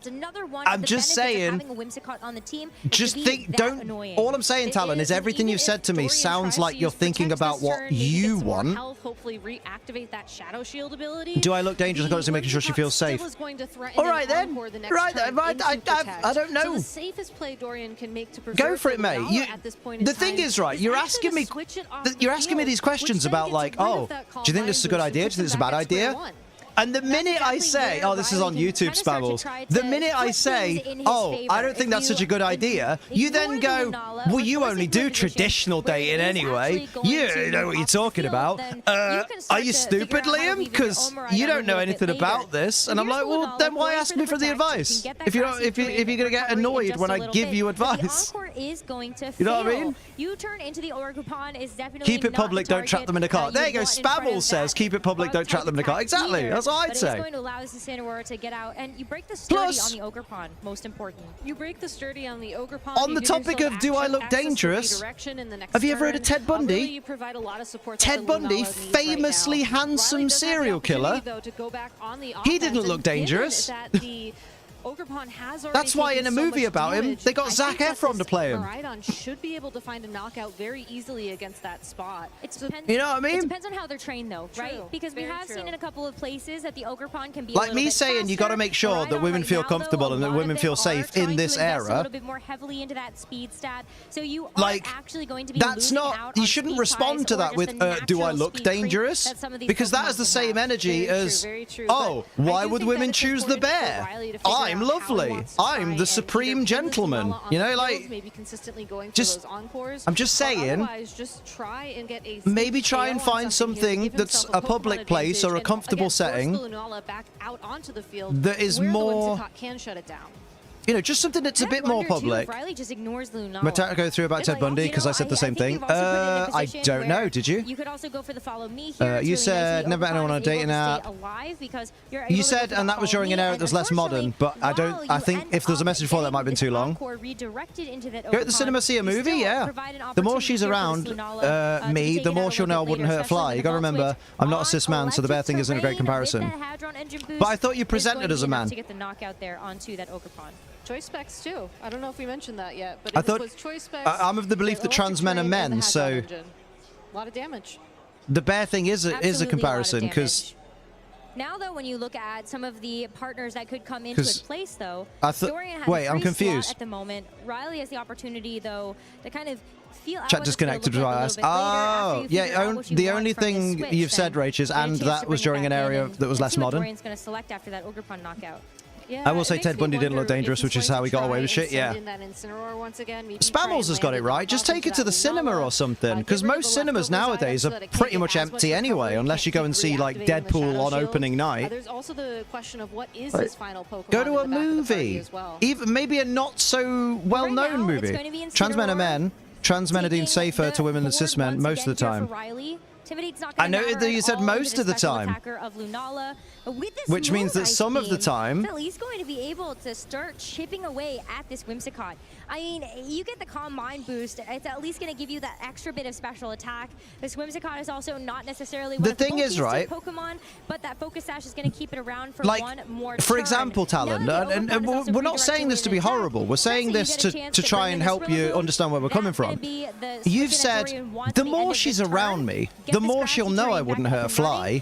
force Riley into the position where that's kind of going into nice guy territory. Go for the manual switch for that electric terrain. Because like nice guys will say, if I hang around this girl long enough, she'll see that I'm a wonderful gentle, you know, that kind of thing. And it's like, no, I'm not saying you are turned into a serial killer. But what I'm saying is, all I'm saying, this has got way out of hand. Now, worst case scenario, you get locked all I'm saying is, like Matt says, on the second, well, not the second date, because the second date is the river date, which that, to be fair, that scares me more than car date. We're gonna go walk by the river, because that, I mean, if it's in the daytime, fair enough, but like, I personally, and I apologize that I'm only speaking from my own experience, but crazy enough, that's the dating experience I have. From, I don't know, when did I start dating? Like 18, 19? So 17 years in the relationships field. I've never met a girl who, you know, only a couple of dates into knowing someone. No, our talent. This is the problem, right? This is the problem. You're not listening to me, and you're taking it personally instead of listening to me. I'm not saying that you're a serial killer. I'm not saying you're going to hurt someone. What I am saying is I have never met a woman who so early into the dating with someone would go, yeah, sure, we can just go somewhere in your car and just stay in the car. This is a life in the middle of fucking nowhere or something. Because they'd go, I don't know, man, I'd rather be somewhere with other people nearby at least. Like a quiet pub or maybe a movie or even a small cafe or something. You know, not busy loads of people, but maybe a couple of people, you know, maybe somewhere that has like staff. It's a tough choice to make. Yeah. Take yourself out of the situation and look at it from the girl's perspective. Sorry, Matt. No, that's all right. Don't worry about your attitude, Matt. Don't worry. Could absolutely use that to bolster up its own electric type attacks, but in fact, as a woman, I don't trust any man I go on dates with for a while because you never know if the face they first present is who they really are. Yeah. Women personally choose public faces that have people to be safe. Yeah. Exactly. Iron Crown. How do we get here? A little bit of heat earlier on. We got here because Talon was worried about like the next steps and making sure that like very good Star Wars. You probably don't remember me, but I used to watch you when you did Let's Go Shiny Hunting. Hey, S. Johnson, I do remember that name actually. How you doing? Nice to see you. It sounds familiar. Did you have a different username though? Slightly different? I personally chose public place as the first option anyways. The problem was it was boring. We're more comfortable making our own fun. That's it, no ulterior motives. Okay, but define making our own fun. Because if the place that you chose was boring, that doesn't mean that she doesn't like public places, unless she said that. It just means the public place you guys chose was a boring one. Why can you not choose another public place that is less boring? All you need is 1 HP. Like, for example, if I had first date at a bowling alley, which is fucking boring, and me and my date were like, this was fucking boring, we should do something better next time. Yeah, we'll plan it out, you know, let's not worry about it today. We'll plan it out for another time.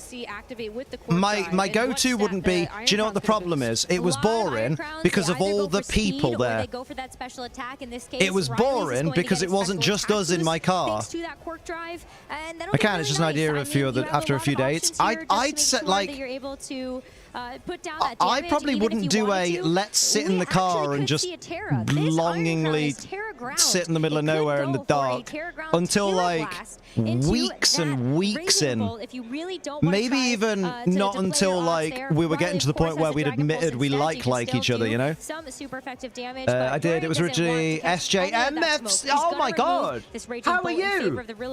Good, mate. I got a 1-year-old lad now. Fucking hell. Everyone's growing up now. Good lord. Mate, well, thank you for popping back. SJMCFC. Oh my god. Yeah, like I'm with Spammels on that one. Sitting in the car sounds boring for a second date. Like, even with games. Like, what games are you going to have? Like, that Miraidon once again at the end of the turn to get that terrain back. Like, to me, a car date sounds very much... That's reaching, bro. The mall itself is just walking, no games to play. I mean, some malls have arcades. Not just have from walk into stores and talk to the food court. We're clearly struggling to make something. Well, why don't you... I know you don't like tradition, apparently, but why not just make a reservation at a restaurant? Because then the fun there is you sit down somewhere that's got a nice atmosphere, good food, and you can talk to each other. And conversation will make the fun because you're supposed to be interested in each other. At least that this Raging Bolt can still do some really good damage. I know, we're all grown up. Do you still bother with the shiny on? Sometimes, yeah, sometimes. As well, if it can land a Dorian robbed there, to be honest, a little bit. Overall, I think talking is hard. Wait, so you want to form a relationship with the person that you're not comfortable talking and making conversation with? Still available? That Iron Crown has been such a game winner that for Riley. Is... yeah, like what? Oh, I want a relationship with this girl, but I don't want to get to know her. You could even see Riley start to cringe just a little bit watching that all play out before him. Is it possible you both find each other attractive, but the conversation just isn't there? And it's actually each other that you're finding boring, but because it's the first date in a while, you're both kind of going, oh, but I don't want to miss my chance. I love talking, but trying to make conversations to make it not seem boring is exhausting. U-turn to get that damage or get that terrain right back. We do, but we're mentally ill. To the protecting Iron Crown, though, and here it is. I mean, I get that you're both autistic, but I know a lot of people and a lot of couples that both have autism and can hold conversations with each other because they're interested in the other person, and they're interested in the other person's interests. Still also looking very, very healthy at that full HP. Me and my guy talk all the time when we're together, and that's what we did on our first date. Yeah, like, no wonder you were bored if you couldn't think what to say to each other. What? This is why I'm getting so confused, because I've never heard anything like this before. You don't like talking, but you want to be trapped in a car alone for a long period of time? I mean, that is a good point, Big Game Boy. Best case scenario, I mean, the world with everything being aligned, the idea of going outside can make you feel uncomfortable or anxious, but your relationship will not work if or last if it can't exist in the real world. Yeah, exactly. Like, we're not trying to, you know, piss on your bonfire talent. We're just trying to. A lot of people would just assume that the dragon. We're just trying to make you aware that, like, given, again, just how it's just quite confusing. Attacking Cutter will bring Rillaboom down into because, like, you're saying that you were bored because you were in a public place. It was a mall. What's wrong with just physical affection, relaxing and vibing? That sounds like you want Netflix and chill, my dude. Get the knockout on itself, but you are going to see Dorian throw in the towel for this game number one. Riley take him to a comedy club. May, that's a good shout, actually. And Riley just doing a fantastic job throughout that game, preserving the terrain, recognizing that doesn't make the entire relationship. Rillaboom was on the field. Chances are it'd be switching out I don't want sex, not now. To bring that grassy terrain back once again. Right, but you want physical affection. So what physical affection do you want? I think what gave him the edge at the end of the day was the fact that. So you want someone that you can kiss and cuddle with, be intimate with. Make it sit around relax with them. Relaxing and vibing, is that not... Does conversation not come into that? So you don't... Do you not want the... Wait, she's more casual, though? I don't want to come off too strong. Yeah, don't come off too strong, but, like... She's a bit behind the actual life. Is it? Oh, okay, thank you. Boom. Oh, look at that. Let's get back into it. Thank you, Matt. Good point. I'm sure I could add to this someone who doesn't date and is autistic. If you get me in a good conversation or topic, I'll be pretty chatty, but I'm also introverted, so I know my social media's low. Valid? I can't remember. I wasn't into football, no. Excited for the PL to... What is the PL? I don't know what the PL is. What they ran in that game number one. And in game number one, we saw Premier League, isn't it, mate? There you go. That's that one, right? I'm very curious if we're going to see Dorian lock into that play again, because it's not. Yeah, second date, you're still just friends, expect nothing from a conversation. Yeah, if that, right? I'm not meeting her and just going, all right, let me lay my head on your lap. I'm going to talk to her and ask her questions. But you don't want conversation. You already said that. You said you don't want conversation. Because conversation is the reason that it's boring. That was what you were telling us. Valid, Matt. I appreciate it. Wolf is 5-0. Damn. World champ difference, baby. I'll see you in a bit, Matt. I hope you feel better tomorrow, my dude. A big play here as we take a look at game number 1. Dorian wants to try to The go conversation all is out on the difficult, but offensive, if you there's a want, switch that comes through first. Riley preserving that Maridon, doesn't even want to try to go for a volt with switch all there. due That's respect, just gonna Talon, be Iron Crown you're that coming takes its across place. as, Certainly a Pokemon I that want might a be able to take girlfriend, this but I hit don't just want to a have little to bit make better as effort Dorian because gets it's that Terra hard. Orb ready to go. Life is Gonna be that fucking Winona hard. Once again, taking that Terra Fairy. Do you think I'd have bagged Sophie if I wasn't willing to make an effort for her? Number 1, there was an attempt at landing a Moonblast against one of It's better to just be in the, what does be in the moment mean? The Whimsicott's encore, but here now You want to wait, so you want everything, right? You want to not be bored. You and Sophie are different. I mean, Iron Crown, it's just go on. typing, right? Yeah. It's going to be so Are you going to tell me how I don't have mental challenges just because I'm not autistic? You're going to tell me how my ADHD and my depression don't affect my ability to piece together thoughts and start conversations? Are we really going there? Are you really about to psychology me right now? At such low HP. Even if the burn did Where are you getting this from? You and Sophie are different. I'm getting this from based on you saying, no, but you don't get it, Liam, because we're both autistic. You don't get it, Liam. And also, you and Sophie are different. Why are we different? What's different? Total control of the terrain. This is such a big shift from Why go to somewhere you can have some kind of outside stimuli to be able to have a conversation? As a couple, you guys function differently. Yes, you can still Explain how me and Sophie function differently. Tell me about the start of our relationship on the dates you weren't at. But there is a timer not every couple's the same. Oh, tell me something I don't know, mate. Well, we're going to see the Incineroar. That was a Pokemon that you were hoping do you know what? I'm getting a bit annoyed because you're not listening to me. I still stand by what I said. With the right person, it won't be hard or difficult. I agree with that, Rach. I'm going to say a relationship will fail if you cannot hold a conversation with your partner. Yeah. Booba indeed. This is insane. Like, I get that not every couple's the same, but I don't know of any couple that are like, oh yeah, so what did you do on a second date? We just sat and didn't speak. Down to the red. Oh, so how did you get to know each other, and how did you get to know that you really liked each other on a deep emotional level? Oh, we didn't. We just sat there in silence because neither of us could start the conversation, and we didn't want to because it's too hard. A Moongeist beam. I think that's a trait that there you go. Spammels with a good question. What do you like about your date? What about them makes you think this could be something special? One of 2 major attackers on his team, with the Maridon being the other one. It's on the field. It's ready to go. And honestly, I have to always be constantly having conversations. Whoa! Who said constantly? There's no moment of peace or just intimacy. It's just constant yapping. Is that what? No! I didn't say that, motherfucker. You put that in my mouth right there. Phrasing. I never said that. Or even bring that Incineroar down a little bit. But much in the same way, I mean, I don't is a relationship to you constantly just not speaking? Is also going to help with that. If you wanted to lay down a tailwind, it's just going to be tough from here. Expectation of intimacy on second date is wild. Yeah, you know what I mean? Like, even if it is just like let's just be physical, but not. I'm trying to understand you, but I also feel like I could be doing something wrong. Indeed.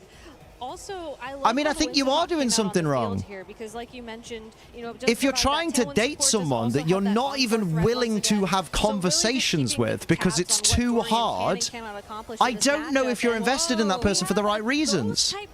It sounds to me like it's sounding like you're physically attracted to this person, you think they're pretty, but you couldn't give a shit what's going on inside. Hand-holding is almost nothing. I don't expect sex or anything like that. So you can't actually use a prankster. Right. Into it. The Volt Switch, though, but to get to hand-holding, you've got to get that person to feel safe and comfortable. They've got to feel an emotional connection to you most of the time. So you're saying that that will happen just by not speaking to each other? It just needs one small hit from something. You're not going to talk to each other about your interests, your hopes, your dreams, your plans for the future, anything like that? Riley just finding this great opportunity to pivot out. Relationships over the past decade with someone I was friends with and knew before I even got to such stage. Yeah, you know what I mean? This is a tough decision to make. Making friends means conversations, yeah. I think at this point, I don't get this whole conversation is too hard, so we're just not going to do it. Let's do. Why can't we just exist? And it's like, because you're not that close yet. Right, here's a great example, right? Because this sounds a bit like what you're after. Me and Sophie, and yeah, I'm going to use as an example, so feel free to poo-poo everything I've said because somehow our experience doesn't matter at all. But me and Sophie can exist in the same room together. And what I mean by that is we can sit for hours not speaking, just you know, one of us is on the computer playing a game, one of us is on a Switch or something, and we're just vibing in the same room, right? Yeah, I know, right? Will. And that has come from the fact that we have spent the last 6 years having so many conversations, learning all about each other, learning about each other's hopes, dreams, desires, loves, hates, pet peeves and stuff like that. That's not something that goes, oh, we've just got that because I've turned up. Madison, thank you for the subscribe, my friend. How are you doing? That's an autistic love language. I think it's called parallel play. But we're not autistic.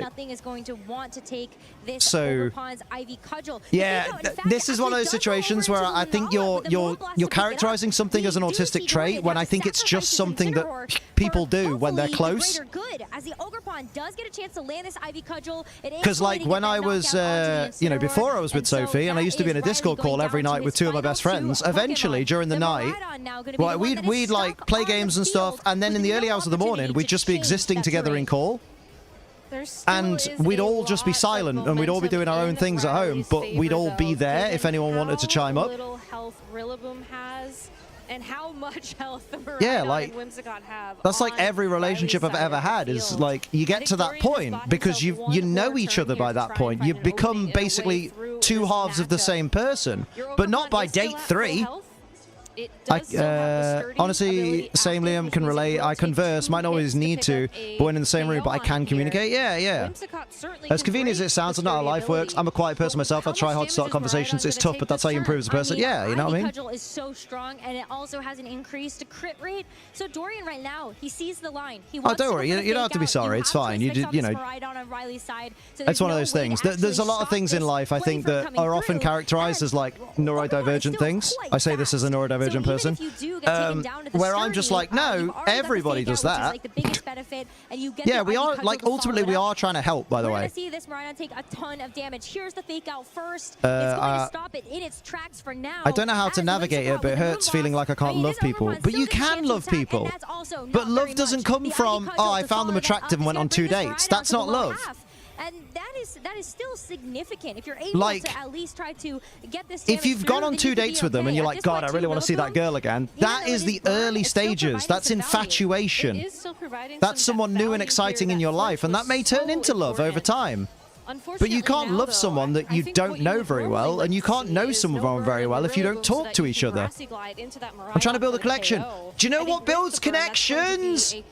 Conversations with the person. If you look at a person in the street and you don't converse with them, can you tell me their thoughts, fears, the things that they aspire for, the things that they love most, the gifts they like to receive? No, you'd be like, well, no, how can I if I don't talk to them? That Riley is going to make, well, a mistake. Like, I mean, that's exactly please, for the love of God, do not tell her you love her on a second date.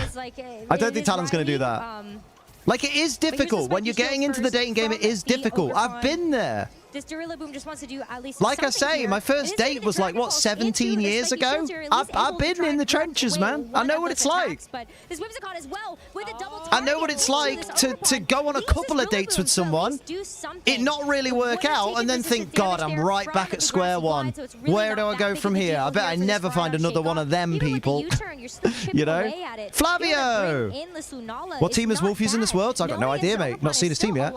I talk to them more if they talk to me more. I'm trying to get them accustomed to talking to me, hanging out with me. But this is where you both need to make a bit more effort. Liam spitting facts releases a short, ADA short, like battles are breaking on stairs targeted to Pokemon fans. Bottles breaking on stairs, what? Honestly, it's apologies for missing the mark, interrupting. I just thought I'd provide some insight as someone who has ASD, even though I don't date. I was fine listening and being in a conversation fine, even though I don't always interject. Yeah, like, the thing is, Talon, you're not going to get accustomed to talking to each other if neither of you talk. Because it might be that she's reluctant to talk because she's not getting a lot back from you. Because if neither of you are initiating conversations or trying to keep the conversations rolling or giving asking one-word answers or asking closed questions instead of open-ended questions, then you're not going to get accustomed to each other. Because someone, you know, someone's got to take the reins here and be like, okay, let me steer this. I'm typically the first one messaging her. Then why not in person be the first one saying something? I think it really was the double target into the spiky shield that just gave him this opportunity. Like anything, just, you know. Final 2 KOs of this game. I think all he has to do now even something, I don't know, like, do you know what kind of thing she's into? Yeah, the 2 attacks here is fine. I don't like, I don't know, let's say she's into League of Legends, but you don't know much about it. It's like, oh, you know what? You mentioned that you like League of Legends. I don't really know much about it, but like, what's your like main character and what is it that they do? And get her to talk about her interests. It's also just nice to make sure that you're not going to be taking a little. Has she expressed how interesting you she is? I feel like Miraidon will take it all this world. Almost every Miraidon player is having a good world so far. True. The shorts with bottle, colored liquid rolling downstairs, person talking over them, more serious topic. Oh, I'm with you. I really love how Dorian That's the best advice. Like, find ways to get someone to talk about something they're interested in. Being able to hold on to that She's into Jujutsu Kaisen. Have you watched Jujutsu Kaisen? Right, she cosplays, so you can ask her about like, oh, I noticed you did this cosplay. Like, I looked at your Instagram and I saw that you did this cosplay, and that particular weapon or that particular thing like looked really cool. How did you make that? And is it easy to make stuff like that? Ask her how she got into cosplay. Cosplayers love telling people how they got into cosplay. Especially when you have to deal with crits, but I think Dorian played that flawlessly. Even if, like, honestly, bloke to bloke, get that damage down with the Lunala, and all the other pieces fell into place. Ask her about the thing she's interested in, even if you couldn't give a fuck. Even if you've got, like, you've watched one episode of Jujutsu Kaisen, even if you hated it and you were like, I am never watching that pile of trash ever again. If she loves it, ask her about it. Like, oh, I tried getting into Jujutsu Kaisen and I couldn't, but I know you really like it, so you know, I'm willing to give it another go. What if you, you know, what is it about the show that really gets you? What drew you in? And let her gush about it. Even seeing the Lunala take the you know, because you're worried about holding a conversation. If you can convince her to gush about something that she likes, the conversation will flow. Because she'll be going, oh my god, it's just this and this and this and this, and I love this, and you can go, oh, tell me about that character, or oh, okay, so what's the, you know, or something. If she just says like, oh, the character just has the greatest personality, it's such a mood. It's like, oh, like in what way? And then get to talk about it. And then you can even follow that into, oh, that reminds me of this character from this thing that I like. Have you seen that thing I like? And she'll be like, yes, or no, you tell me about it. A lot to consider indeed for both these trainers. There you go. I do think that Dorian has to. That's how easy it is. Conversation. You just like treat it like a job interview. Just ask a question. Ask an open-ended question. That forces her to talk about stuff. I just don't think to do any of this. Well, now you do, because now Liam's had a go. I can't believe we're in game 3 of this match and I have no idea what's happened. I think you can sort of keep that out for yourself. Not because I'm uninterested, but it's the way you've been speaking. And I feel like a few people that have been listening will agree. You've been making it sound like you want to organize dates where conversation is kept to the absolute bare minimum so you don't have to try. That's what you've made it sound like. Which is why we've all got on our fucking soapboxes and been like, that is absolutely bonkers. I don't think that's a risk that Dorian can afford to take here for a second time. That's how it sounded, the way you've been wording it. I did like, though, how he went on the offense with if you want to be alone with her after you have a couple of dates, ask if she wants to watch Jujutsu Kaisen together. Yeah, like, oh, I'm thinking of giving it a go. People are pressing buttons and Pokemon are attacking, that's what I'm gathering. I think Matt Manectric is going to give me a rundown, hopefully, of what happened. Well, I popped into the stream. We're just giving Talon some advice. My wife engages me with Pokemon, even though it's not her thing, and she enjoys Minecraft. That's not my thing. I engage with her. Oh, mate, literally. During Sophie's like hyperfixation with the Tudor era of British history, so like the 14 and 1500s, she was absolutely info dumping about Henry VII, Henry VIII, all of the wives, all of the conspiracy theories going on around that time. And whilst honest, part of me is interested in it, but not as interested as Sophie is in it. I just listen and I just let her gush about it, and occasionally she'd say something, and I'd keep the conversation flowing and keep her engaged and happy by going, "Oh, actually, tell me about that. I didn't know that. Tell me about this situation." Because I don't know, she'd be like, "Oh yeah, so all this happened, and then obviously the thing that happened in like 1562 happened." I'm like, "Wait, what happened in 1562? Tell me about that." It's really easy. Tudor, innit? Yeah, right. Yeah, I mean, I think you're still not really. Game 1, Dorian got Lunala set up and was commanding position, but Riley crit with Iron Crown and went on to win. Nice. Hang on to an attack, so you're stalled a I little think how you and Sophie, mate. I remember you shiny races vividly. Oh, thank you, my dude. We're doing good. We're doing good. Yeah, we're pretty happy right now. At the moment, to have to worry like we've reached that point where me and Sophie are just extensions of each other at this point. I can't imagine not having Sophie. It's crazy. I mean, it sounds not like, oh, I've read this. Autumn specifically appears differently in everyone that has it. This is true. We might message a couple back. It's the long one. You said, I get to see my guy tomorrow, and I warned him that the Unite finals aren't over. He's going to have to put up with me watching it, and he's totally okay with it because he's seen how much I love it. Plus, he's seen your boobies, and he's like, hey, if I behave, I might see boobies again. Not all lads are built different. Literally, my guy got me talking about K-pop or video games, and I literally went on a whole thing about it. He was just smiling through it. I love to watch a woman's face light up when she's talking about something she's interested in. Yes, you do have to worry Game 2, Riley prioritized damage into Lunala, causing it to be low on HP for most of the battle, but Dorian slowed and controlled the game with Rillaboom and was able to win despite the poor start. Oh, nice. Would like to see with the Incineroar on the other side. And the Iron Crown is I've sent her Gojo art I've seen from Animal Jam, by the way. Right? Exactly. And you What's that in English? Still have the opportunity here to protect on that Lunala, as there is no the wildest relationship, just chatting stream with Pokemon popping up now again. Mate, if Dorian wanted to here, he could just protect and spike. I just like to help, all right? That's me. And then go ahead and if I see someone in need, the next coming turn. Well, it's a valued member of the community. Protect from the Lunala. Definitely one I will try and help them. Start to play it safe, but you have to figure out. Even if they get mad at me for trying to help them because they don't realize the way I'm trying to help them, and then I have to explain again. Oh yeah, we can absolutely rewatch this battle for the next round. I might go back to the start of it just because I have missed a lot. So Ogerpon's just gonna manually switch out. Is that game 1? Allow this Ursaluna to tank a little bit less. That's the Wolfie promo. Okay, cool. That's game 1. A wall to hide behind. But let's get there we go. Cool. This first game of this next best of 3. I'm autistic and frequently obsess over obscure things. I usually hesitate to mention it in the beginning because I'm worried people are going to think I'm too weird for getting to know me. I'll slap it at 1.5 times speed. Good shout. Terrain go up and then is immediately removed by that Rillaboom. So Dorian already off to a great start there. Go on, Gabby. Most likely will want to utilize Volt Switch here to give it the opportunity to pivot to ensure that it can get that electric terrain set up in the future, especially if Animal Jam's art program and people have made a lot of art of Gojo, the character from JJK. Oh, okay. Start to get that Lunala up and ready to go when it's time to start. Get texting being easier. It can be for me too, but with enough time, vocally conversing gets easier. Oh, you could go to a library and do what they did in Big Bang Theory that time, where they were both socially awkward, so they went on a texting date.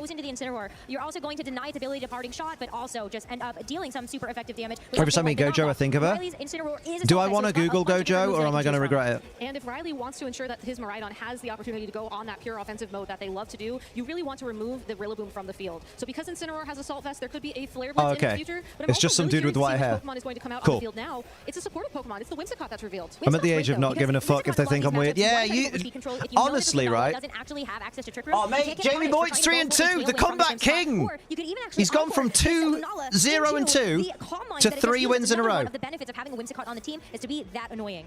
Whereas in team works, use grassy terrain and lefties to maintain the shadow shield. You generally want Rillaboom off the field so you can keep it available to remove electric terrain. That's a good shout. And then, so you turn it out, basically, a lot. Bib's big on Wicker stuff and not interested in, but I listen, it makes me happy. Yeah. Because relationships are a two-way street, so if you listen to the other person while they info dump about stuff, like me listening to Sophie info dump about, I don't know, dinosaurs or the Tudor kings and queens, just the British monarchy in general. Like, well, British history, because recent monarchies are boring. Then she'll listen to me gush about Metal Gear Solid and wrestling and Star Wars. But just like when she info dumps, I just sit there beaming because because I'm so happy to see her smiling and happy, she'll do the same back when I do my info dumps. It depends on how they're trained, though, right? Because we have seen in a couple of places that the Lunala needs to be set up as quickly as possible. Of course, yeah. Because it's the calm minds that are the most important. I'm with you. Like, I'm with Rach on this one. One thing that you young'uns seem to do so much is you worry so much about being seen as weird. And because of that, you hide your authentic selves, and that's unhealthy. MGS2, Joe. MGS2, mate, is my jam. I loved it. Like, you know, in 2002. Where you could also go for the follow me here. It's really nice that the Ogrepon is able to stay alive because you're able to go up at 7, best go for shot eye, catch a, hopefully be able to tune in. Oh, mate, definitely pop back in again, SJ. See you later, though, dude. Both my exes loved it when I info dumped because it was the only time where there's something excited and authentic about myself. Yeah. Like dinosaurs, that's my contribution. With choice specs, the electric terrain, and the Hadron engine. A lot of damage. Absolutely a lot of damage.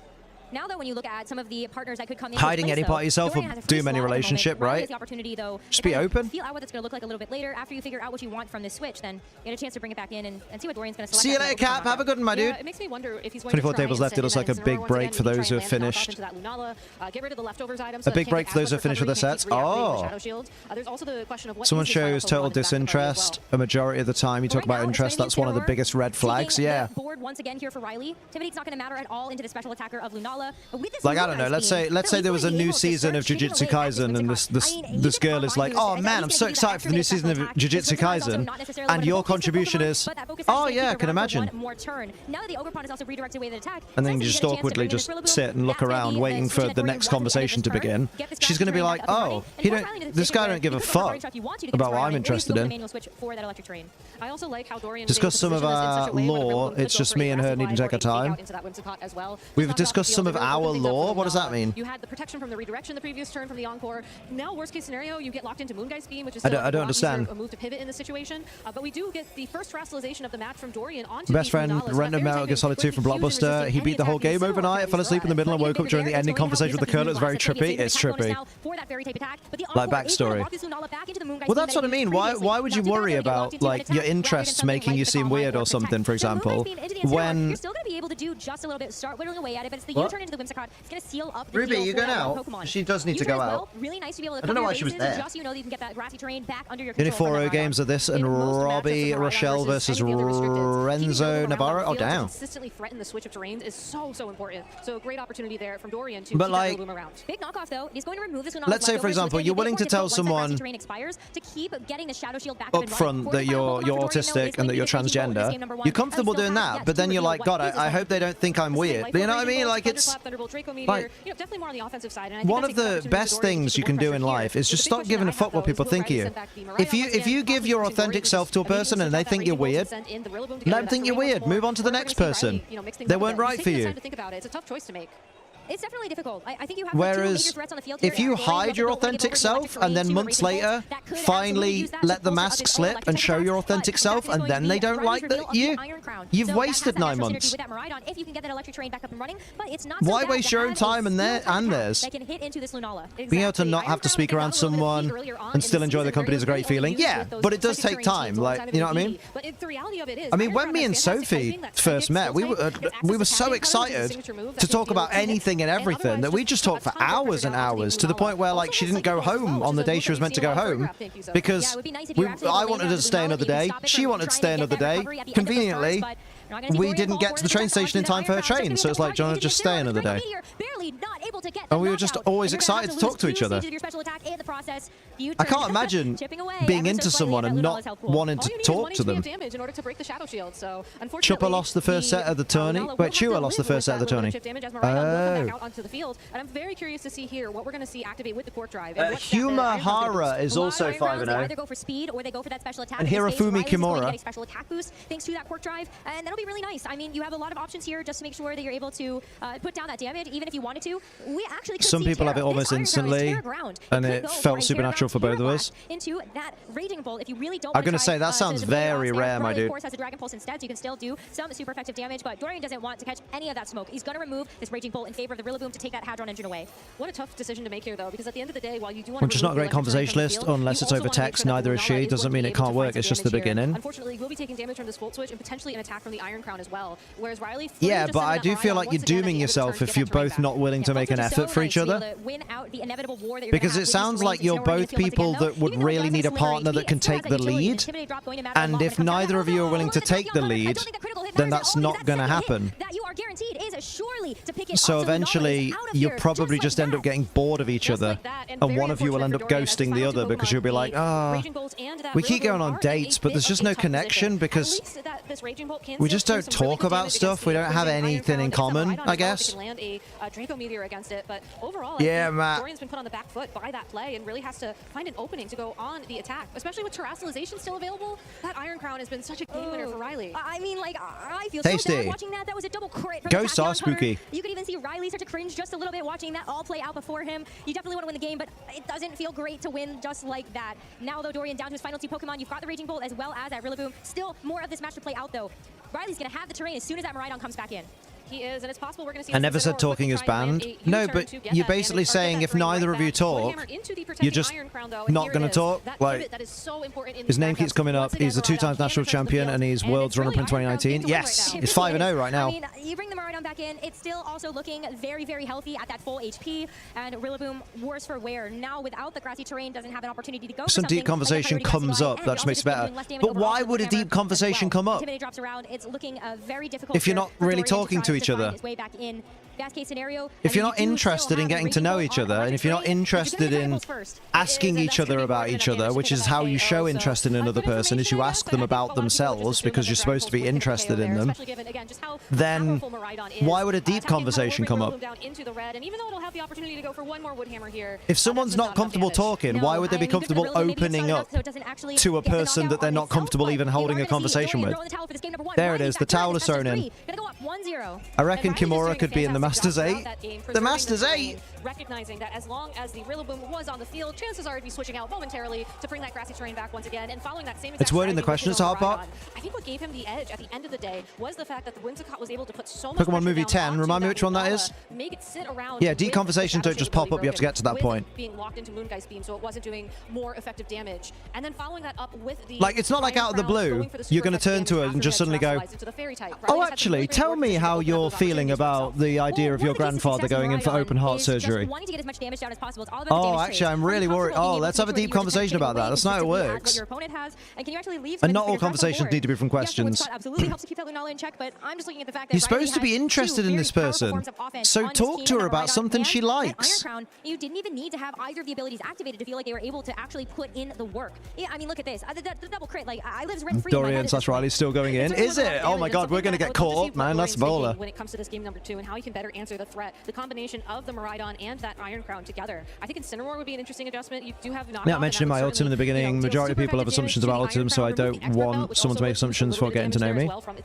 I mean, yeah, but also it's just part of being open. To match the fact that your opponent was pretty aggressively pivoting throughout that game would be really important for Dorian to consider as or like, where do you see yourself in 10 years on a second date? I don't know if it necessarily found what it needed to find in Don't say doing your wife. Don't say doing your wife. Doing your son? To give the Lunala the opportunity to go on the offense. I think more fake out would just be easier for Dorian. Oh, the Darkrai movie. He's got long legs in that movie. Because you have a couple of options on Riley's team at some points. So good into the Incineroar itself. So we'll have to wait and find out if Dorian wants to try to make that adjustment. For now, though, you're good. That was yummy. I want more of them sweeties, but they're downstairs. And in game number 1, we saw the Rillaboom go for a fake out into the Incineroar with a calm mind on that Lunala. I'm very curious if we're going to see. I'm sorry, Talon, that I'm just not understanding the idea of going on a date with someone that I'm not interested in.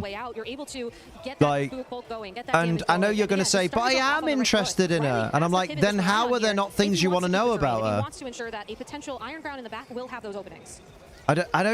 My head does not compute with that. Think of it as stargazing. So you just fancy her, you're just lusting after her, you just want to look at her, basically.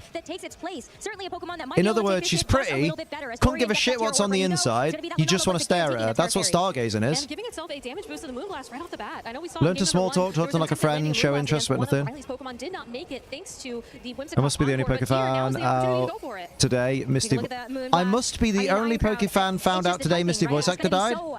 I mean, it's been on social media a lot because it happened on Saturday, but I won't beat yourself up about it. Already not off to a great start here with that Rillaboom burned and at such low HP. Even if the burn didn't come through, I'm not talking about that. Well, why don't you explain what you're talking about? Or the Iron Crown means that Riley is just one KO. It's been a week, to be fair. Yeah, it's been a week, but like not everyone sees like not as many people will be posting about it now as opposed to the first couple of days. It was only announced on Monday, to be fair, by Veronica Taylor, Misty and Jessie and Jigglypuff. Dorian has to play it very carefully. Well, we're gonna see the Incineroar. That was a Pokemon that you were hoping to get a chance to see, so Dorian is going to opt to bring it to the party. Learn small talk. No, I don't think I will. I am out of here. Miraidon now. What the fuck are we getting out of wonderful weather we're having? Because we both know it's always over 90 in Georgia in August. There is no Calm Mind boost here onto this Lunala. So the first I don't think that's what they meant by learn to small talk. Because small talk isn't just wonderful weather we're having. Small talk is things like, how was your day? Iron Crown taken out by a Moongeist beam. That's it. That's an example of small talk. Very, very happy with. Iron Crown was or I don't know. Have you been anywhere nice lately? It's on the field. It's ready to go. And honestly, if you anticipate your opponent switching in their Rillaboom here to get that terrain back, you can just I always ask that, but then what? Listen to her reply. And depending on her reply, so let's say she says, "Oh, I'm doing all right. Oh, what have you been up to lately? Oh, me and my mum went to town the other day. Oh, what did you get up to in town? Was it? Did you? You know? Was it? Did you go for a specific reason, or were you just kind of bobbing from shop to shop? Oh, we were just kind of browsing from shop to shop. Did you see anything you liked? Also, I love how the Whimsicott came out on the I don't know, just does provide that tailwind support, does also have that encore threat once again. So really just learn to ask open questions, yeah. What would a woodchuck chuck and woodchuck could chuck? I can't even do it. I'm too old. I mean, even if you go for the fake out though, you could just try to get some damage down a little bit later. Reminder that Incineroar is a dark type, so you can't actually use a prankster ability into it. The switch though already gonna make sure that it's gonna be down in the red once again as Whimsicott. I mean, even just following it up, it's got Moonblast as one of its attacks. Small talk for the sake of small talk is dumb. Small talk to actually listen to and react to what they say is boundless and delightful. Yeah? From something in order to take it out. I read any good books lately? What have you been watching, etc.? I do. And then what? Just that's nice, glad you did that. And then try to ask another question, which I struggle at doing. Well, there you go. That's from the sound of it, that's because you're not listening I feel like to her. Rillaboom is on such low life, but you want to try to get this Ogerpon down in front of the targets I'd love to see. That would be the Incineroar. That's kind of the biggest threat that Ogerpon looks at is like, I would love to just Ivy cudgel you. It's been a long bout. I mean, we're rewatching it, that's why. But also, it has been a long bout. I don't ask how are you unless I genuinely want to know. The problem is sometimes people ask me and I actually answer, then I realize they don't actually want to know. I think Follow Me would open up the opportunity as well for this Lunala. Like, it depends on what she says back. Like, otherwise, bring that Incineroar within KO range from another I attack. can listen, but just not have a response. Well, you know what? You're the expert. You're the expert here, right? So you know what? Yeah, do it as you were. Do it. You know what? Yeah, ask her about a day, and then when she says, "Oh yeah, it was all right," I went here. Just go, "Oh yeah, okay." I already know information about her. All right then. Well, yeah. Well, why are you asking us? Marry her then. Jesus Christ. Now Spambles, be nice. Actually does go over into the Lunala with a Moonblast to pick it up. We do see Dorian have to sacrifice his Incineroar for hopefully the greater good, as the Ogerpon does. But I don't know why you're worried. Like you've got it all figured out. Apparently. Riley going down to his final two Pokemon. The Miraidon now. We should be asking you. With no opportunity to change that terrain. There still is a lot of ask about Wallace and Gromit. Oh, don't. I love Wallace and Gromit. I love them so much. There's a great Wallace and Gromit like museum at Land's End. I recommend it. I think Dorian has bought himself one more turn here. Like, honestly, I feel like I should be asking you for advice, Talon, because apparently I've been doing it all wrong for the last 6 years, talking to Sophie, and I'm marrying it. God, I should have just not. Don't get like that with me. I know I'm garbage at socializing. It's not that you're garbage at socializing. It's the way you tell me that you're worried and nervous about stuff, and then you ask for advice, and then I give you the advice, and you just go, well, that's why that's wrong, actually. That don't work for all of us, mate. Ask Liam about the Thomas the Train carriages. Oh, man. I both love and hate that you brought that up. How long have you known her for? You've had 2 dates, right? No, date 2, you're going on a river walk, right? You've known her for 1 date, right? Oh, pairings. Wait, pairings can't be up for the next round, surely. So important. Unfortunately now, though, I think what you would normally like to see is no burn. Oh yeah, pairings for round 6 are up. God damn. I think with the burn, that's going to be a tough Problem seems that you're both introverted makes it difficult. At the end of the day. It needs to find a knockout against this Miraidon, and then it needs to keep enough health so it can get 2 hits against the Whimsicott. At this point, I think I'm going to be a little brutally honest here, Talon. It doesn't actually sound like you two are interested in each other. Because if you were, both of you would be way more interested in their interests than just finding out small things to ask. Yeah. I laugh because, like, it is Riley. Like, I've only known her a month. By, like, 6 months at least, we'll have been on a few dates. Do you want that? Do you want to go on more dates with her? Because you don't sound that interested. Like, is there nothing you want to know about her? Even with a U-turn, you're still chipping away at it. You're able to bring in I can't say the winner of Wolf's Pony because it's the victor of this fight. Oh, damn. Is around for Follow Me, and then you also have the additional fake-out pressure as well when Rillaboom returns to the field. And Ogerpon, honestly, is looking really healthy right now. It's not enough to get sturdy back by any means, but I think it certainly is enough to potentially take 2 attacks. We went back a bit far, but it's okay. It's all right because the battles won't start for a while, right? Oh, Aaron Zeng's against Dorian, though. I'm not looking at Wolves, but... Well, you don't have to. I think you're hoping that the Lunala is tanky enough to be able to deal with this Moonblast, and you can't hit the Dragon Pulse into a Fairy type. So while you do sacrifice your Rillaboom here, you get the opportunity to bring this Ogerpon in later, very, very healthy, as long as you're able to This is just a new approach. That's going to be the big thing. Wait, what's a new approach? Are you saying you're trying a new approach in... My old approach dating wasn't working, this one is getting results. Define results plural. Because so far, you've gone from a date with someone to having a second date. That's result singular, is it not? Which isn't a very big sample size. Just get the double damage down if you really wanted to play it safe. There is that. You have the focus dash as well to worry about, but no matter. The Follow Me is also Liam, if you've seen Dorian, not going to be taking a little too many funny businesses here. Still encore. You spoiled yourself. How have I? What? What do you mean? Here you go, indeed. First Dorian's against Aaron Zeng. I really love how. Oh yeah, shit. Oh yeah. Whoops. Close at the end, and Riley almost had it. Oh well. Yeah, good point. Hold on to that Rillaboom, even though it was burned, even though it took all that damage in that turn 1. Just goes to we'll say I've been with Blake about a month, and I've had way more progress. And trust me, we've had our issues already. Damn. Just being able to get a good chunk of damage down in the Miraidon made it much easier to deal with. So now will. Game number 2, it's going to be tied be nice. One apiece. Be nice. Well, you gotta keep your head in the game, not sure whether advice I can give, so I'm going to change topics on my end for anyone interested. I finally got all of the collector's editions for the Pokemon Adventures. Oh, mate! Perfectly. It really did. And again, for all of them. Wait, Pokemon Adventures, like... Red... But I don't remember the ones. I know Sophie's got, like, red and gold and I think... Mate, all of the collector's editions. That's baller. How many are there in total? How long have you been collecting them? Look at all those questions I just asked about one piece of information. So important, I think, for Dorian for information as we get ready for Game 3. Yeah, I mean, the Iron Crown still did like a bunch of damage, right? And had it not been for the leftovers, had it not been for some of that grassy terrain healing, then maybe this Lunala is in a little bit of a better place to just get cleaned up. I also think that Riley at the very end there also made a difficult decision. You have the choice specs. What do you actually lock into? Just getting a date in itself is pretty big for me. She's comfortable around me. The more we see each other, the more information I and her have to determine where this is going.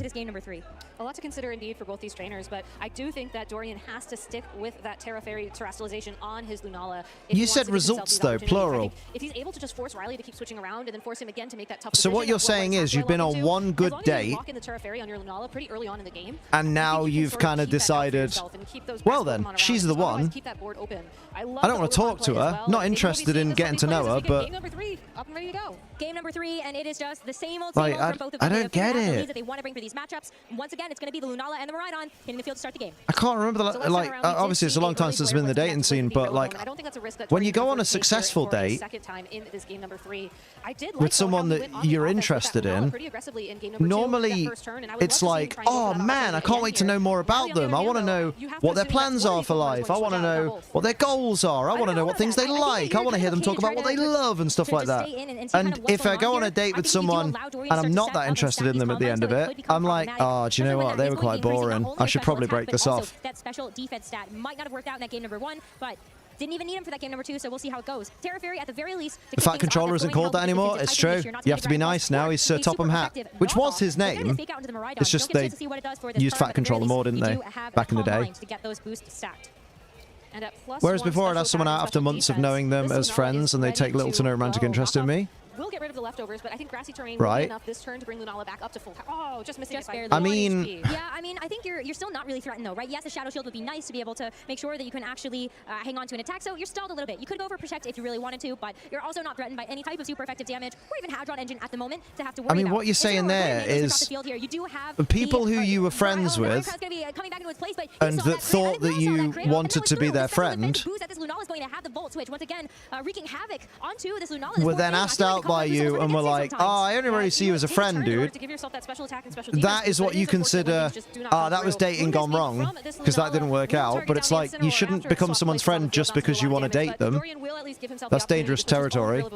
Yeah, this battle has lasted through, let's say 1.5 times. It's not necessarily in the worst spot.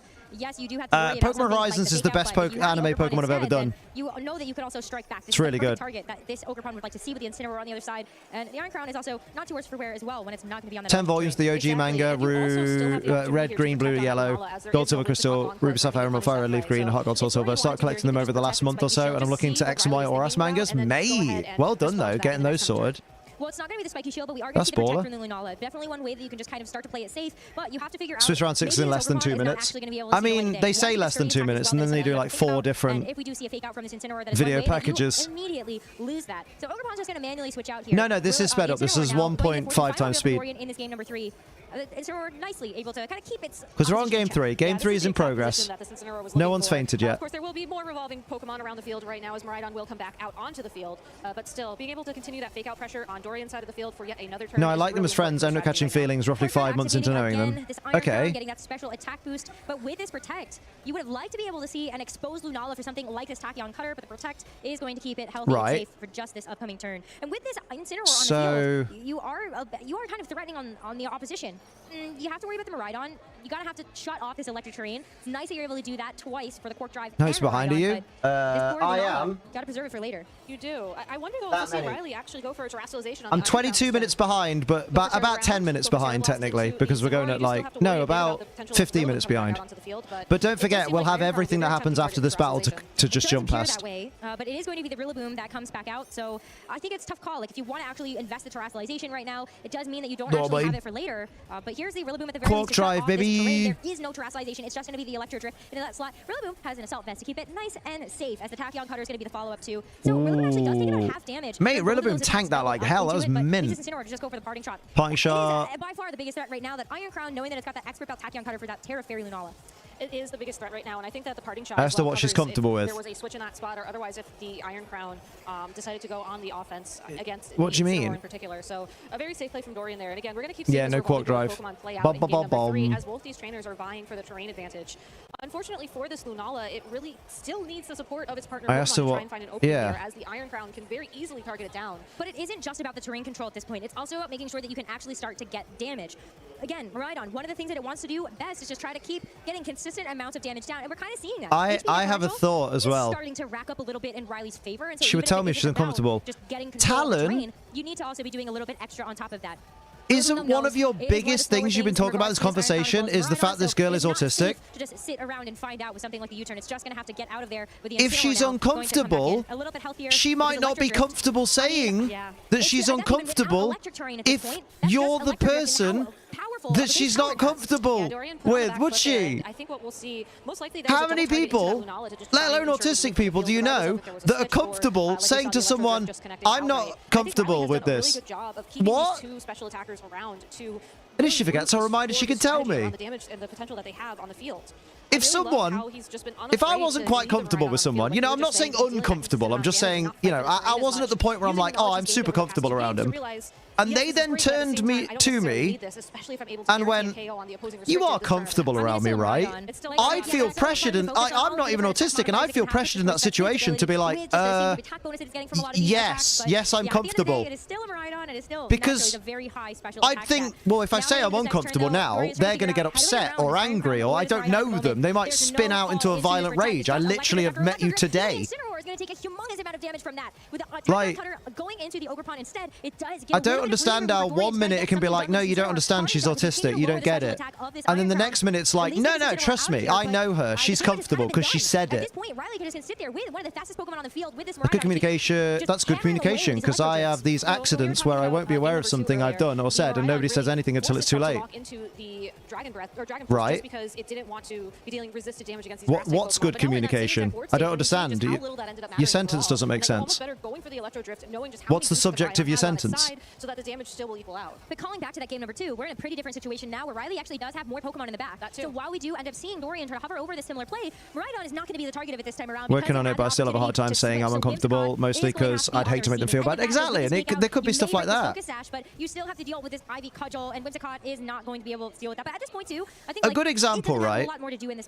Typically, I have no bad intentions. I want to harm anyone. So that the Miraidon is now in. She doesn't know you typically, because she doesn't know you yet.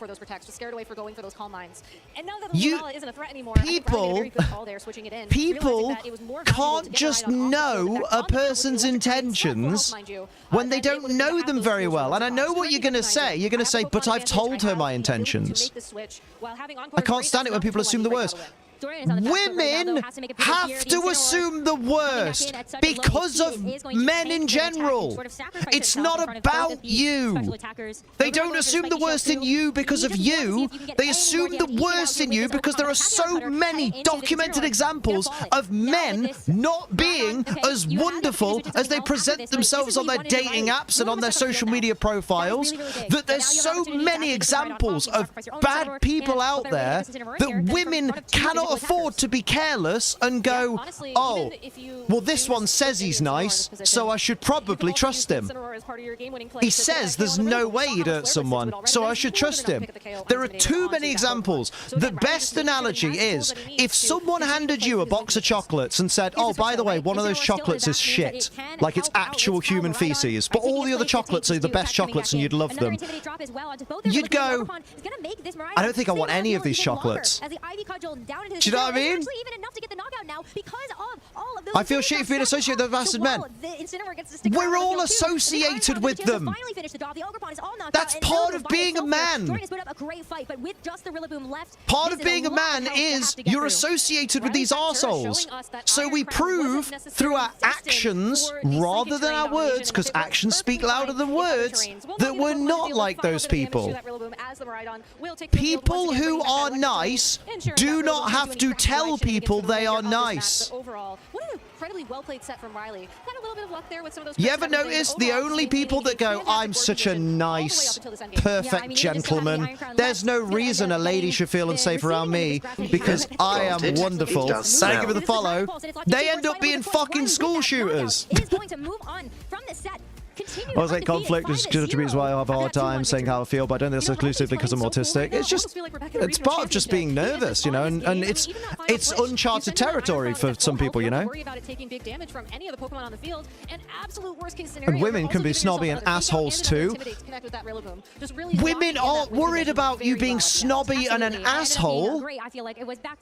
Women are worried that they can't say they're uncomfortable to a man or reject a man because they don't know how that man takes rejection.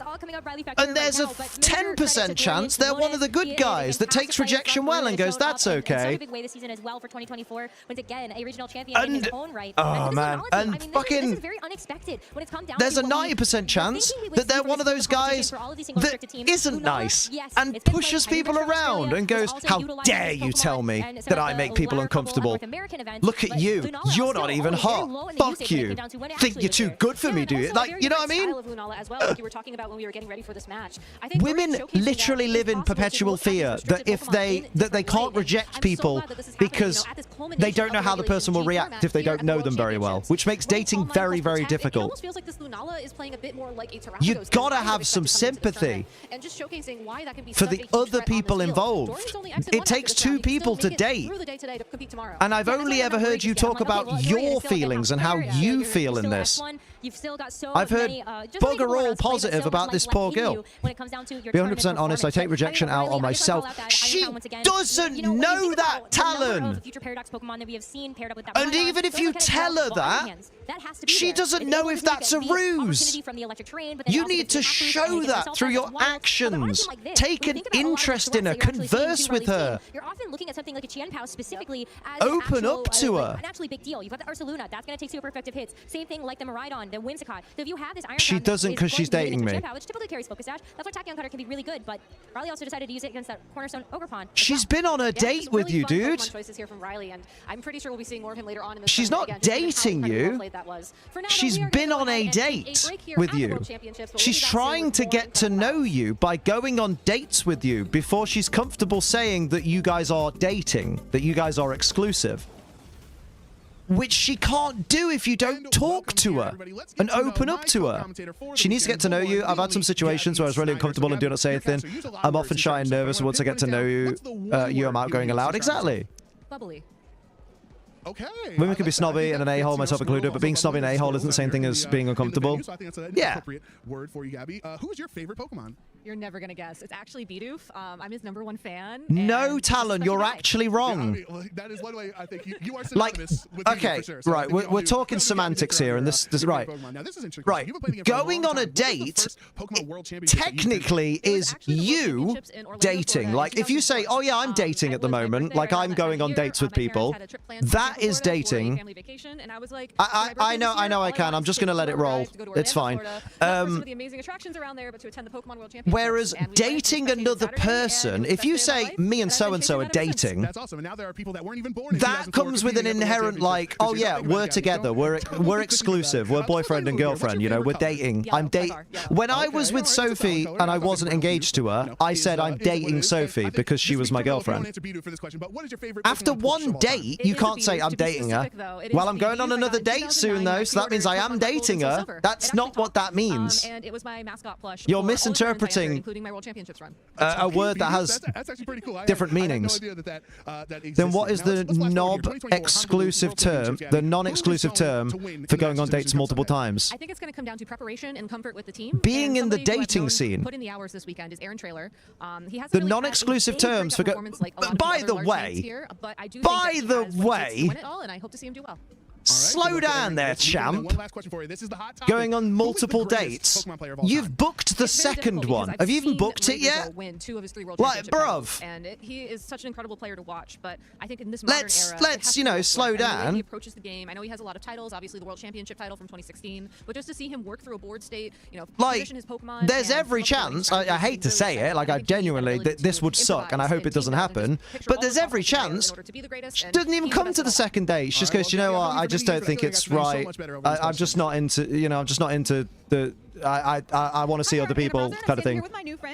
Oh, there's the Iono. She's not got the coat, though. Well, so I cosplay, but I started cosplaying. Boy versus Michael Zhang. Let's go. My first time taking my cosplay to an event. Oh my goodness, it looks so good. Tell me, what was your favorite part At this point, you two are talking. You're not dating. Yeah, like. I had to do some like serious engineering with There needs to be a level chart for the shit, I swear. Well, no, it's really simple. So I can move my head around. And I can Like, yes, going on dates with people is the act of dating. Okay, first of all, I love Iono. But She's so cute. And using the term me and this person are dating is inherent of we're an exclusive couple. So don't flirt with her because we're dating, you know? In my life. So this is Iono going to Hawaii. When you've been on a date and you've booked the next one, it's a bit early to be like, oh yeah, me and her are dating. That's like way too strong. Seeing someone would be the non-exclusive term. Yeah, I'm seeing this bird. I would use together as an exclusive term personally. And it was incredible. And then I also went to NAIC. So yeah. And are you here with a lot of I mean, together just means this is my girlfriend, I'm dating her. We're dating, like, that's okay. So many people say hi to me. It's amazing. Tell me, some people are always like, I forgot my meds. Oh, well done on taking it. Well done on remembering, though. Nah, well done on, like, still taking them. The one thing I would love, like, for everyone to know that's Iron Leaves on stream? Oh. Dating doesn't mean you are dating. I have a friend who's autistic and super clingy and touchy, not my type, but he didn't get a clue, and he doesn't get a clue. I'll also admit, most people in this stage are also talking to other people. True. And we would love to have you. By then, we aren't just dating, we're exclusive. This is just how I see it. World Championship. Well, that's great. Well, whatever works for you then. Again, you've asked a question. I've given you the answer that most people would agree with, and you've gone, well, that doesn't work for me, so I'm not going to listen to it. So, you know, I don't know why we're having this conversation. You've got it all figured out. You know it all. And therefore, I don't know why you're asking my advice or anyone's advice. I don't know why you say that you need help or to learn about this stuff, because you've got it all figured out. I just don't know anything. Pokemon, my type would be Ghost, Poison. That's all right, Sarge. You look after yourself, my dude. Is it wrong to see it that way? It's not wrong in the moral sense. It's incorrect, and it's a bit overly optimistic. Because I wonder if this girl would be comfortable saying that you're dating. Just preference. I love competition. I just love winning. I love the feeling of it. And it's a game that I'm good at. Had to pop away. Don't miss anything significant. Yeah, my last brain cell just it's just a fun activity.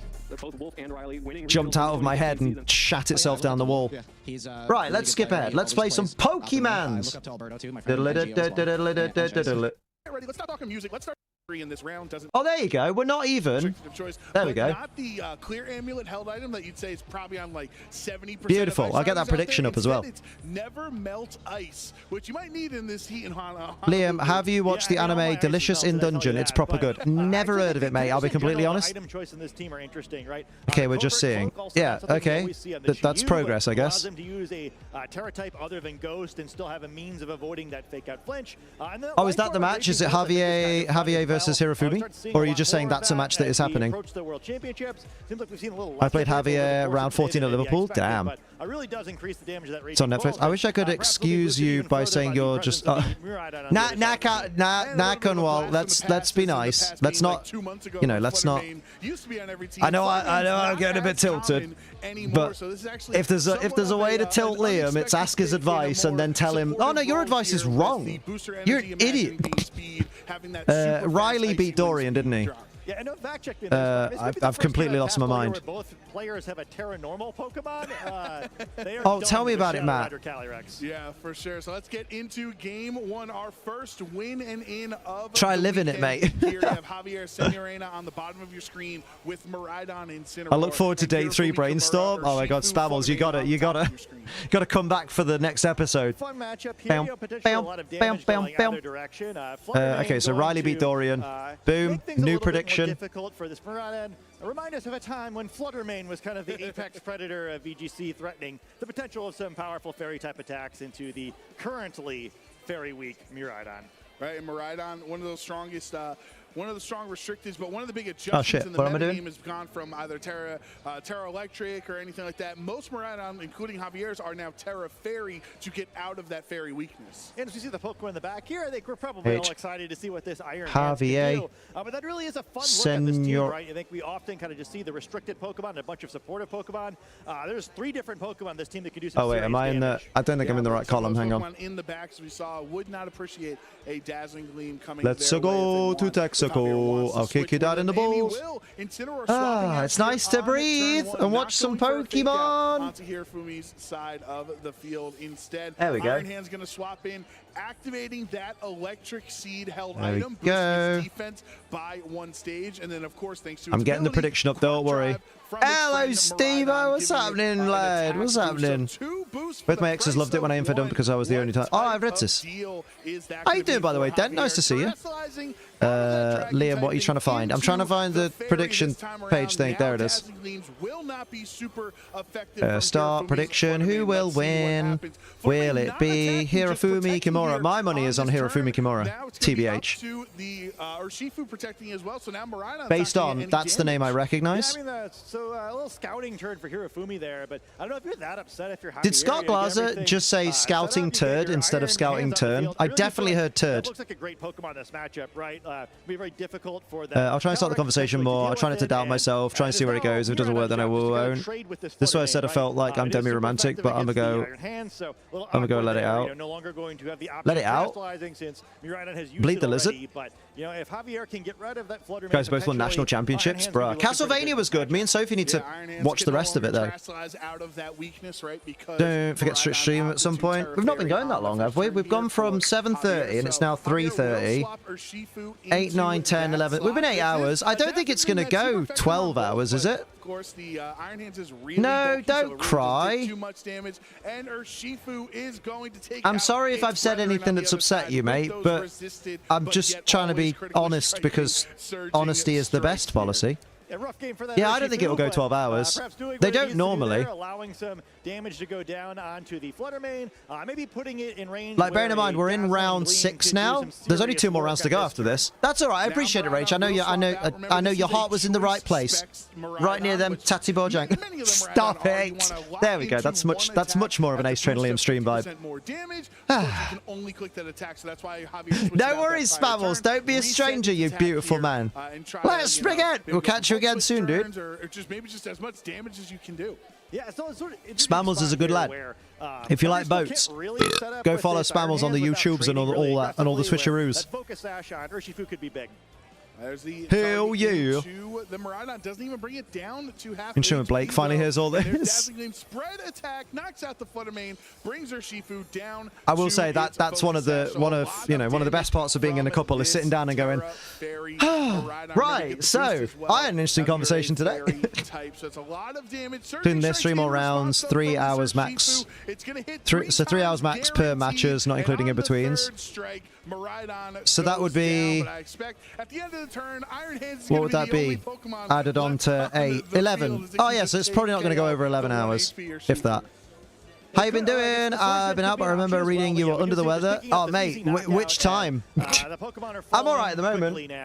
I proper went hard at the gym today, and I'm really happy. I'm actually excited to go to the gym, guys. What's happened to me? But yeah, no, how are you doing, more importantly, Kunwell?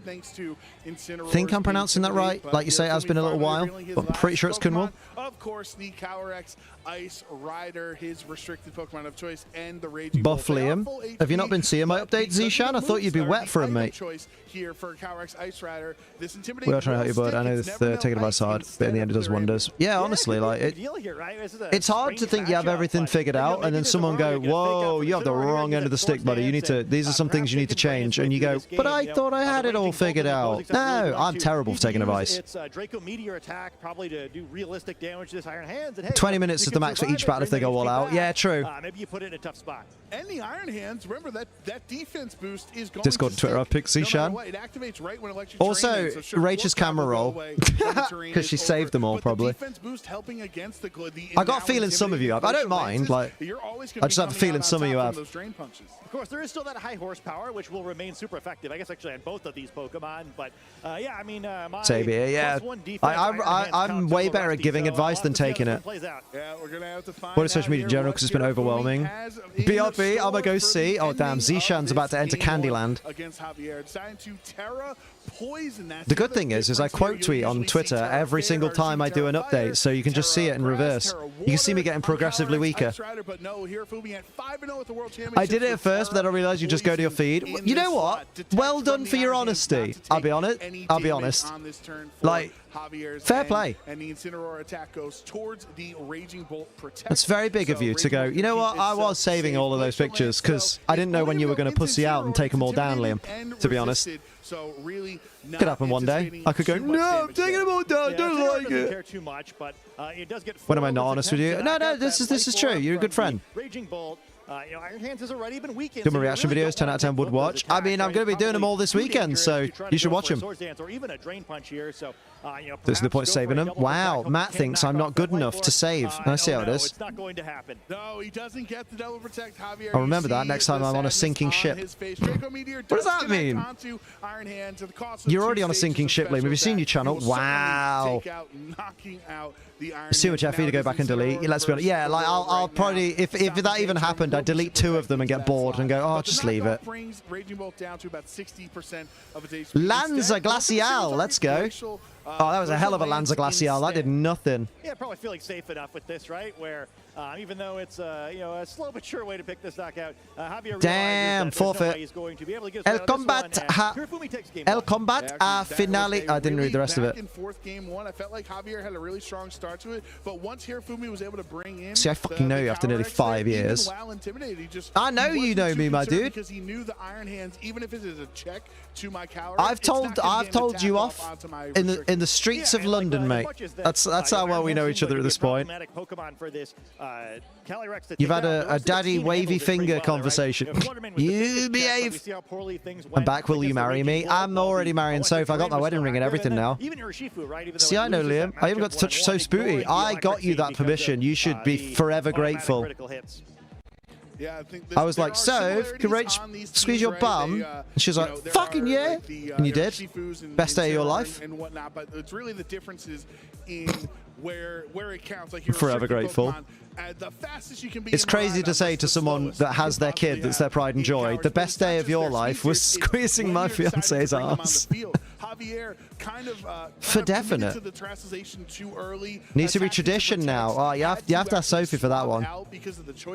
You're a big girl now. You can ask yourself. A little bit too much of committing early on, where Hirofumi kept his flexibility. I'm fine with it as long as I get to see it. Yeah, I mean, I'm a simple man. Do they still run Ultra Moon battles? Even though it seemed like no. they're trading Pokemon equally, they weren't Pokemon. Because that was 2 generations ago. Why would they? So let's see what Javier can do to force a Ultra Moon, I don't even think has online battle servers anymore. Why does the electric train look like piss mist? Why is your piss mist constant? Maybe don't tell your kid that squeezing the best day was squeezing your friend's ass. Perhaps they're looking for a little more immediate leaves. Iron leaves. We're not even behind on stream. You said leaves on. Oh, yeah, because you saw it in the thing. You actually brought the leaves, Matt. How'd you feel? It's very sharp. Yeah, very Usado protección. Oh, I'm trying to read the Spanish. Miraidon ha usado. Miraidon ha vuelto. It's too quick, mate. I can't read Spanish that quick. Into Cowrix Ice Rider on the other side. So the question, Javier deciding Incineroar. Ida y vuelta. That's a U-turn, right? Desarme is parting shot, is it? No, disarm is knockoff. Disarme. Desarme is knockoff. An unsee piss mist?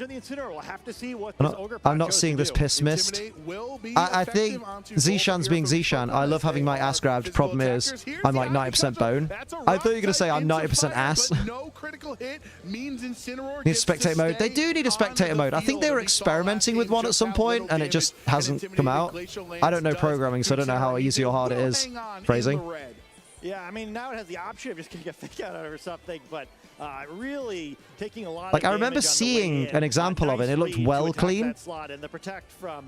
They used it in the World's Finals. Oh, yeah. Just the finals. Maybe they'll use it this year. Yeah, because they had the special arena with all the trainers just plopped in. Replacing it there, so we still haven't seen any action. We've confirmed it's real, but we've not seen it actually go for any attacks. Enemigo a usado. Oh. Enemigo se está pro. The fake out goes in that direction, and to protect as I'm trying to read it. From Cowrix Ice Rider, so Hirofumi really playing it slow. Ha usado sorpresa. Fake out on the other side. Fake out goes towards Cowrix Protect. Yeah, nice safe play by Hirofumi there, right? He's got an early lead once again. Yeah, it was in the Mesagoza arena, yeah, with the lights, like fancy lights and stuff. How you doing, by the way, Stevo? You don't said much, have you? Let's say much, did you? Doesn't do anything too crazy just yet, and it's kind of actually easier for him now. Yeah, I think that's dumb. Why have the technology and use it in the last round? And that's why Ogrepon Cornerstone is my favorite supportive Ogrepon of the 4 versions. Yeah, lights and banners. Bananas. Ability sturdy. You're essentially guaranteed follow me. You can redirect both attacks. I will say, I'm not the kind to sit here and do the whole, Game Freak lazy. But I will say, making like 4 NPCs for this arena and going, oh, we'll just put them on each corner and just repeat them. Because no one will notice that Granny is literally in 2 places at once, having a fucking rave. No worries, Monkey Force. Take care, my dude. Yeah, they did it for the World's effect. But it's weird that I get why they did the arena like that for the final, but it's weird that they didn't, like, still use the spectator mode, you know? I like that, Granny. Yeah, everyone's got their kinks, I suppose. Cowrix Ice Rider yet again in this game to the poison typing, just changing how the matchup works. Ogrepon like, Cornerstone with its follow me redirecting Volt Switch away. You can't really say it's not lazy to just copy and paste the same character that's in the same area Just go and then 50%. Yeah, but now plonker there. Really hoping they bring back Megas in the next gen. They also bring back Aggron. I mean, I imagine they would do. It'd be weird if they didn't. Doesn't sound like they have a region based in Spain, a country famous for bullfighting, and there's no stadium for Pokemon battles. There's not even a street to do the running of the bulls on. There's the Glacial Lance connecting onto both, of course. Incineroar goes down. Hardly anything to the Iron Hands, but you're going to get one boost. Now, is Spain famous for bullfighting, or is Mexico? Back down to -1 since it's been intimidated. Spain, I think. Yeah, and now we see. I assume, I guess, the Ferrovedor. And help try to deal some damage here, but yeah, they just made more Tauros, basically. Where, you know, it's pretty. They have new Tauros forms too, like it would have made so much sense. For this Iron Hands, who otherwise might like to use it. Carga Quark. Or even the Miraidon, right? Who we've seen it using. A single one of the trainers outside the Academy Ace tournament uses the Tauros. Poison resist that too. Shit. One of the great things in this matchup, particularly Scott, of why you see so many. I was sad by the lack of Spanish and Portuguese culture in Scarlet and Violet. Yeah. Cornerstone instead of Amoonguss. Iron Leaves would have a field day because as a grass type, you wouldn't care about Rage Pattern, but you can't get around to Follow Me. Yeah, and that looks really good here, right? Because otherwise this would just be a Dendra uses the Fire and Water one. Yeah, she uses both. Normal type terrestrialization, which you don't see too often here. But does that mean there's not a single trainer in the game that uses Combat Breed? Attack from Calyrex. Yeah, so both this sturdy Nimona gives you a Tauros. On the field has just been so crucial for Hirofumi in game 2. Remember, he hasn't even damn, there ain't a single trainer in any Pokemon game that uses Tauros Combat Breed. That's mad. Believe it or not, Iron Leaves is terrestrialized. Terra normal Iron Leaves. What moves it using? Shadow Rider counter, so you're immune to of course. But you might as well get rid of the Glacial Lance. No, Dendra uses the Blaze Breed and the Aqua Breed, but not Combat, apparently. Too much damage to either of Javier's Pokemon. Ogerpon does protect itself there. Did she not use it earlier in the game, maybe? Combat one? Damage from the spiky shield, and that is an attack into Calyrex. Yeah, I'm hoping they get a bit more adventurous in the next game. Lance in response, doing over half to Iron Leaves. Oh, that's kind of devastating, right? Where now you basically have to protect the Iron Leaves while Iron Hands tries to pick probably up. Probably trying to use it, but not a named character like a gym leader. These nuts. And I think that's predictable enough that Hirofumi, if he wants to, could go for his very first switch of the match somehow, and perhaps mix use it in the opening cutscene. Yeah, right. Still hasn't. Not has he not revealed the fourth Pokemon. Protección. Pokemon in this matchup, so it's just showing how much of a commanding position he is in right now. Barrier Espinosa is cool. Spiky shield. Doesn't want to take damage. Finally, Puño Drenage. Iron Hands is going to be more than enough to knock out Ogerpon Cornerstone. Bringing the Iron Hands out no, really Drenaye. as well from the recovery that feels like she would use one. I think Nimona did in the opening montage. Yeah, just in the montage. Maybe it was OP.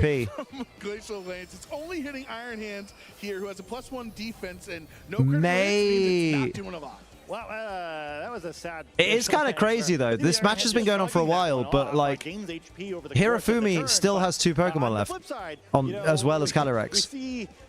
The resources that she's the Akron Blaze Breed, yeah. Down, right now that Protect has been used. Do not want to allow it to be attacked by either of these Pokemon. Valid. And it's highly unsafe to try to switch the Miraidon in either. So very likely now that Hirofumi will take another knockout on this next turn. Right, and effectively, the Dazzling Gleam from this Fluttermane that just swapped in, it's going to be great into everything. You can either, Iron Leaf's already half HP, so you don't have to worry about that. Mega Cuerno is Mega Horn, right? Iron Hands weak to Fairy as well. I mean, this is just a really solid spot for you. I would have preferred an evolution instead of regional form. Mate, I love the Tauros forms. Like, Blaze Breed Tauros is my jam. I can't wait for Reg H just to use it all the time.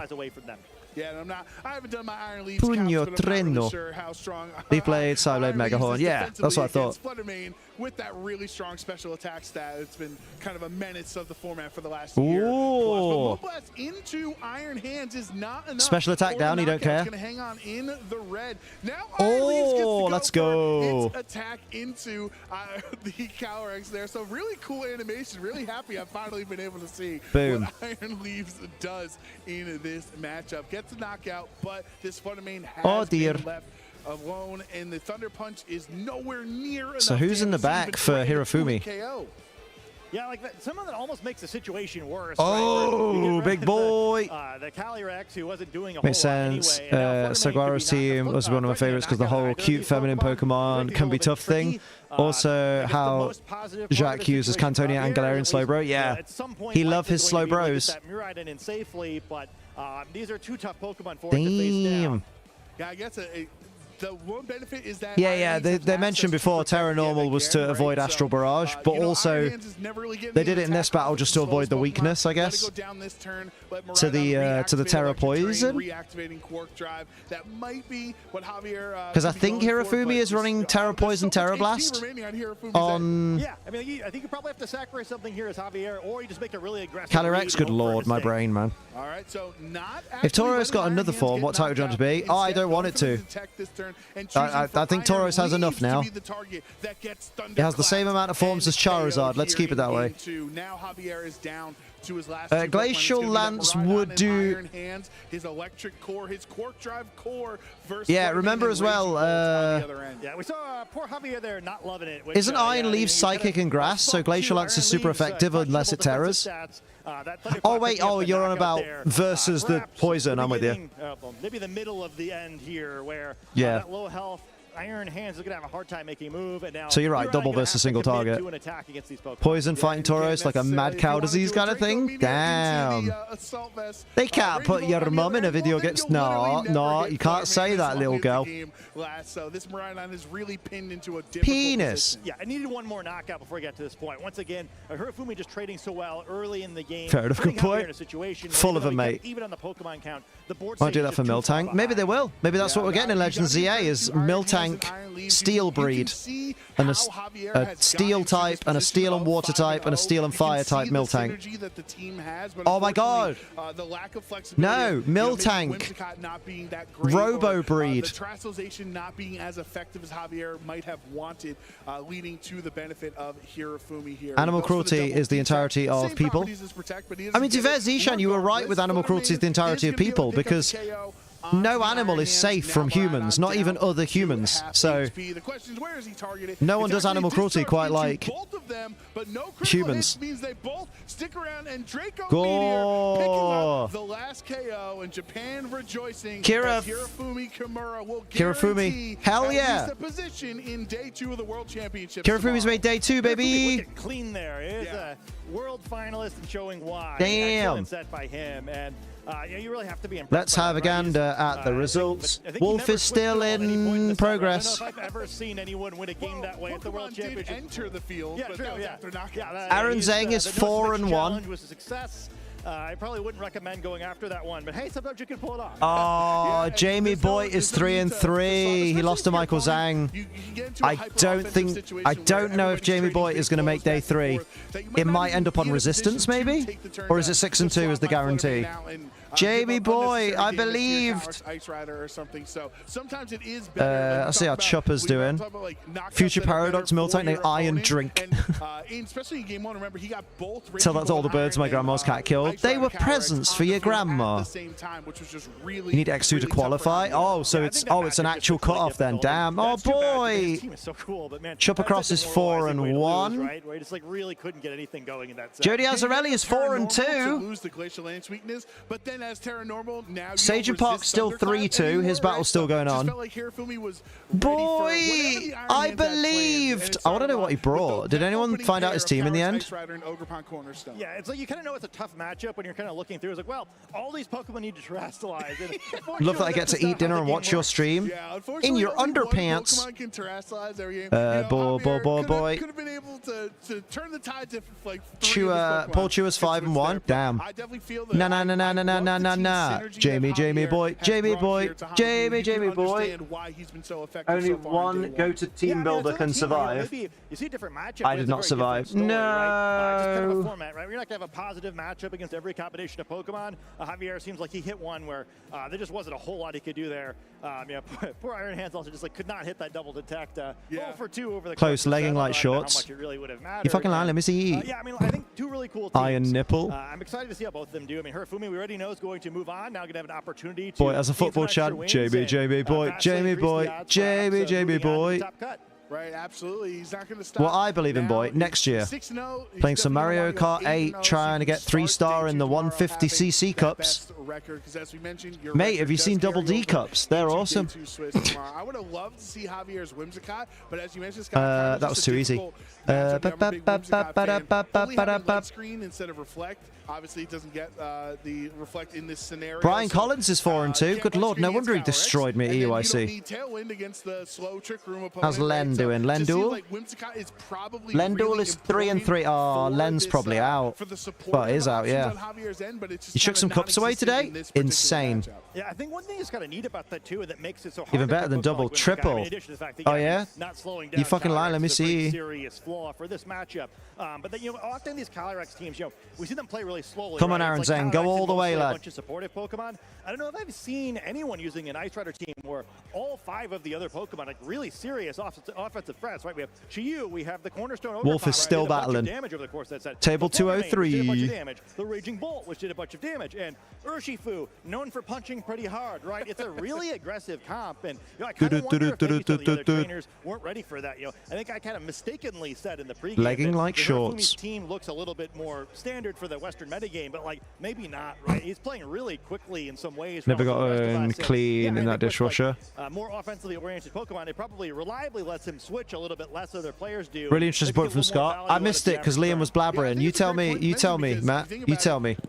Maybe more NA trainers to be used to with the Calyrex Ice Rider. Maybe there's Incineroar and Rillaboom swapping around, and Clefairy is. Look at that happy bloke in the background. He's just chilling. It's like, yeah, I'm on the stream. Ice Rider teams are usually built to support the Calyrex. The entire set. He's not allowing you to try to set up your end because there's just so much. Whereas Shadow Rider teams are built. Hirofumi's team is all out offense. Still able to attack every turn. Yeah, I think it's kind of neat because it plays a little different role in this team, right? And yeah, kind of looking the other way. Like I'm gonna guess there's a lot of Calyrex Ice Rider teams where that Iron Hands does look really good because it gets those turns to set up. But yeah, I mean, what are you going to set up against this team, right? Where, yeah, good luck. Yeah, not something we used to see in the West. Mate, Japan always pulls something out of the bag. Just something out of left field. I don't know how they, in the age of the internet, I don't know how Japan keeps their tech so like close to their chest. Versus nearly anyone else in the field. And I'm curious what you think about the Fluttermane in particular because, it used to be up 70% in its heyday. It was like a 25% usage at the highest level. What am I looking at? Still some matches going. Joseph Ugarte still going in his match. Gonna go eat dinner in case I'm not back in time. It's been fun, everyone. No worries, Fizzy Star. Take care, my dude. They're all available to see online, but it's only really pro players that look into it. They share it with each other, Liam. Wow. It definitely did, and we see when used well with a team where it makes sense, it can still be devastating. Yeah, Wolf's still going. Wolf's gone to a mad game for it. Three. Over to the stage with Gabby for an interview with our winner. Gabby, take it away. Thank you so much, Joe. I'm here with Hirofumi Kimura, our finalist. Hirofumi, I called him Kirofumi before. I feel bad. Congratulations. Hirofumi. You have a very unique team with Fluttermane and Chiyu with your Calyrex Ice Rider. Didn't Ray use a Japanese team one of the championships? I think he did, yeah. Oh, look how nervous he is, bless him.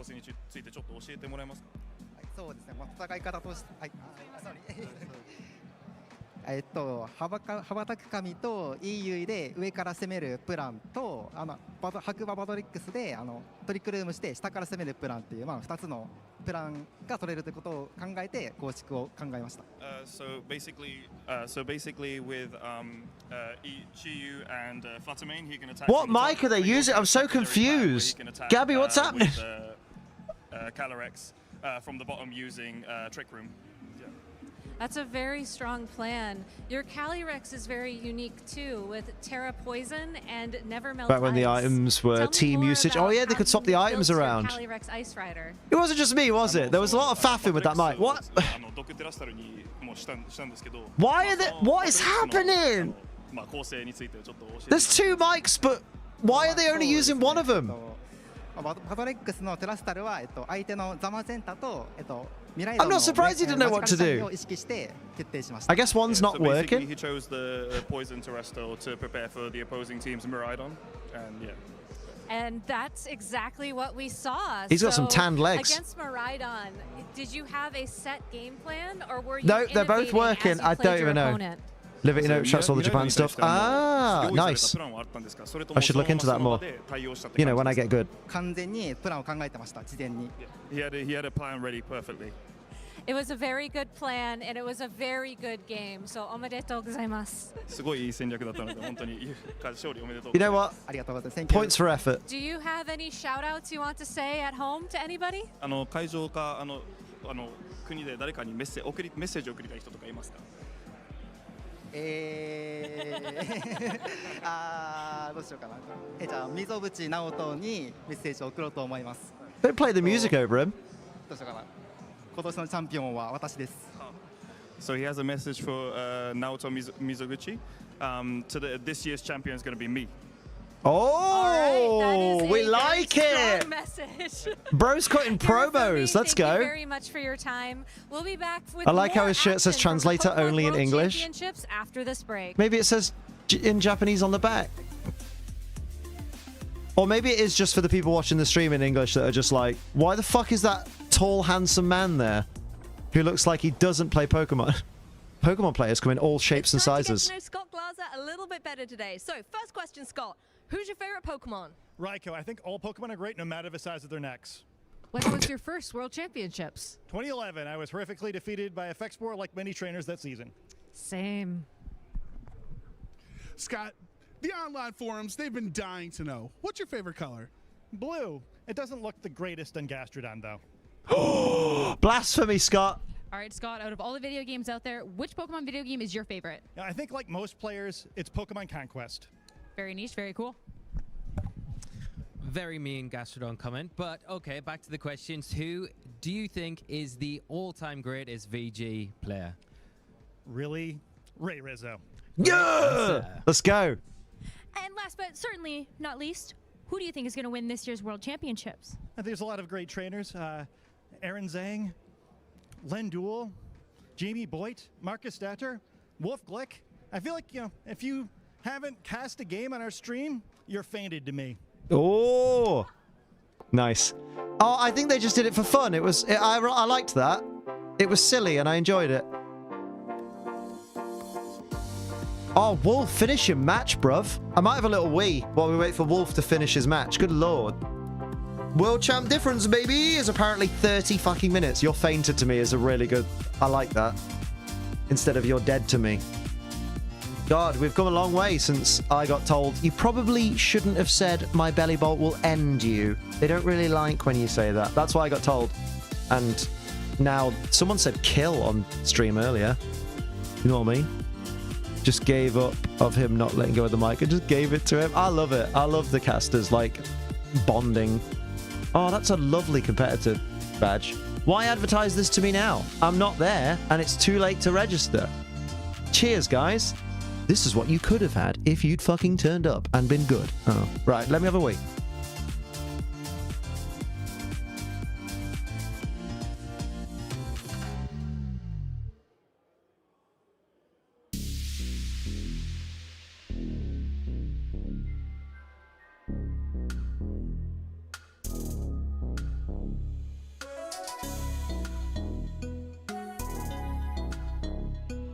The journey to the top is long and tough, and it takes all your heart and soul to keep on going. 夢にたどり着くまで諦められない。 While your passion is the fire, always lighting up a path. It's the greatest you will get to leave them all. So do you wanna be legendary? So do you wanna be legendary? Have you got what it takes to win? Have you got what it takes to win? The training has been taking all your life. So here's one for you. The Japanese have a move that essentially means ambush and murder with a samurai sword. Oh my god, really? Fuck no. God damn, I got itchy back. badge. I'm half asleep. Thought, what's competitive badge? I bet you did, Zishan. Oh, by the way, if you're in the United Kingdom and you haven't fed your Snorlax in Pokemon Sleep, you have 8 minutes. Look at what a crossroad killing is. I'm not going to do that. Because that sounds like a past my bedtime kind of thing. Know what I mean? Oh, baby! I'm giving my Snorlax dinner right now. I like this song. Like, it just... Like, I wouldn't want to listen to it, like, on a playlist, but it's just a bit catchy when we're watching Pokemon. Back in ancient Japan, samurai would test their new swords on unsuspecting peasants. Mate, Unsuspecting Peasants is a killer band name, though. Is my sword good enough to kill? Ah, a peasant! Well, I know the place for you. Come with me I'm so patient. Wolf isn't done yet. Wolf! Stop making the 2024 World Championship that you're going to win all about you! Has anyone else not finished?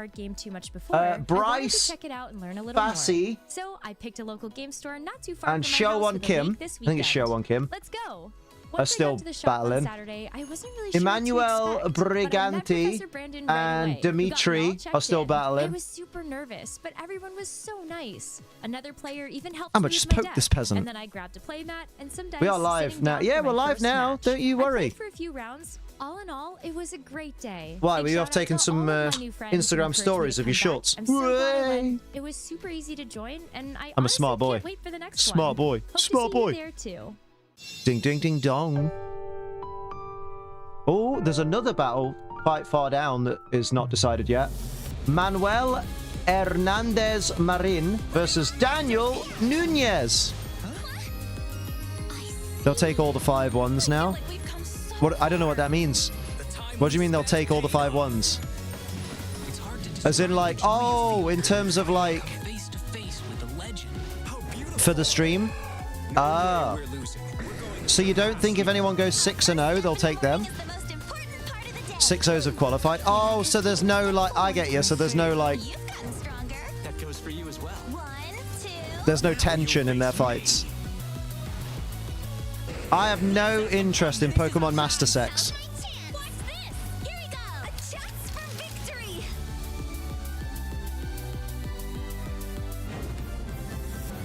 A new main story arc begins. Don't care. Oh, that makes sense. Yeah, because they're not guaranteed. So actually... Oh yeah, Nimona, famous for her scream tail. Hello there. My name is Oak. This world is inhabited by Oh, I like that though. Oak with Nidorino, because that's the first frickin' Pokemon you see in the game. Ignore Gengar, obviously. That's kind of sick though. Wolfie, I swear to God. Either win this or get on stream. Good lord. Mate. Does anyone know if Riley... We've seen Riley Factor on stream today, haven't we? Did Riley bring a fucking Dondozo? Or a Wochien? My name is Fabian and I'm from Germany. Ich wäre gerne vom Typ Feuer, wenn ich ein Pokémon wäre. Ich bin durch meinen Bruder an Pokémon. My brother got me into Pokemon at the World Championships in London. I was there, where I watched him play. Aww. Riley played against the Lunala team. Ah. During that long conversation about autistic dating. That is an interesting summary. Wolfie won! Wolfie ain't getting on stream. Wolfie won. 6-0, Wolf. You spoke too soon, Matt, when you said we'll get Marco Silva versus Wolfie. Because Nidorino makes the opening canon. It's Oak versus Agatha, which is awesome, right? Oh yeah, of course, because Agatha had the thingy bobby. Wallace with Blacephalon? I know, right? Autistic and autistic.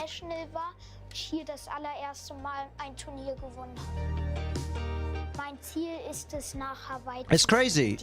This kid's so young and he can already speak German. In before someone doesn't get that I'm being silly and goes, Liam, he is German. If Wolfie goes 8-0 day 1, that'd be insane. I mean, if anyone did, that would be insane. That's crazy shit.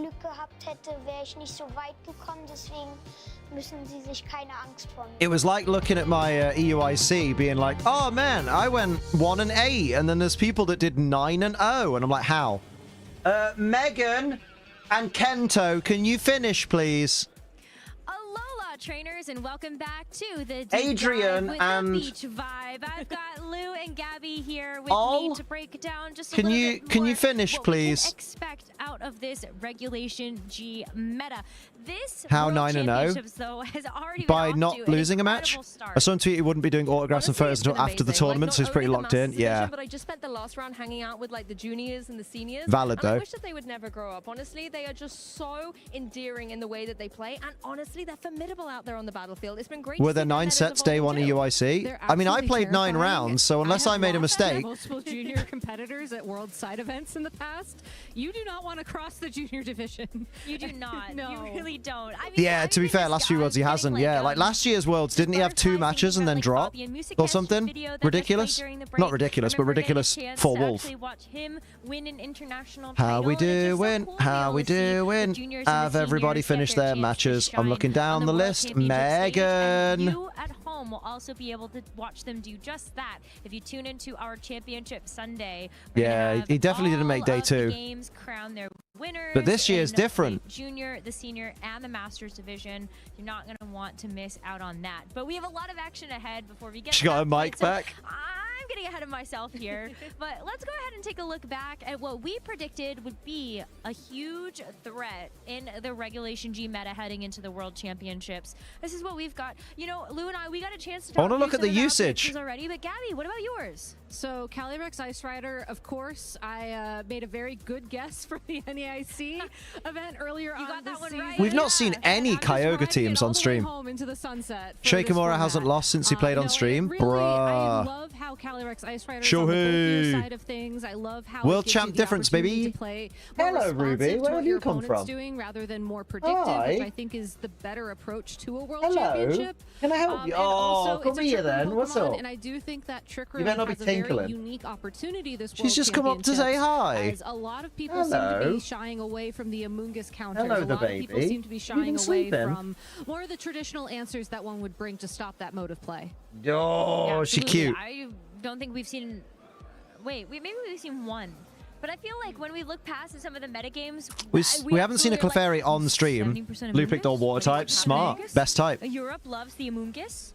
They do, to be fair. Amoongus is one of those kind of consistent, slow and steady. Oh, I've got an itch. Pokemon. Aaron Zeng has gone from 4-0 to 4-2. Oh, no, Aaron. One Pokemon that kind of started It's okay, there's 2 rounds left. He can pull back. He can make day 2. We got Ogerpon onto the field. You know, being the fact that it has a grass type. We've seen Clefairy on a team, yes. We've not seen it on the field, though. Although I know this doesn't... It's just on a team, isn't it? Is the prediction, isn't it? I think. They were like, it was a little bit like the Tapu Bulu of its day, right? Nobody wanted to play with it, and now it's doing really well. I'm going to actually brag on Rose's behalf for a moment. She has been running Cornerstone Ogerpon at our locals since the DLC came out. Okay. So yeah, I think it is just if it's on a team. One, and I think that prediction's finally paying off this weekend. Bruh. Ogerpon Cornerstone at Liverpool also. Oh, that too, that too. Like, no, it's good though. I've gotten a lot of practice with it, and so, you know, thank you. Yeah, I love Cornerstone. Love Cornerstone. I'm definitely not the only player. There have been more famous ones that actually given it a good result. How about giving me one of them lovely But I'm new super rounds? happy to see Cornerstone Ogerpon definitely making an appearance here. But It's weird that they've not shown... Unless I've been out of the room every time that they've done it, we've not seen usage today. That we really want to highlight at this point in time. We haven't necessarily had a chance to see it. Let's not do... Okay, I'm going to look for some... Oh, shit, it's turned off. I'm going to look for some Gimmighoul coins because this... We know how to use Grimmsnarl. We put it in the PC and we forget it exists. That's how I use it. That's how everyone else should use it. So then I don't have to face it. Because it's ugly and it looks like it smells. Like Bayonetta. Damn, oh, Gimmighoul right there. Hello. I will take some coin, bruv. Oh, 1 coin. I can already tell this Wolfie video is going to go insane, right? Here's how I went undefeated on day 1 of the Pokemon World Championships. And then slept through my alarm and missed day 2, I imagine. I used it with Swagger Misty Terrain. You're dirty, though. That's dead dirty. Can't miss into your own Pokemon. Insane.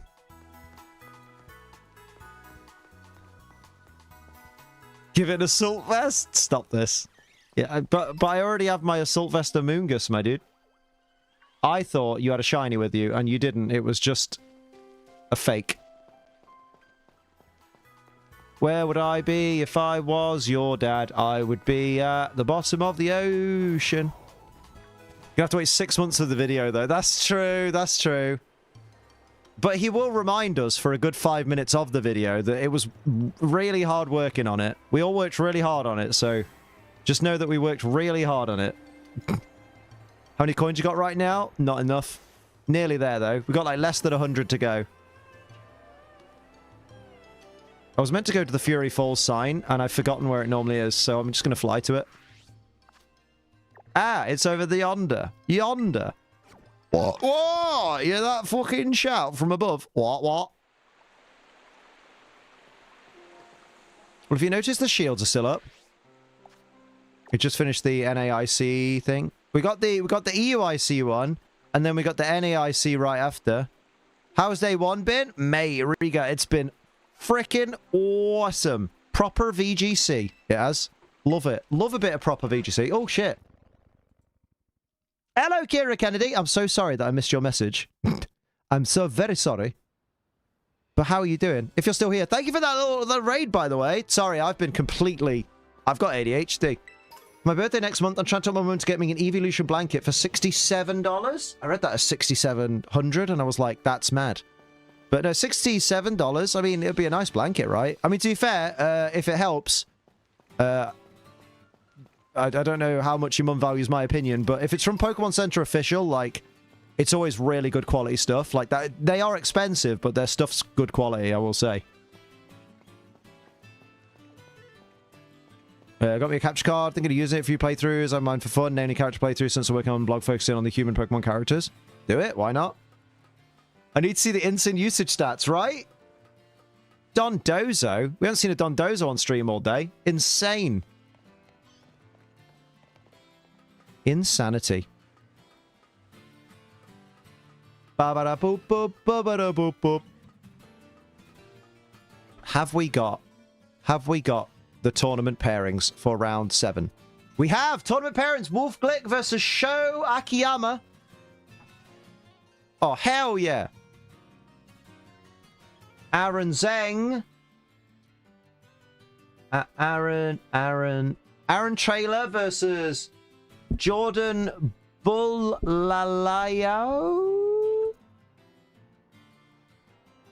Aaron Zeng versus Thomas Baku. What about... How's Len doing? Len Duel is 3-3. Oh, Len's out. Okay, basically. But is still playing. Are we sure that nobody that goes, like, 5-3 will get through on Resistance?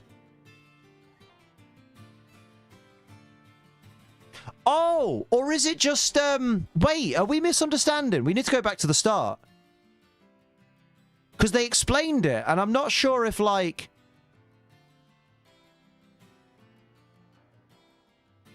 Maybe... I don't know. I don't know.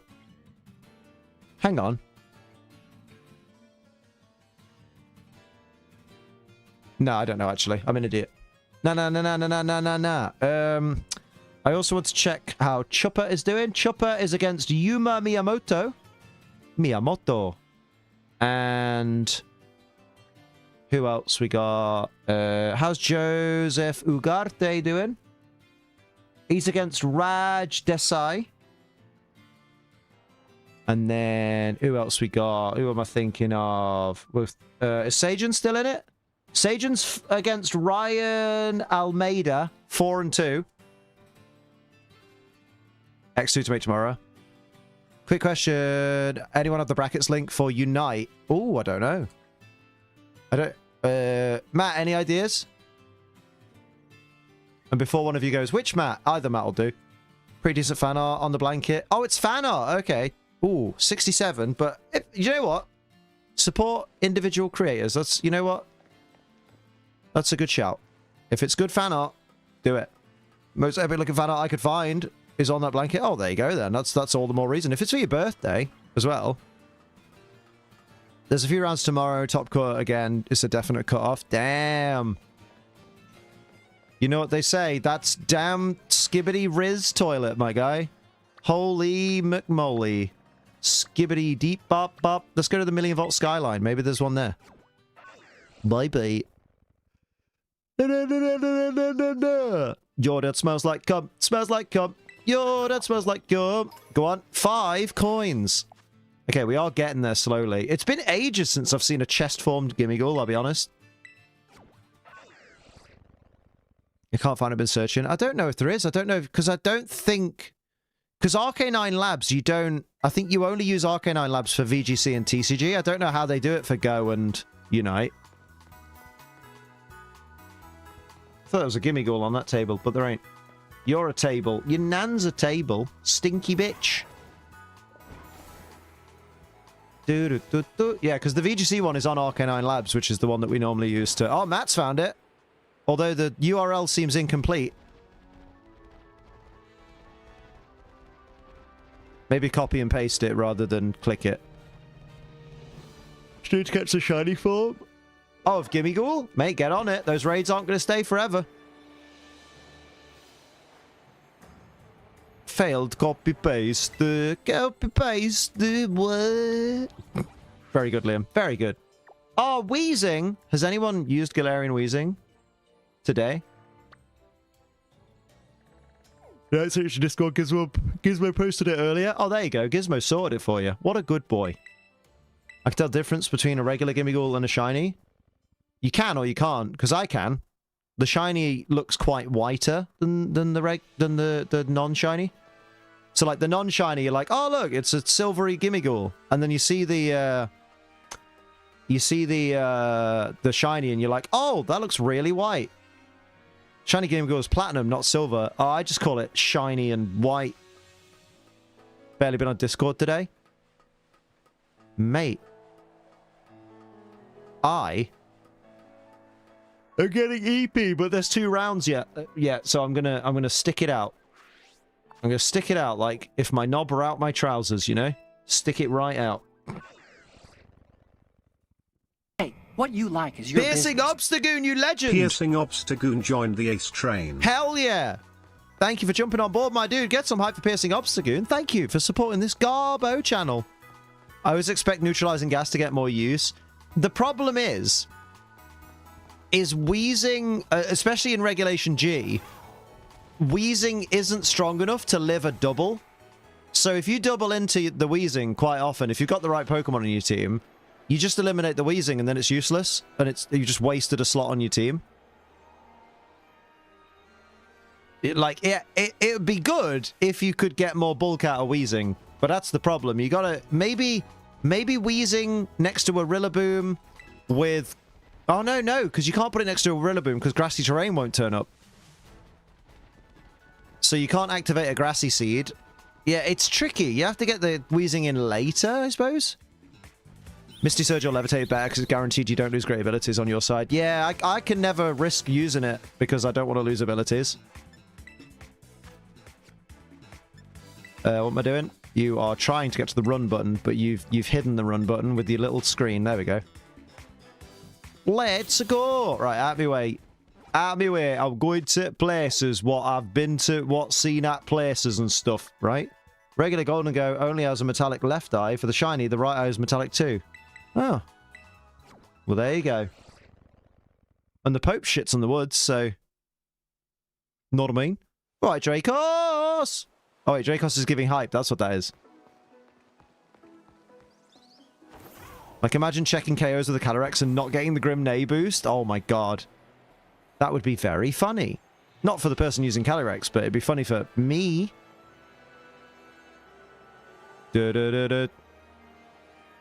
Plus, I like that everyone expects Weezing to be neutralizing gas, so you can run Levitate Weezing and they'll still try and use ground type moves into it, even though on the open team sheet it says that it's a Levitate Weezing.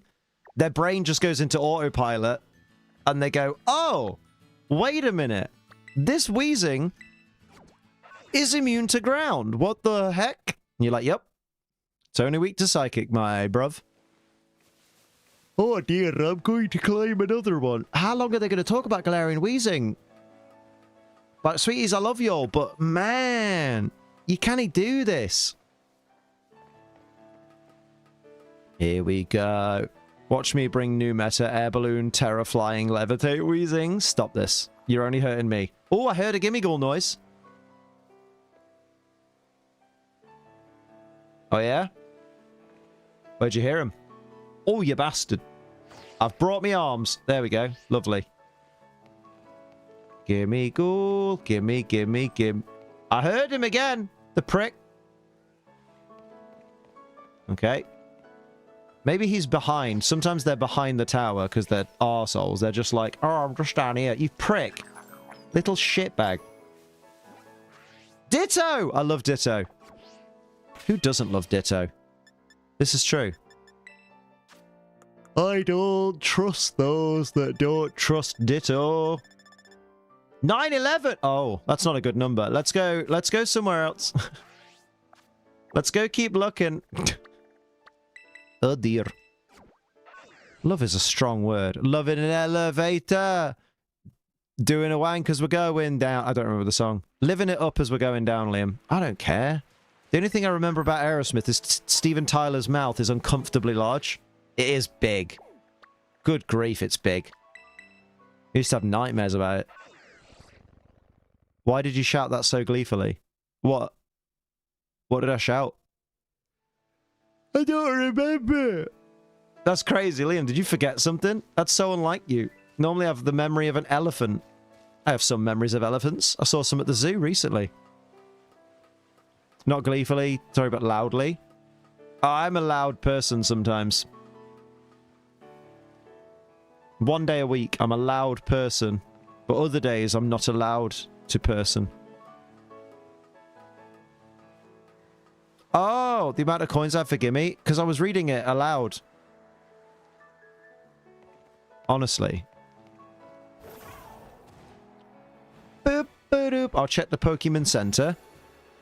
Pokemon Center, that's me. I've been in the Pokemon Center for a week. Your zoos have elephants? Mine hasn't in who knows how long. I definitely don't know how long, but Chester Zoo has elephants. And giraffes. And giraffes are the most important animal in the zoo.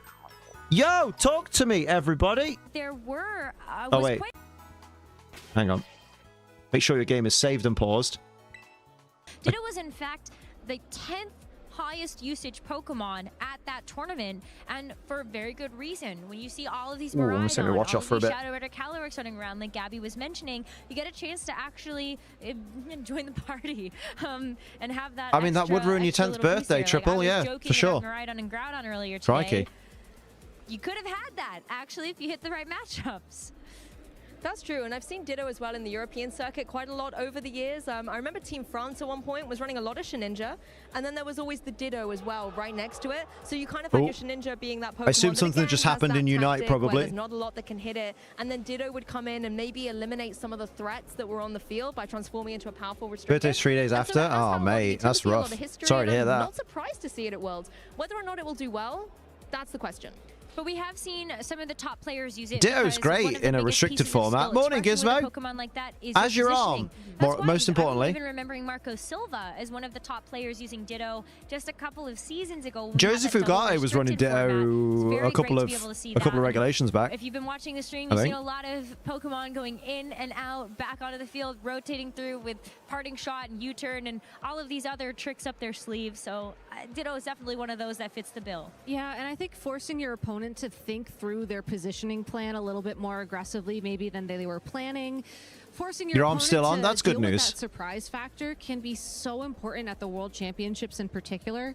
That's beautiful. I will say, Rose, Stop screaming after you burp. It's just fun. Maybe at international championships, you kind of know what to expect. You know, you're not going to see things. Of course, the stream's still on. No, his arm's still on. Well, it's going to be what's popular. I misread the arm. I missed the arm comment. Bring a powerful Pokemon like Ditto that can change the game, surprise your opponent, throw them just a little bit off balance could be all you need to get the advantage. So is going on with the stream game that's making them have to vamp. Maybe Ditto can be our wild card for this event. It's okay though, because no round 7 matches are finished yet. Do you know what throws me? When you're against a Ditto player and they lead with it, and you're just like, the boldness that you read me so I will say, I appreciate people like Eric Luong and Dylan Torres.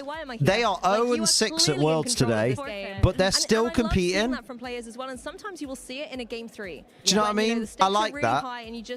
Because you've paid to be at Worlds. And they do. Well, you're not paid to be at Worlds, you're invited for Worlds, aren't you? But like, you've gone to the expense to go to Worlds in Hawaii. Why not play all your matches just for the sake of it? Enjoy it. I love playing Pokemon. Competition. That's why. Thank you so much, ladies, for joining me for the deep dive with the beach vibes. I'm making this a thing now. But we are Wait, no round 7 matches have started? How do you know that? Action going here at the World Championships. The pairings have been up for like 10-15 minutes. Thank you very much, Rosemary. Shout outs to everyone in the lounge. Shout outs Let's to all go. the fans here, whether you're a competitor, whether you're a spectator, whether you're here for the first time. Lego. Pokemon World Championships here, and it's been an absolute fun. If I made it to Worlds, I'm trying to win at least one game so I get it. Yeah, I'd want to go home with a win. I think the stream game is like a law unto itself. Because basically, normally what happens at these events is the pairings go up on Arcanine Labs, and then everybody goes and gets in their seats. And about maybe 5 minutes or less than, there's normally someone on a megaphone that goes, VGC Masters Division. You can. Today has been great so far. You can just you can start now, but I think the stream game, it's like it's got to be ready. Pokemon Touch Streams are masters of fluff. No one can just endlessly fill time like them. To be in their defense, Riga, the thing that people don't really realize, and it might be because they've not been to a tournament, is between rounds, you've got everybody needs to finish their rounds. Everybody needs to, you know, get ready. It might be that whoever was going to be on the stream was like, yeah, I'd love to be in the stream game, but I really need the toilet. Can I quickly go toilet? The only strong trainer out here. And stuff like that. Like, people think that the stream just happens, but like, there's lots of factors involved. Like, for example, I think the biggest problem is, like earlier on, there was a massive gap between one match because the match on stream went 2-0, but there were matches happening on the regular tables that weren't streamed that had gone really long every round and had gone to a game 3. So the two people have been playing for like 40-45 minutes to an hour almost, and you have to wait. You can't start the next round and put the standings up until you've got the results of every single match that's happening. And at an event like this with 600 plus players, it takes a long time for all those matches to get calculated and totaled up and whatnot. So that's why there's so much filler in the streams. I see a lot of people, I know you're not probably complaining too much about it, it's just like a tongue-in-cheek thing, but a lot of people do get really mad about it, and I'm like, bro, what do you want them to do? Just like, you just want a still camera that just points at the tables so you can just sit and watch people playing in silence. 942 is the total number of players, including seniors and juniors. Who is particularly facing off against each other. There's a lot of great names. So there's about, I think Matt was saying earlier, there's about 600 masters-ish. Focusing on our stream match, our first representation from Nils! Oh my god! Daniel Zitko facing the reigning Damn! Hey look, Gabrielle's there. Again, to be the best, you got to beat the best. Nils being able to be an IC champion this season. Nils, I bet he's shitting it. That he's more capable of making these runs through oh, that's fair, Rigo. That's fair. I do come across people sometimes who are like, oh my god, these streams, just get on with it. And you're like, bruh. Play Pokemon tweeted the exact number. Oh, there you go. And the exact number was Big Willie. The Edu, previous world champion of 5-1 as well. So those should be really exciting matches. matches. Yeah, for sure. It's always such a difficult decision when, you know, you can only broadcast one match at a time. I remember one of the rounds I was off earlier today. I saw Paul Chua and Edu Cunha facing each other. And I was backstage, was like, why am I sitting backstage? I'm going to go out into the crowd, and I watched that match, and it was just super intense. You see all the people, all these world champions, these world Day 2 is a few rounds of Swiss, and then they get the they do, I think they do 4 or 5 rounds of Swiss, and then they do like the semifinals, quarterfinals, semifinals, and then the final is set at the end of the day, and we get that on the next day. So on Sunday we'll get the juniors final, the seniors final, and then the masters final. Only 2 teams I like made it to day 2. Oh no! What happened, Rach? Hey, at this record, at this 5-1, I will definitely give it the props in the world, especially to. Oh yeah, I should put these names in the. Paired with on this team and how you can enable them. I'm looking at this Fluttermane and this. I'll put the prediction in. I think it's a really fun. Liam, did you cancel the other prediction? Does Wolf need to play the rest of the Swiss round? Does day 1 record carry over to day 2? I believe it does carry over. I'm pretty sure. This should be a really fun match. We'll see a lot of offensive pressure. You can confirm that, Matt. You know, Matt Menetric. We do know that typically the Australian. Let's go to the prediction. So Hirofumi won. No one even fucking predicted. Lol. I think I put it on a 30-second prediction, to be fair. Let's go. Who will win with a 5-minute one? And his name is not coming to mind. Oh, it's 2 separate tournaments? Oh, so, okay. So basically Wolf doesn't.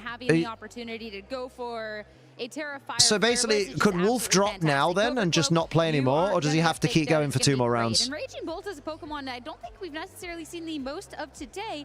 This one, the Assault Vest, and it does have a little bit of the speed control on so separate. Well. So Cybertron and Sage Park both 4 and 2. A little bit more on that speedier side.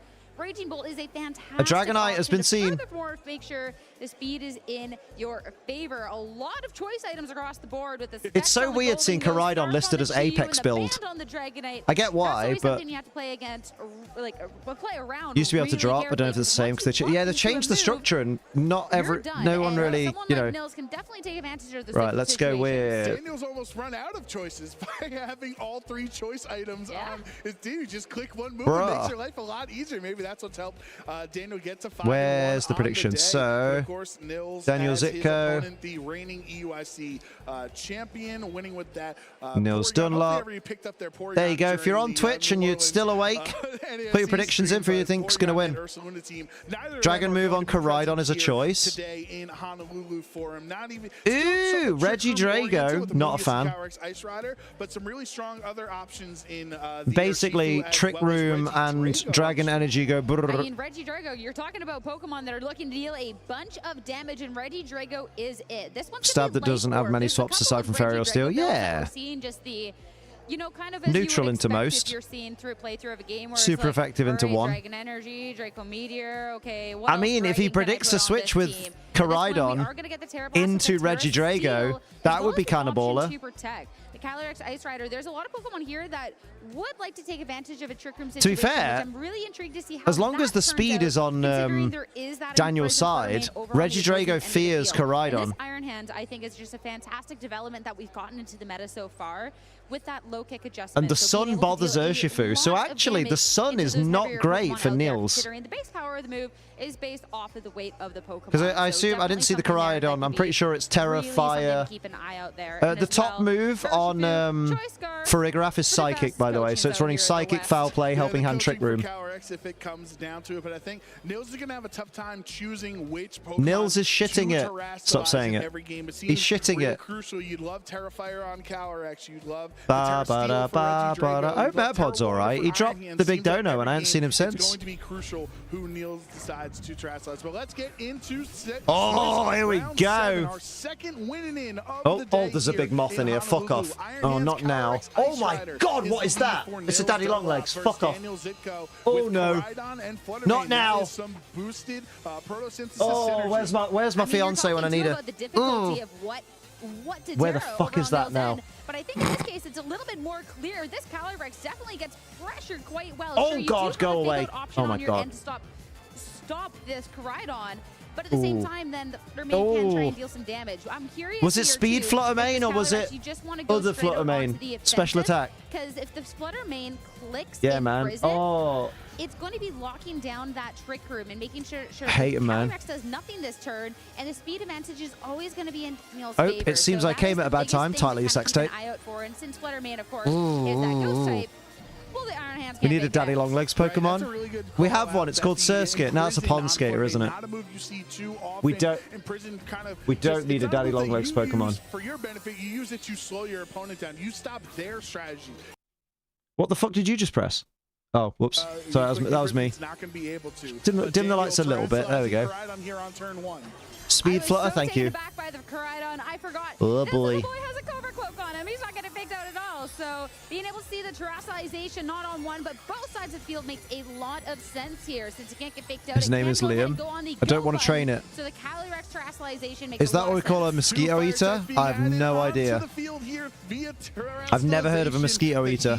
In Honolulu, starting to get hotter on the field. Collision course from nice. Towards Iron Hands on the other end. That does over 50%. I mean, I'd have gone Flare Blitz. Oh, but I guess recoil damage. Retaliates with a lot of damage, but now that he's a fire type, this glitch is going to be resisted. Oh, that was lucky. Koraidon hanging on thanks to that resisted attack. Ooh, a lot of damage going on to Daniels. Mate. Starting things off, and without the terrestrialization could have been a very different story. And great call from Nils to not go ahead and go for that trick. Oh my God! Don't switch in Regidrago. Down to 1 and it's Amoonguss. Okay. I'm sure that pickup would have been nice. But at the same time, you're definitely in a nice spot. One Pokemon getting out, Amoonguss joins the field, and it's going to be taking this hit a lot better. Nils is about to get a double Glacial Lance boost. The other side, so Nils' Amoonguss is going to be able so that's quite bad. To the field essentially for free. Doesn't do too much damage, and Koraidon. The rest of us call them Crane Flies, maybe. Knock out Koraidon and Flutter Mane on this turn. That is 2 boosts. Is that a Pacific Northwest term, Rach? I mean, maybe it's even yeah, that's kind of bad for Daniel. Because now you got a double one, and with that swap into the Amoonguss at this point, this Calyrex just got that double attack boost.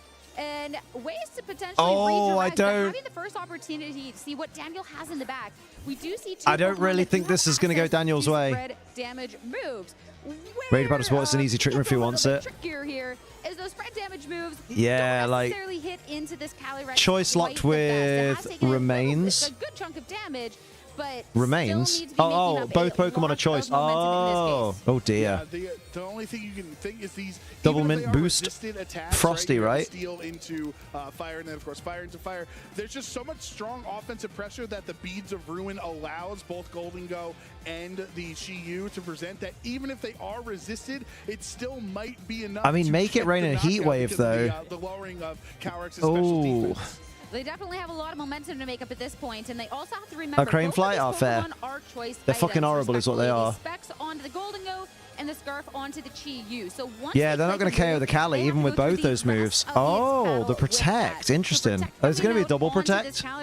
And assuming I guess not the Amoonguss here. The Amoonguss just going for it. Calyrex is going to stay nice and safe behind that Protect, but the Heat Wave a lot into the Amoonguss. Yeah, I wonder why. I wonder why he sacked off the Amoonguss. I thought he was protecting to get rid of the sun. Onto the field that Shadow Ball went towards the Protect on Calyrex's end, so Nils knows, hey, I got a team sheet available. I know Daniel's Pokemon are choice locked into free switch, I guess, yeah. Shadow Ball. Now I know what he has to click every turn. And at this point, too, the fake out, yeah. Down, but you still have access to that Iron Hands that you can go ahead and just stop that Chi-Yu. I don't see Daniel's win condition here. Fourth and final Pokemon. If it is something like Urshifu, it could have done a lot of damage, but no, instead, it will be the Regidrago making an appearance. So we're talking about something that has the potential of doing a lot of damage with spread damage. That is it, but it would be doing less damage depending on how much it's taken before. What did Golden Go use last turn? It was a Shadow Ball last turn? right? That Dragon Energy similarly working the way Eruption or Water Spout. Fire Type is rough for the Chi Yu, yeah, right? You have the more damage it does. Make it rain. So why is he choosing Shadow Ball? He's damage with that Life Orb Dragon Energy. He's choice specs. I'm confused. Heat Wave, so it's not like Heat Wave would be doing too much damage affecting your Dragon Energy at first. Calyrex hangs on as a Fire Type that's resisted. Golden Goat goes for the Shadow Ball into Calyrex for. Oh, you Shadow Ball last turn. There we go. +2 attacks to hit the field. So now Nils is down to his final 2 Pokemon, and it's up to what Regidrago has locked in this turn. It's a Draco Meteor connecting on Chi-Yu, and that's a one-hit KO. Chi-Yu is gone. Can Golden go solo this? And Daniel, only one Pokemon. I mean, Iron Hands doesn't have a great deal.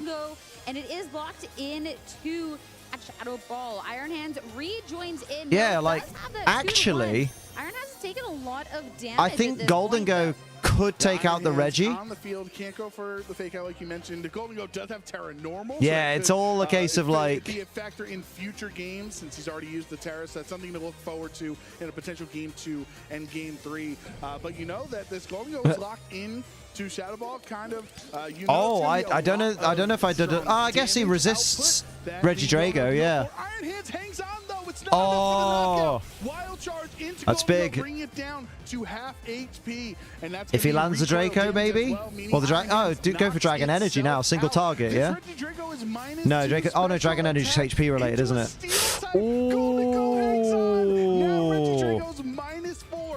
Mate. Daniel clawed it back. Oh! Got a lot closer. Yeah, this Golden Go, I mean... Yeah, you should kill it, Ruby. I just hit myself right in the cock. Fired back, and this Regidrago's taken so much. Life Orb chip. Daniel to take the first game. Mate. What an incredible way to kick this off. I hope that thing's gone. Effectively I might have woke Soph and I feel bad. Because of how sorry. The first couple of turns went as they were Mate, what a turnaround. Favor, but the power of choice-based items, they you lose your flexibility, Sierra, but your damage output, it just becomes massively strong. As I was saying, I didn't agree with the play. Oh, you didn't agree with Neil's play. I thought you didn't agree with Daniel's play. Then it gets knocked out by Shadow. I don't know why he sent in Regidrago. Take advantage of that as one ability. I don't know what the thinking was there. I guess resist Heat Wave, maybe? There was the Protect over onto the Calyrex and the Amoonguss, which was something that could be redirecting a Shadow Ball. All of a sudden, interesting. Just goes for an attack on that turn, and it gets KO before it even gets the opportunity to do anything because of this Heat Wave. But it's still then a tough situation. I don't see either aside the resistance because Sun. Yeah, maybe. He had in the back, unable to quite make that momentum, and yeah, these were two Pokemon that it was interesting for sure. To be the only two things, but I'm looking at that Regidrago, and I don't know if that was necessarily the proper last one to bring into this. I mean, I just wouldn't bring Regidrago to a team. The first time around. Hate it. I can't say that about the other. I like its cry. The steel tape at -2, but the choice scarf on Chi-Yu is just making it so difficult because there are so many Pokemon in similar speed tiers that it makes the Chi-Yu faster. It protecting as well next to the Regidrago might have, and of course you're naturally lowering the opponent's special defense on the field thanks to the beads. I like partly the design. Do you like the Dragon Head side of the design? Might have kept the Regidrago in the back is kind of that check because you know Draco Meteor is always going to be able to one-hit KO. Personally, I'm enjoying myself. The choice scarf just meant that the Chi-Yu was getting Bro's running 3 Dragon types on that team. That's crazy. Where we go into the second game is bring Dragonite. Let's see a Dragonite on stream. A good amount, but if that was go on, you one game up. In the back, that could have been just. I mean, the Chi-Yu just eliminated. Protected with the Amoonguss fainted. So when I'm looking at which was potentially it, and it's really interesting to see how Daniel is able to kind of like bounce back through that with those two ends and just how much pressure they were able to put on because. Right away, this Koraidon, it set the stage, it set the sun. Mate, this is tense, man. This is round 7. They ain't fucking about. So going into this game number 2, get to see some adjustments coming out. All right, Nil's going to swap it up here, starting with the Amoonguss next to his Calyrex. Letting Amoonguss go down was fine. Do you think so? Instead of bringing it in the back. And hey, it worked out for Daniel. Hands needed to come in. Yeah, I think we can all agree on that. Gave him the W in game 1. But if he won game 1 with this lead, might as well go Floodamain Koraidon yet again. I feel like this is really important as well because at the same Amoongus time, use protect now. Imprison is good. Make sure the Calyrex isn't getting the speed dimension that it Imprison wants. is great. Trick Room if you're able to be shutting that down. So being able so he's expecting Rage Powder and you can't go for an attack essentially on Trick Room, right? You're forced to imprison while I go ahead and fire off a Glacial Lance. The real Dragon Master. Massive. And since you do have the Amoongus next to the Calyrex, the Koraidon, if you do want to be firing off a collision Imprison, do it. I think that's a good shout. The most. You do have the opportunity, of course, to go for that Flare Blitz, but the Terrifier. He had to protect to give Calyrex a chance to be next to hands, yeah, but then didn't. I'm back, did some reflecting. Oh yeah, how you doing, Talon? I hope you're all right, dude. Just like we saw in what's the job of the two ladies sitting there? In the Calyrex and they're the judges, so they make sure that everything is being done within the rules and make sure that players are not being disrespectful, and they watch that the players aren't like, you know, they haven't brought like cheat sheets with their opponent's strategies written on them and stuff that they've seen in like earlier things. That's not going to be redirection from they just make sure everyone's following the rules, basically. And because there's two players, they have two judges, just to, you know, just to make sure that everyone's watched at all times. Fluttermane and the Pokemon on the other side, they cannot click. So if Nils very good, Steve. On this turn, it would not be able to click it. Instead, Glacial Lance is the choice, and it brings Fluttermane down to its focus sash. Okay. So now you know that this Koraidon, you've gotten the Terra out. And the Flare Blitz pressure is very real into the Amoongus. It will not appreciate a Terra Fire Sun boosted but now, whatsoever. Okay, did the Amoongus protect turn one? So then, okay. Puts a lot of pressure I thought it would have switched the Amoongus, but and no redirection. No Rage Powder, exactly. So Amoongus is up to some tricks. But Steve went furniture shopping. Let it go for anything. That's a Sun boosted Flare that was min. 2 games in a row where Nils has gotten hardly any Will says Rage Powder what? Out of the mushroom. Rage Powder what? Roasted mushrooms for dinner over here. That Amoongus is absolutely done for. Another round. You got a couch? Ooh. Oh, mate. Again, going to be a double KO. So bruv. You lose one. Deliver tomorrow. Ooh, deliver these nuts. This is where it did get tricky last time with the floor lamp. Ooh. Don't think he minds losing Amoongus. He just needs momentum. I mean, he has got it. Like, he's at the +2. Deal is what you have to assume is that Chiyu and the Golden Go. Yeah, Chilling Nay boosting its attack by 2 stages on Nils end, just like we saw. Amoongus was a distraction. Game 1. So if Calyrex is ever Hans should come in here. If he brings in Regidrago again, I'll fucking die laughing. Damage output. But because it's such a slow Pokemon, and Daniel, we saw in Game 1 those really fast, Nils, don't fuck up. Pokemon in the we want to go to a Game 3, man. Allow Calyrex to get any attacks. Oh, mate. Well, white wicker couch on black leather cushions, pretty unique, works well. Oh, wicker these nuts, wiki wild west. If you're not making it to your point in the turn to be able to fire off with that +2 boost you got, come on, what's lads. It really going to be doing for you? But this is where I'm curious if we get to see an adjustment coming out from Nils, because last time Sun boosted blitz was always gonna KO. Why not pull? And then the Regidrago that he had in the back. And why not pull Flutter's attack to? Could be really good, and the Urshifu is the one I wanted to see. So this one, sure. It's an interesting, yeah. I don't know why they didn't Rage Powder. Necessarily doing the most, but a close Matt Manetric is currently seething. Oh, we actually see on Daniel's end, we have the benefit of his perspective with Power Gem as one of Golden Go's choice specs, choice locked attacks that would be super effective into this Cower. So you wonder if Nils is going to anticipate that smartly. Maybe didn't bring it. Maybe. Turn, knowing that Daniel has to lock both of his attacks from his 2 back-to-back D's nuts replies from Liam. That's what I do. What they lock in. The Dark Pulse does not get the flinch. Daniel going for it. Close combat for the 1-hit KO in response. Daniel's got an uphill battle. Any shenanigans for the rest of this game. No more Beads of Ruin either. Some fish to go with that side of mushroom, I guess, and now Wolfie's game has ended. Oh damn! How did he go? Getting into the protect. Sure, you have the move that's going to be that super effective amount of damage. How'd he do? But you now have the one. He won. He's 7-0, man. What the fuck? As well is that choice scarf locked. So you do need to be swapping it out on this turn, since you wouldn't be able to hit the Golden Go otherwise. Bruh. So an opportunity last, it is in fact the Iron Hands. Oh god, I'm opening up Zoom apparently. So you can what the fuck? Target down the Calyrex Ice Rider on the other end. Important to know that without the Aaron Zeng is 5-2, baby. That is not enough for the knockout. So Golden goes down, and it looks scary for Nils at the start. But Jody Azzarelli's 5-2. We are somehow in a game 3. That's mint. Like the winners of game Wolfie hasn't had a stream game today and probably won't. Be in the same spot. I've never seen so many. There hasn't Sage and Park is 4-2 still. His game's still ongoing. Match. Absolutely so fitting. But Chuppa lost. Chuppa's 5-2. Yuma Miyamoto is 6-1. But that Urshifu being able to instantly just fire off a close combat. Joseph Ugarte is 5-1, still going. All of a sudden, you don't have the Beads of Ruin. Great call out with that Golden Go. And that you can't get this Chiyu turn after turn to just kind of slowly. Too many players we like at 5-2. I know. You do have a team that is a little bit slower, where you would maybe like that Trick Room, but a great way to kind of just go around. There's the potential that today Aaron Zeng will face both competitors from the 2014 Worlds Final. That's crazy. 10 years to the day as well. Well, not to the day, but 10 years to the event. That's crazy. Now, I'm trying to look at Daniel's team here, and he's brought the same four. Imagine little young Aaron Zeng being inspired watching Sage and Park's Pachirisu defeat Jody Azzarelli as part of that team, and then facing both those guys at Worlds 10 years later.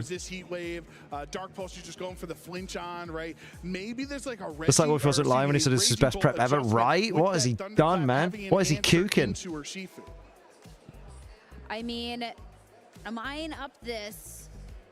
It is going to be just... Mate.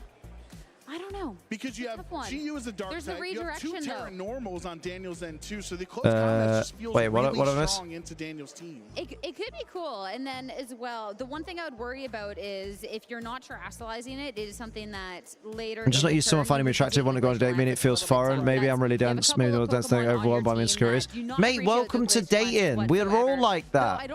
When you've not been in a relationship either before or for a long time, the minute someone gives you some attention and you is willing to go on a date with you, you do end up in disbelief. You do end up in like, wait, is this person into me? Is this a joke? Is someone pranking me? Like, that's really normal to feel like that. To be overwhelmed at the idea of, oh my god, I've never gotten this far before. What the fuck? This seems odd. You just gotta relax, man. What will be, will be. The winner of this game 3 will have a guaranteed 10 years ago, the Legend of Pachirisu was born, right? 8 rounds today, 3 rounds tomorrow. Pretty sure it's all same tournament. Top cut is top 8 plus everyone with the same record as 8th place. Oh, okay. So does that mean...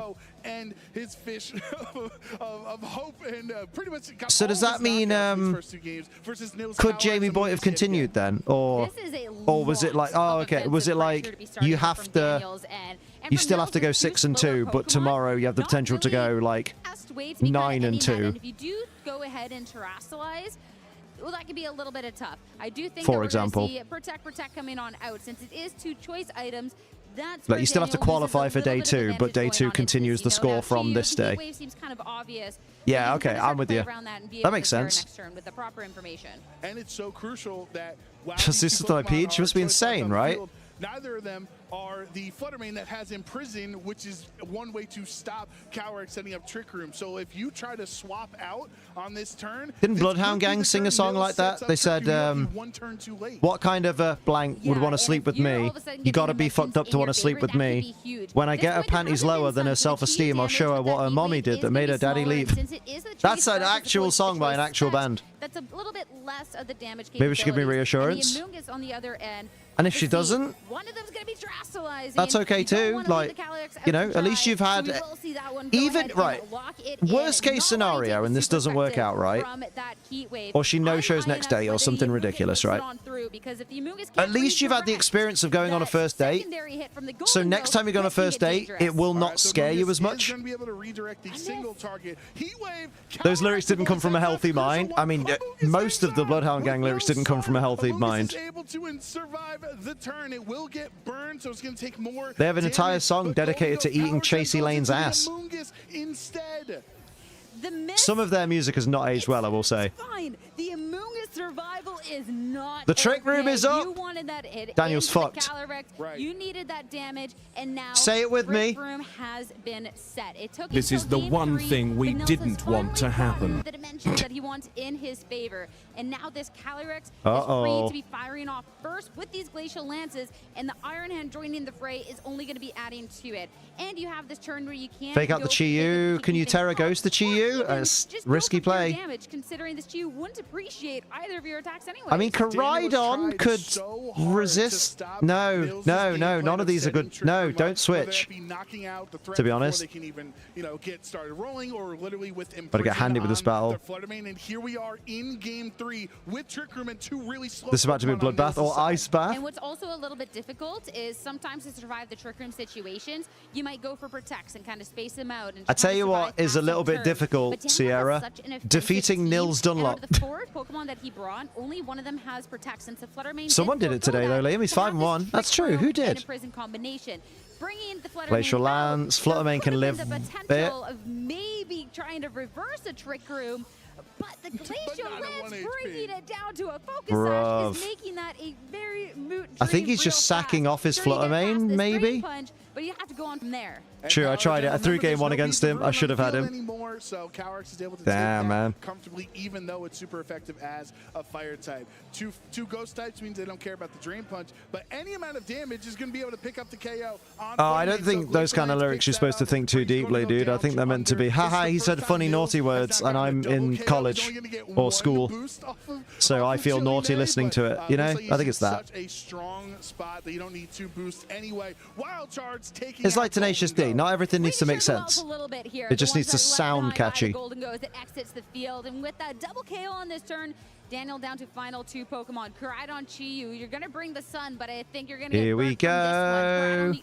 Koraidon's going to have a bad time. With an attack boost. Although Koraidon can Terra. 2 turns of Trick Room remaining. Calyrex, if it wants to go. This is a better position, to be fair.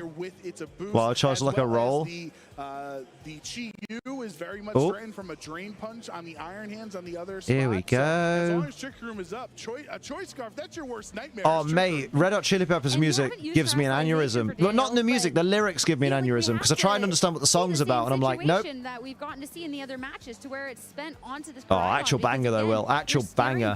Although I'm more partial to Wonder Boy. Oh, you get some sleep, Talon. You might feel better in the morning.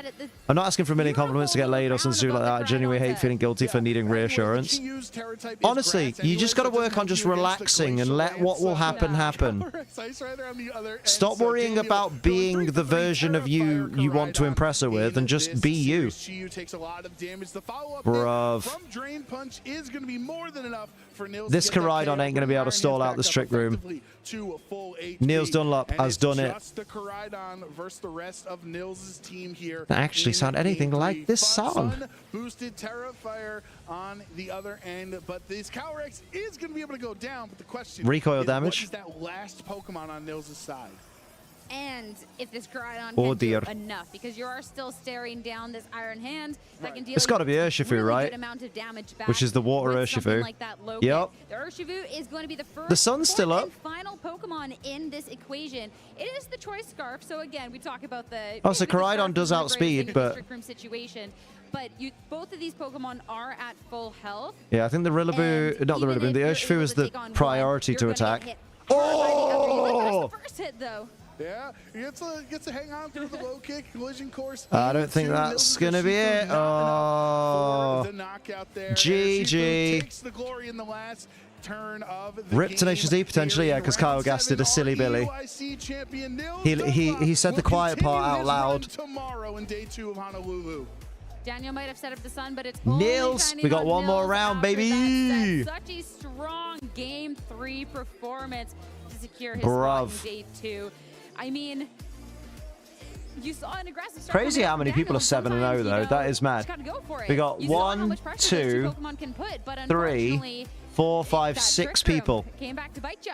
Right, I think that's another very aggressive Calyrex Ice Rider Elite team. It's not just what your opponent's win conditions are, but what you're able to do. And if you have Pokemon that are super one lasting cultural impact from an attempted assassination president was TNA. Tenacious D going on a hiatus. TNA Wrestling's all right, mate. Night, Talon. Victory where it seems Daniel's team is one more round, baby. More, connected to the same road of victory than potentially Nils is his. Like that particular thing has lasted longer than Trump's injury. Into day 2, and I love to see the smiles from both of our competitors. Yeah, aggressive plays make for exciting rounds, but I love clever plays, like really clever plays as well, where someone just like, I don't know. So best of luck to Daniel. I can't think of an example, but that's because I'm bad at the game. You saw I made very quick. Imagine avoiding the heat wave, bruv. That was a lot of damage. Yeah, poor Amogus just being absolutely destroyed. Amogus was basically a pin cushion. Crucially hanging on through the heat wave there so that the power gem was able to target it down instead of Calyrex. Now that Trick Room is up. I'll tell you what, before Nils gets interviewed and says he was shitting it, I'm going to have a wee burp. And you got to give credit to Daniel for swapping up the strategy instead of just committing to the same 4 in the same order. All 3 games, he decided to lead Golden Goat Chi-Yu instead. So I love trying to catch your opponent off guard, but Nils was ready for it. I mean, it's one of those things that seeing the adjustment is nice and cool, but unfortunately it's still, oh, okay, whoa, there's this Trick Room on the opposing end. So maybe one Pokemon could have swapped. I don't know if I like the double swap into it, but it's one of those things that, hey, you live and you learn, and if you play the matchup again, well, you know next time.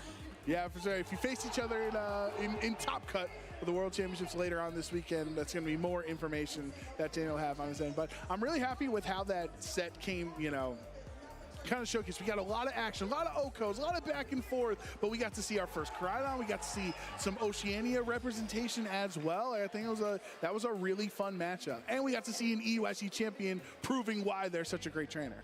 Yeah, securing a spot in day 2. This starts getting to be the heartbreaking part of the days, as the next round is going to be where some of our competitors' dreams get shattered. But for Nils, at least you can rest easy tonight. You still want to win the next one. You want to make sure you're setting yourself in the best possible spot here for day 2. But your dad's not as pretty as my dad. Big hurdles. Congratulations there. Yeah. What did I miss? Anything that happened while you were away? Calyrex, Ice Rider, we've seen that's been pretty strong. You remember when he said some mad shit like doctors finding USA's DNA in his body? Oh my god. Terra Grass versions that are more anti-Amoonguss, or Terra Water versions which are anti-Calyrex, because now you resist the best response. Mate, it came out of my mouth. Of course it's the best response. The Calyrex Ice Rider terrestrialization conversation. If Zishan were here, Zishan would say, I'll come into your mouth. What? I mean, maybe it's a little recency bias, and I'll be like, get in the queue. So strong, but I'd have to look into that. But hey, if an EUIC champion is using the Terrafire, I kind of just feel like it's the right choice. He's smarter than I am, so. Yeah, but then Tasty. The next round, somebody has Terra Water, and they're one time, as president said, we were going to buy Greenland. It wasn't for sale. We're at the World Championship, so all of the players are really smart, really intelligent. Honestly, team builders, have friends help them team build. I saw. That is true, Matt. That is true. Ryota, world champion Ryota Atsubo, was rooting for Hirofumi to win his match. Well, I do think, Japanese and their friends, but because given the choice, I would prefer to do the coming than to be the receiver. If Hirofumi wins, essentially Ryota. If that were a situation, I would rather be the, you know, the supplier of the medicine, if you like. I don't know. You got your bets right? Yeah, you got the world champion. That's a very tasteful way of saying it. Champion Joy-Cons from a few years ago. Hopefully, you can get a. Oh, there you go. Me and Zishan are on an agreement. With your ribbons and everything there. There you go. That's going to help with your fantasies now. We've been having a great day so far, Sierra. It's been weeks since the hurricane was going to hit Alabama, and then used a Sharpie to fake an extra circle on a weather map and the Oval Office to include Alabama. Love it. Absolutely crazy. With only 8 rounds on the very first day, man, it's going by so fast. Players have been working. Mate, he's so unhinged. Doors envy him. This moment, and it's the moment out in the field where a lot of players' dreams. I mean, they've either started to be realized or GG go next year.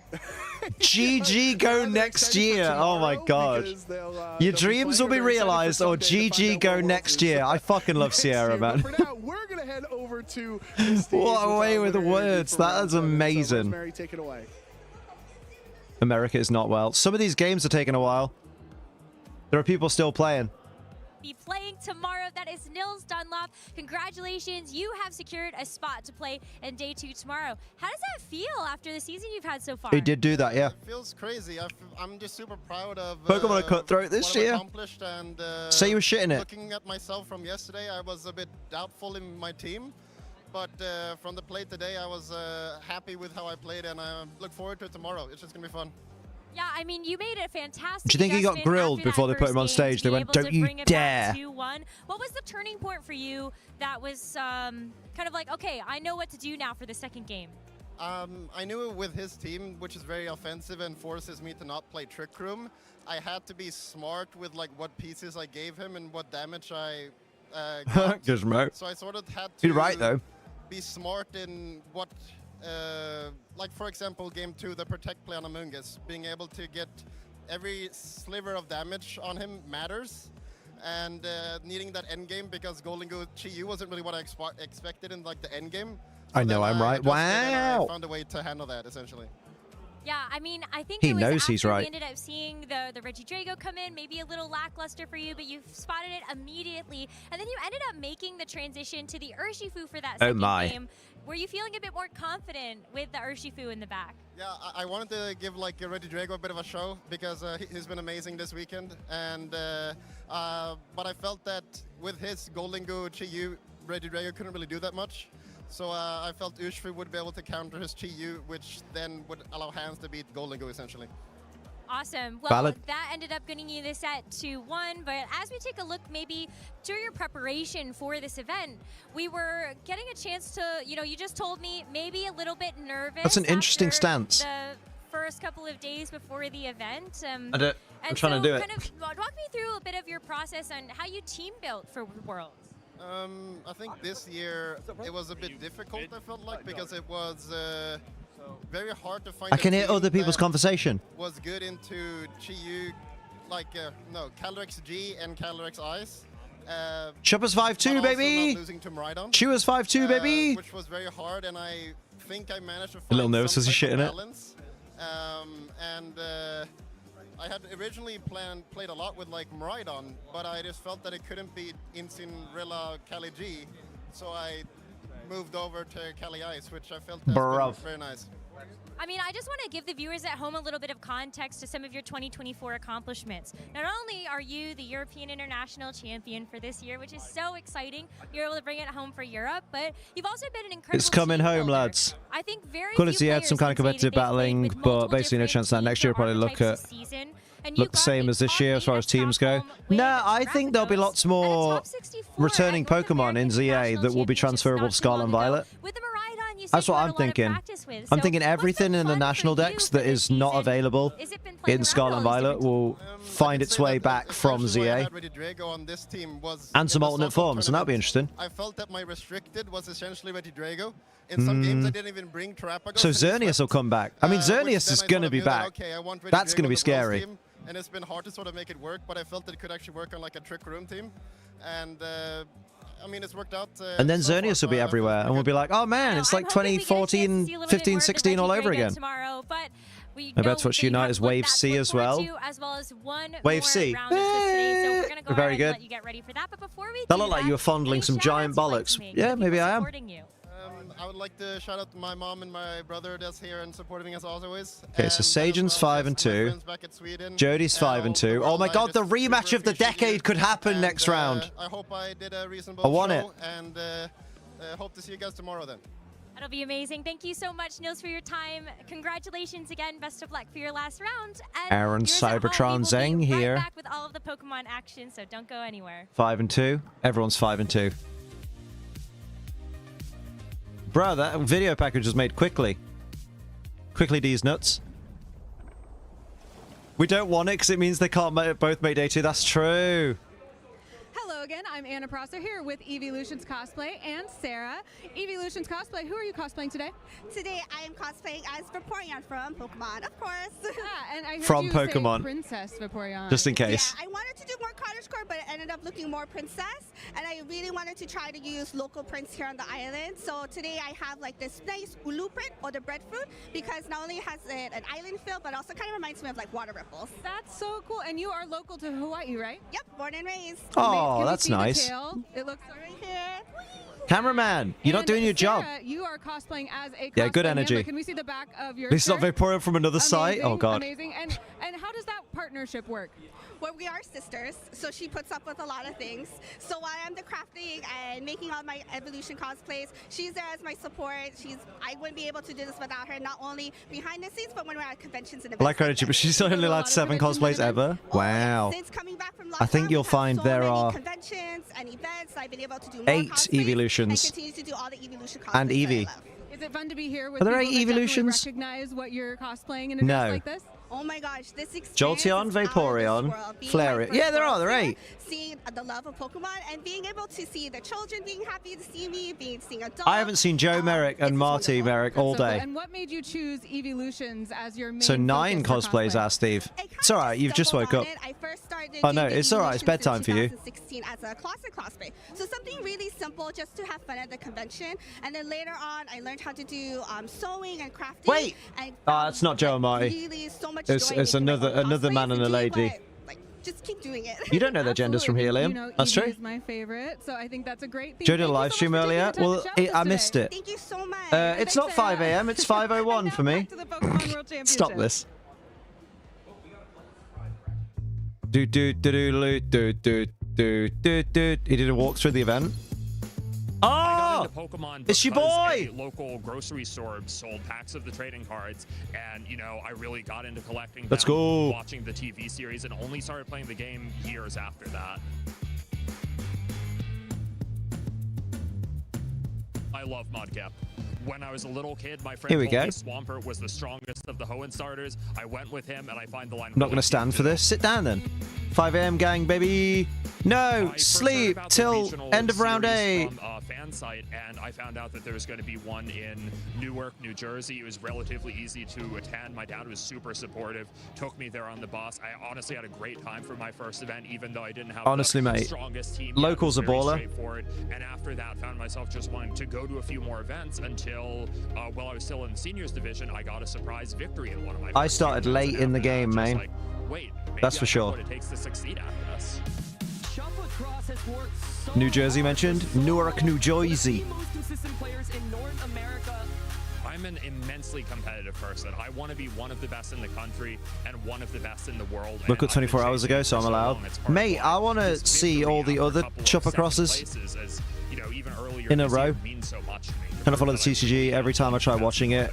To understand it, I get lost. Yeah, like TCG is hard, man. It doesn't move enough for me as well, because, you know, they're cards, which means they're stacked. Different internationals and lose, you know, good sets in top 8. But I really want to move on to top 4 and get that trophy. One of the most accomplished players that we have out here without ever getting that championship title. Something that I've learned, I think going with your gut. Ooh, that's you don't want to hear that sometimes, do you? You don't want to hear like you're so accomplished, but you've never got the championship, and you're like, ah. Second guess yourself. Going with your gut. TCG 2015 World Finals entertaining. The whole set takes about 10 minutes. Oh my god. When you know they're setting it for you. Was that sabotage? Was that cheating? One of the people that helped motivate me to chase this result is my good friend Simone Sanvito, who won an event in Europe a week ago with the same team that I was using today. And for a long time, I've seen him as somebody that's around my skill level, give or take a little bit. Damn. So being able to like watch him win his first regional, I'm going to do the same thing a week later. Let's go. Sky turn 1 gets about 9 energy onto his Keldeo that does more damage the more energy it has on it. Fuck. Give me those round 8 pairings, you fucker. I wanna all over the floor.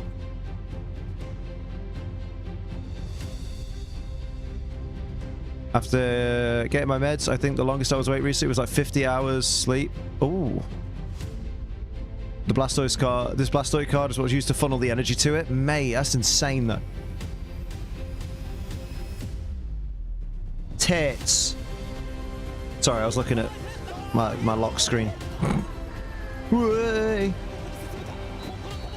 After Swiss 8 him off to bed. I mean, all of us are, aren't we? Because that's when the stream ends. They do a bit of talking at the end and that's it.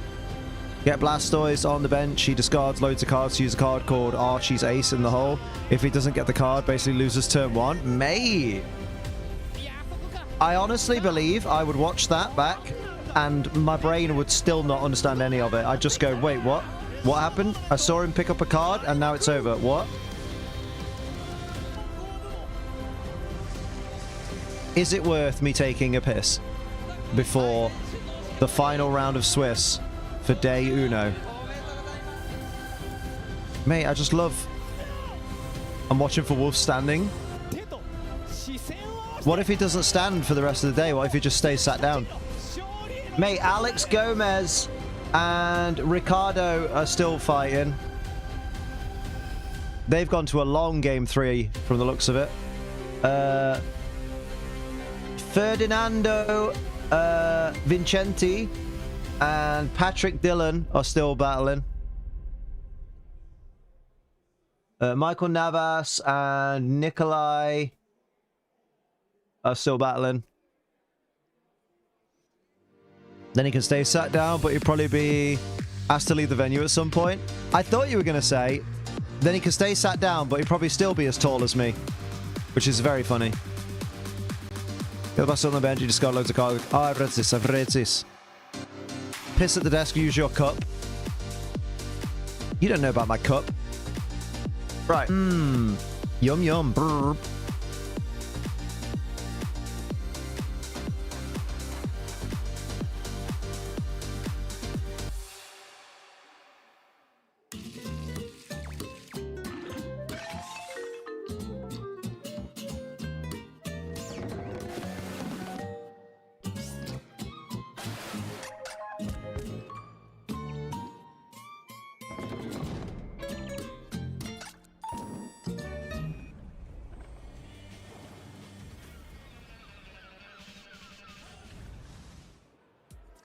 Beautiful day here in Honolulu, Hawaii, and the perfect stage for the Pokemon World Championships for 2024.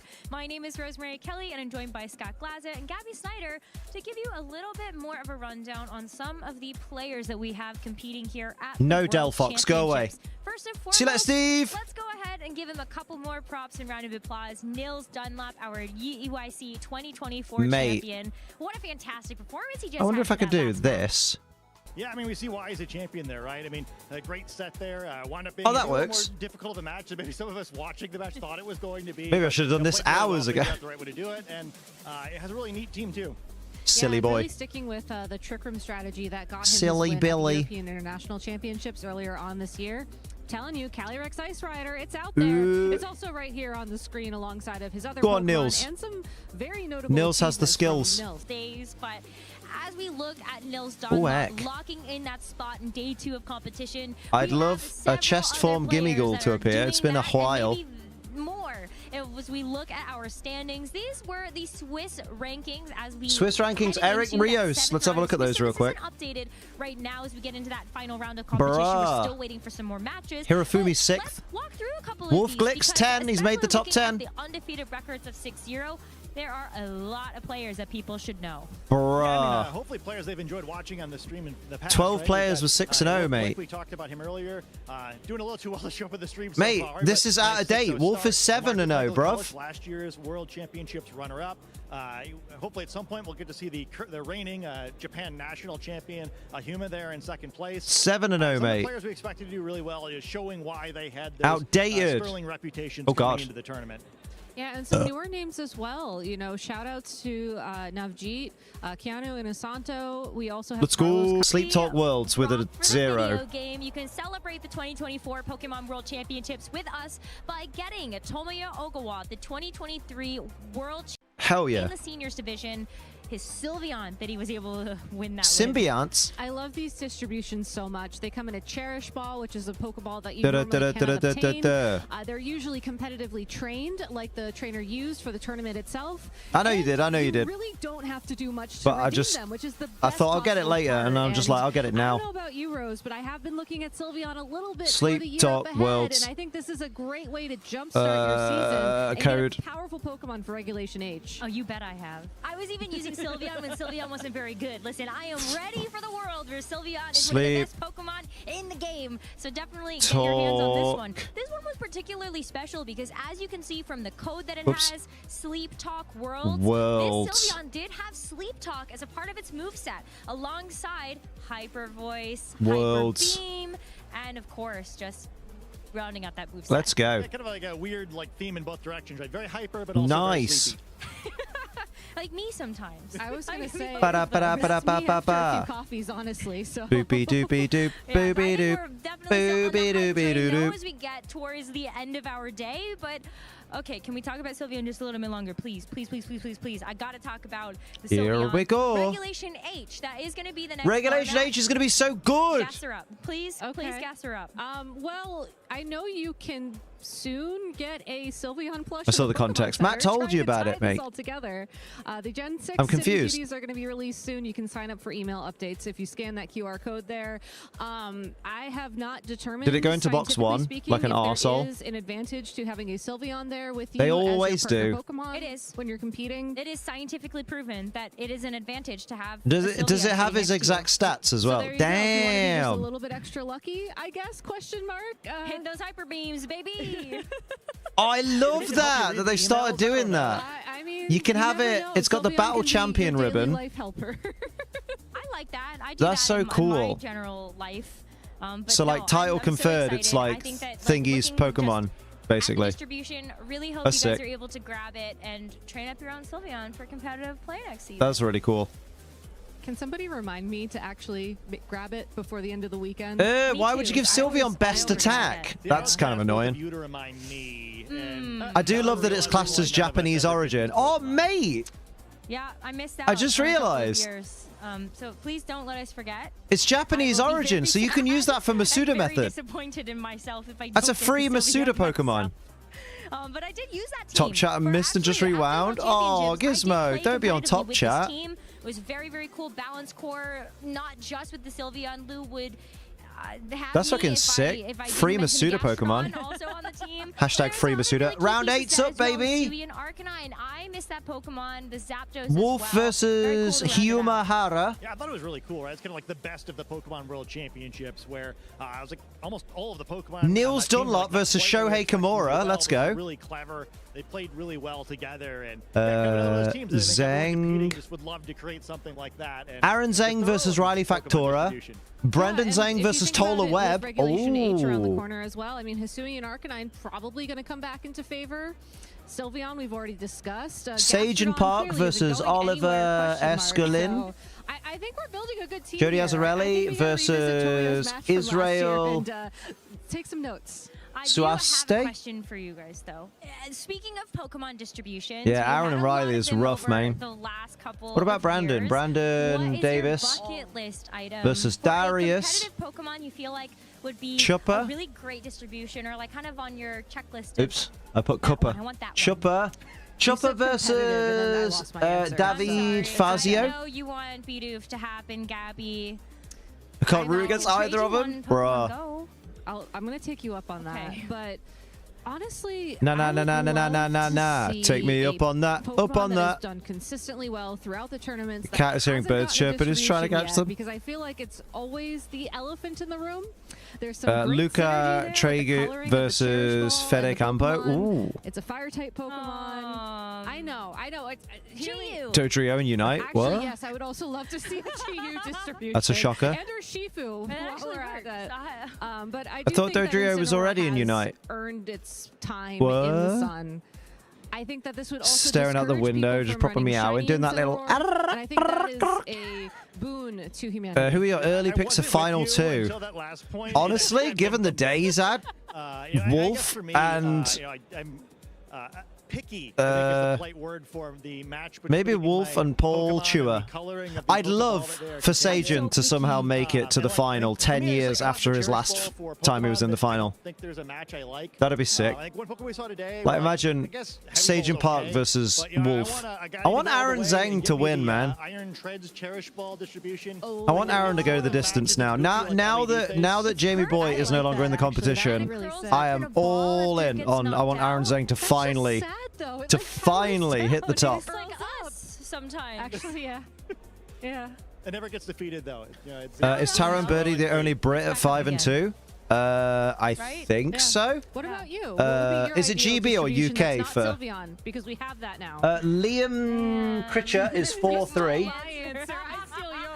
Okay. Oscar. For me, actually, now I'm trying to think of like the Prince red of team, Ale right? So is UK like actual and is serious answer 5'2". to you, I thought would be very, very good. Max Waterman is UK and is But maybe I 5'2". speak for the people here. Taron Somebody do Birdie. well with Blood Moon or Saluna, please. Luke That would also be very, very good. Yule. Oh wait, he's Australian. That's just because Luke has U and K in it. Oh yeah. And it's like kind of matches like the Blood Moon part of it. That's what I mean, right? Oh yeah, there are some names that you need to put the square brackets in, Liam, because I don't know. It's aesthetically very pleasing. apparently there are 15 UK people, but obviously that's just that's still in it.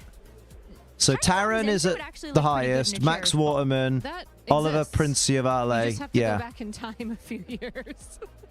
I've got that in my Pokemon home right now. Richard Hodge, I think I may have faced before. That sounds familiar. I don't know. James Clough, Jordan Guy. These are all the 4 and 3s. Please find Rose. Christopher God, Daniel Paris, Jack Clark, Tom Winter, Joseph Russell, How cool would it be if you could go up there with your 3DS Reese Johnson, or with your Game Boy, Sam Tabner, actually download Oliver, oh mate, the 2 and 5, Oliver Galsden and Sam Tabner Think about this. facing off. I'm asking nicely. Richard Hodge had quite a few locals. Ah, yeah, Brendan Zang versus Tola Webb. It's fucking baller. Luke could get one of the 8 Gastrodon that we've done. Yeah. Baller, baller, baller. It's wild to me that Gastrodon has been distributed that many times. Let's go. It's a great Pokemon. It is a great Pokemon. It has been distributed a lot. Gary 2 Evo, 50 seconds into the match. Oh my god, how is someone that good at Gary 2? Can you, they gonna epic battle with all the Arcanine? Oh my that god. would actually be really fun. Let's go. I love Hisui and Arcanine though. I've really missed that Pokemon. It's been an absolute treat. Here we are, look at you, you bastard. Hisui and Electrode. 1 coin. I hate you sometimes, Mr. Gimme Ghoul. Yes, no. I'm getting some like very mixed reviews from the people. Is there any Australian with a chance? I love its vibe. Now, Australia is AU, right? For I always get confused because Austria is a thing. Diego is is actually kind of phenomenal. If you Diego's 7-0, so he's in with a chance. Battle to start here. I understand that. Jack Lloyd is 6-1. Other games that you can enjoy. Daniel Walker is 5-2. So I hope you do that. We've got Charmath with the long last name is 5-2. Pokemon Go, you can actually see some really unique picks, Lewis like Tan is 5-2. Daniel Zitko is 5-2. The middle one. It's intentional. That Luke that I mentioned before, that's actually Australian, not UK, is 5-2. Baxcalibur. Bryce Facey is 5-2. That makes no Kieran sense. Singh is 5-2. Okay. Chloe Burke is 5-2. Dimitri. You're all here watching the video game Kozlaris, as well, because while you could go check out the action in the other loads games, of we do Aussies have in it, the mate. next Loads of Aussies, ready mate. for you. So let's go ahead and kick it back over to our casters for the 8th and final Swiss round of the They day. got KO because another player overextended. Oh, handed them Thank you so the much, Evo. Rosemary. You're back on the desk, Pokemon trainers. 5 This time, coins. Good myself, lord. Lee Provost. I have the pleasure to be joined by my old buddy, old pal. Oh shit, I didn't do the results of the thing because I'm terrible at my job. I am great. I The result is Nils Dunlop. There you go, everybody that voted. All nobody, I think. The action has been so intense. I'll get the prediction ready for the next one. Some players have already made it through to day 2 with 7-0 or X and 1 records, but there are a lot of players right now at X and 2. Playing the current Japan national champ. Damn. Very dicey. Let's go to here. Time for a lot of our players. Like you say, a lot of players have already kind of Look at that. Look at them rankings. Wolf is ranked 6th, mate. Tomorrow's tournament, but there's still a lot to do for some of the others. Here we go. We're starting off with No. records. Incredible run. Still kicking, baby. How you doing, Elliot? You had a good kip. Diego Fiera. Yeah, you're here for the last round of the day. Well known, but some really familiar names in there. Michelle Kelsch, of course. Let's go. From last year's World Championships.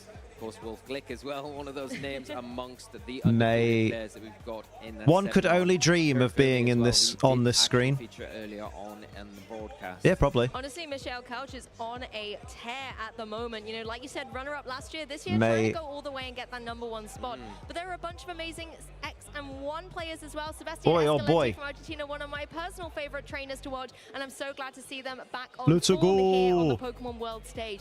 Some other incredible players. We had Adam Shafui, who actually was on the broadcast at the very beginning of today. Is Wolf 6th or just first 6 times? I wonder if it's ordered by Resistance. It could be ordered by Resistance, right? Side of things, really making a statement here in Hawaii. Yeah, and Keanu as well. Shared first, that should be. I know we've got a lot I don't know though. 6-1 kind of bracket, and this isn't the. I don't think this is. It probably is ordered by Resistance. Yeah, you would think. I would think. I still don't fully understand Resistance. I've had it explained a million times, and I know the basis of it, but my brain can't work out Resistance on the fly. Do you know what I mean? So like, if I'd faced a bunch of people and I was looking at their rankings, I'd be like, I can't figure out my Resistance. Day 1, everybody gets to compete. Oh, there you go. You have to make sure that Matt Manetric, explain Resistance to Ginge Matt, because Ginge Matt needs to know, because it is important. Take too many losses, particularly at this stage where things are so critical. The way I basically understand it is, your resistance percentage is higher if you faced tougher opponents. So basically, the caliber of this tournament is so high. If you've won 6 games, but all your opponents have like been well shit and lost a lot, like if you let's say you go, you win round 1, but the opponents that you face, the opponent that you face goes 0 and 8, for example. To see this exhibition of Pokemon. Then that means that your resistance for that opponent will be so low, so your 1-0 won't be as strong as someone else's 1-0. You know what I mean? I've explained it bad. Such an incredible match. We're getting Aaron Trailer and Kieran Singh. Let's go. Aaron Trailer, baby. I wish I could have seen this. I wish I could have seen that. We wish we could have seen it too, but we can only pick one, and this is where the dice fell. There are, however, Aaron Trailer's a good trainer. Matches. Although they're already safe going through, they want to make sure that they still win and have the undefeated record to carry over to tomorrow. But I mean, I wish that we could be on the sidelines and watch these two. Yeah, that's the thing. I think if the consolation. This is the United States versus Australia. Who was looking for Australian representation? You should be cheering for Kieran Singh. I'll give you 5 minutes on the predictions, guys. No, Wolf on stream is interesting. Well, the reason Wolf's not on stream, don't worry, it's no conspiracy. The only reason Wolf isn't on stream is because at this point in the day, he's undefeated. You notice all the people that are going on stream are 5-2, not undefeated. It's because whoever doesn't win with a record of 5-2 doesn't make it to day 2. Oh, definitely. 2 trainers that, you know. So if you've got 5 wins and 3 losses at the end of today, you don't make day 2. So Aaron Trailer and Kieran Singh are literally battling for the chance to make day 2. Their last chance to make day 2 of Worlds. Wolf has already qualified by going undefeated. So there's no reason for them to put Wolf as a stream game because there's no stakes. Like if Wolf wins on stream with a 7-0 like and goes 8-0, wicked. But his opponent, who will be 7-1, will make day 2 anyway. So there was no stakes. Whereas this one, it's literally down to, if Aaron Trailer wins, Kieran's eliminated from Worlds. If Kieran wins, Aaron Trailer is eliminated from Worlds. That's why Wolf hasn't been on stream, because he's played too well, basically. That's when, you know, everyone was like, I want an Ogerpon on my team, and it was all about the Wellspring Mouse. So yeah, don't worry, it's not like a conspiracy of like Pokemon have fallen out with Wolf and won't put him on stream. He'll get on stream tomorrow. Yeah, it's almost like the Superman of the tournament. Jesus, why, what happened? Where's Jesus? Ray just got melted. Oh, I thought Soph had uploaded another OF. Me too. But it seems that was baller today. Almost every time I'm catching, if I'm backstage doing something else. This is an iconic duo right here. Provost and Lou. My game at Liverpool 7-1, where I'd already made day 2, is probably the most relaxed I'd ever felt in a tournament. Yeah, it's like, you know what? 6-0 and 6-1. I was a mess. At 7-1, Totally chilled. Amazing. To see players utilizing it. It has picked up a lot on usage recently. Hate shiny hunting with raids. Mate, you're going after that gimme ghoul. Shining at this World Championship. I'm well happy that I got the gimme ghoul with 0 attack, baby. If we didn't mention Gastrodon, how it's doing in the tournament, there is currently a Gastrodon at X and 2 going into this final round, so we'll be wishing it the very best of luck, and hopefully we won't be having to ride a Deerjon ladder and break up with Gastrodon anytime soon in this World Championships. I'm hoping. Who's got Gastrodon? But very soon, you guys. Skimmy Ghoul's been evading me 3 damn days, bruh. Aaron and Kieran. I mean, you're a competitive player yourself here, Lee. You're now in your winning in position at the World Championships. What is going to be going through your mind at this point, other than panic? It's hard because the pressure is really on here. Like we've already mentioned, it's this stage where if I do something wrong or if I don't do exactly what I should in this match, it doesn't go the right way, I get a bad matchup. All these things are going through your head. How am I going to approach like locals are fun. When you go to a regional or an international, or obviously I've not been to Worlds, but I imagine Worlds are the same. I've not competed at Worlds at least, I've been there, but it's crazy the amount of pressure you put on yourself. It's like, because it just means so much. You're just like, oh, this is what I've been working for, man. And just really look at, okay, what's my opponent got? How can I best deal with it? Look at me talking like a seasoned vet. Hey, I've got experience. It's not good experience, but it's experience. Yeah, the matches have been baller. I've just really enjoyed watching it live, so I get nothing spoiled. You see it when players are new onto, you know, the stage. Yeah. Apart from that match in the middle that I really didn't pay attention to, but we were sorting shit out. Someone needed life advice, and I'm nothing if not generous. As much Pokemon as possible. Yeah. Hawaii's such a cool location to get to go and play. Expensive though, isn't it? Hi, holding up. Tired? I am all right. I mean, I went to bed at 4 AM yesterday because I got hyper-fixated on Metal Gear Solid videos, and then woke up at 8:30 to get ready for the gym. Aren't you glad I suggested it weeks ago? Oh, I am. I am. If anyone has earned a new... No, I mean, if anyone has earned my respect, you already had it, so you couldn't earn it again. But if you didn't have it, you'd have earned it now. Felicity or my glasses? Oh, you've not made them well wonky, have you? Normally sleep at 1 at the latest. Yeah, man. I'm not quite flagging yet, though. I'm okay. I'll make it to the end. Trick Room I haven't really seen a lot of so far in this tournament. Trick Room, these nuts. Whether it's Miraidon, Calyrex Shadow Rider, no, they're fine. Well, that's lucky then. Speaking of Miraidon, we've got one here on Aaron Trailer's side of the house. We do indeed. It is going to Kieran, look less like you're shitting it, lad. Come on. Kieran's like, fuck. I mean, to be fair, I couldn't think of a worse position to be in. Like, everybody that's eliminated knew last round they were eliminated. Kieran and Aaron Trailer are sitting there right now going, this match determines day 2. If I fuck up, I fuck up the dream. Has the ability to redirect, has that sturdy as well. Wait, let's go. So, psychic, psychic.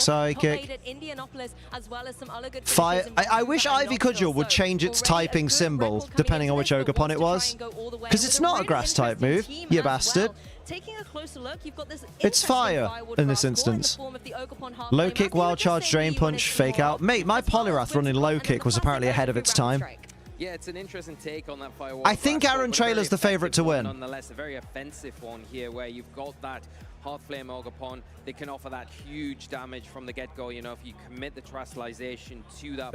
Or asked if you were going to. Yeah, you did, mate, you did. I think, to be fair, Liam could argue that Rachel's earned something being said. Oh, does it have a G in it?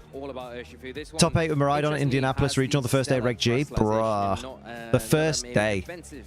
Type or more offensive Terra typing, so Aaron going down. So it's a Focus Sash Urshi with priority as well. Nice. The light screen, the tailwind support that can be utilized by Aaron. Also, if you've never been to a regional or anything like a regional or anything higher than that, those team sheets are mint. Because that team sheet, it looks massive, right? It has like, it has your team and the info and your terror types and your moves and stuff, but it has it in every language that's competing. It's so cool. Like, it has it in English, French, German, Italian, Japanese, different forms of Chinese, I think, and maybe Korean. Terra Ground, Iron Crown, baby. It rhymes, so it must be good. With Terra Blast. Rach, mate, you know a suggestion? Good girl. Good girl. It's likely going to be that terrestrialization on the Iron Crown. It gives you nice immunity to those big. Aaron is probably the player favorite, but the matchup isn't easy at all. Yeah. It's an uphill battle, especially with that Frengard Clefairy in there as well. Probably knockout. Show my partner Mike Smith will bring me a shiny. Go on, Mike Smith. Go on. Up the Mike Smith. And Kieran does know what it takes to win, getting the #1 spot in Melbourne in the You're welcome, Rach. Still not seeing these shorts. Legging like shorts, apparently. No less as well. So really looking forward to seeing how he's going to be able to bring that expertise to the main stage. The Quark drive as well. Sleepy Liam he just gets sleepy and then he gets well randy. Poor Sophie. But considering it's so dominant in the meta I'll wake her up. It looks like Aaron might be helping out and setting that up there for Kieran. Here we go. I think it's like a Musimo phone to watch this, mate. You're well sleepy. But the one thing that you don't want to be giving the free boost to is the thing that's kind of there to counter your Pokemon. It's like a perfect play here from Kieran. Aaron's the favourite, but I'm low-key kind of rooting for Kieran. Because Kieran's Australian. Australian is like close to being England.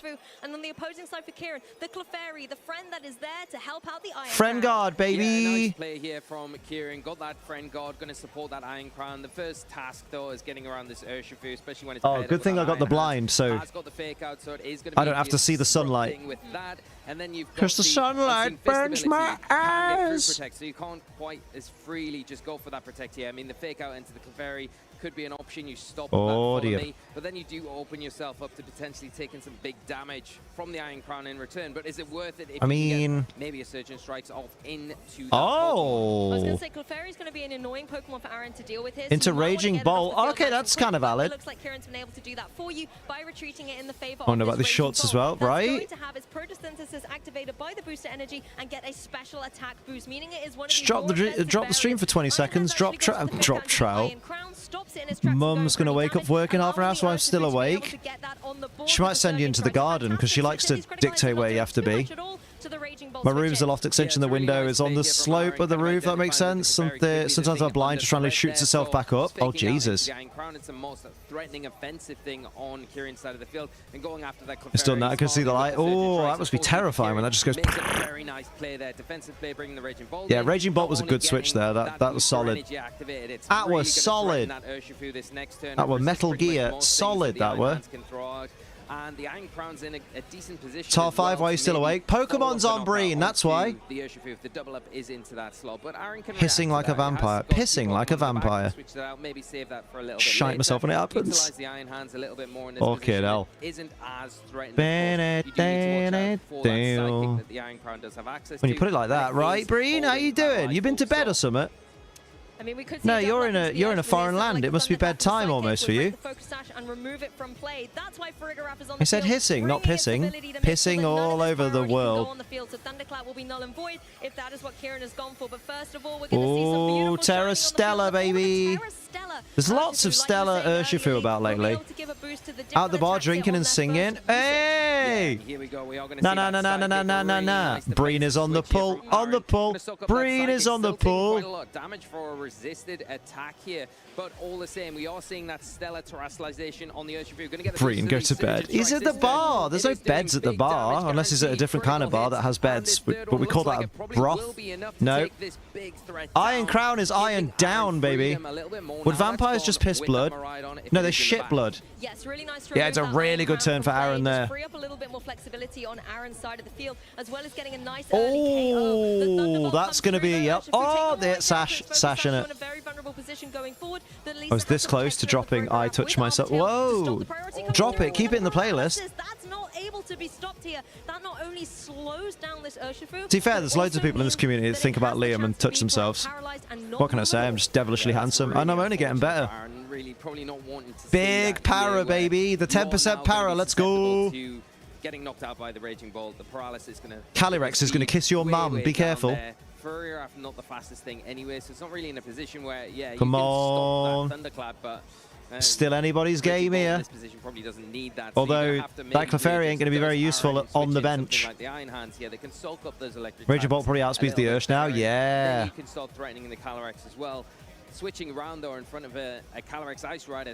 I can't remember, is the Raging Bolt running Snarl or anything? Because that could just deal your Pokemon around the board, pretty quick. Your Lance is being continually fired out, and you're not doing anything in response to that. It's not maybe an Aqua Jet into Calyrex might have been decent there, but I enjoyed the term perilously handsome or roguish good looks. It does have that foul play that could be damn straight. What's damn straight? Exactly, and we're going to see some adaptations on the field here as well. I think the Frigoraph, knowing that it doesn't have the capability here. Oh, it's booster energy. Oh. Take those electric type attacks a little bit better from the Raging Bolt that was there, particularly as it is rocking that Assault Vest, but that does not help you out against a physical very good, Gizmo. Very good. That is actually going to go I like that. Here, going to That's so mean. Normal Terra type as well. Very interesting. Leaves it susceptible to this Urshifu. Yeah, that's brave in front of an Urshifu, isn't it? The big risk here is I think the Trick Room being set oh, okay. It's less spread. It's actually quite fair now. From the field, probably a smart thing after going for that normal terrestrialization. Moves that Pokemon, doing some nice damage as well. The paralysis really helped there. At the same time, gonna activate that ability. Rach already said down straight to the horny side. What horny side? The clear amulet as well. Oh, that's what I was asking. I didn't know what the damn straight was about. I couldn't remember. And with the Clefairy out on the field now, the Friend God, going to have that kind of extra defense. The horny side, is it like the Twilight Zone? And the paralysis, I think, really had to balance it. Oh, I'm with you. Oh, about the song. Oh, I'm with you now. See the attack being raised thanks to the Protestant.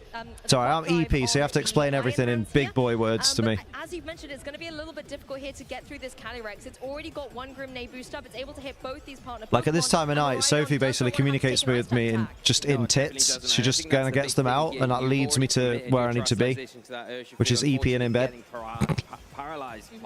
Perfectly balanced, like all things should be. Where you can go into that, the Calyrex on the opposite side of the field, get some respectable damage there, but you've got the I think Aaron has this. Calyrex and kind of free up that Glacial Lance. It's already on +1.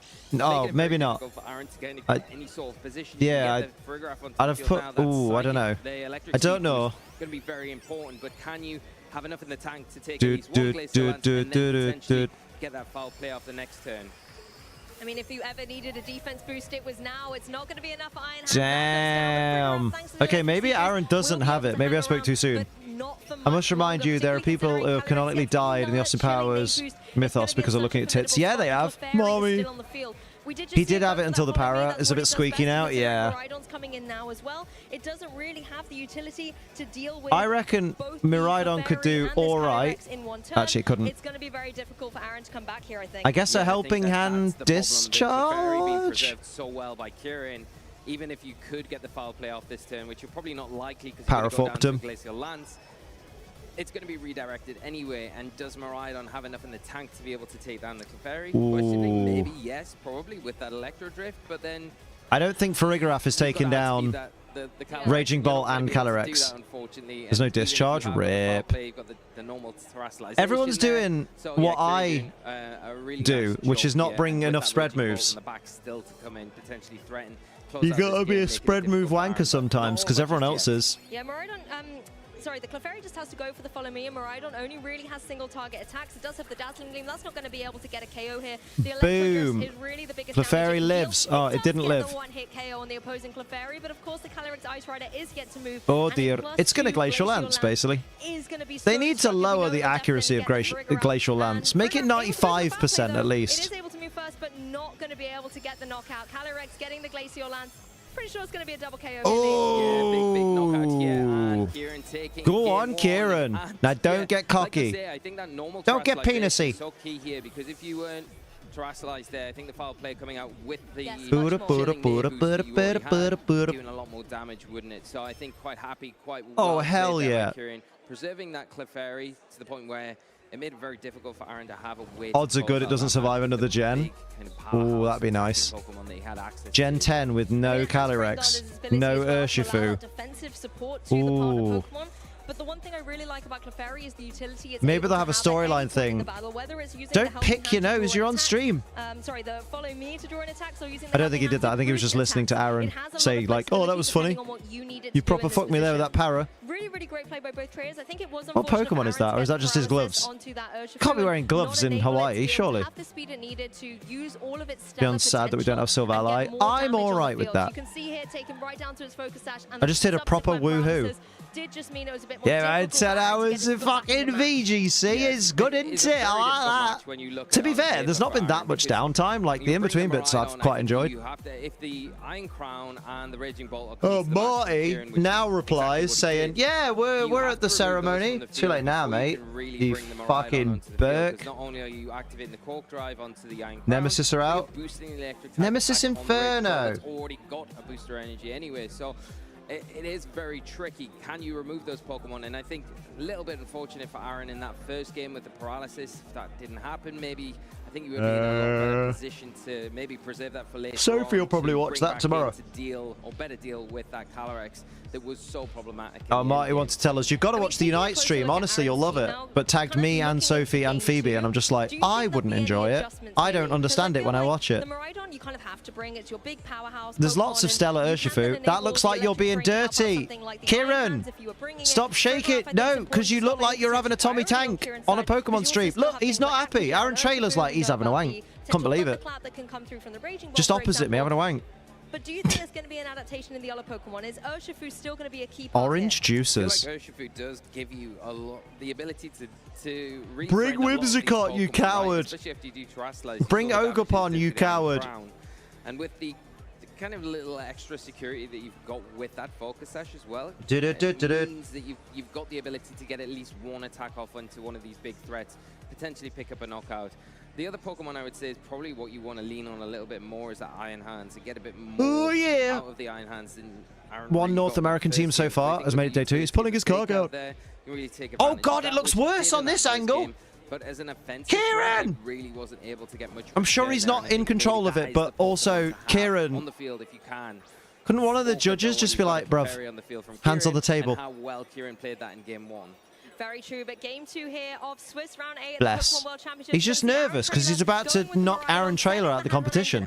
That's insane. And enabling it with this Urshifu to apply a lot of offensive pressure straight out of the blocks. Oh, wait. Savala's one of my faves, not mine. Really, because now we know he's a knobhead. From game 1, picks up the knockout into the Clefairy, so it's not as safe. You've got an easy target into that slot with the Electro Drift, and then you can follow up with the close combat or surgeon strikes into the Calyrex to get some big damage there. And like we've already mentioned, yes, you might lose your Miraidon in that situation, but you could almost scout out the protect from the Clefairy. Honestly, follow me, Trick Room. Here because is a Clefairy really wait, what is it? What are you doing there? Not anything that you're worried about. So if the Calyrex does protect, it's risky because of the Unseen Fist ability. Why? You can't really freely Terastallize either. So you've got why Terra Fairy Volt Switch? With the Clefairy, you pick it up with the Electro Drift, and then you can follow it up with that Urshifu. Really great lead here from Aaron.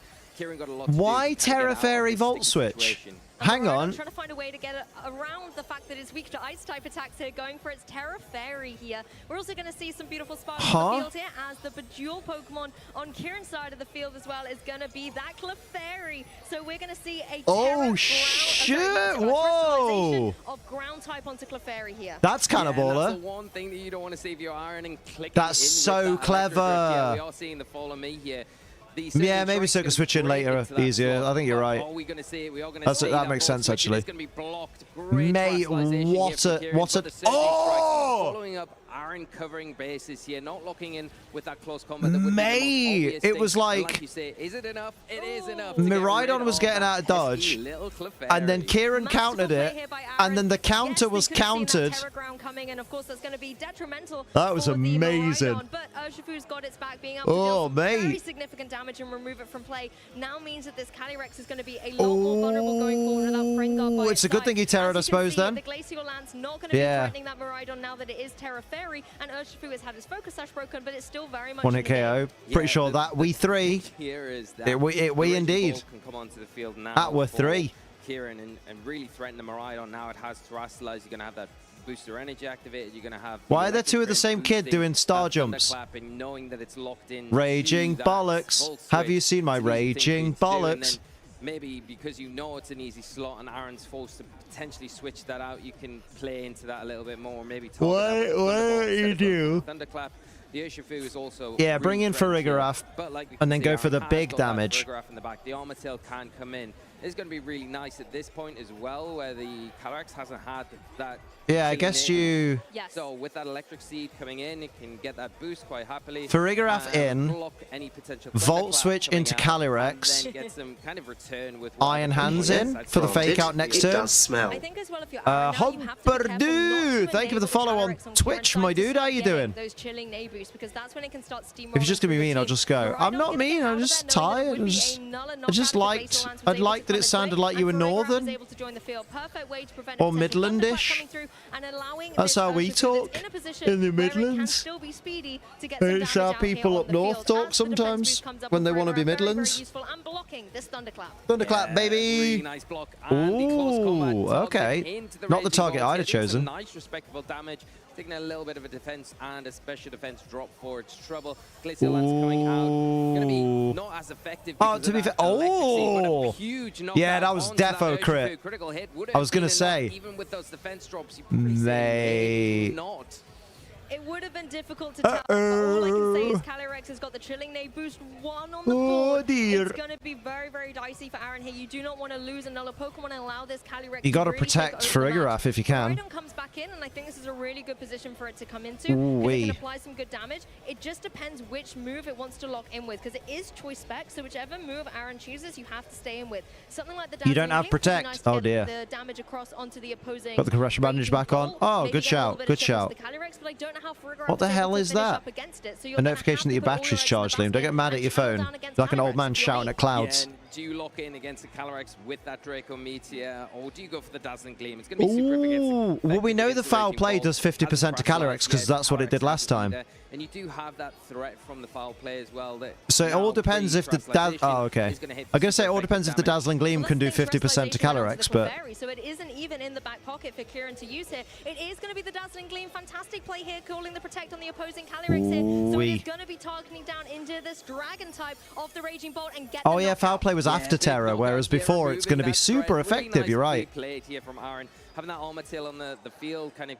God damn. The fact that the Thunderclap could be a bit of an issue, and then covering bases. And he can't Terra this time as well. That's a good point. Quite rightly, like you mentioned. Well spotted, Ginge Matt. So that foul play going to do super effective damage into that. He can't Terra.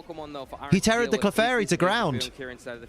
And I believe it also has. Ooh, I think Aaron's got this. So you're going to have to really commit into this Pokemon twice. Yeah. To remove it from the field, and have you got enough in the tank to be able to take at least one attack from it? Yeah, this is the thing, Farigiraf will Miraidon in Fairy Terra live an Aquajet basically is the go-to. So you have that potential to work with. The issue is the speed of this Urshifu. It is a Sash Urshifu.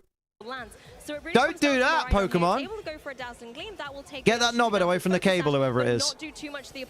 My heart stopped. And Aaron does still have a Pokemon in the back as well. So Iron Hands fakes out, job done. But like you mentioned, something on Aaron's side of the field is going to have to take some big damage here. And it is going to be that Farigiraf. It is going to be the close combat, taking it probably into what will be Glacial Lance range here for Kieran to take maybe a double knockout. But the foul play, because it's attacking. Oh, it was a +1 attack as well. Yeah, this last match for VG. Yeah, really nice turn. So yeah, that was always going to knock out that foul play. On that game 1, the Farigiraf outspeeding that Calyrex. Quite confident in being able to say, okay, well, whatever comes out, I lose the Miraidon potentially to a close combat, or Farigiraf. Because it got the Chilling Nay boost turn one of the earlier turns, didn't it? So yeah, foul play was always going to take out Calyrex. Yeah, Urshifu can't take these 3 on. It's only got single target moves. Yeah, this is the second battle, so it's going to game 3. 7 PM local for Worlds, actually a good rate. Yeah, man. These are the best players in the world, mate. Miraidon able to shine brightly and go for a Dazzling Gleam to take the score 1-1 going into the final game of the set. Holy moly! Are we up today? Yeah, we're live on stream. Earliest I've been out of a regionals is 8:30. Brother, stop. With a 9 AM start. I'll give you a 9 AM fart. 3. Much, but saying, no, actually, I need the damage. Identifying that from game 1, how much it threatens that Clefairy. It's probably the only thing that you've got to be able to remove that Pokemon from the field in one hit. So let's bring it, and let's bring something next to it, like the Urshifu. We saw how much that pressured the Calyrex Ice Rider. And almost in that situation as well. It's nearing 6 a.m. for Liam. Kinky. For that late game. I'm going to go to bed till midday after this, probably. Ground terrestrialization, and you don't mind going for... Brady's out 5-3. No, Brady, no. Really doing much that turn anyway. But I honestly think Aaron was in so much command this whole game right from the beginning, even with that Clefairy, thinking, yes, it could go for the ground terror, and if it does, well, that's tough for my Miraidon. But covering it so beautifully with the Urshifu just cover your dad in wet biscuits. His style here. Yes, we even had the critical hit come through on that Urshifu later in the game, but being able to have the terrestrialization on the Miraidon, boosting up this dazzling game so it could deal a huge amount of Aaron damage Zeng is still to the playing. Urshifu, and actually significant to the Calyrex to ensure the KO with the foul play does just show how in command he was in this game too. Yeah, and I think that speed normally when I sleep tearing there between the Farigiraf and the Calyrex, it makes such a difference there. Remember, the VGC ends, relax, late night photo shoot, bed. On Kieran's side, a faster Calyrex, then things get a little bit more complicated. Aaron, trailer. Boop, boop, boop, boop, boop. Come on, Kieran. You got this, man. I love the tension. One of these players, whoever wins this next game of Pokemon, goes through to day 2. Whoever doesn't win goes home. Where you do have that sturdy ability, where you can almost guarantee taking 2 attacks to allow people gonna cry. Come back into play. Utilize that. Paul Chewer 6-2, bro. Wolf is 8-0. Mate. Yeah, it's great, like terrestrializing your. Mate, Wolf went 8-0 on day 1. So did Diego for area. And so did Hirofumi Kimura as well, that we saw on stream earlier. Dealing with in that game too. So Chopper 6-2, bruh. Into game 3, the decider which one of these amazing players will be advancing into day 2 here. The 2024 Aaron Zeng's out. Aaron Zeng went 5-3. Riley went 6-2. Oh, Aaron. He did so well, bless him. Well, now I'm all in on Wolf, to be honest. Let's go. Hadron Engine on the field, setting that electric terrain. The key thing here is going to be World Champ difference, baby. What support is it going to be providing, and is it going to allow Calyrex to shine? Yeah, Wolfie and Hirofumi in the finals would be fucking sick. Once again, we just talked about that. Glick versus Kimura. This time around, I think you probably allow the Clefairy to go down. If anything, you've got the Friend Guard, you've got the. That'd be 2 world champs facing off, right? But the problem or am I getting Kimura confused with someone else? Miraidon lock into the Electro Drift and not the Volt Switch. If you don't terrestrialize, you someone will correct me if I'm incorrect. Lose your Clefairy and probably take a lot of damage for your trouble with the Calyrex, maybe putting you too far behind this battle. So it's very risky not going for that. Well, this was the winning combination for Aaron. Saying that though, with how few players there are here, surely. I don't know though. Well, there's only 3 more rounds of Swiss Liam tomorrow, true. Oh, straight into Clefairy, mate. That's a good turn 1 for Aaron. Yeah, the castles are crumbling. Yeah, I want to see the team, man. Aaron taking a huge lead in this turn 1. Following up with these Surgeon Strikes into the Calyrex. Glacial Lance is not going to KO both of them. My lights just turned off. Why did that happen? I pressed the touchscreen, that's why, by mistake. I thought I had a power cut, and I was like, wait, the computer's still on. So going to be able to cushion it up nice and safely. Focus Sash on the Urshifu as well. Not taking much damage from it in a commanding position. Mate. If the turn 1 of game 2 was perfect, this was sublime. What does Kieran do here? I mean, yeah, Iron Crown can't take an Electro Drift. You have to talk about the Iron Crown, however, it's very good, Matt, very good. Able to benefit from that electric terrain. Yeah, and it is getting the speed boost. I think that's the thing bless Aaron, and bless Jamie Boy. I'm going to be able to attack that before it can move. It's got the Wolf is 8-0 and hasn't dropped a game all day. Wait, he's gone. Wait, really? And you can also choose. Wait, he's 8-0 and every round he was 2-0. Your choice, yeah. The fuck is his team? You know, it's choice locked. It hasn't got protect. The Urshifu has got protect. That's insane. Easily just kind of get around any threat this turn. He's 16-0 all that. That is insane. That can't be true. I mean, it can, but what? Check his tweet. Run of his fucking life. Calling this perfectly from the Iron Crown, enabling the Miraidon to get the edge, Jesus. the Electro Drift down into this opposing Calyrex, and with so much damage on the board, able to get the knockout. Aaron has got this in the bag, man. Really great play here from He Aaron, really, identifying that probably the Miraidon was the thing at threat here, but he really clutched it out here. Raging Bolt could be an issue, but then I bet Aaron's got Farigiraf in the back. And now the Raging Bolt, the other thing that's going to take advantage from this electric terrain, getting that booster energy activated, boosting that special attack. You've got the Iron Crown, still a threat here. So you can't really take anything for granted, but you do. Wait, did Lee just say the electric terrain will activate the booster energy, or did I misunderstand? Oh, no. Lee was basically saying that the electric terrain is good for Raging Bolt because it powers up its electric moves. However, he then also said the booster energy had activated because it did. Yeah. You're going to be able to soak that up so well, right? Mate, I think Wolf needs to continue this undefeated streak. Imagine the hype around the video of I won the Pokemon World Championships and I didn't lose a single round. I didn't lose a single game. And it is not going to be scared, going for the Thunderclap. Damn. Thinking, hey, Farigiraf could switch in here. The Bold and Brave play in Game 3 is necessary to He get the knockout. actually went Thunderclap. That is, do you know what? Fair play to Kieran. That's the ballsiest play he could have done. Yeah, oh, really mate. Nice play here, and maybe one that Aaron's just thinking. Oh, okay, in the back. Don't count him out. This is amazing. Two Pokemon I got out. Probably going to get knocked out. That's fine. I've got a game plan. We've got the Farigiraf and the Iron Hands in the back. You can bring them in in a much more healthy position. This is great for Kieran. Activated. Not really going to be that helpful in this situation, unfortunately. You do have the fake out from the Iron Hands. And Kieran still has Terra available. But could Kieran's Pokemon just What's the Terra type on the Iron Crown? The Iron Hand's going to be threatened by the Psychic. The Raging Bolt going to threaten the Farigiraf with that Thunderbolt. It's looking pretty tough here for Aaron. Ooh. 2 turns of electric terrain.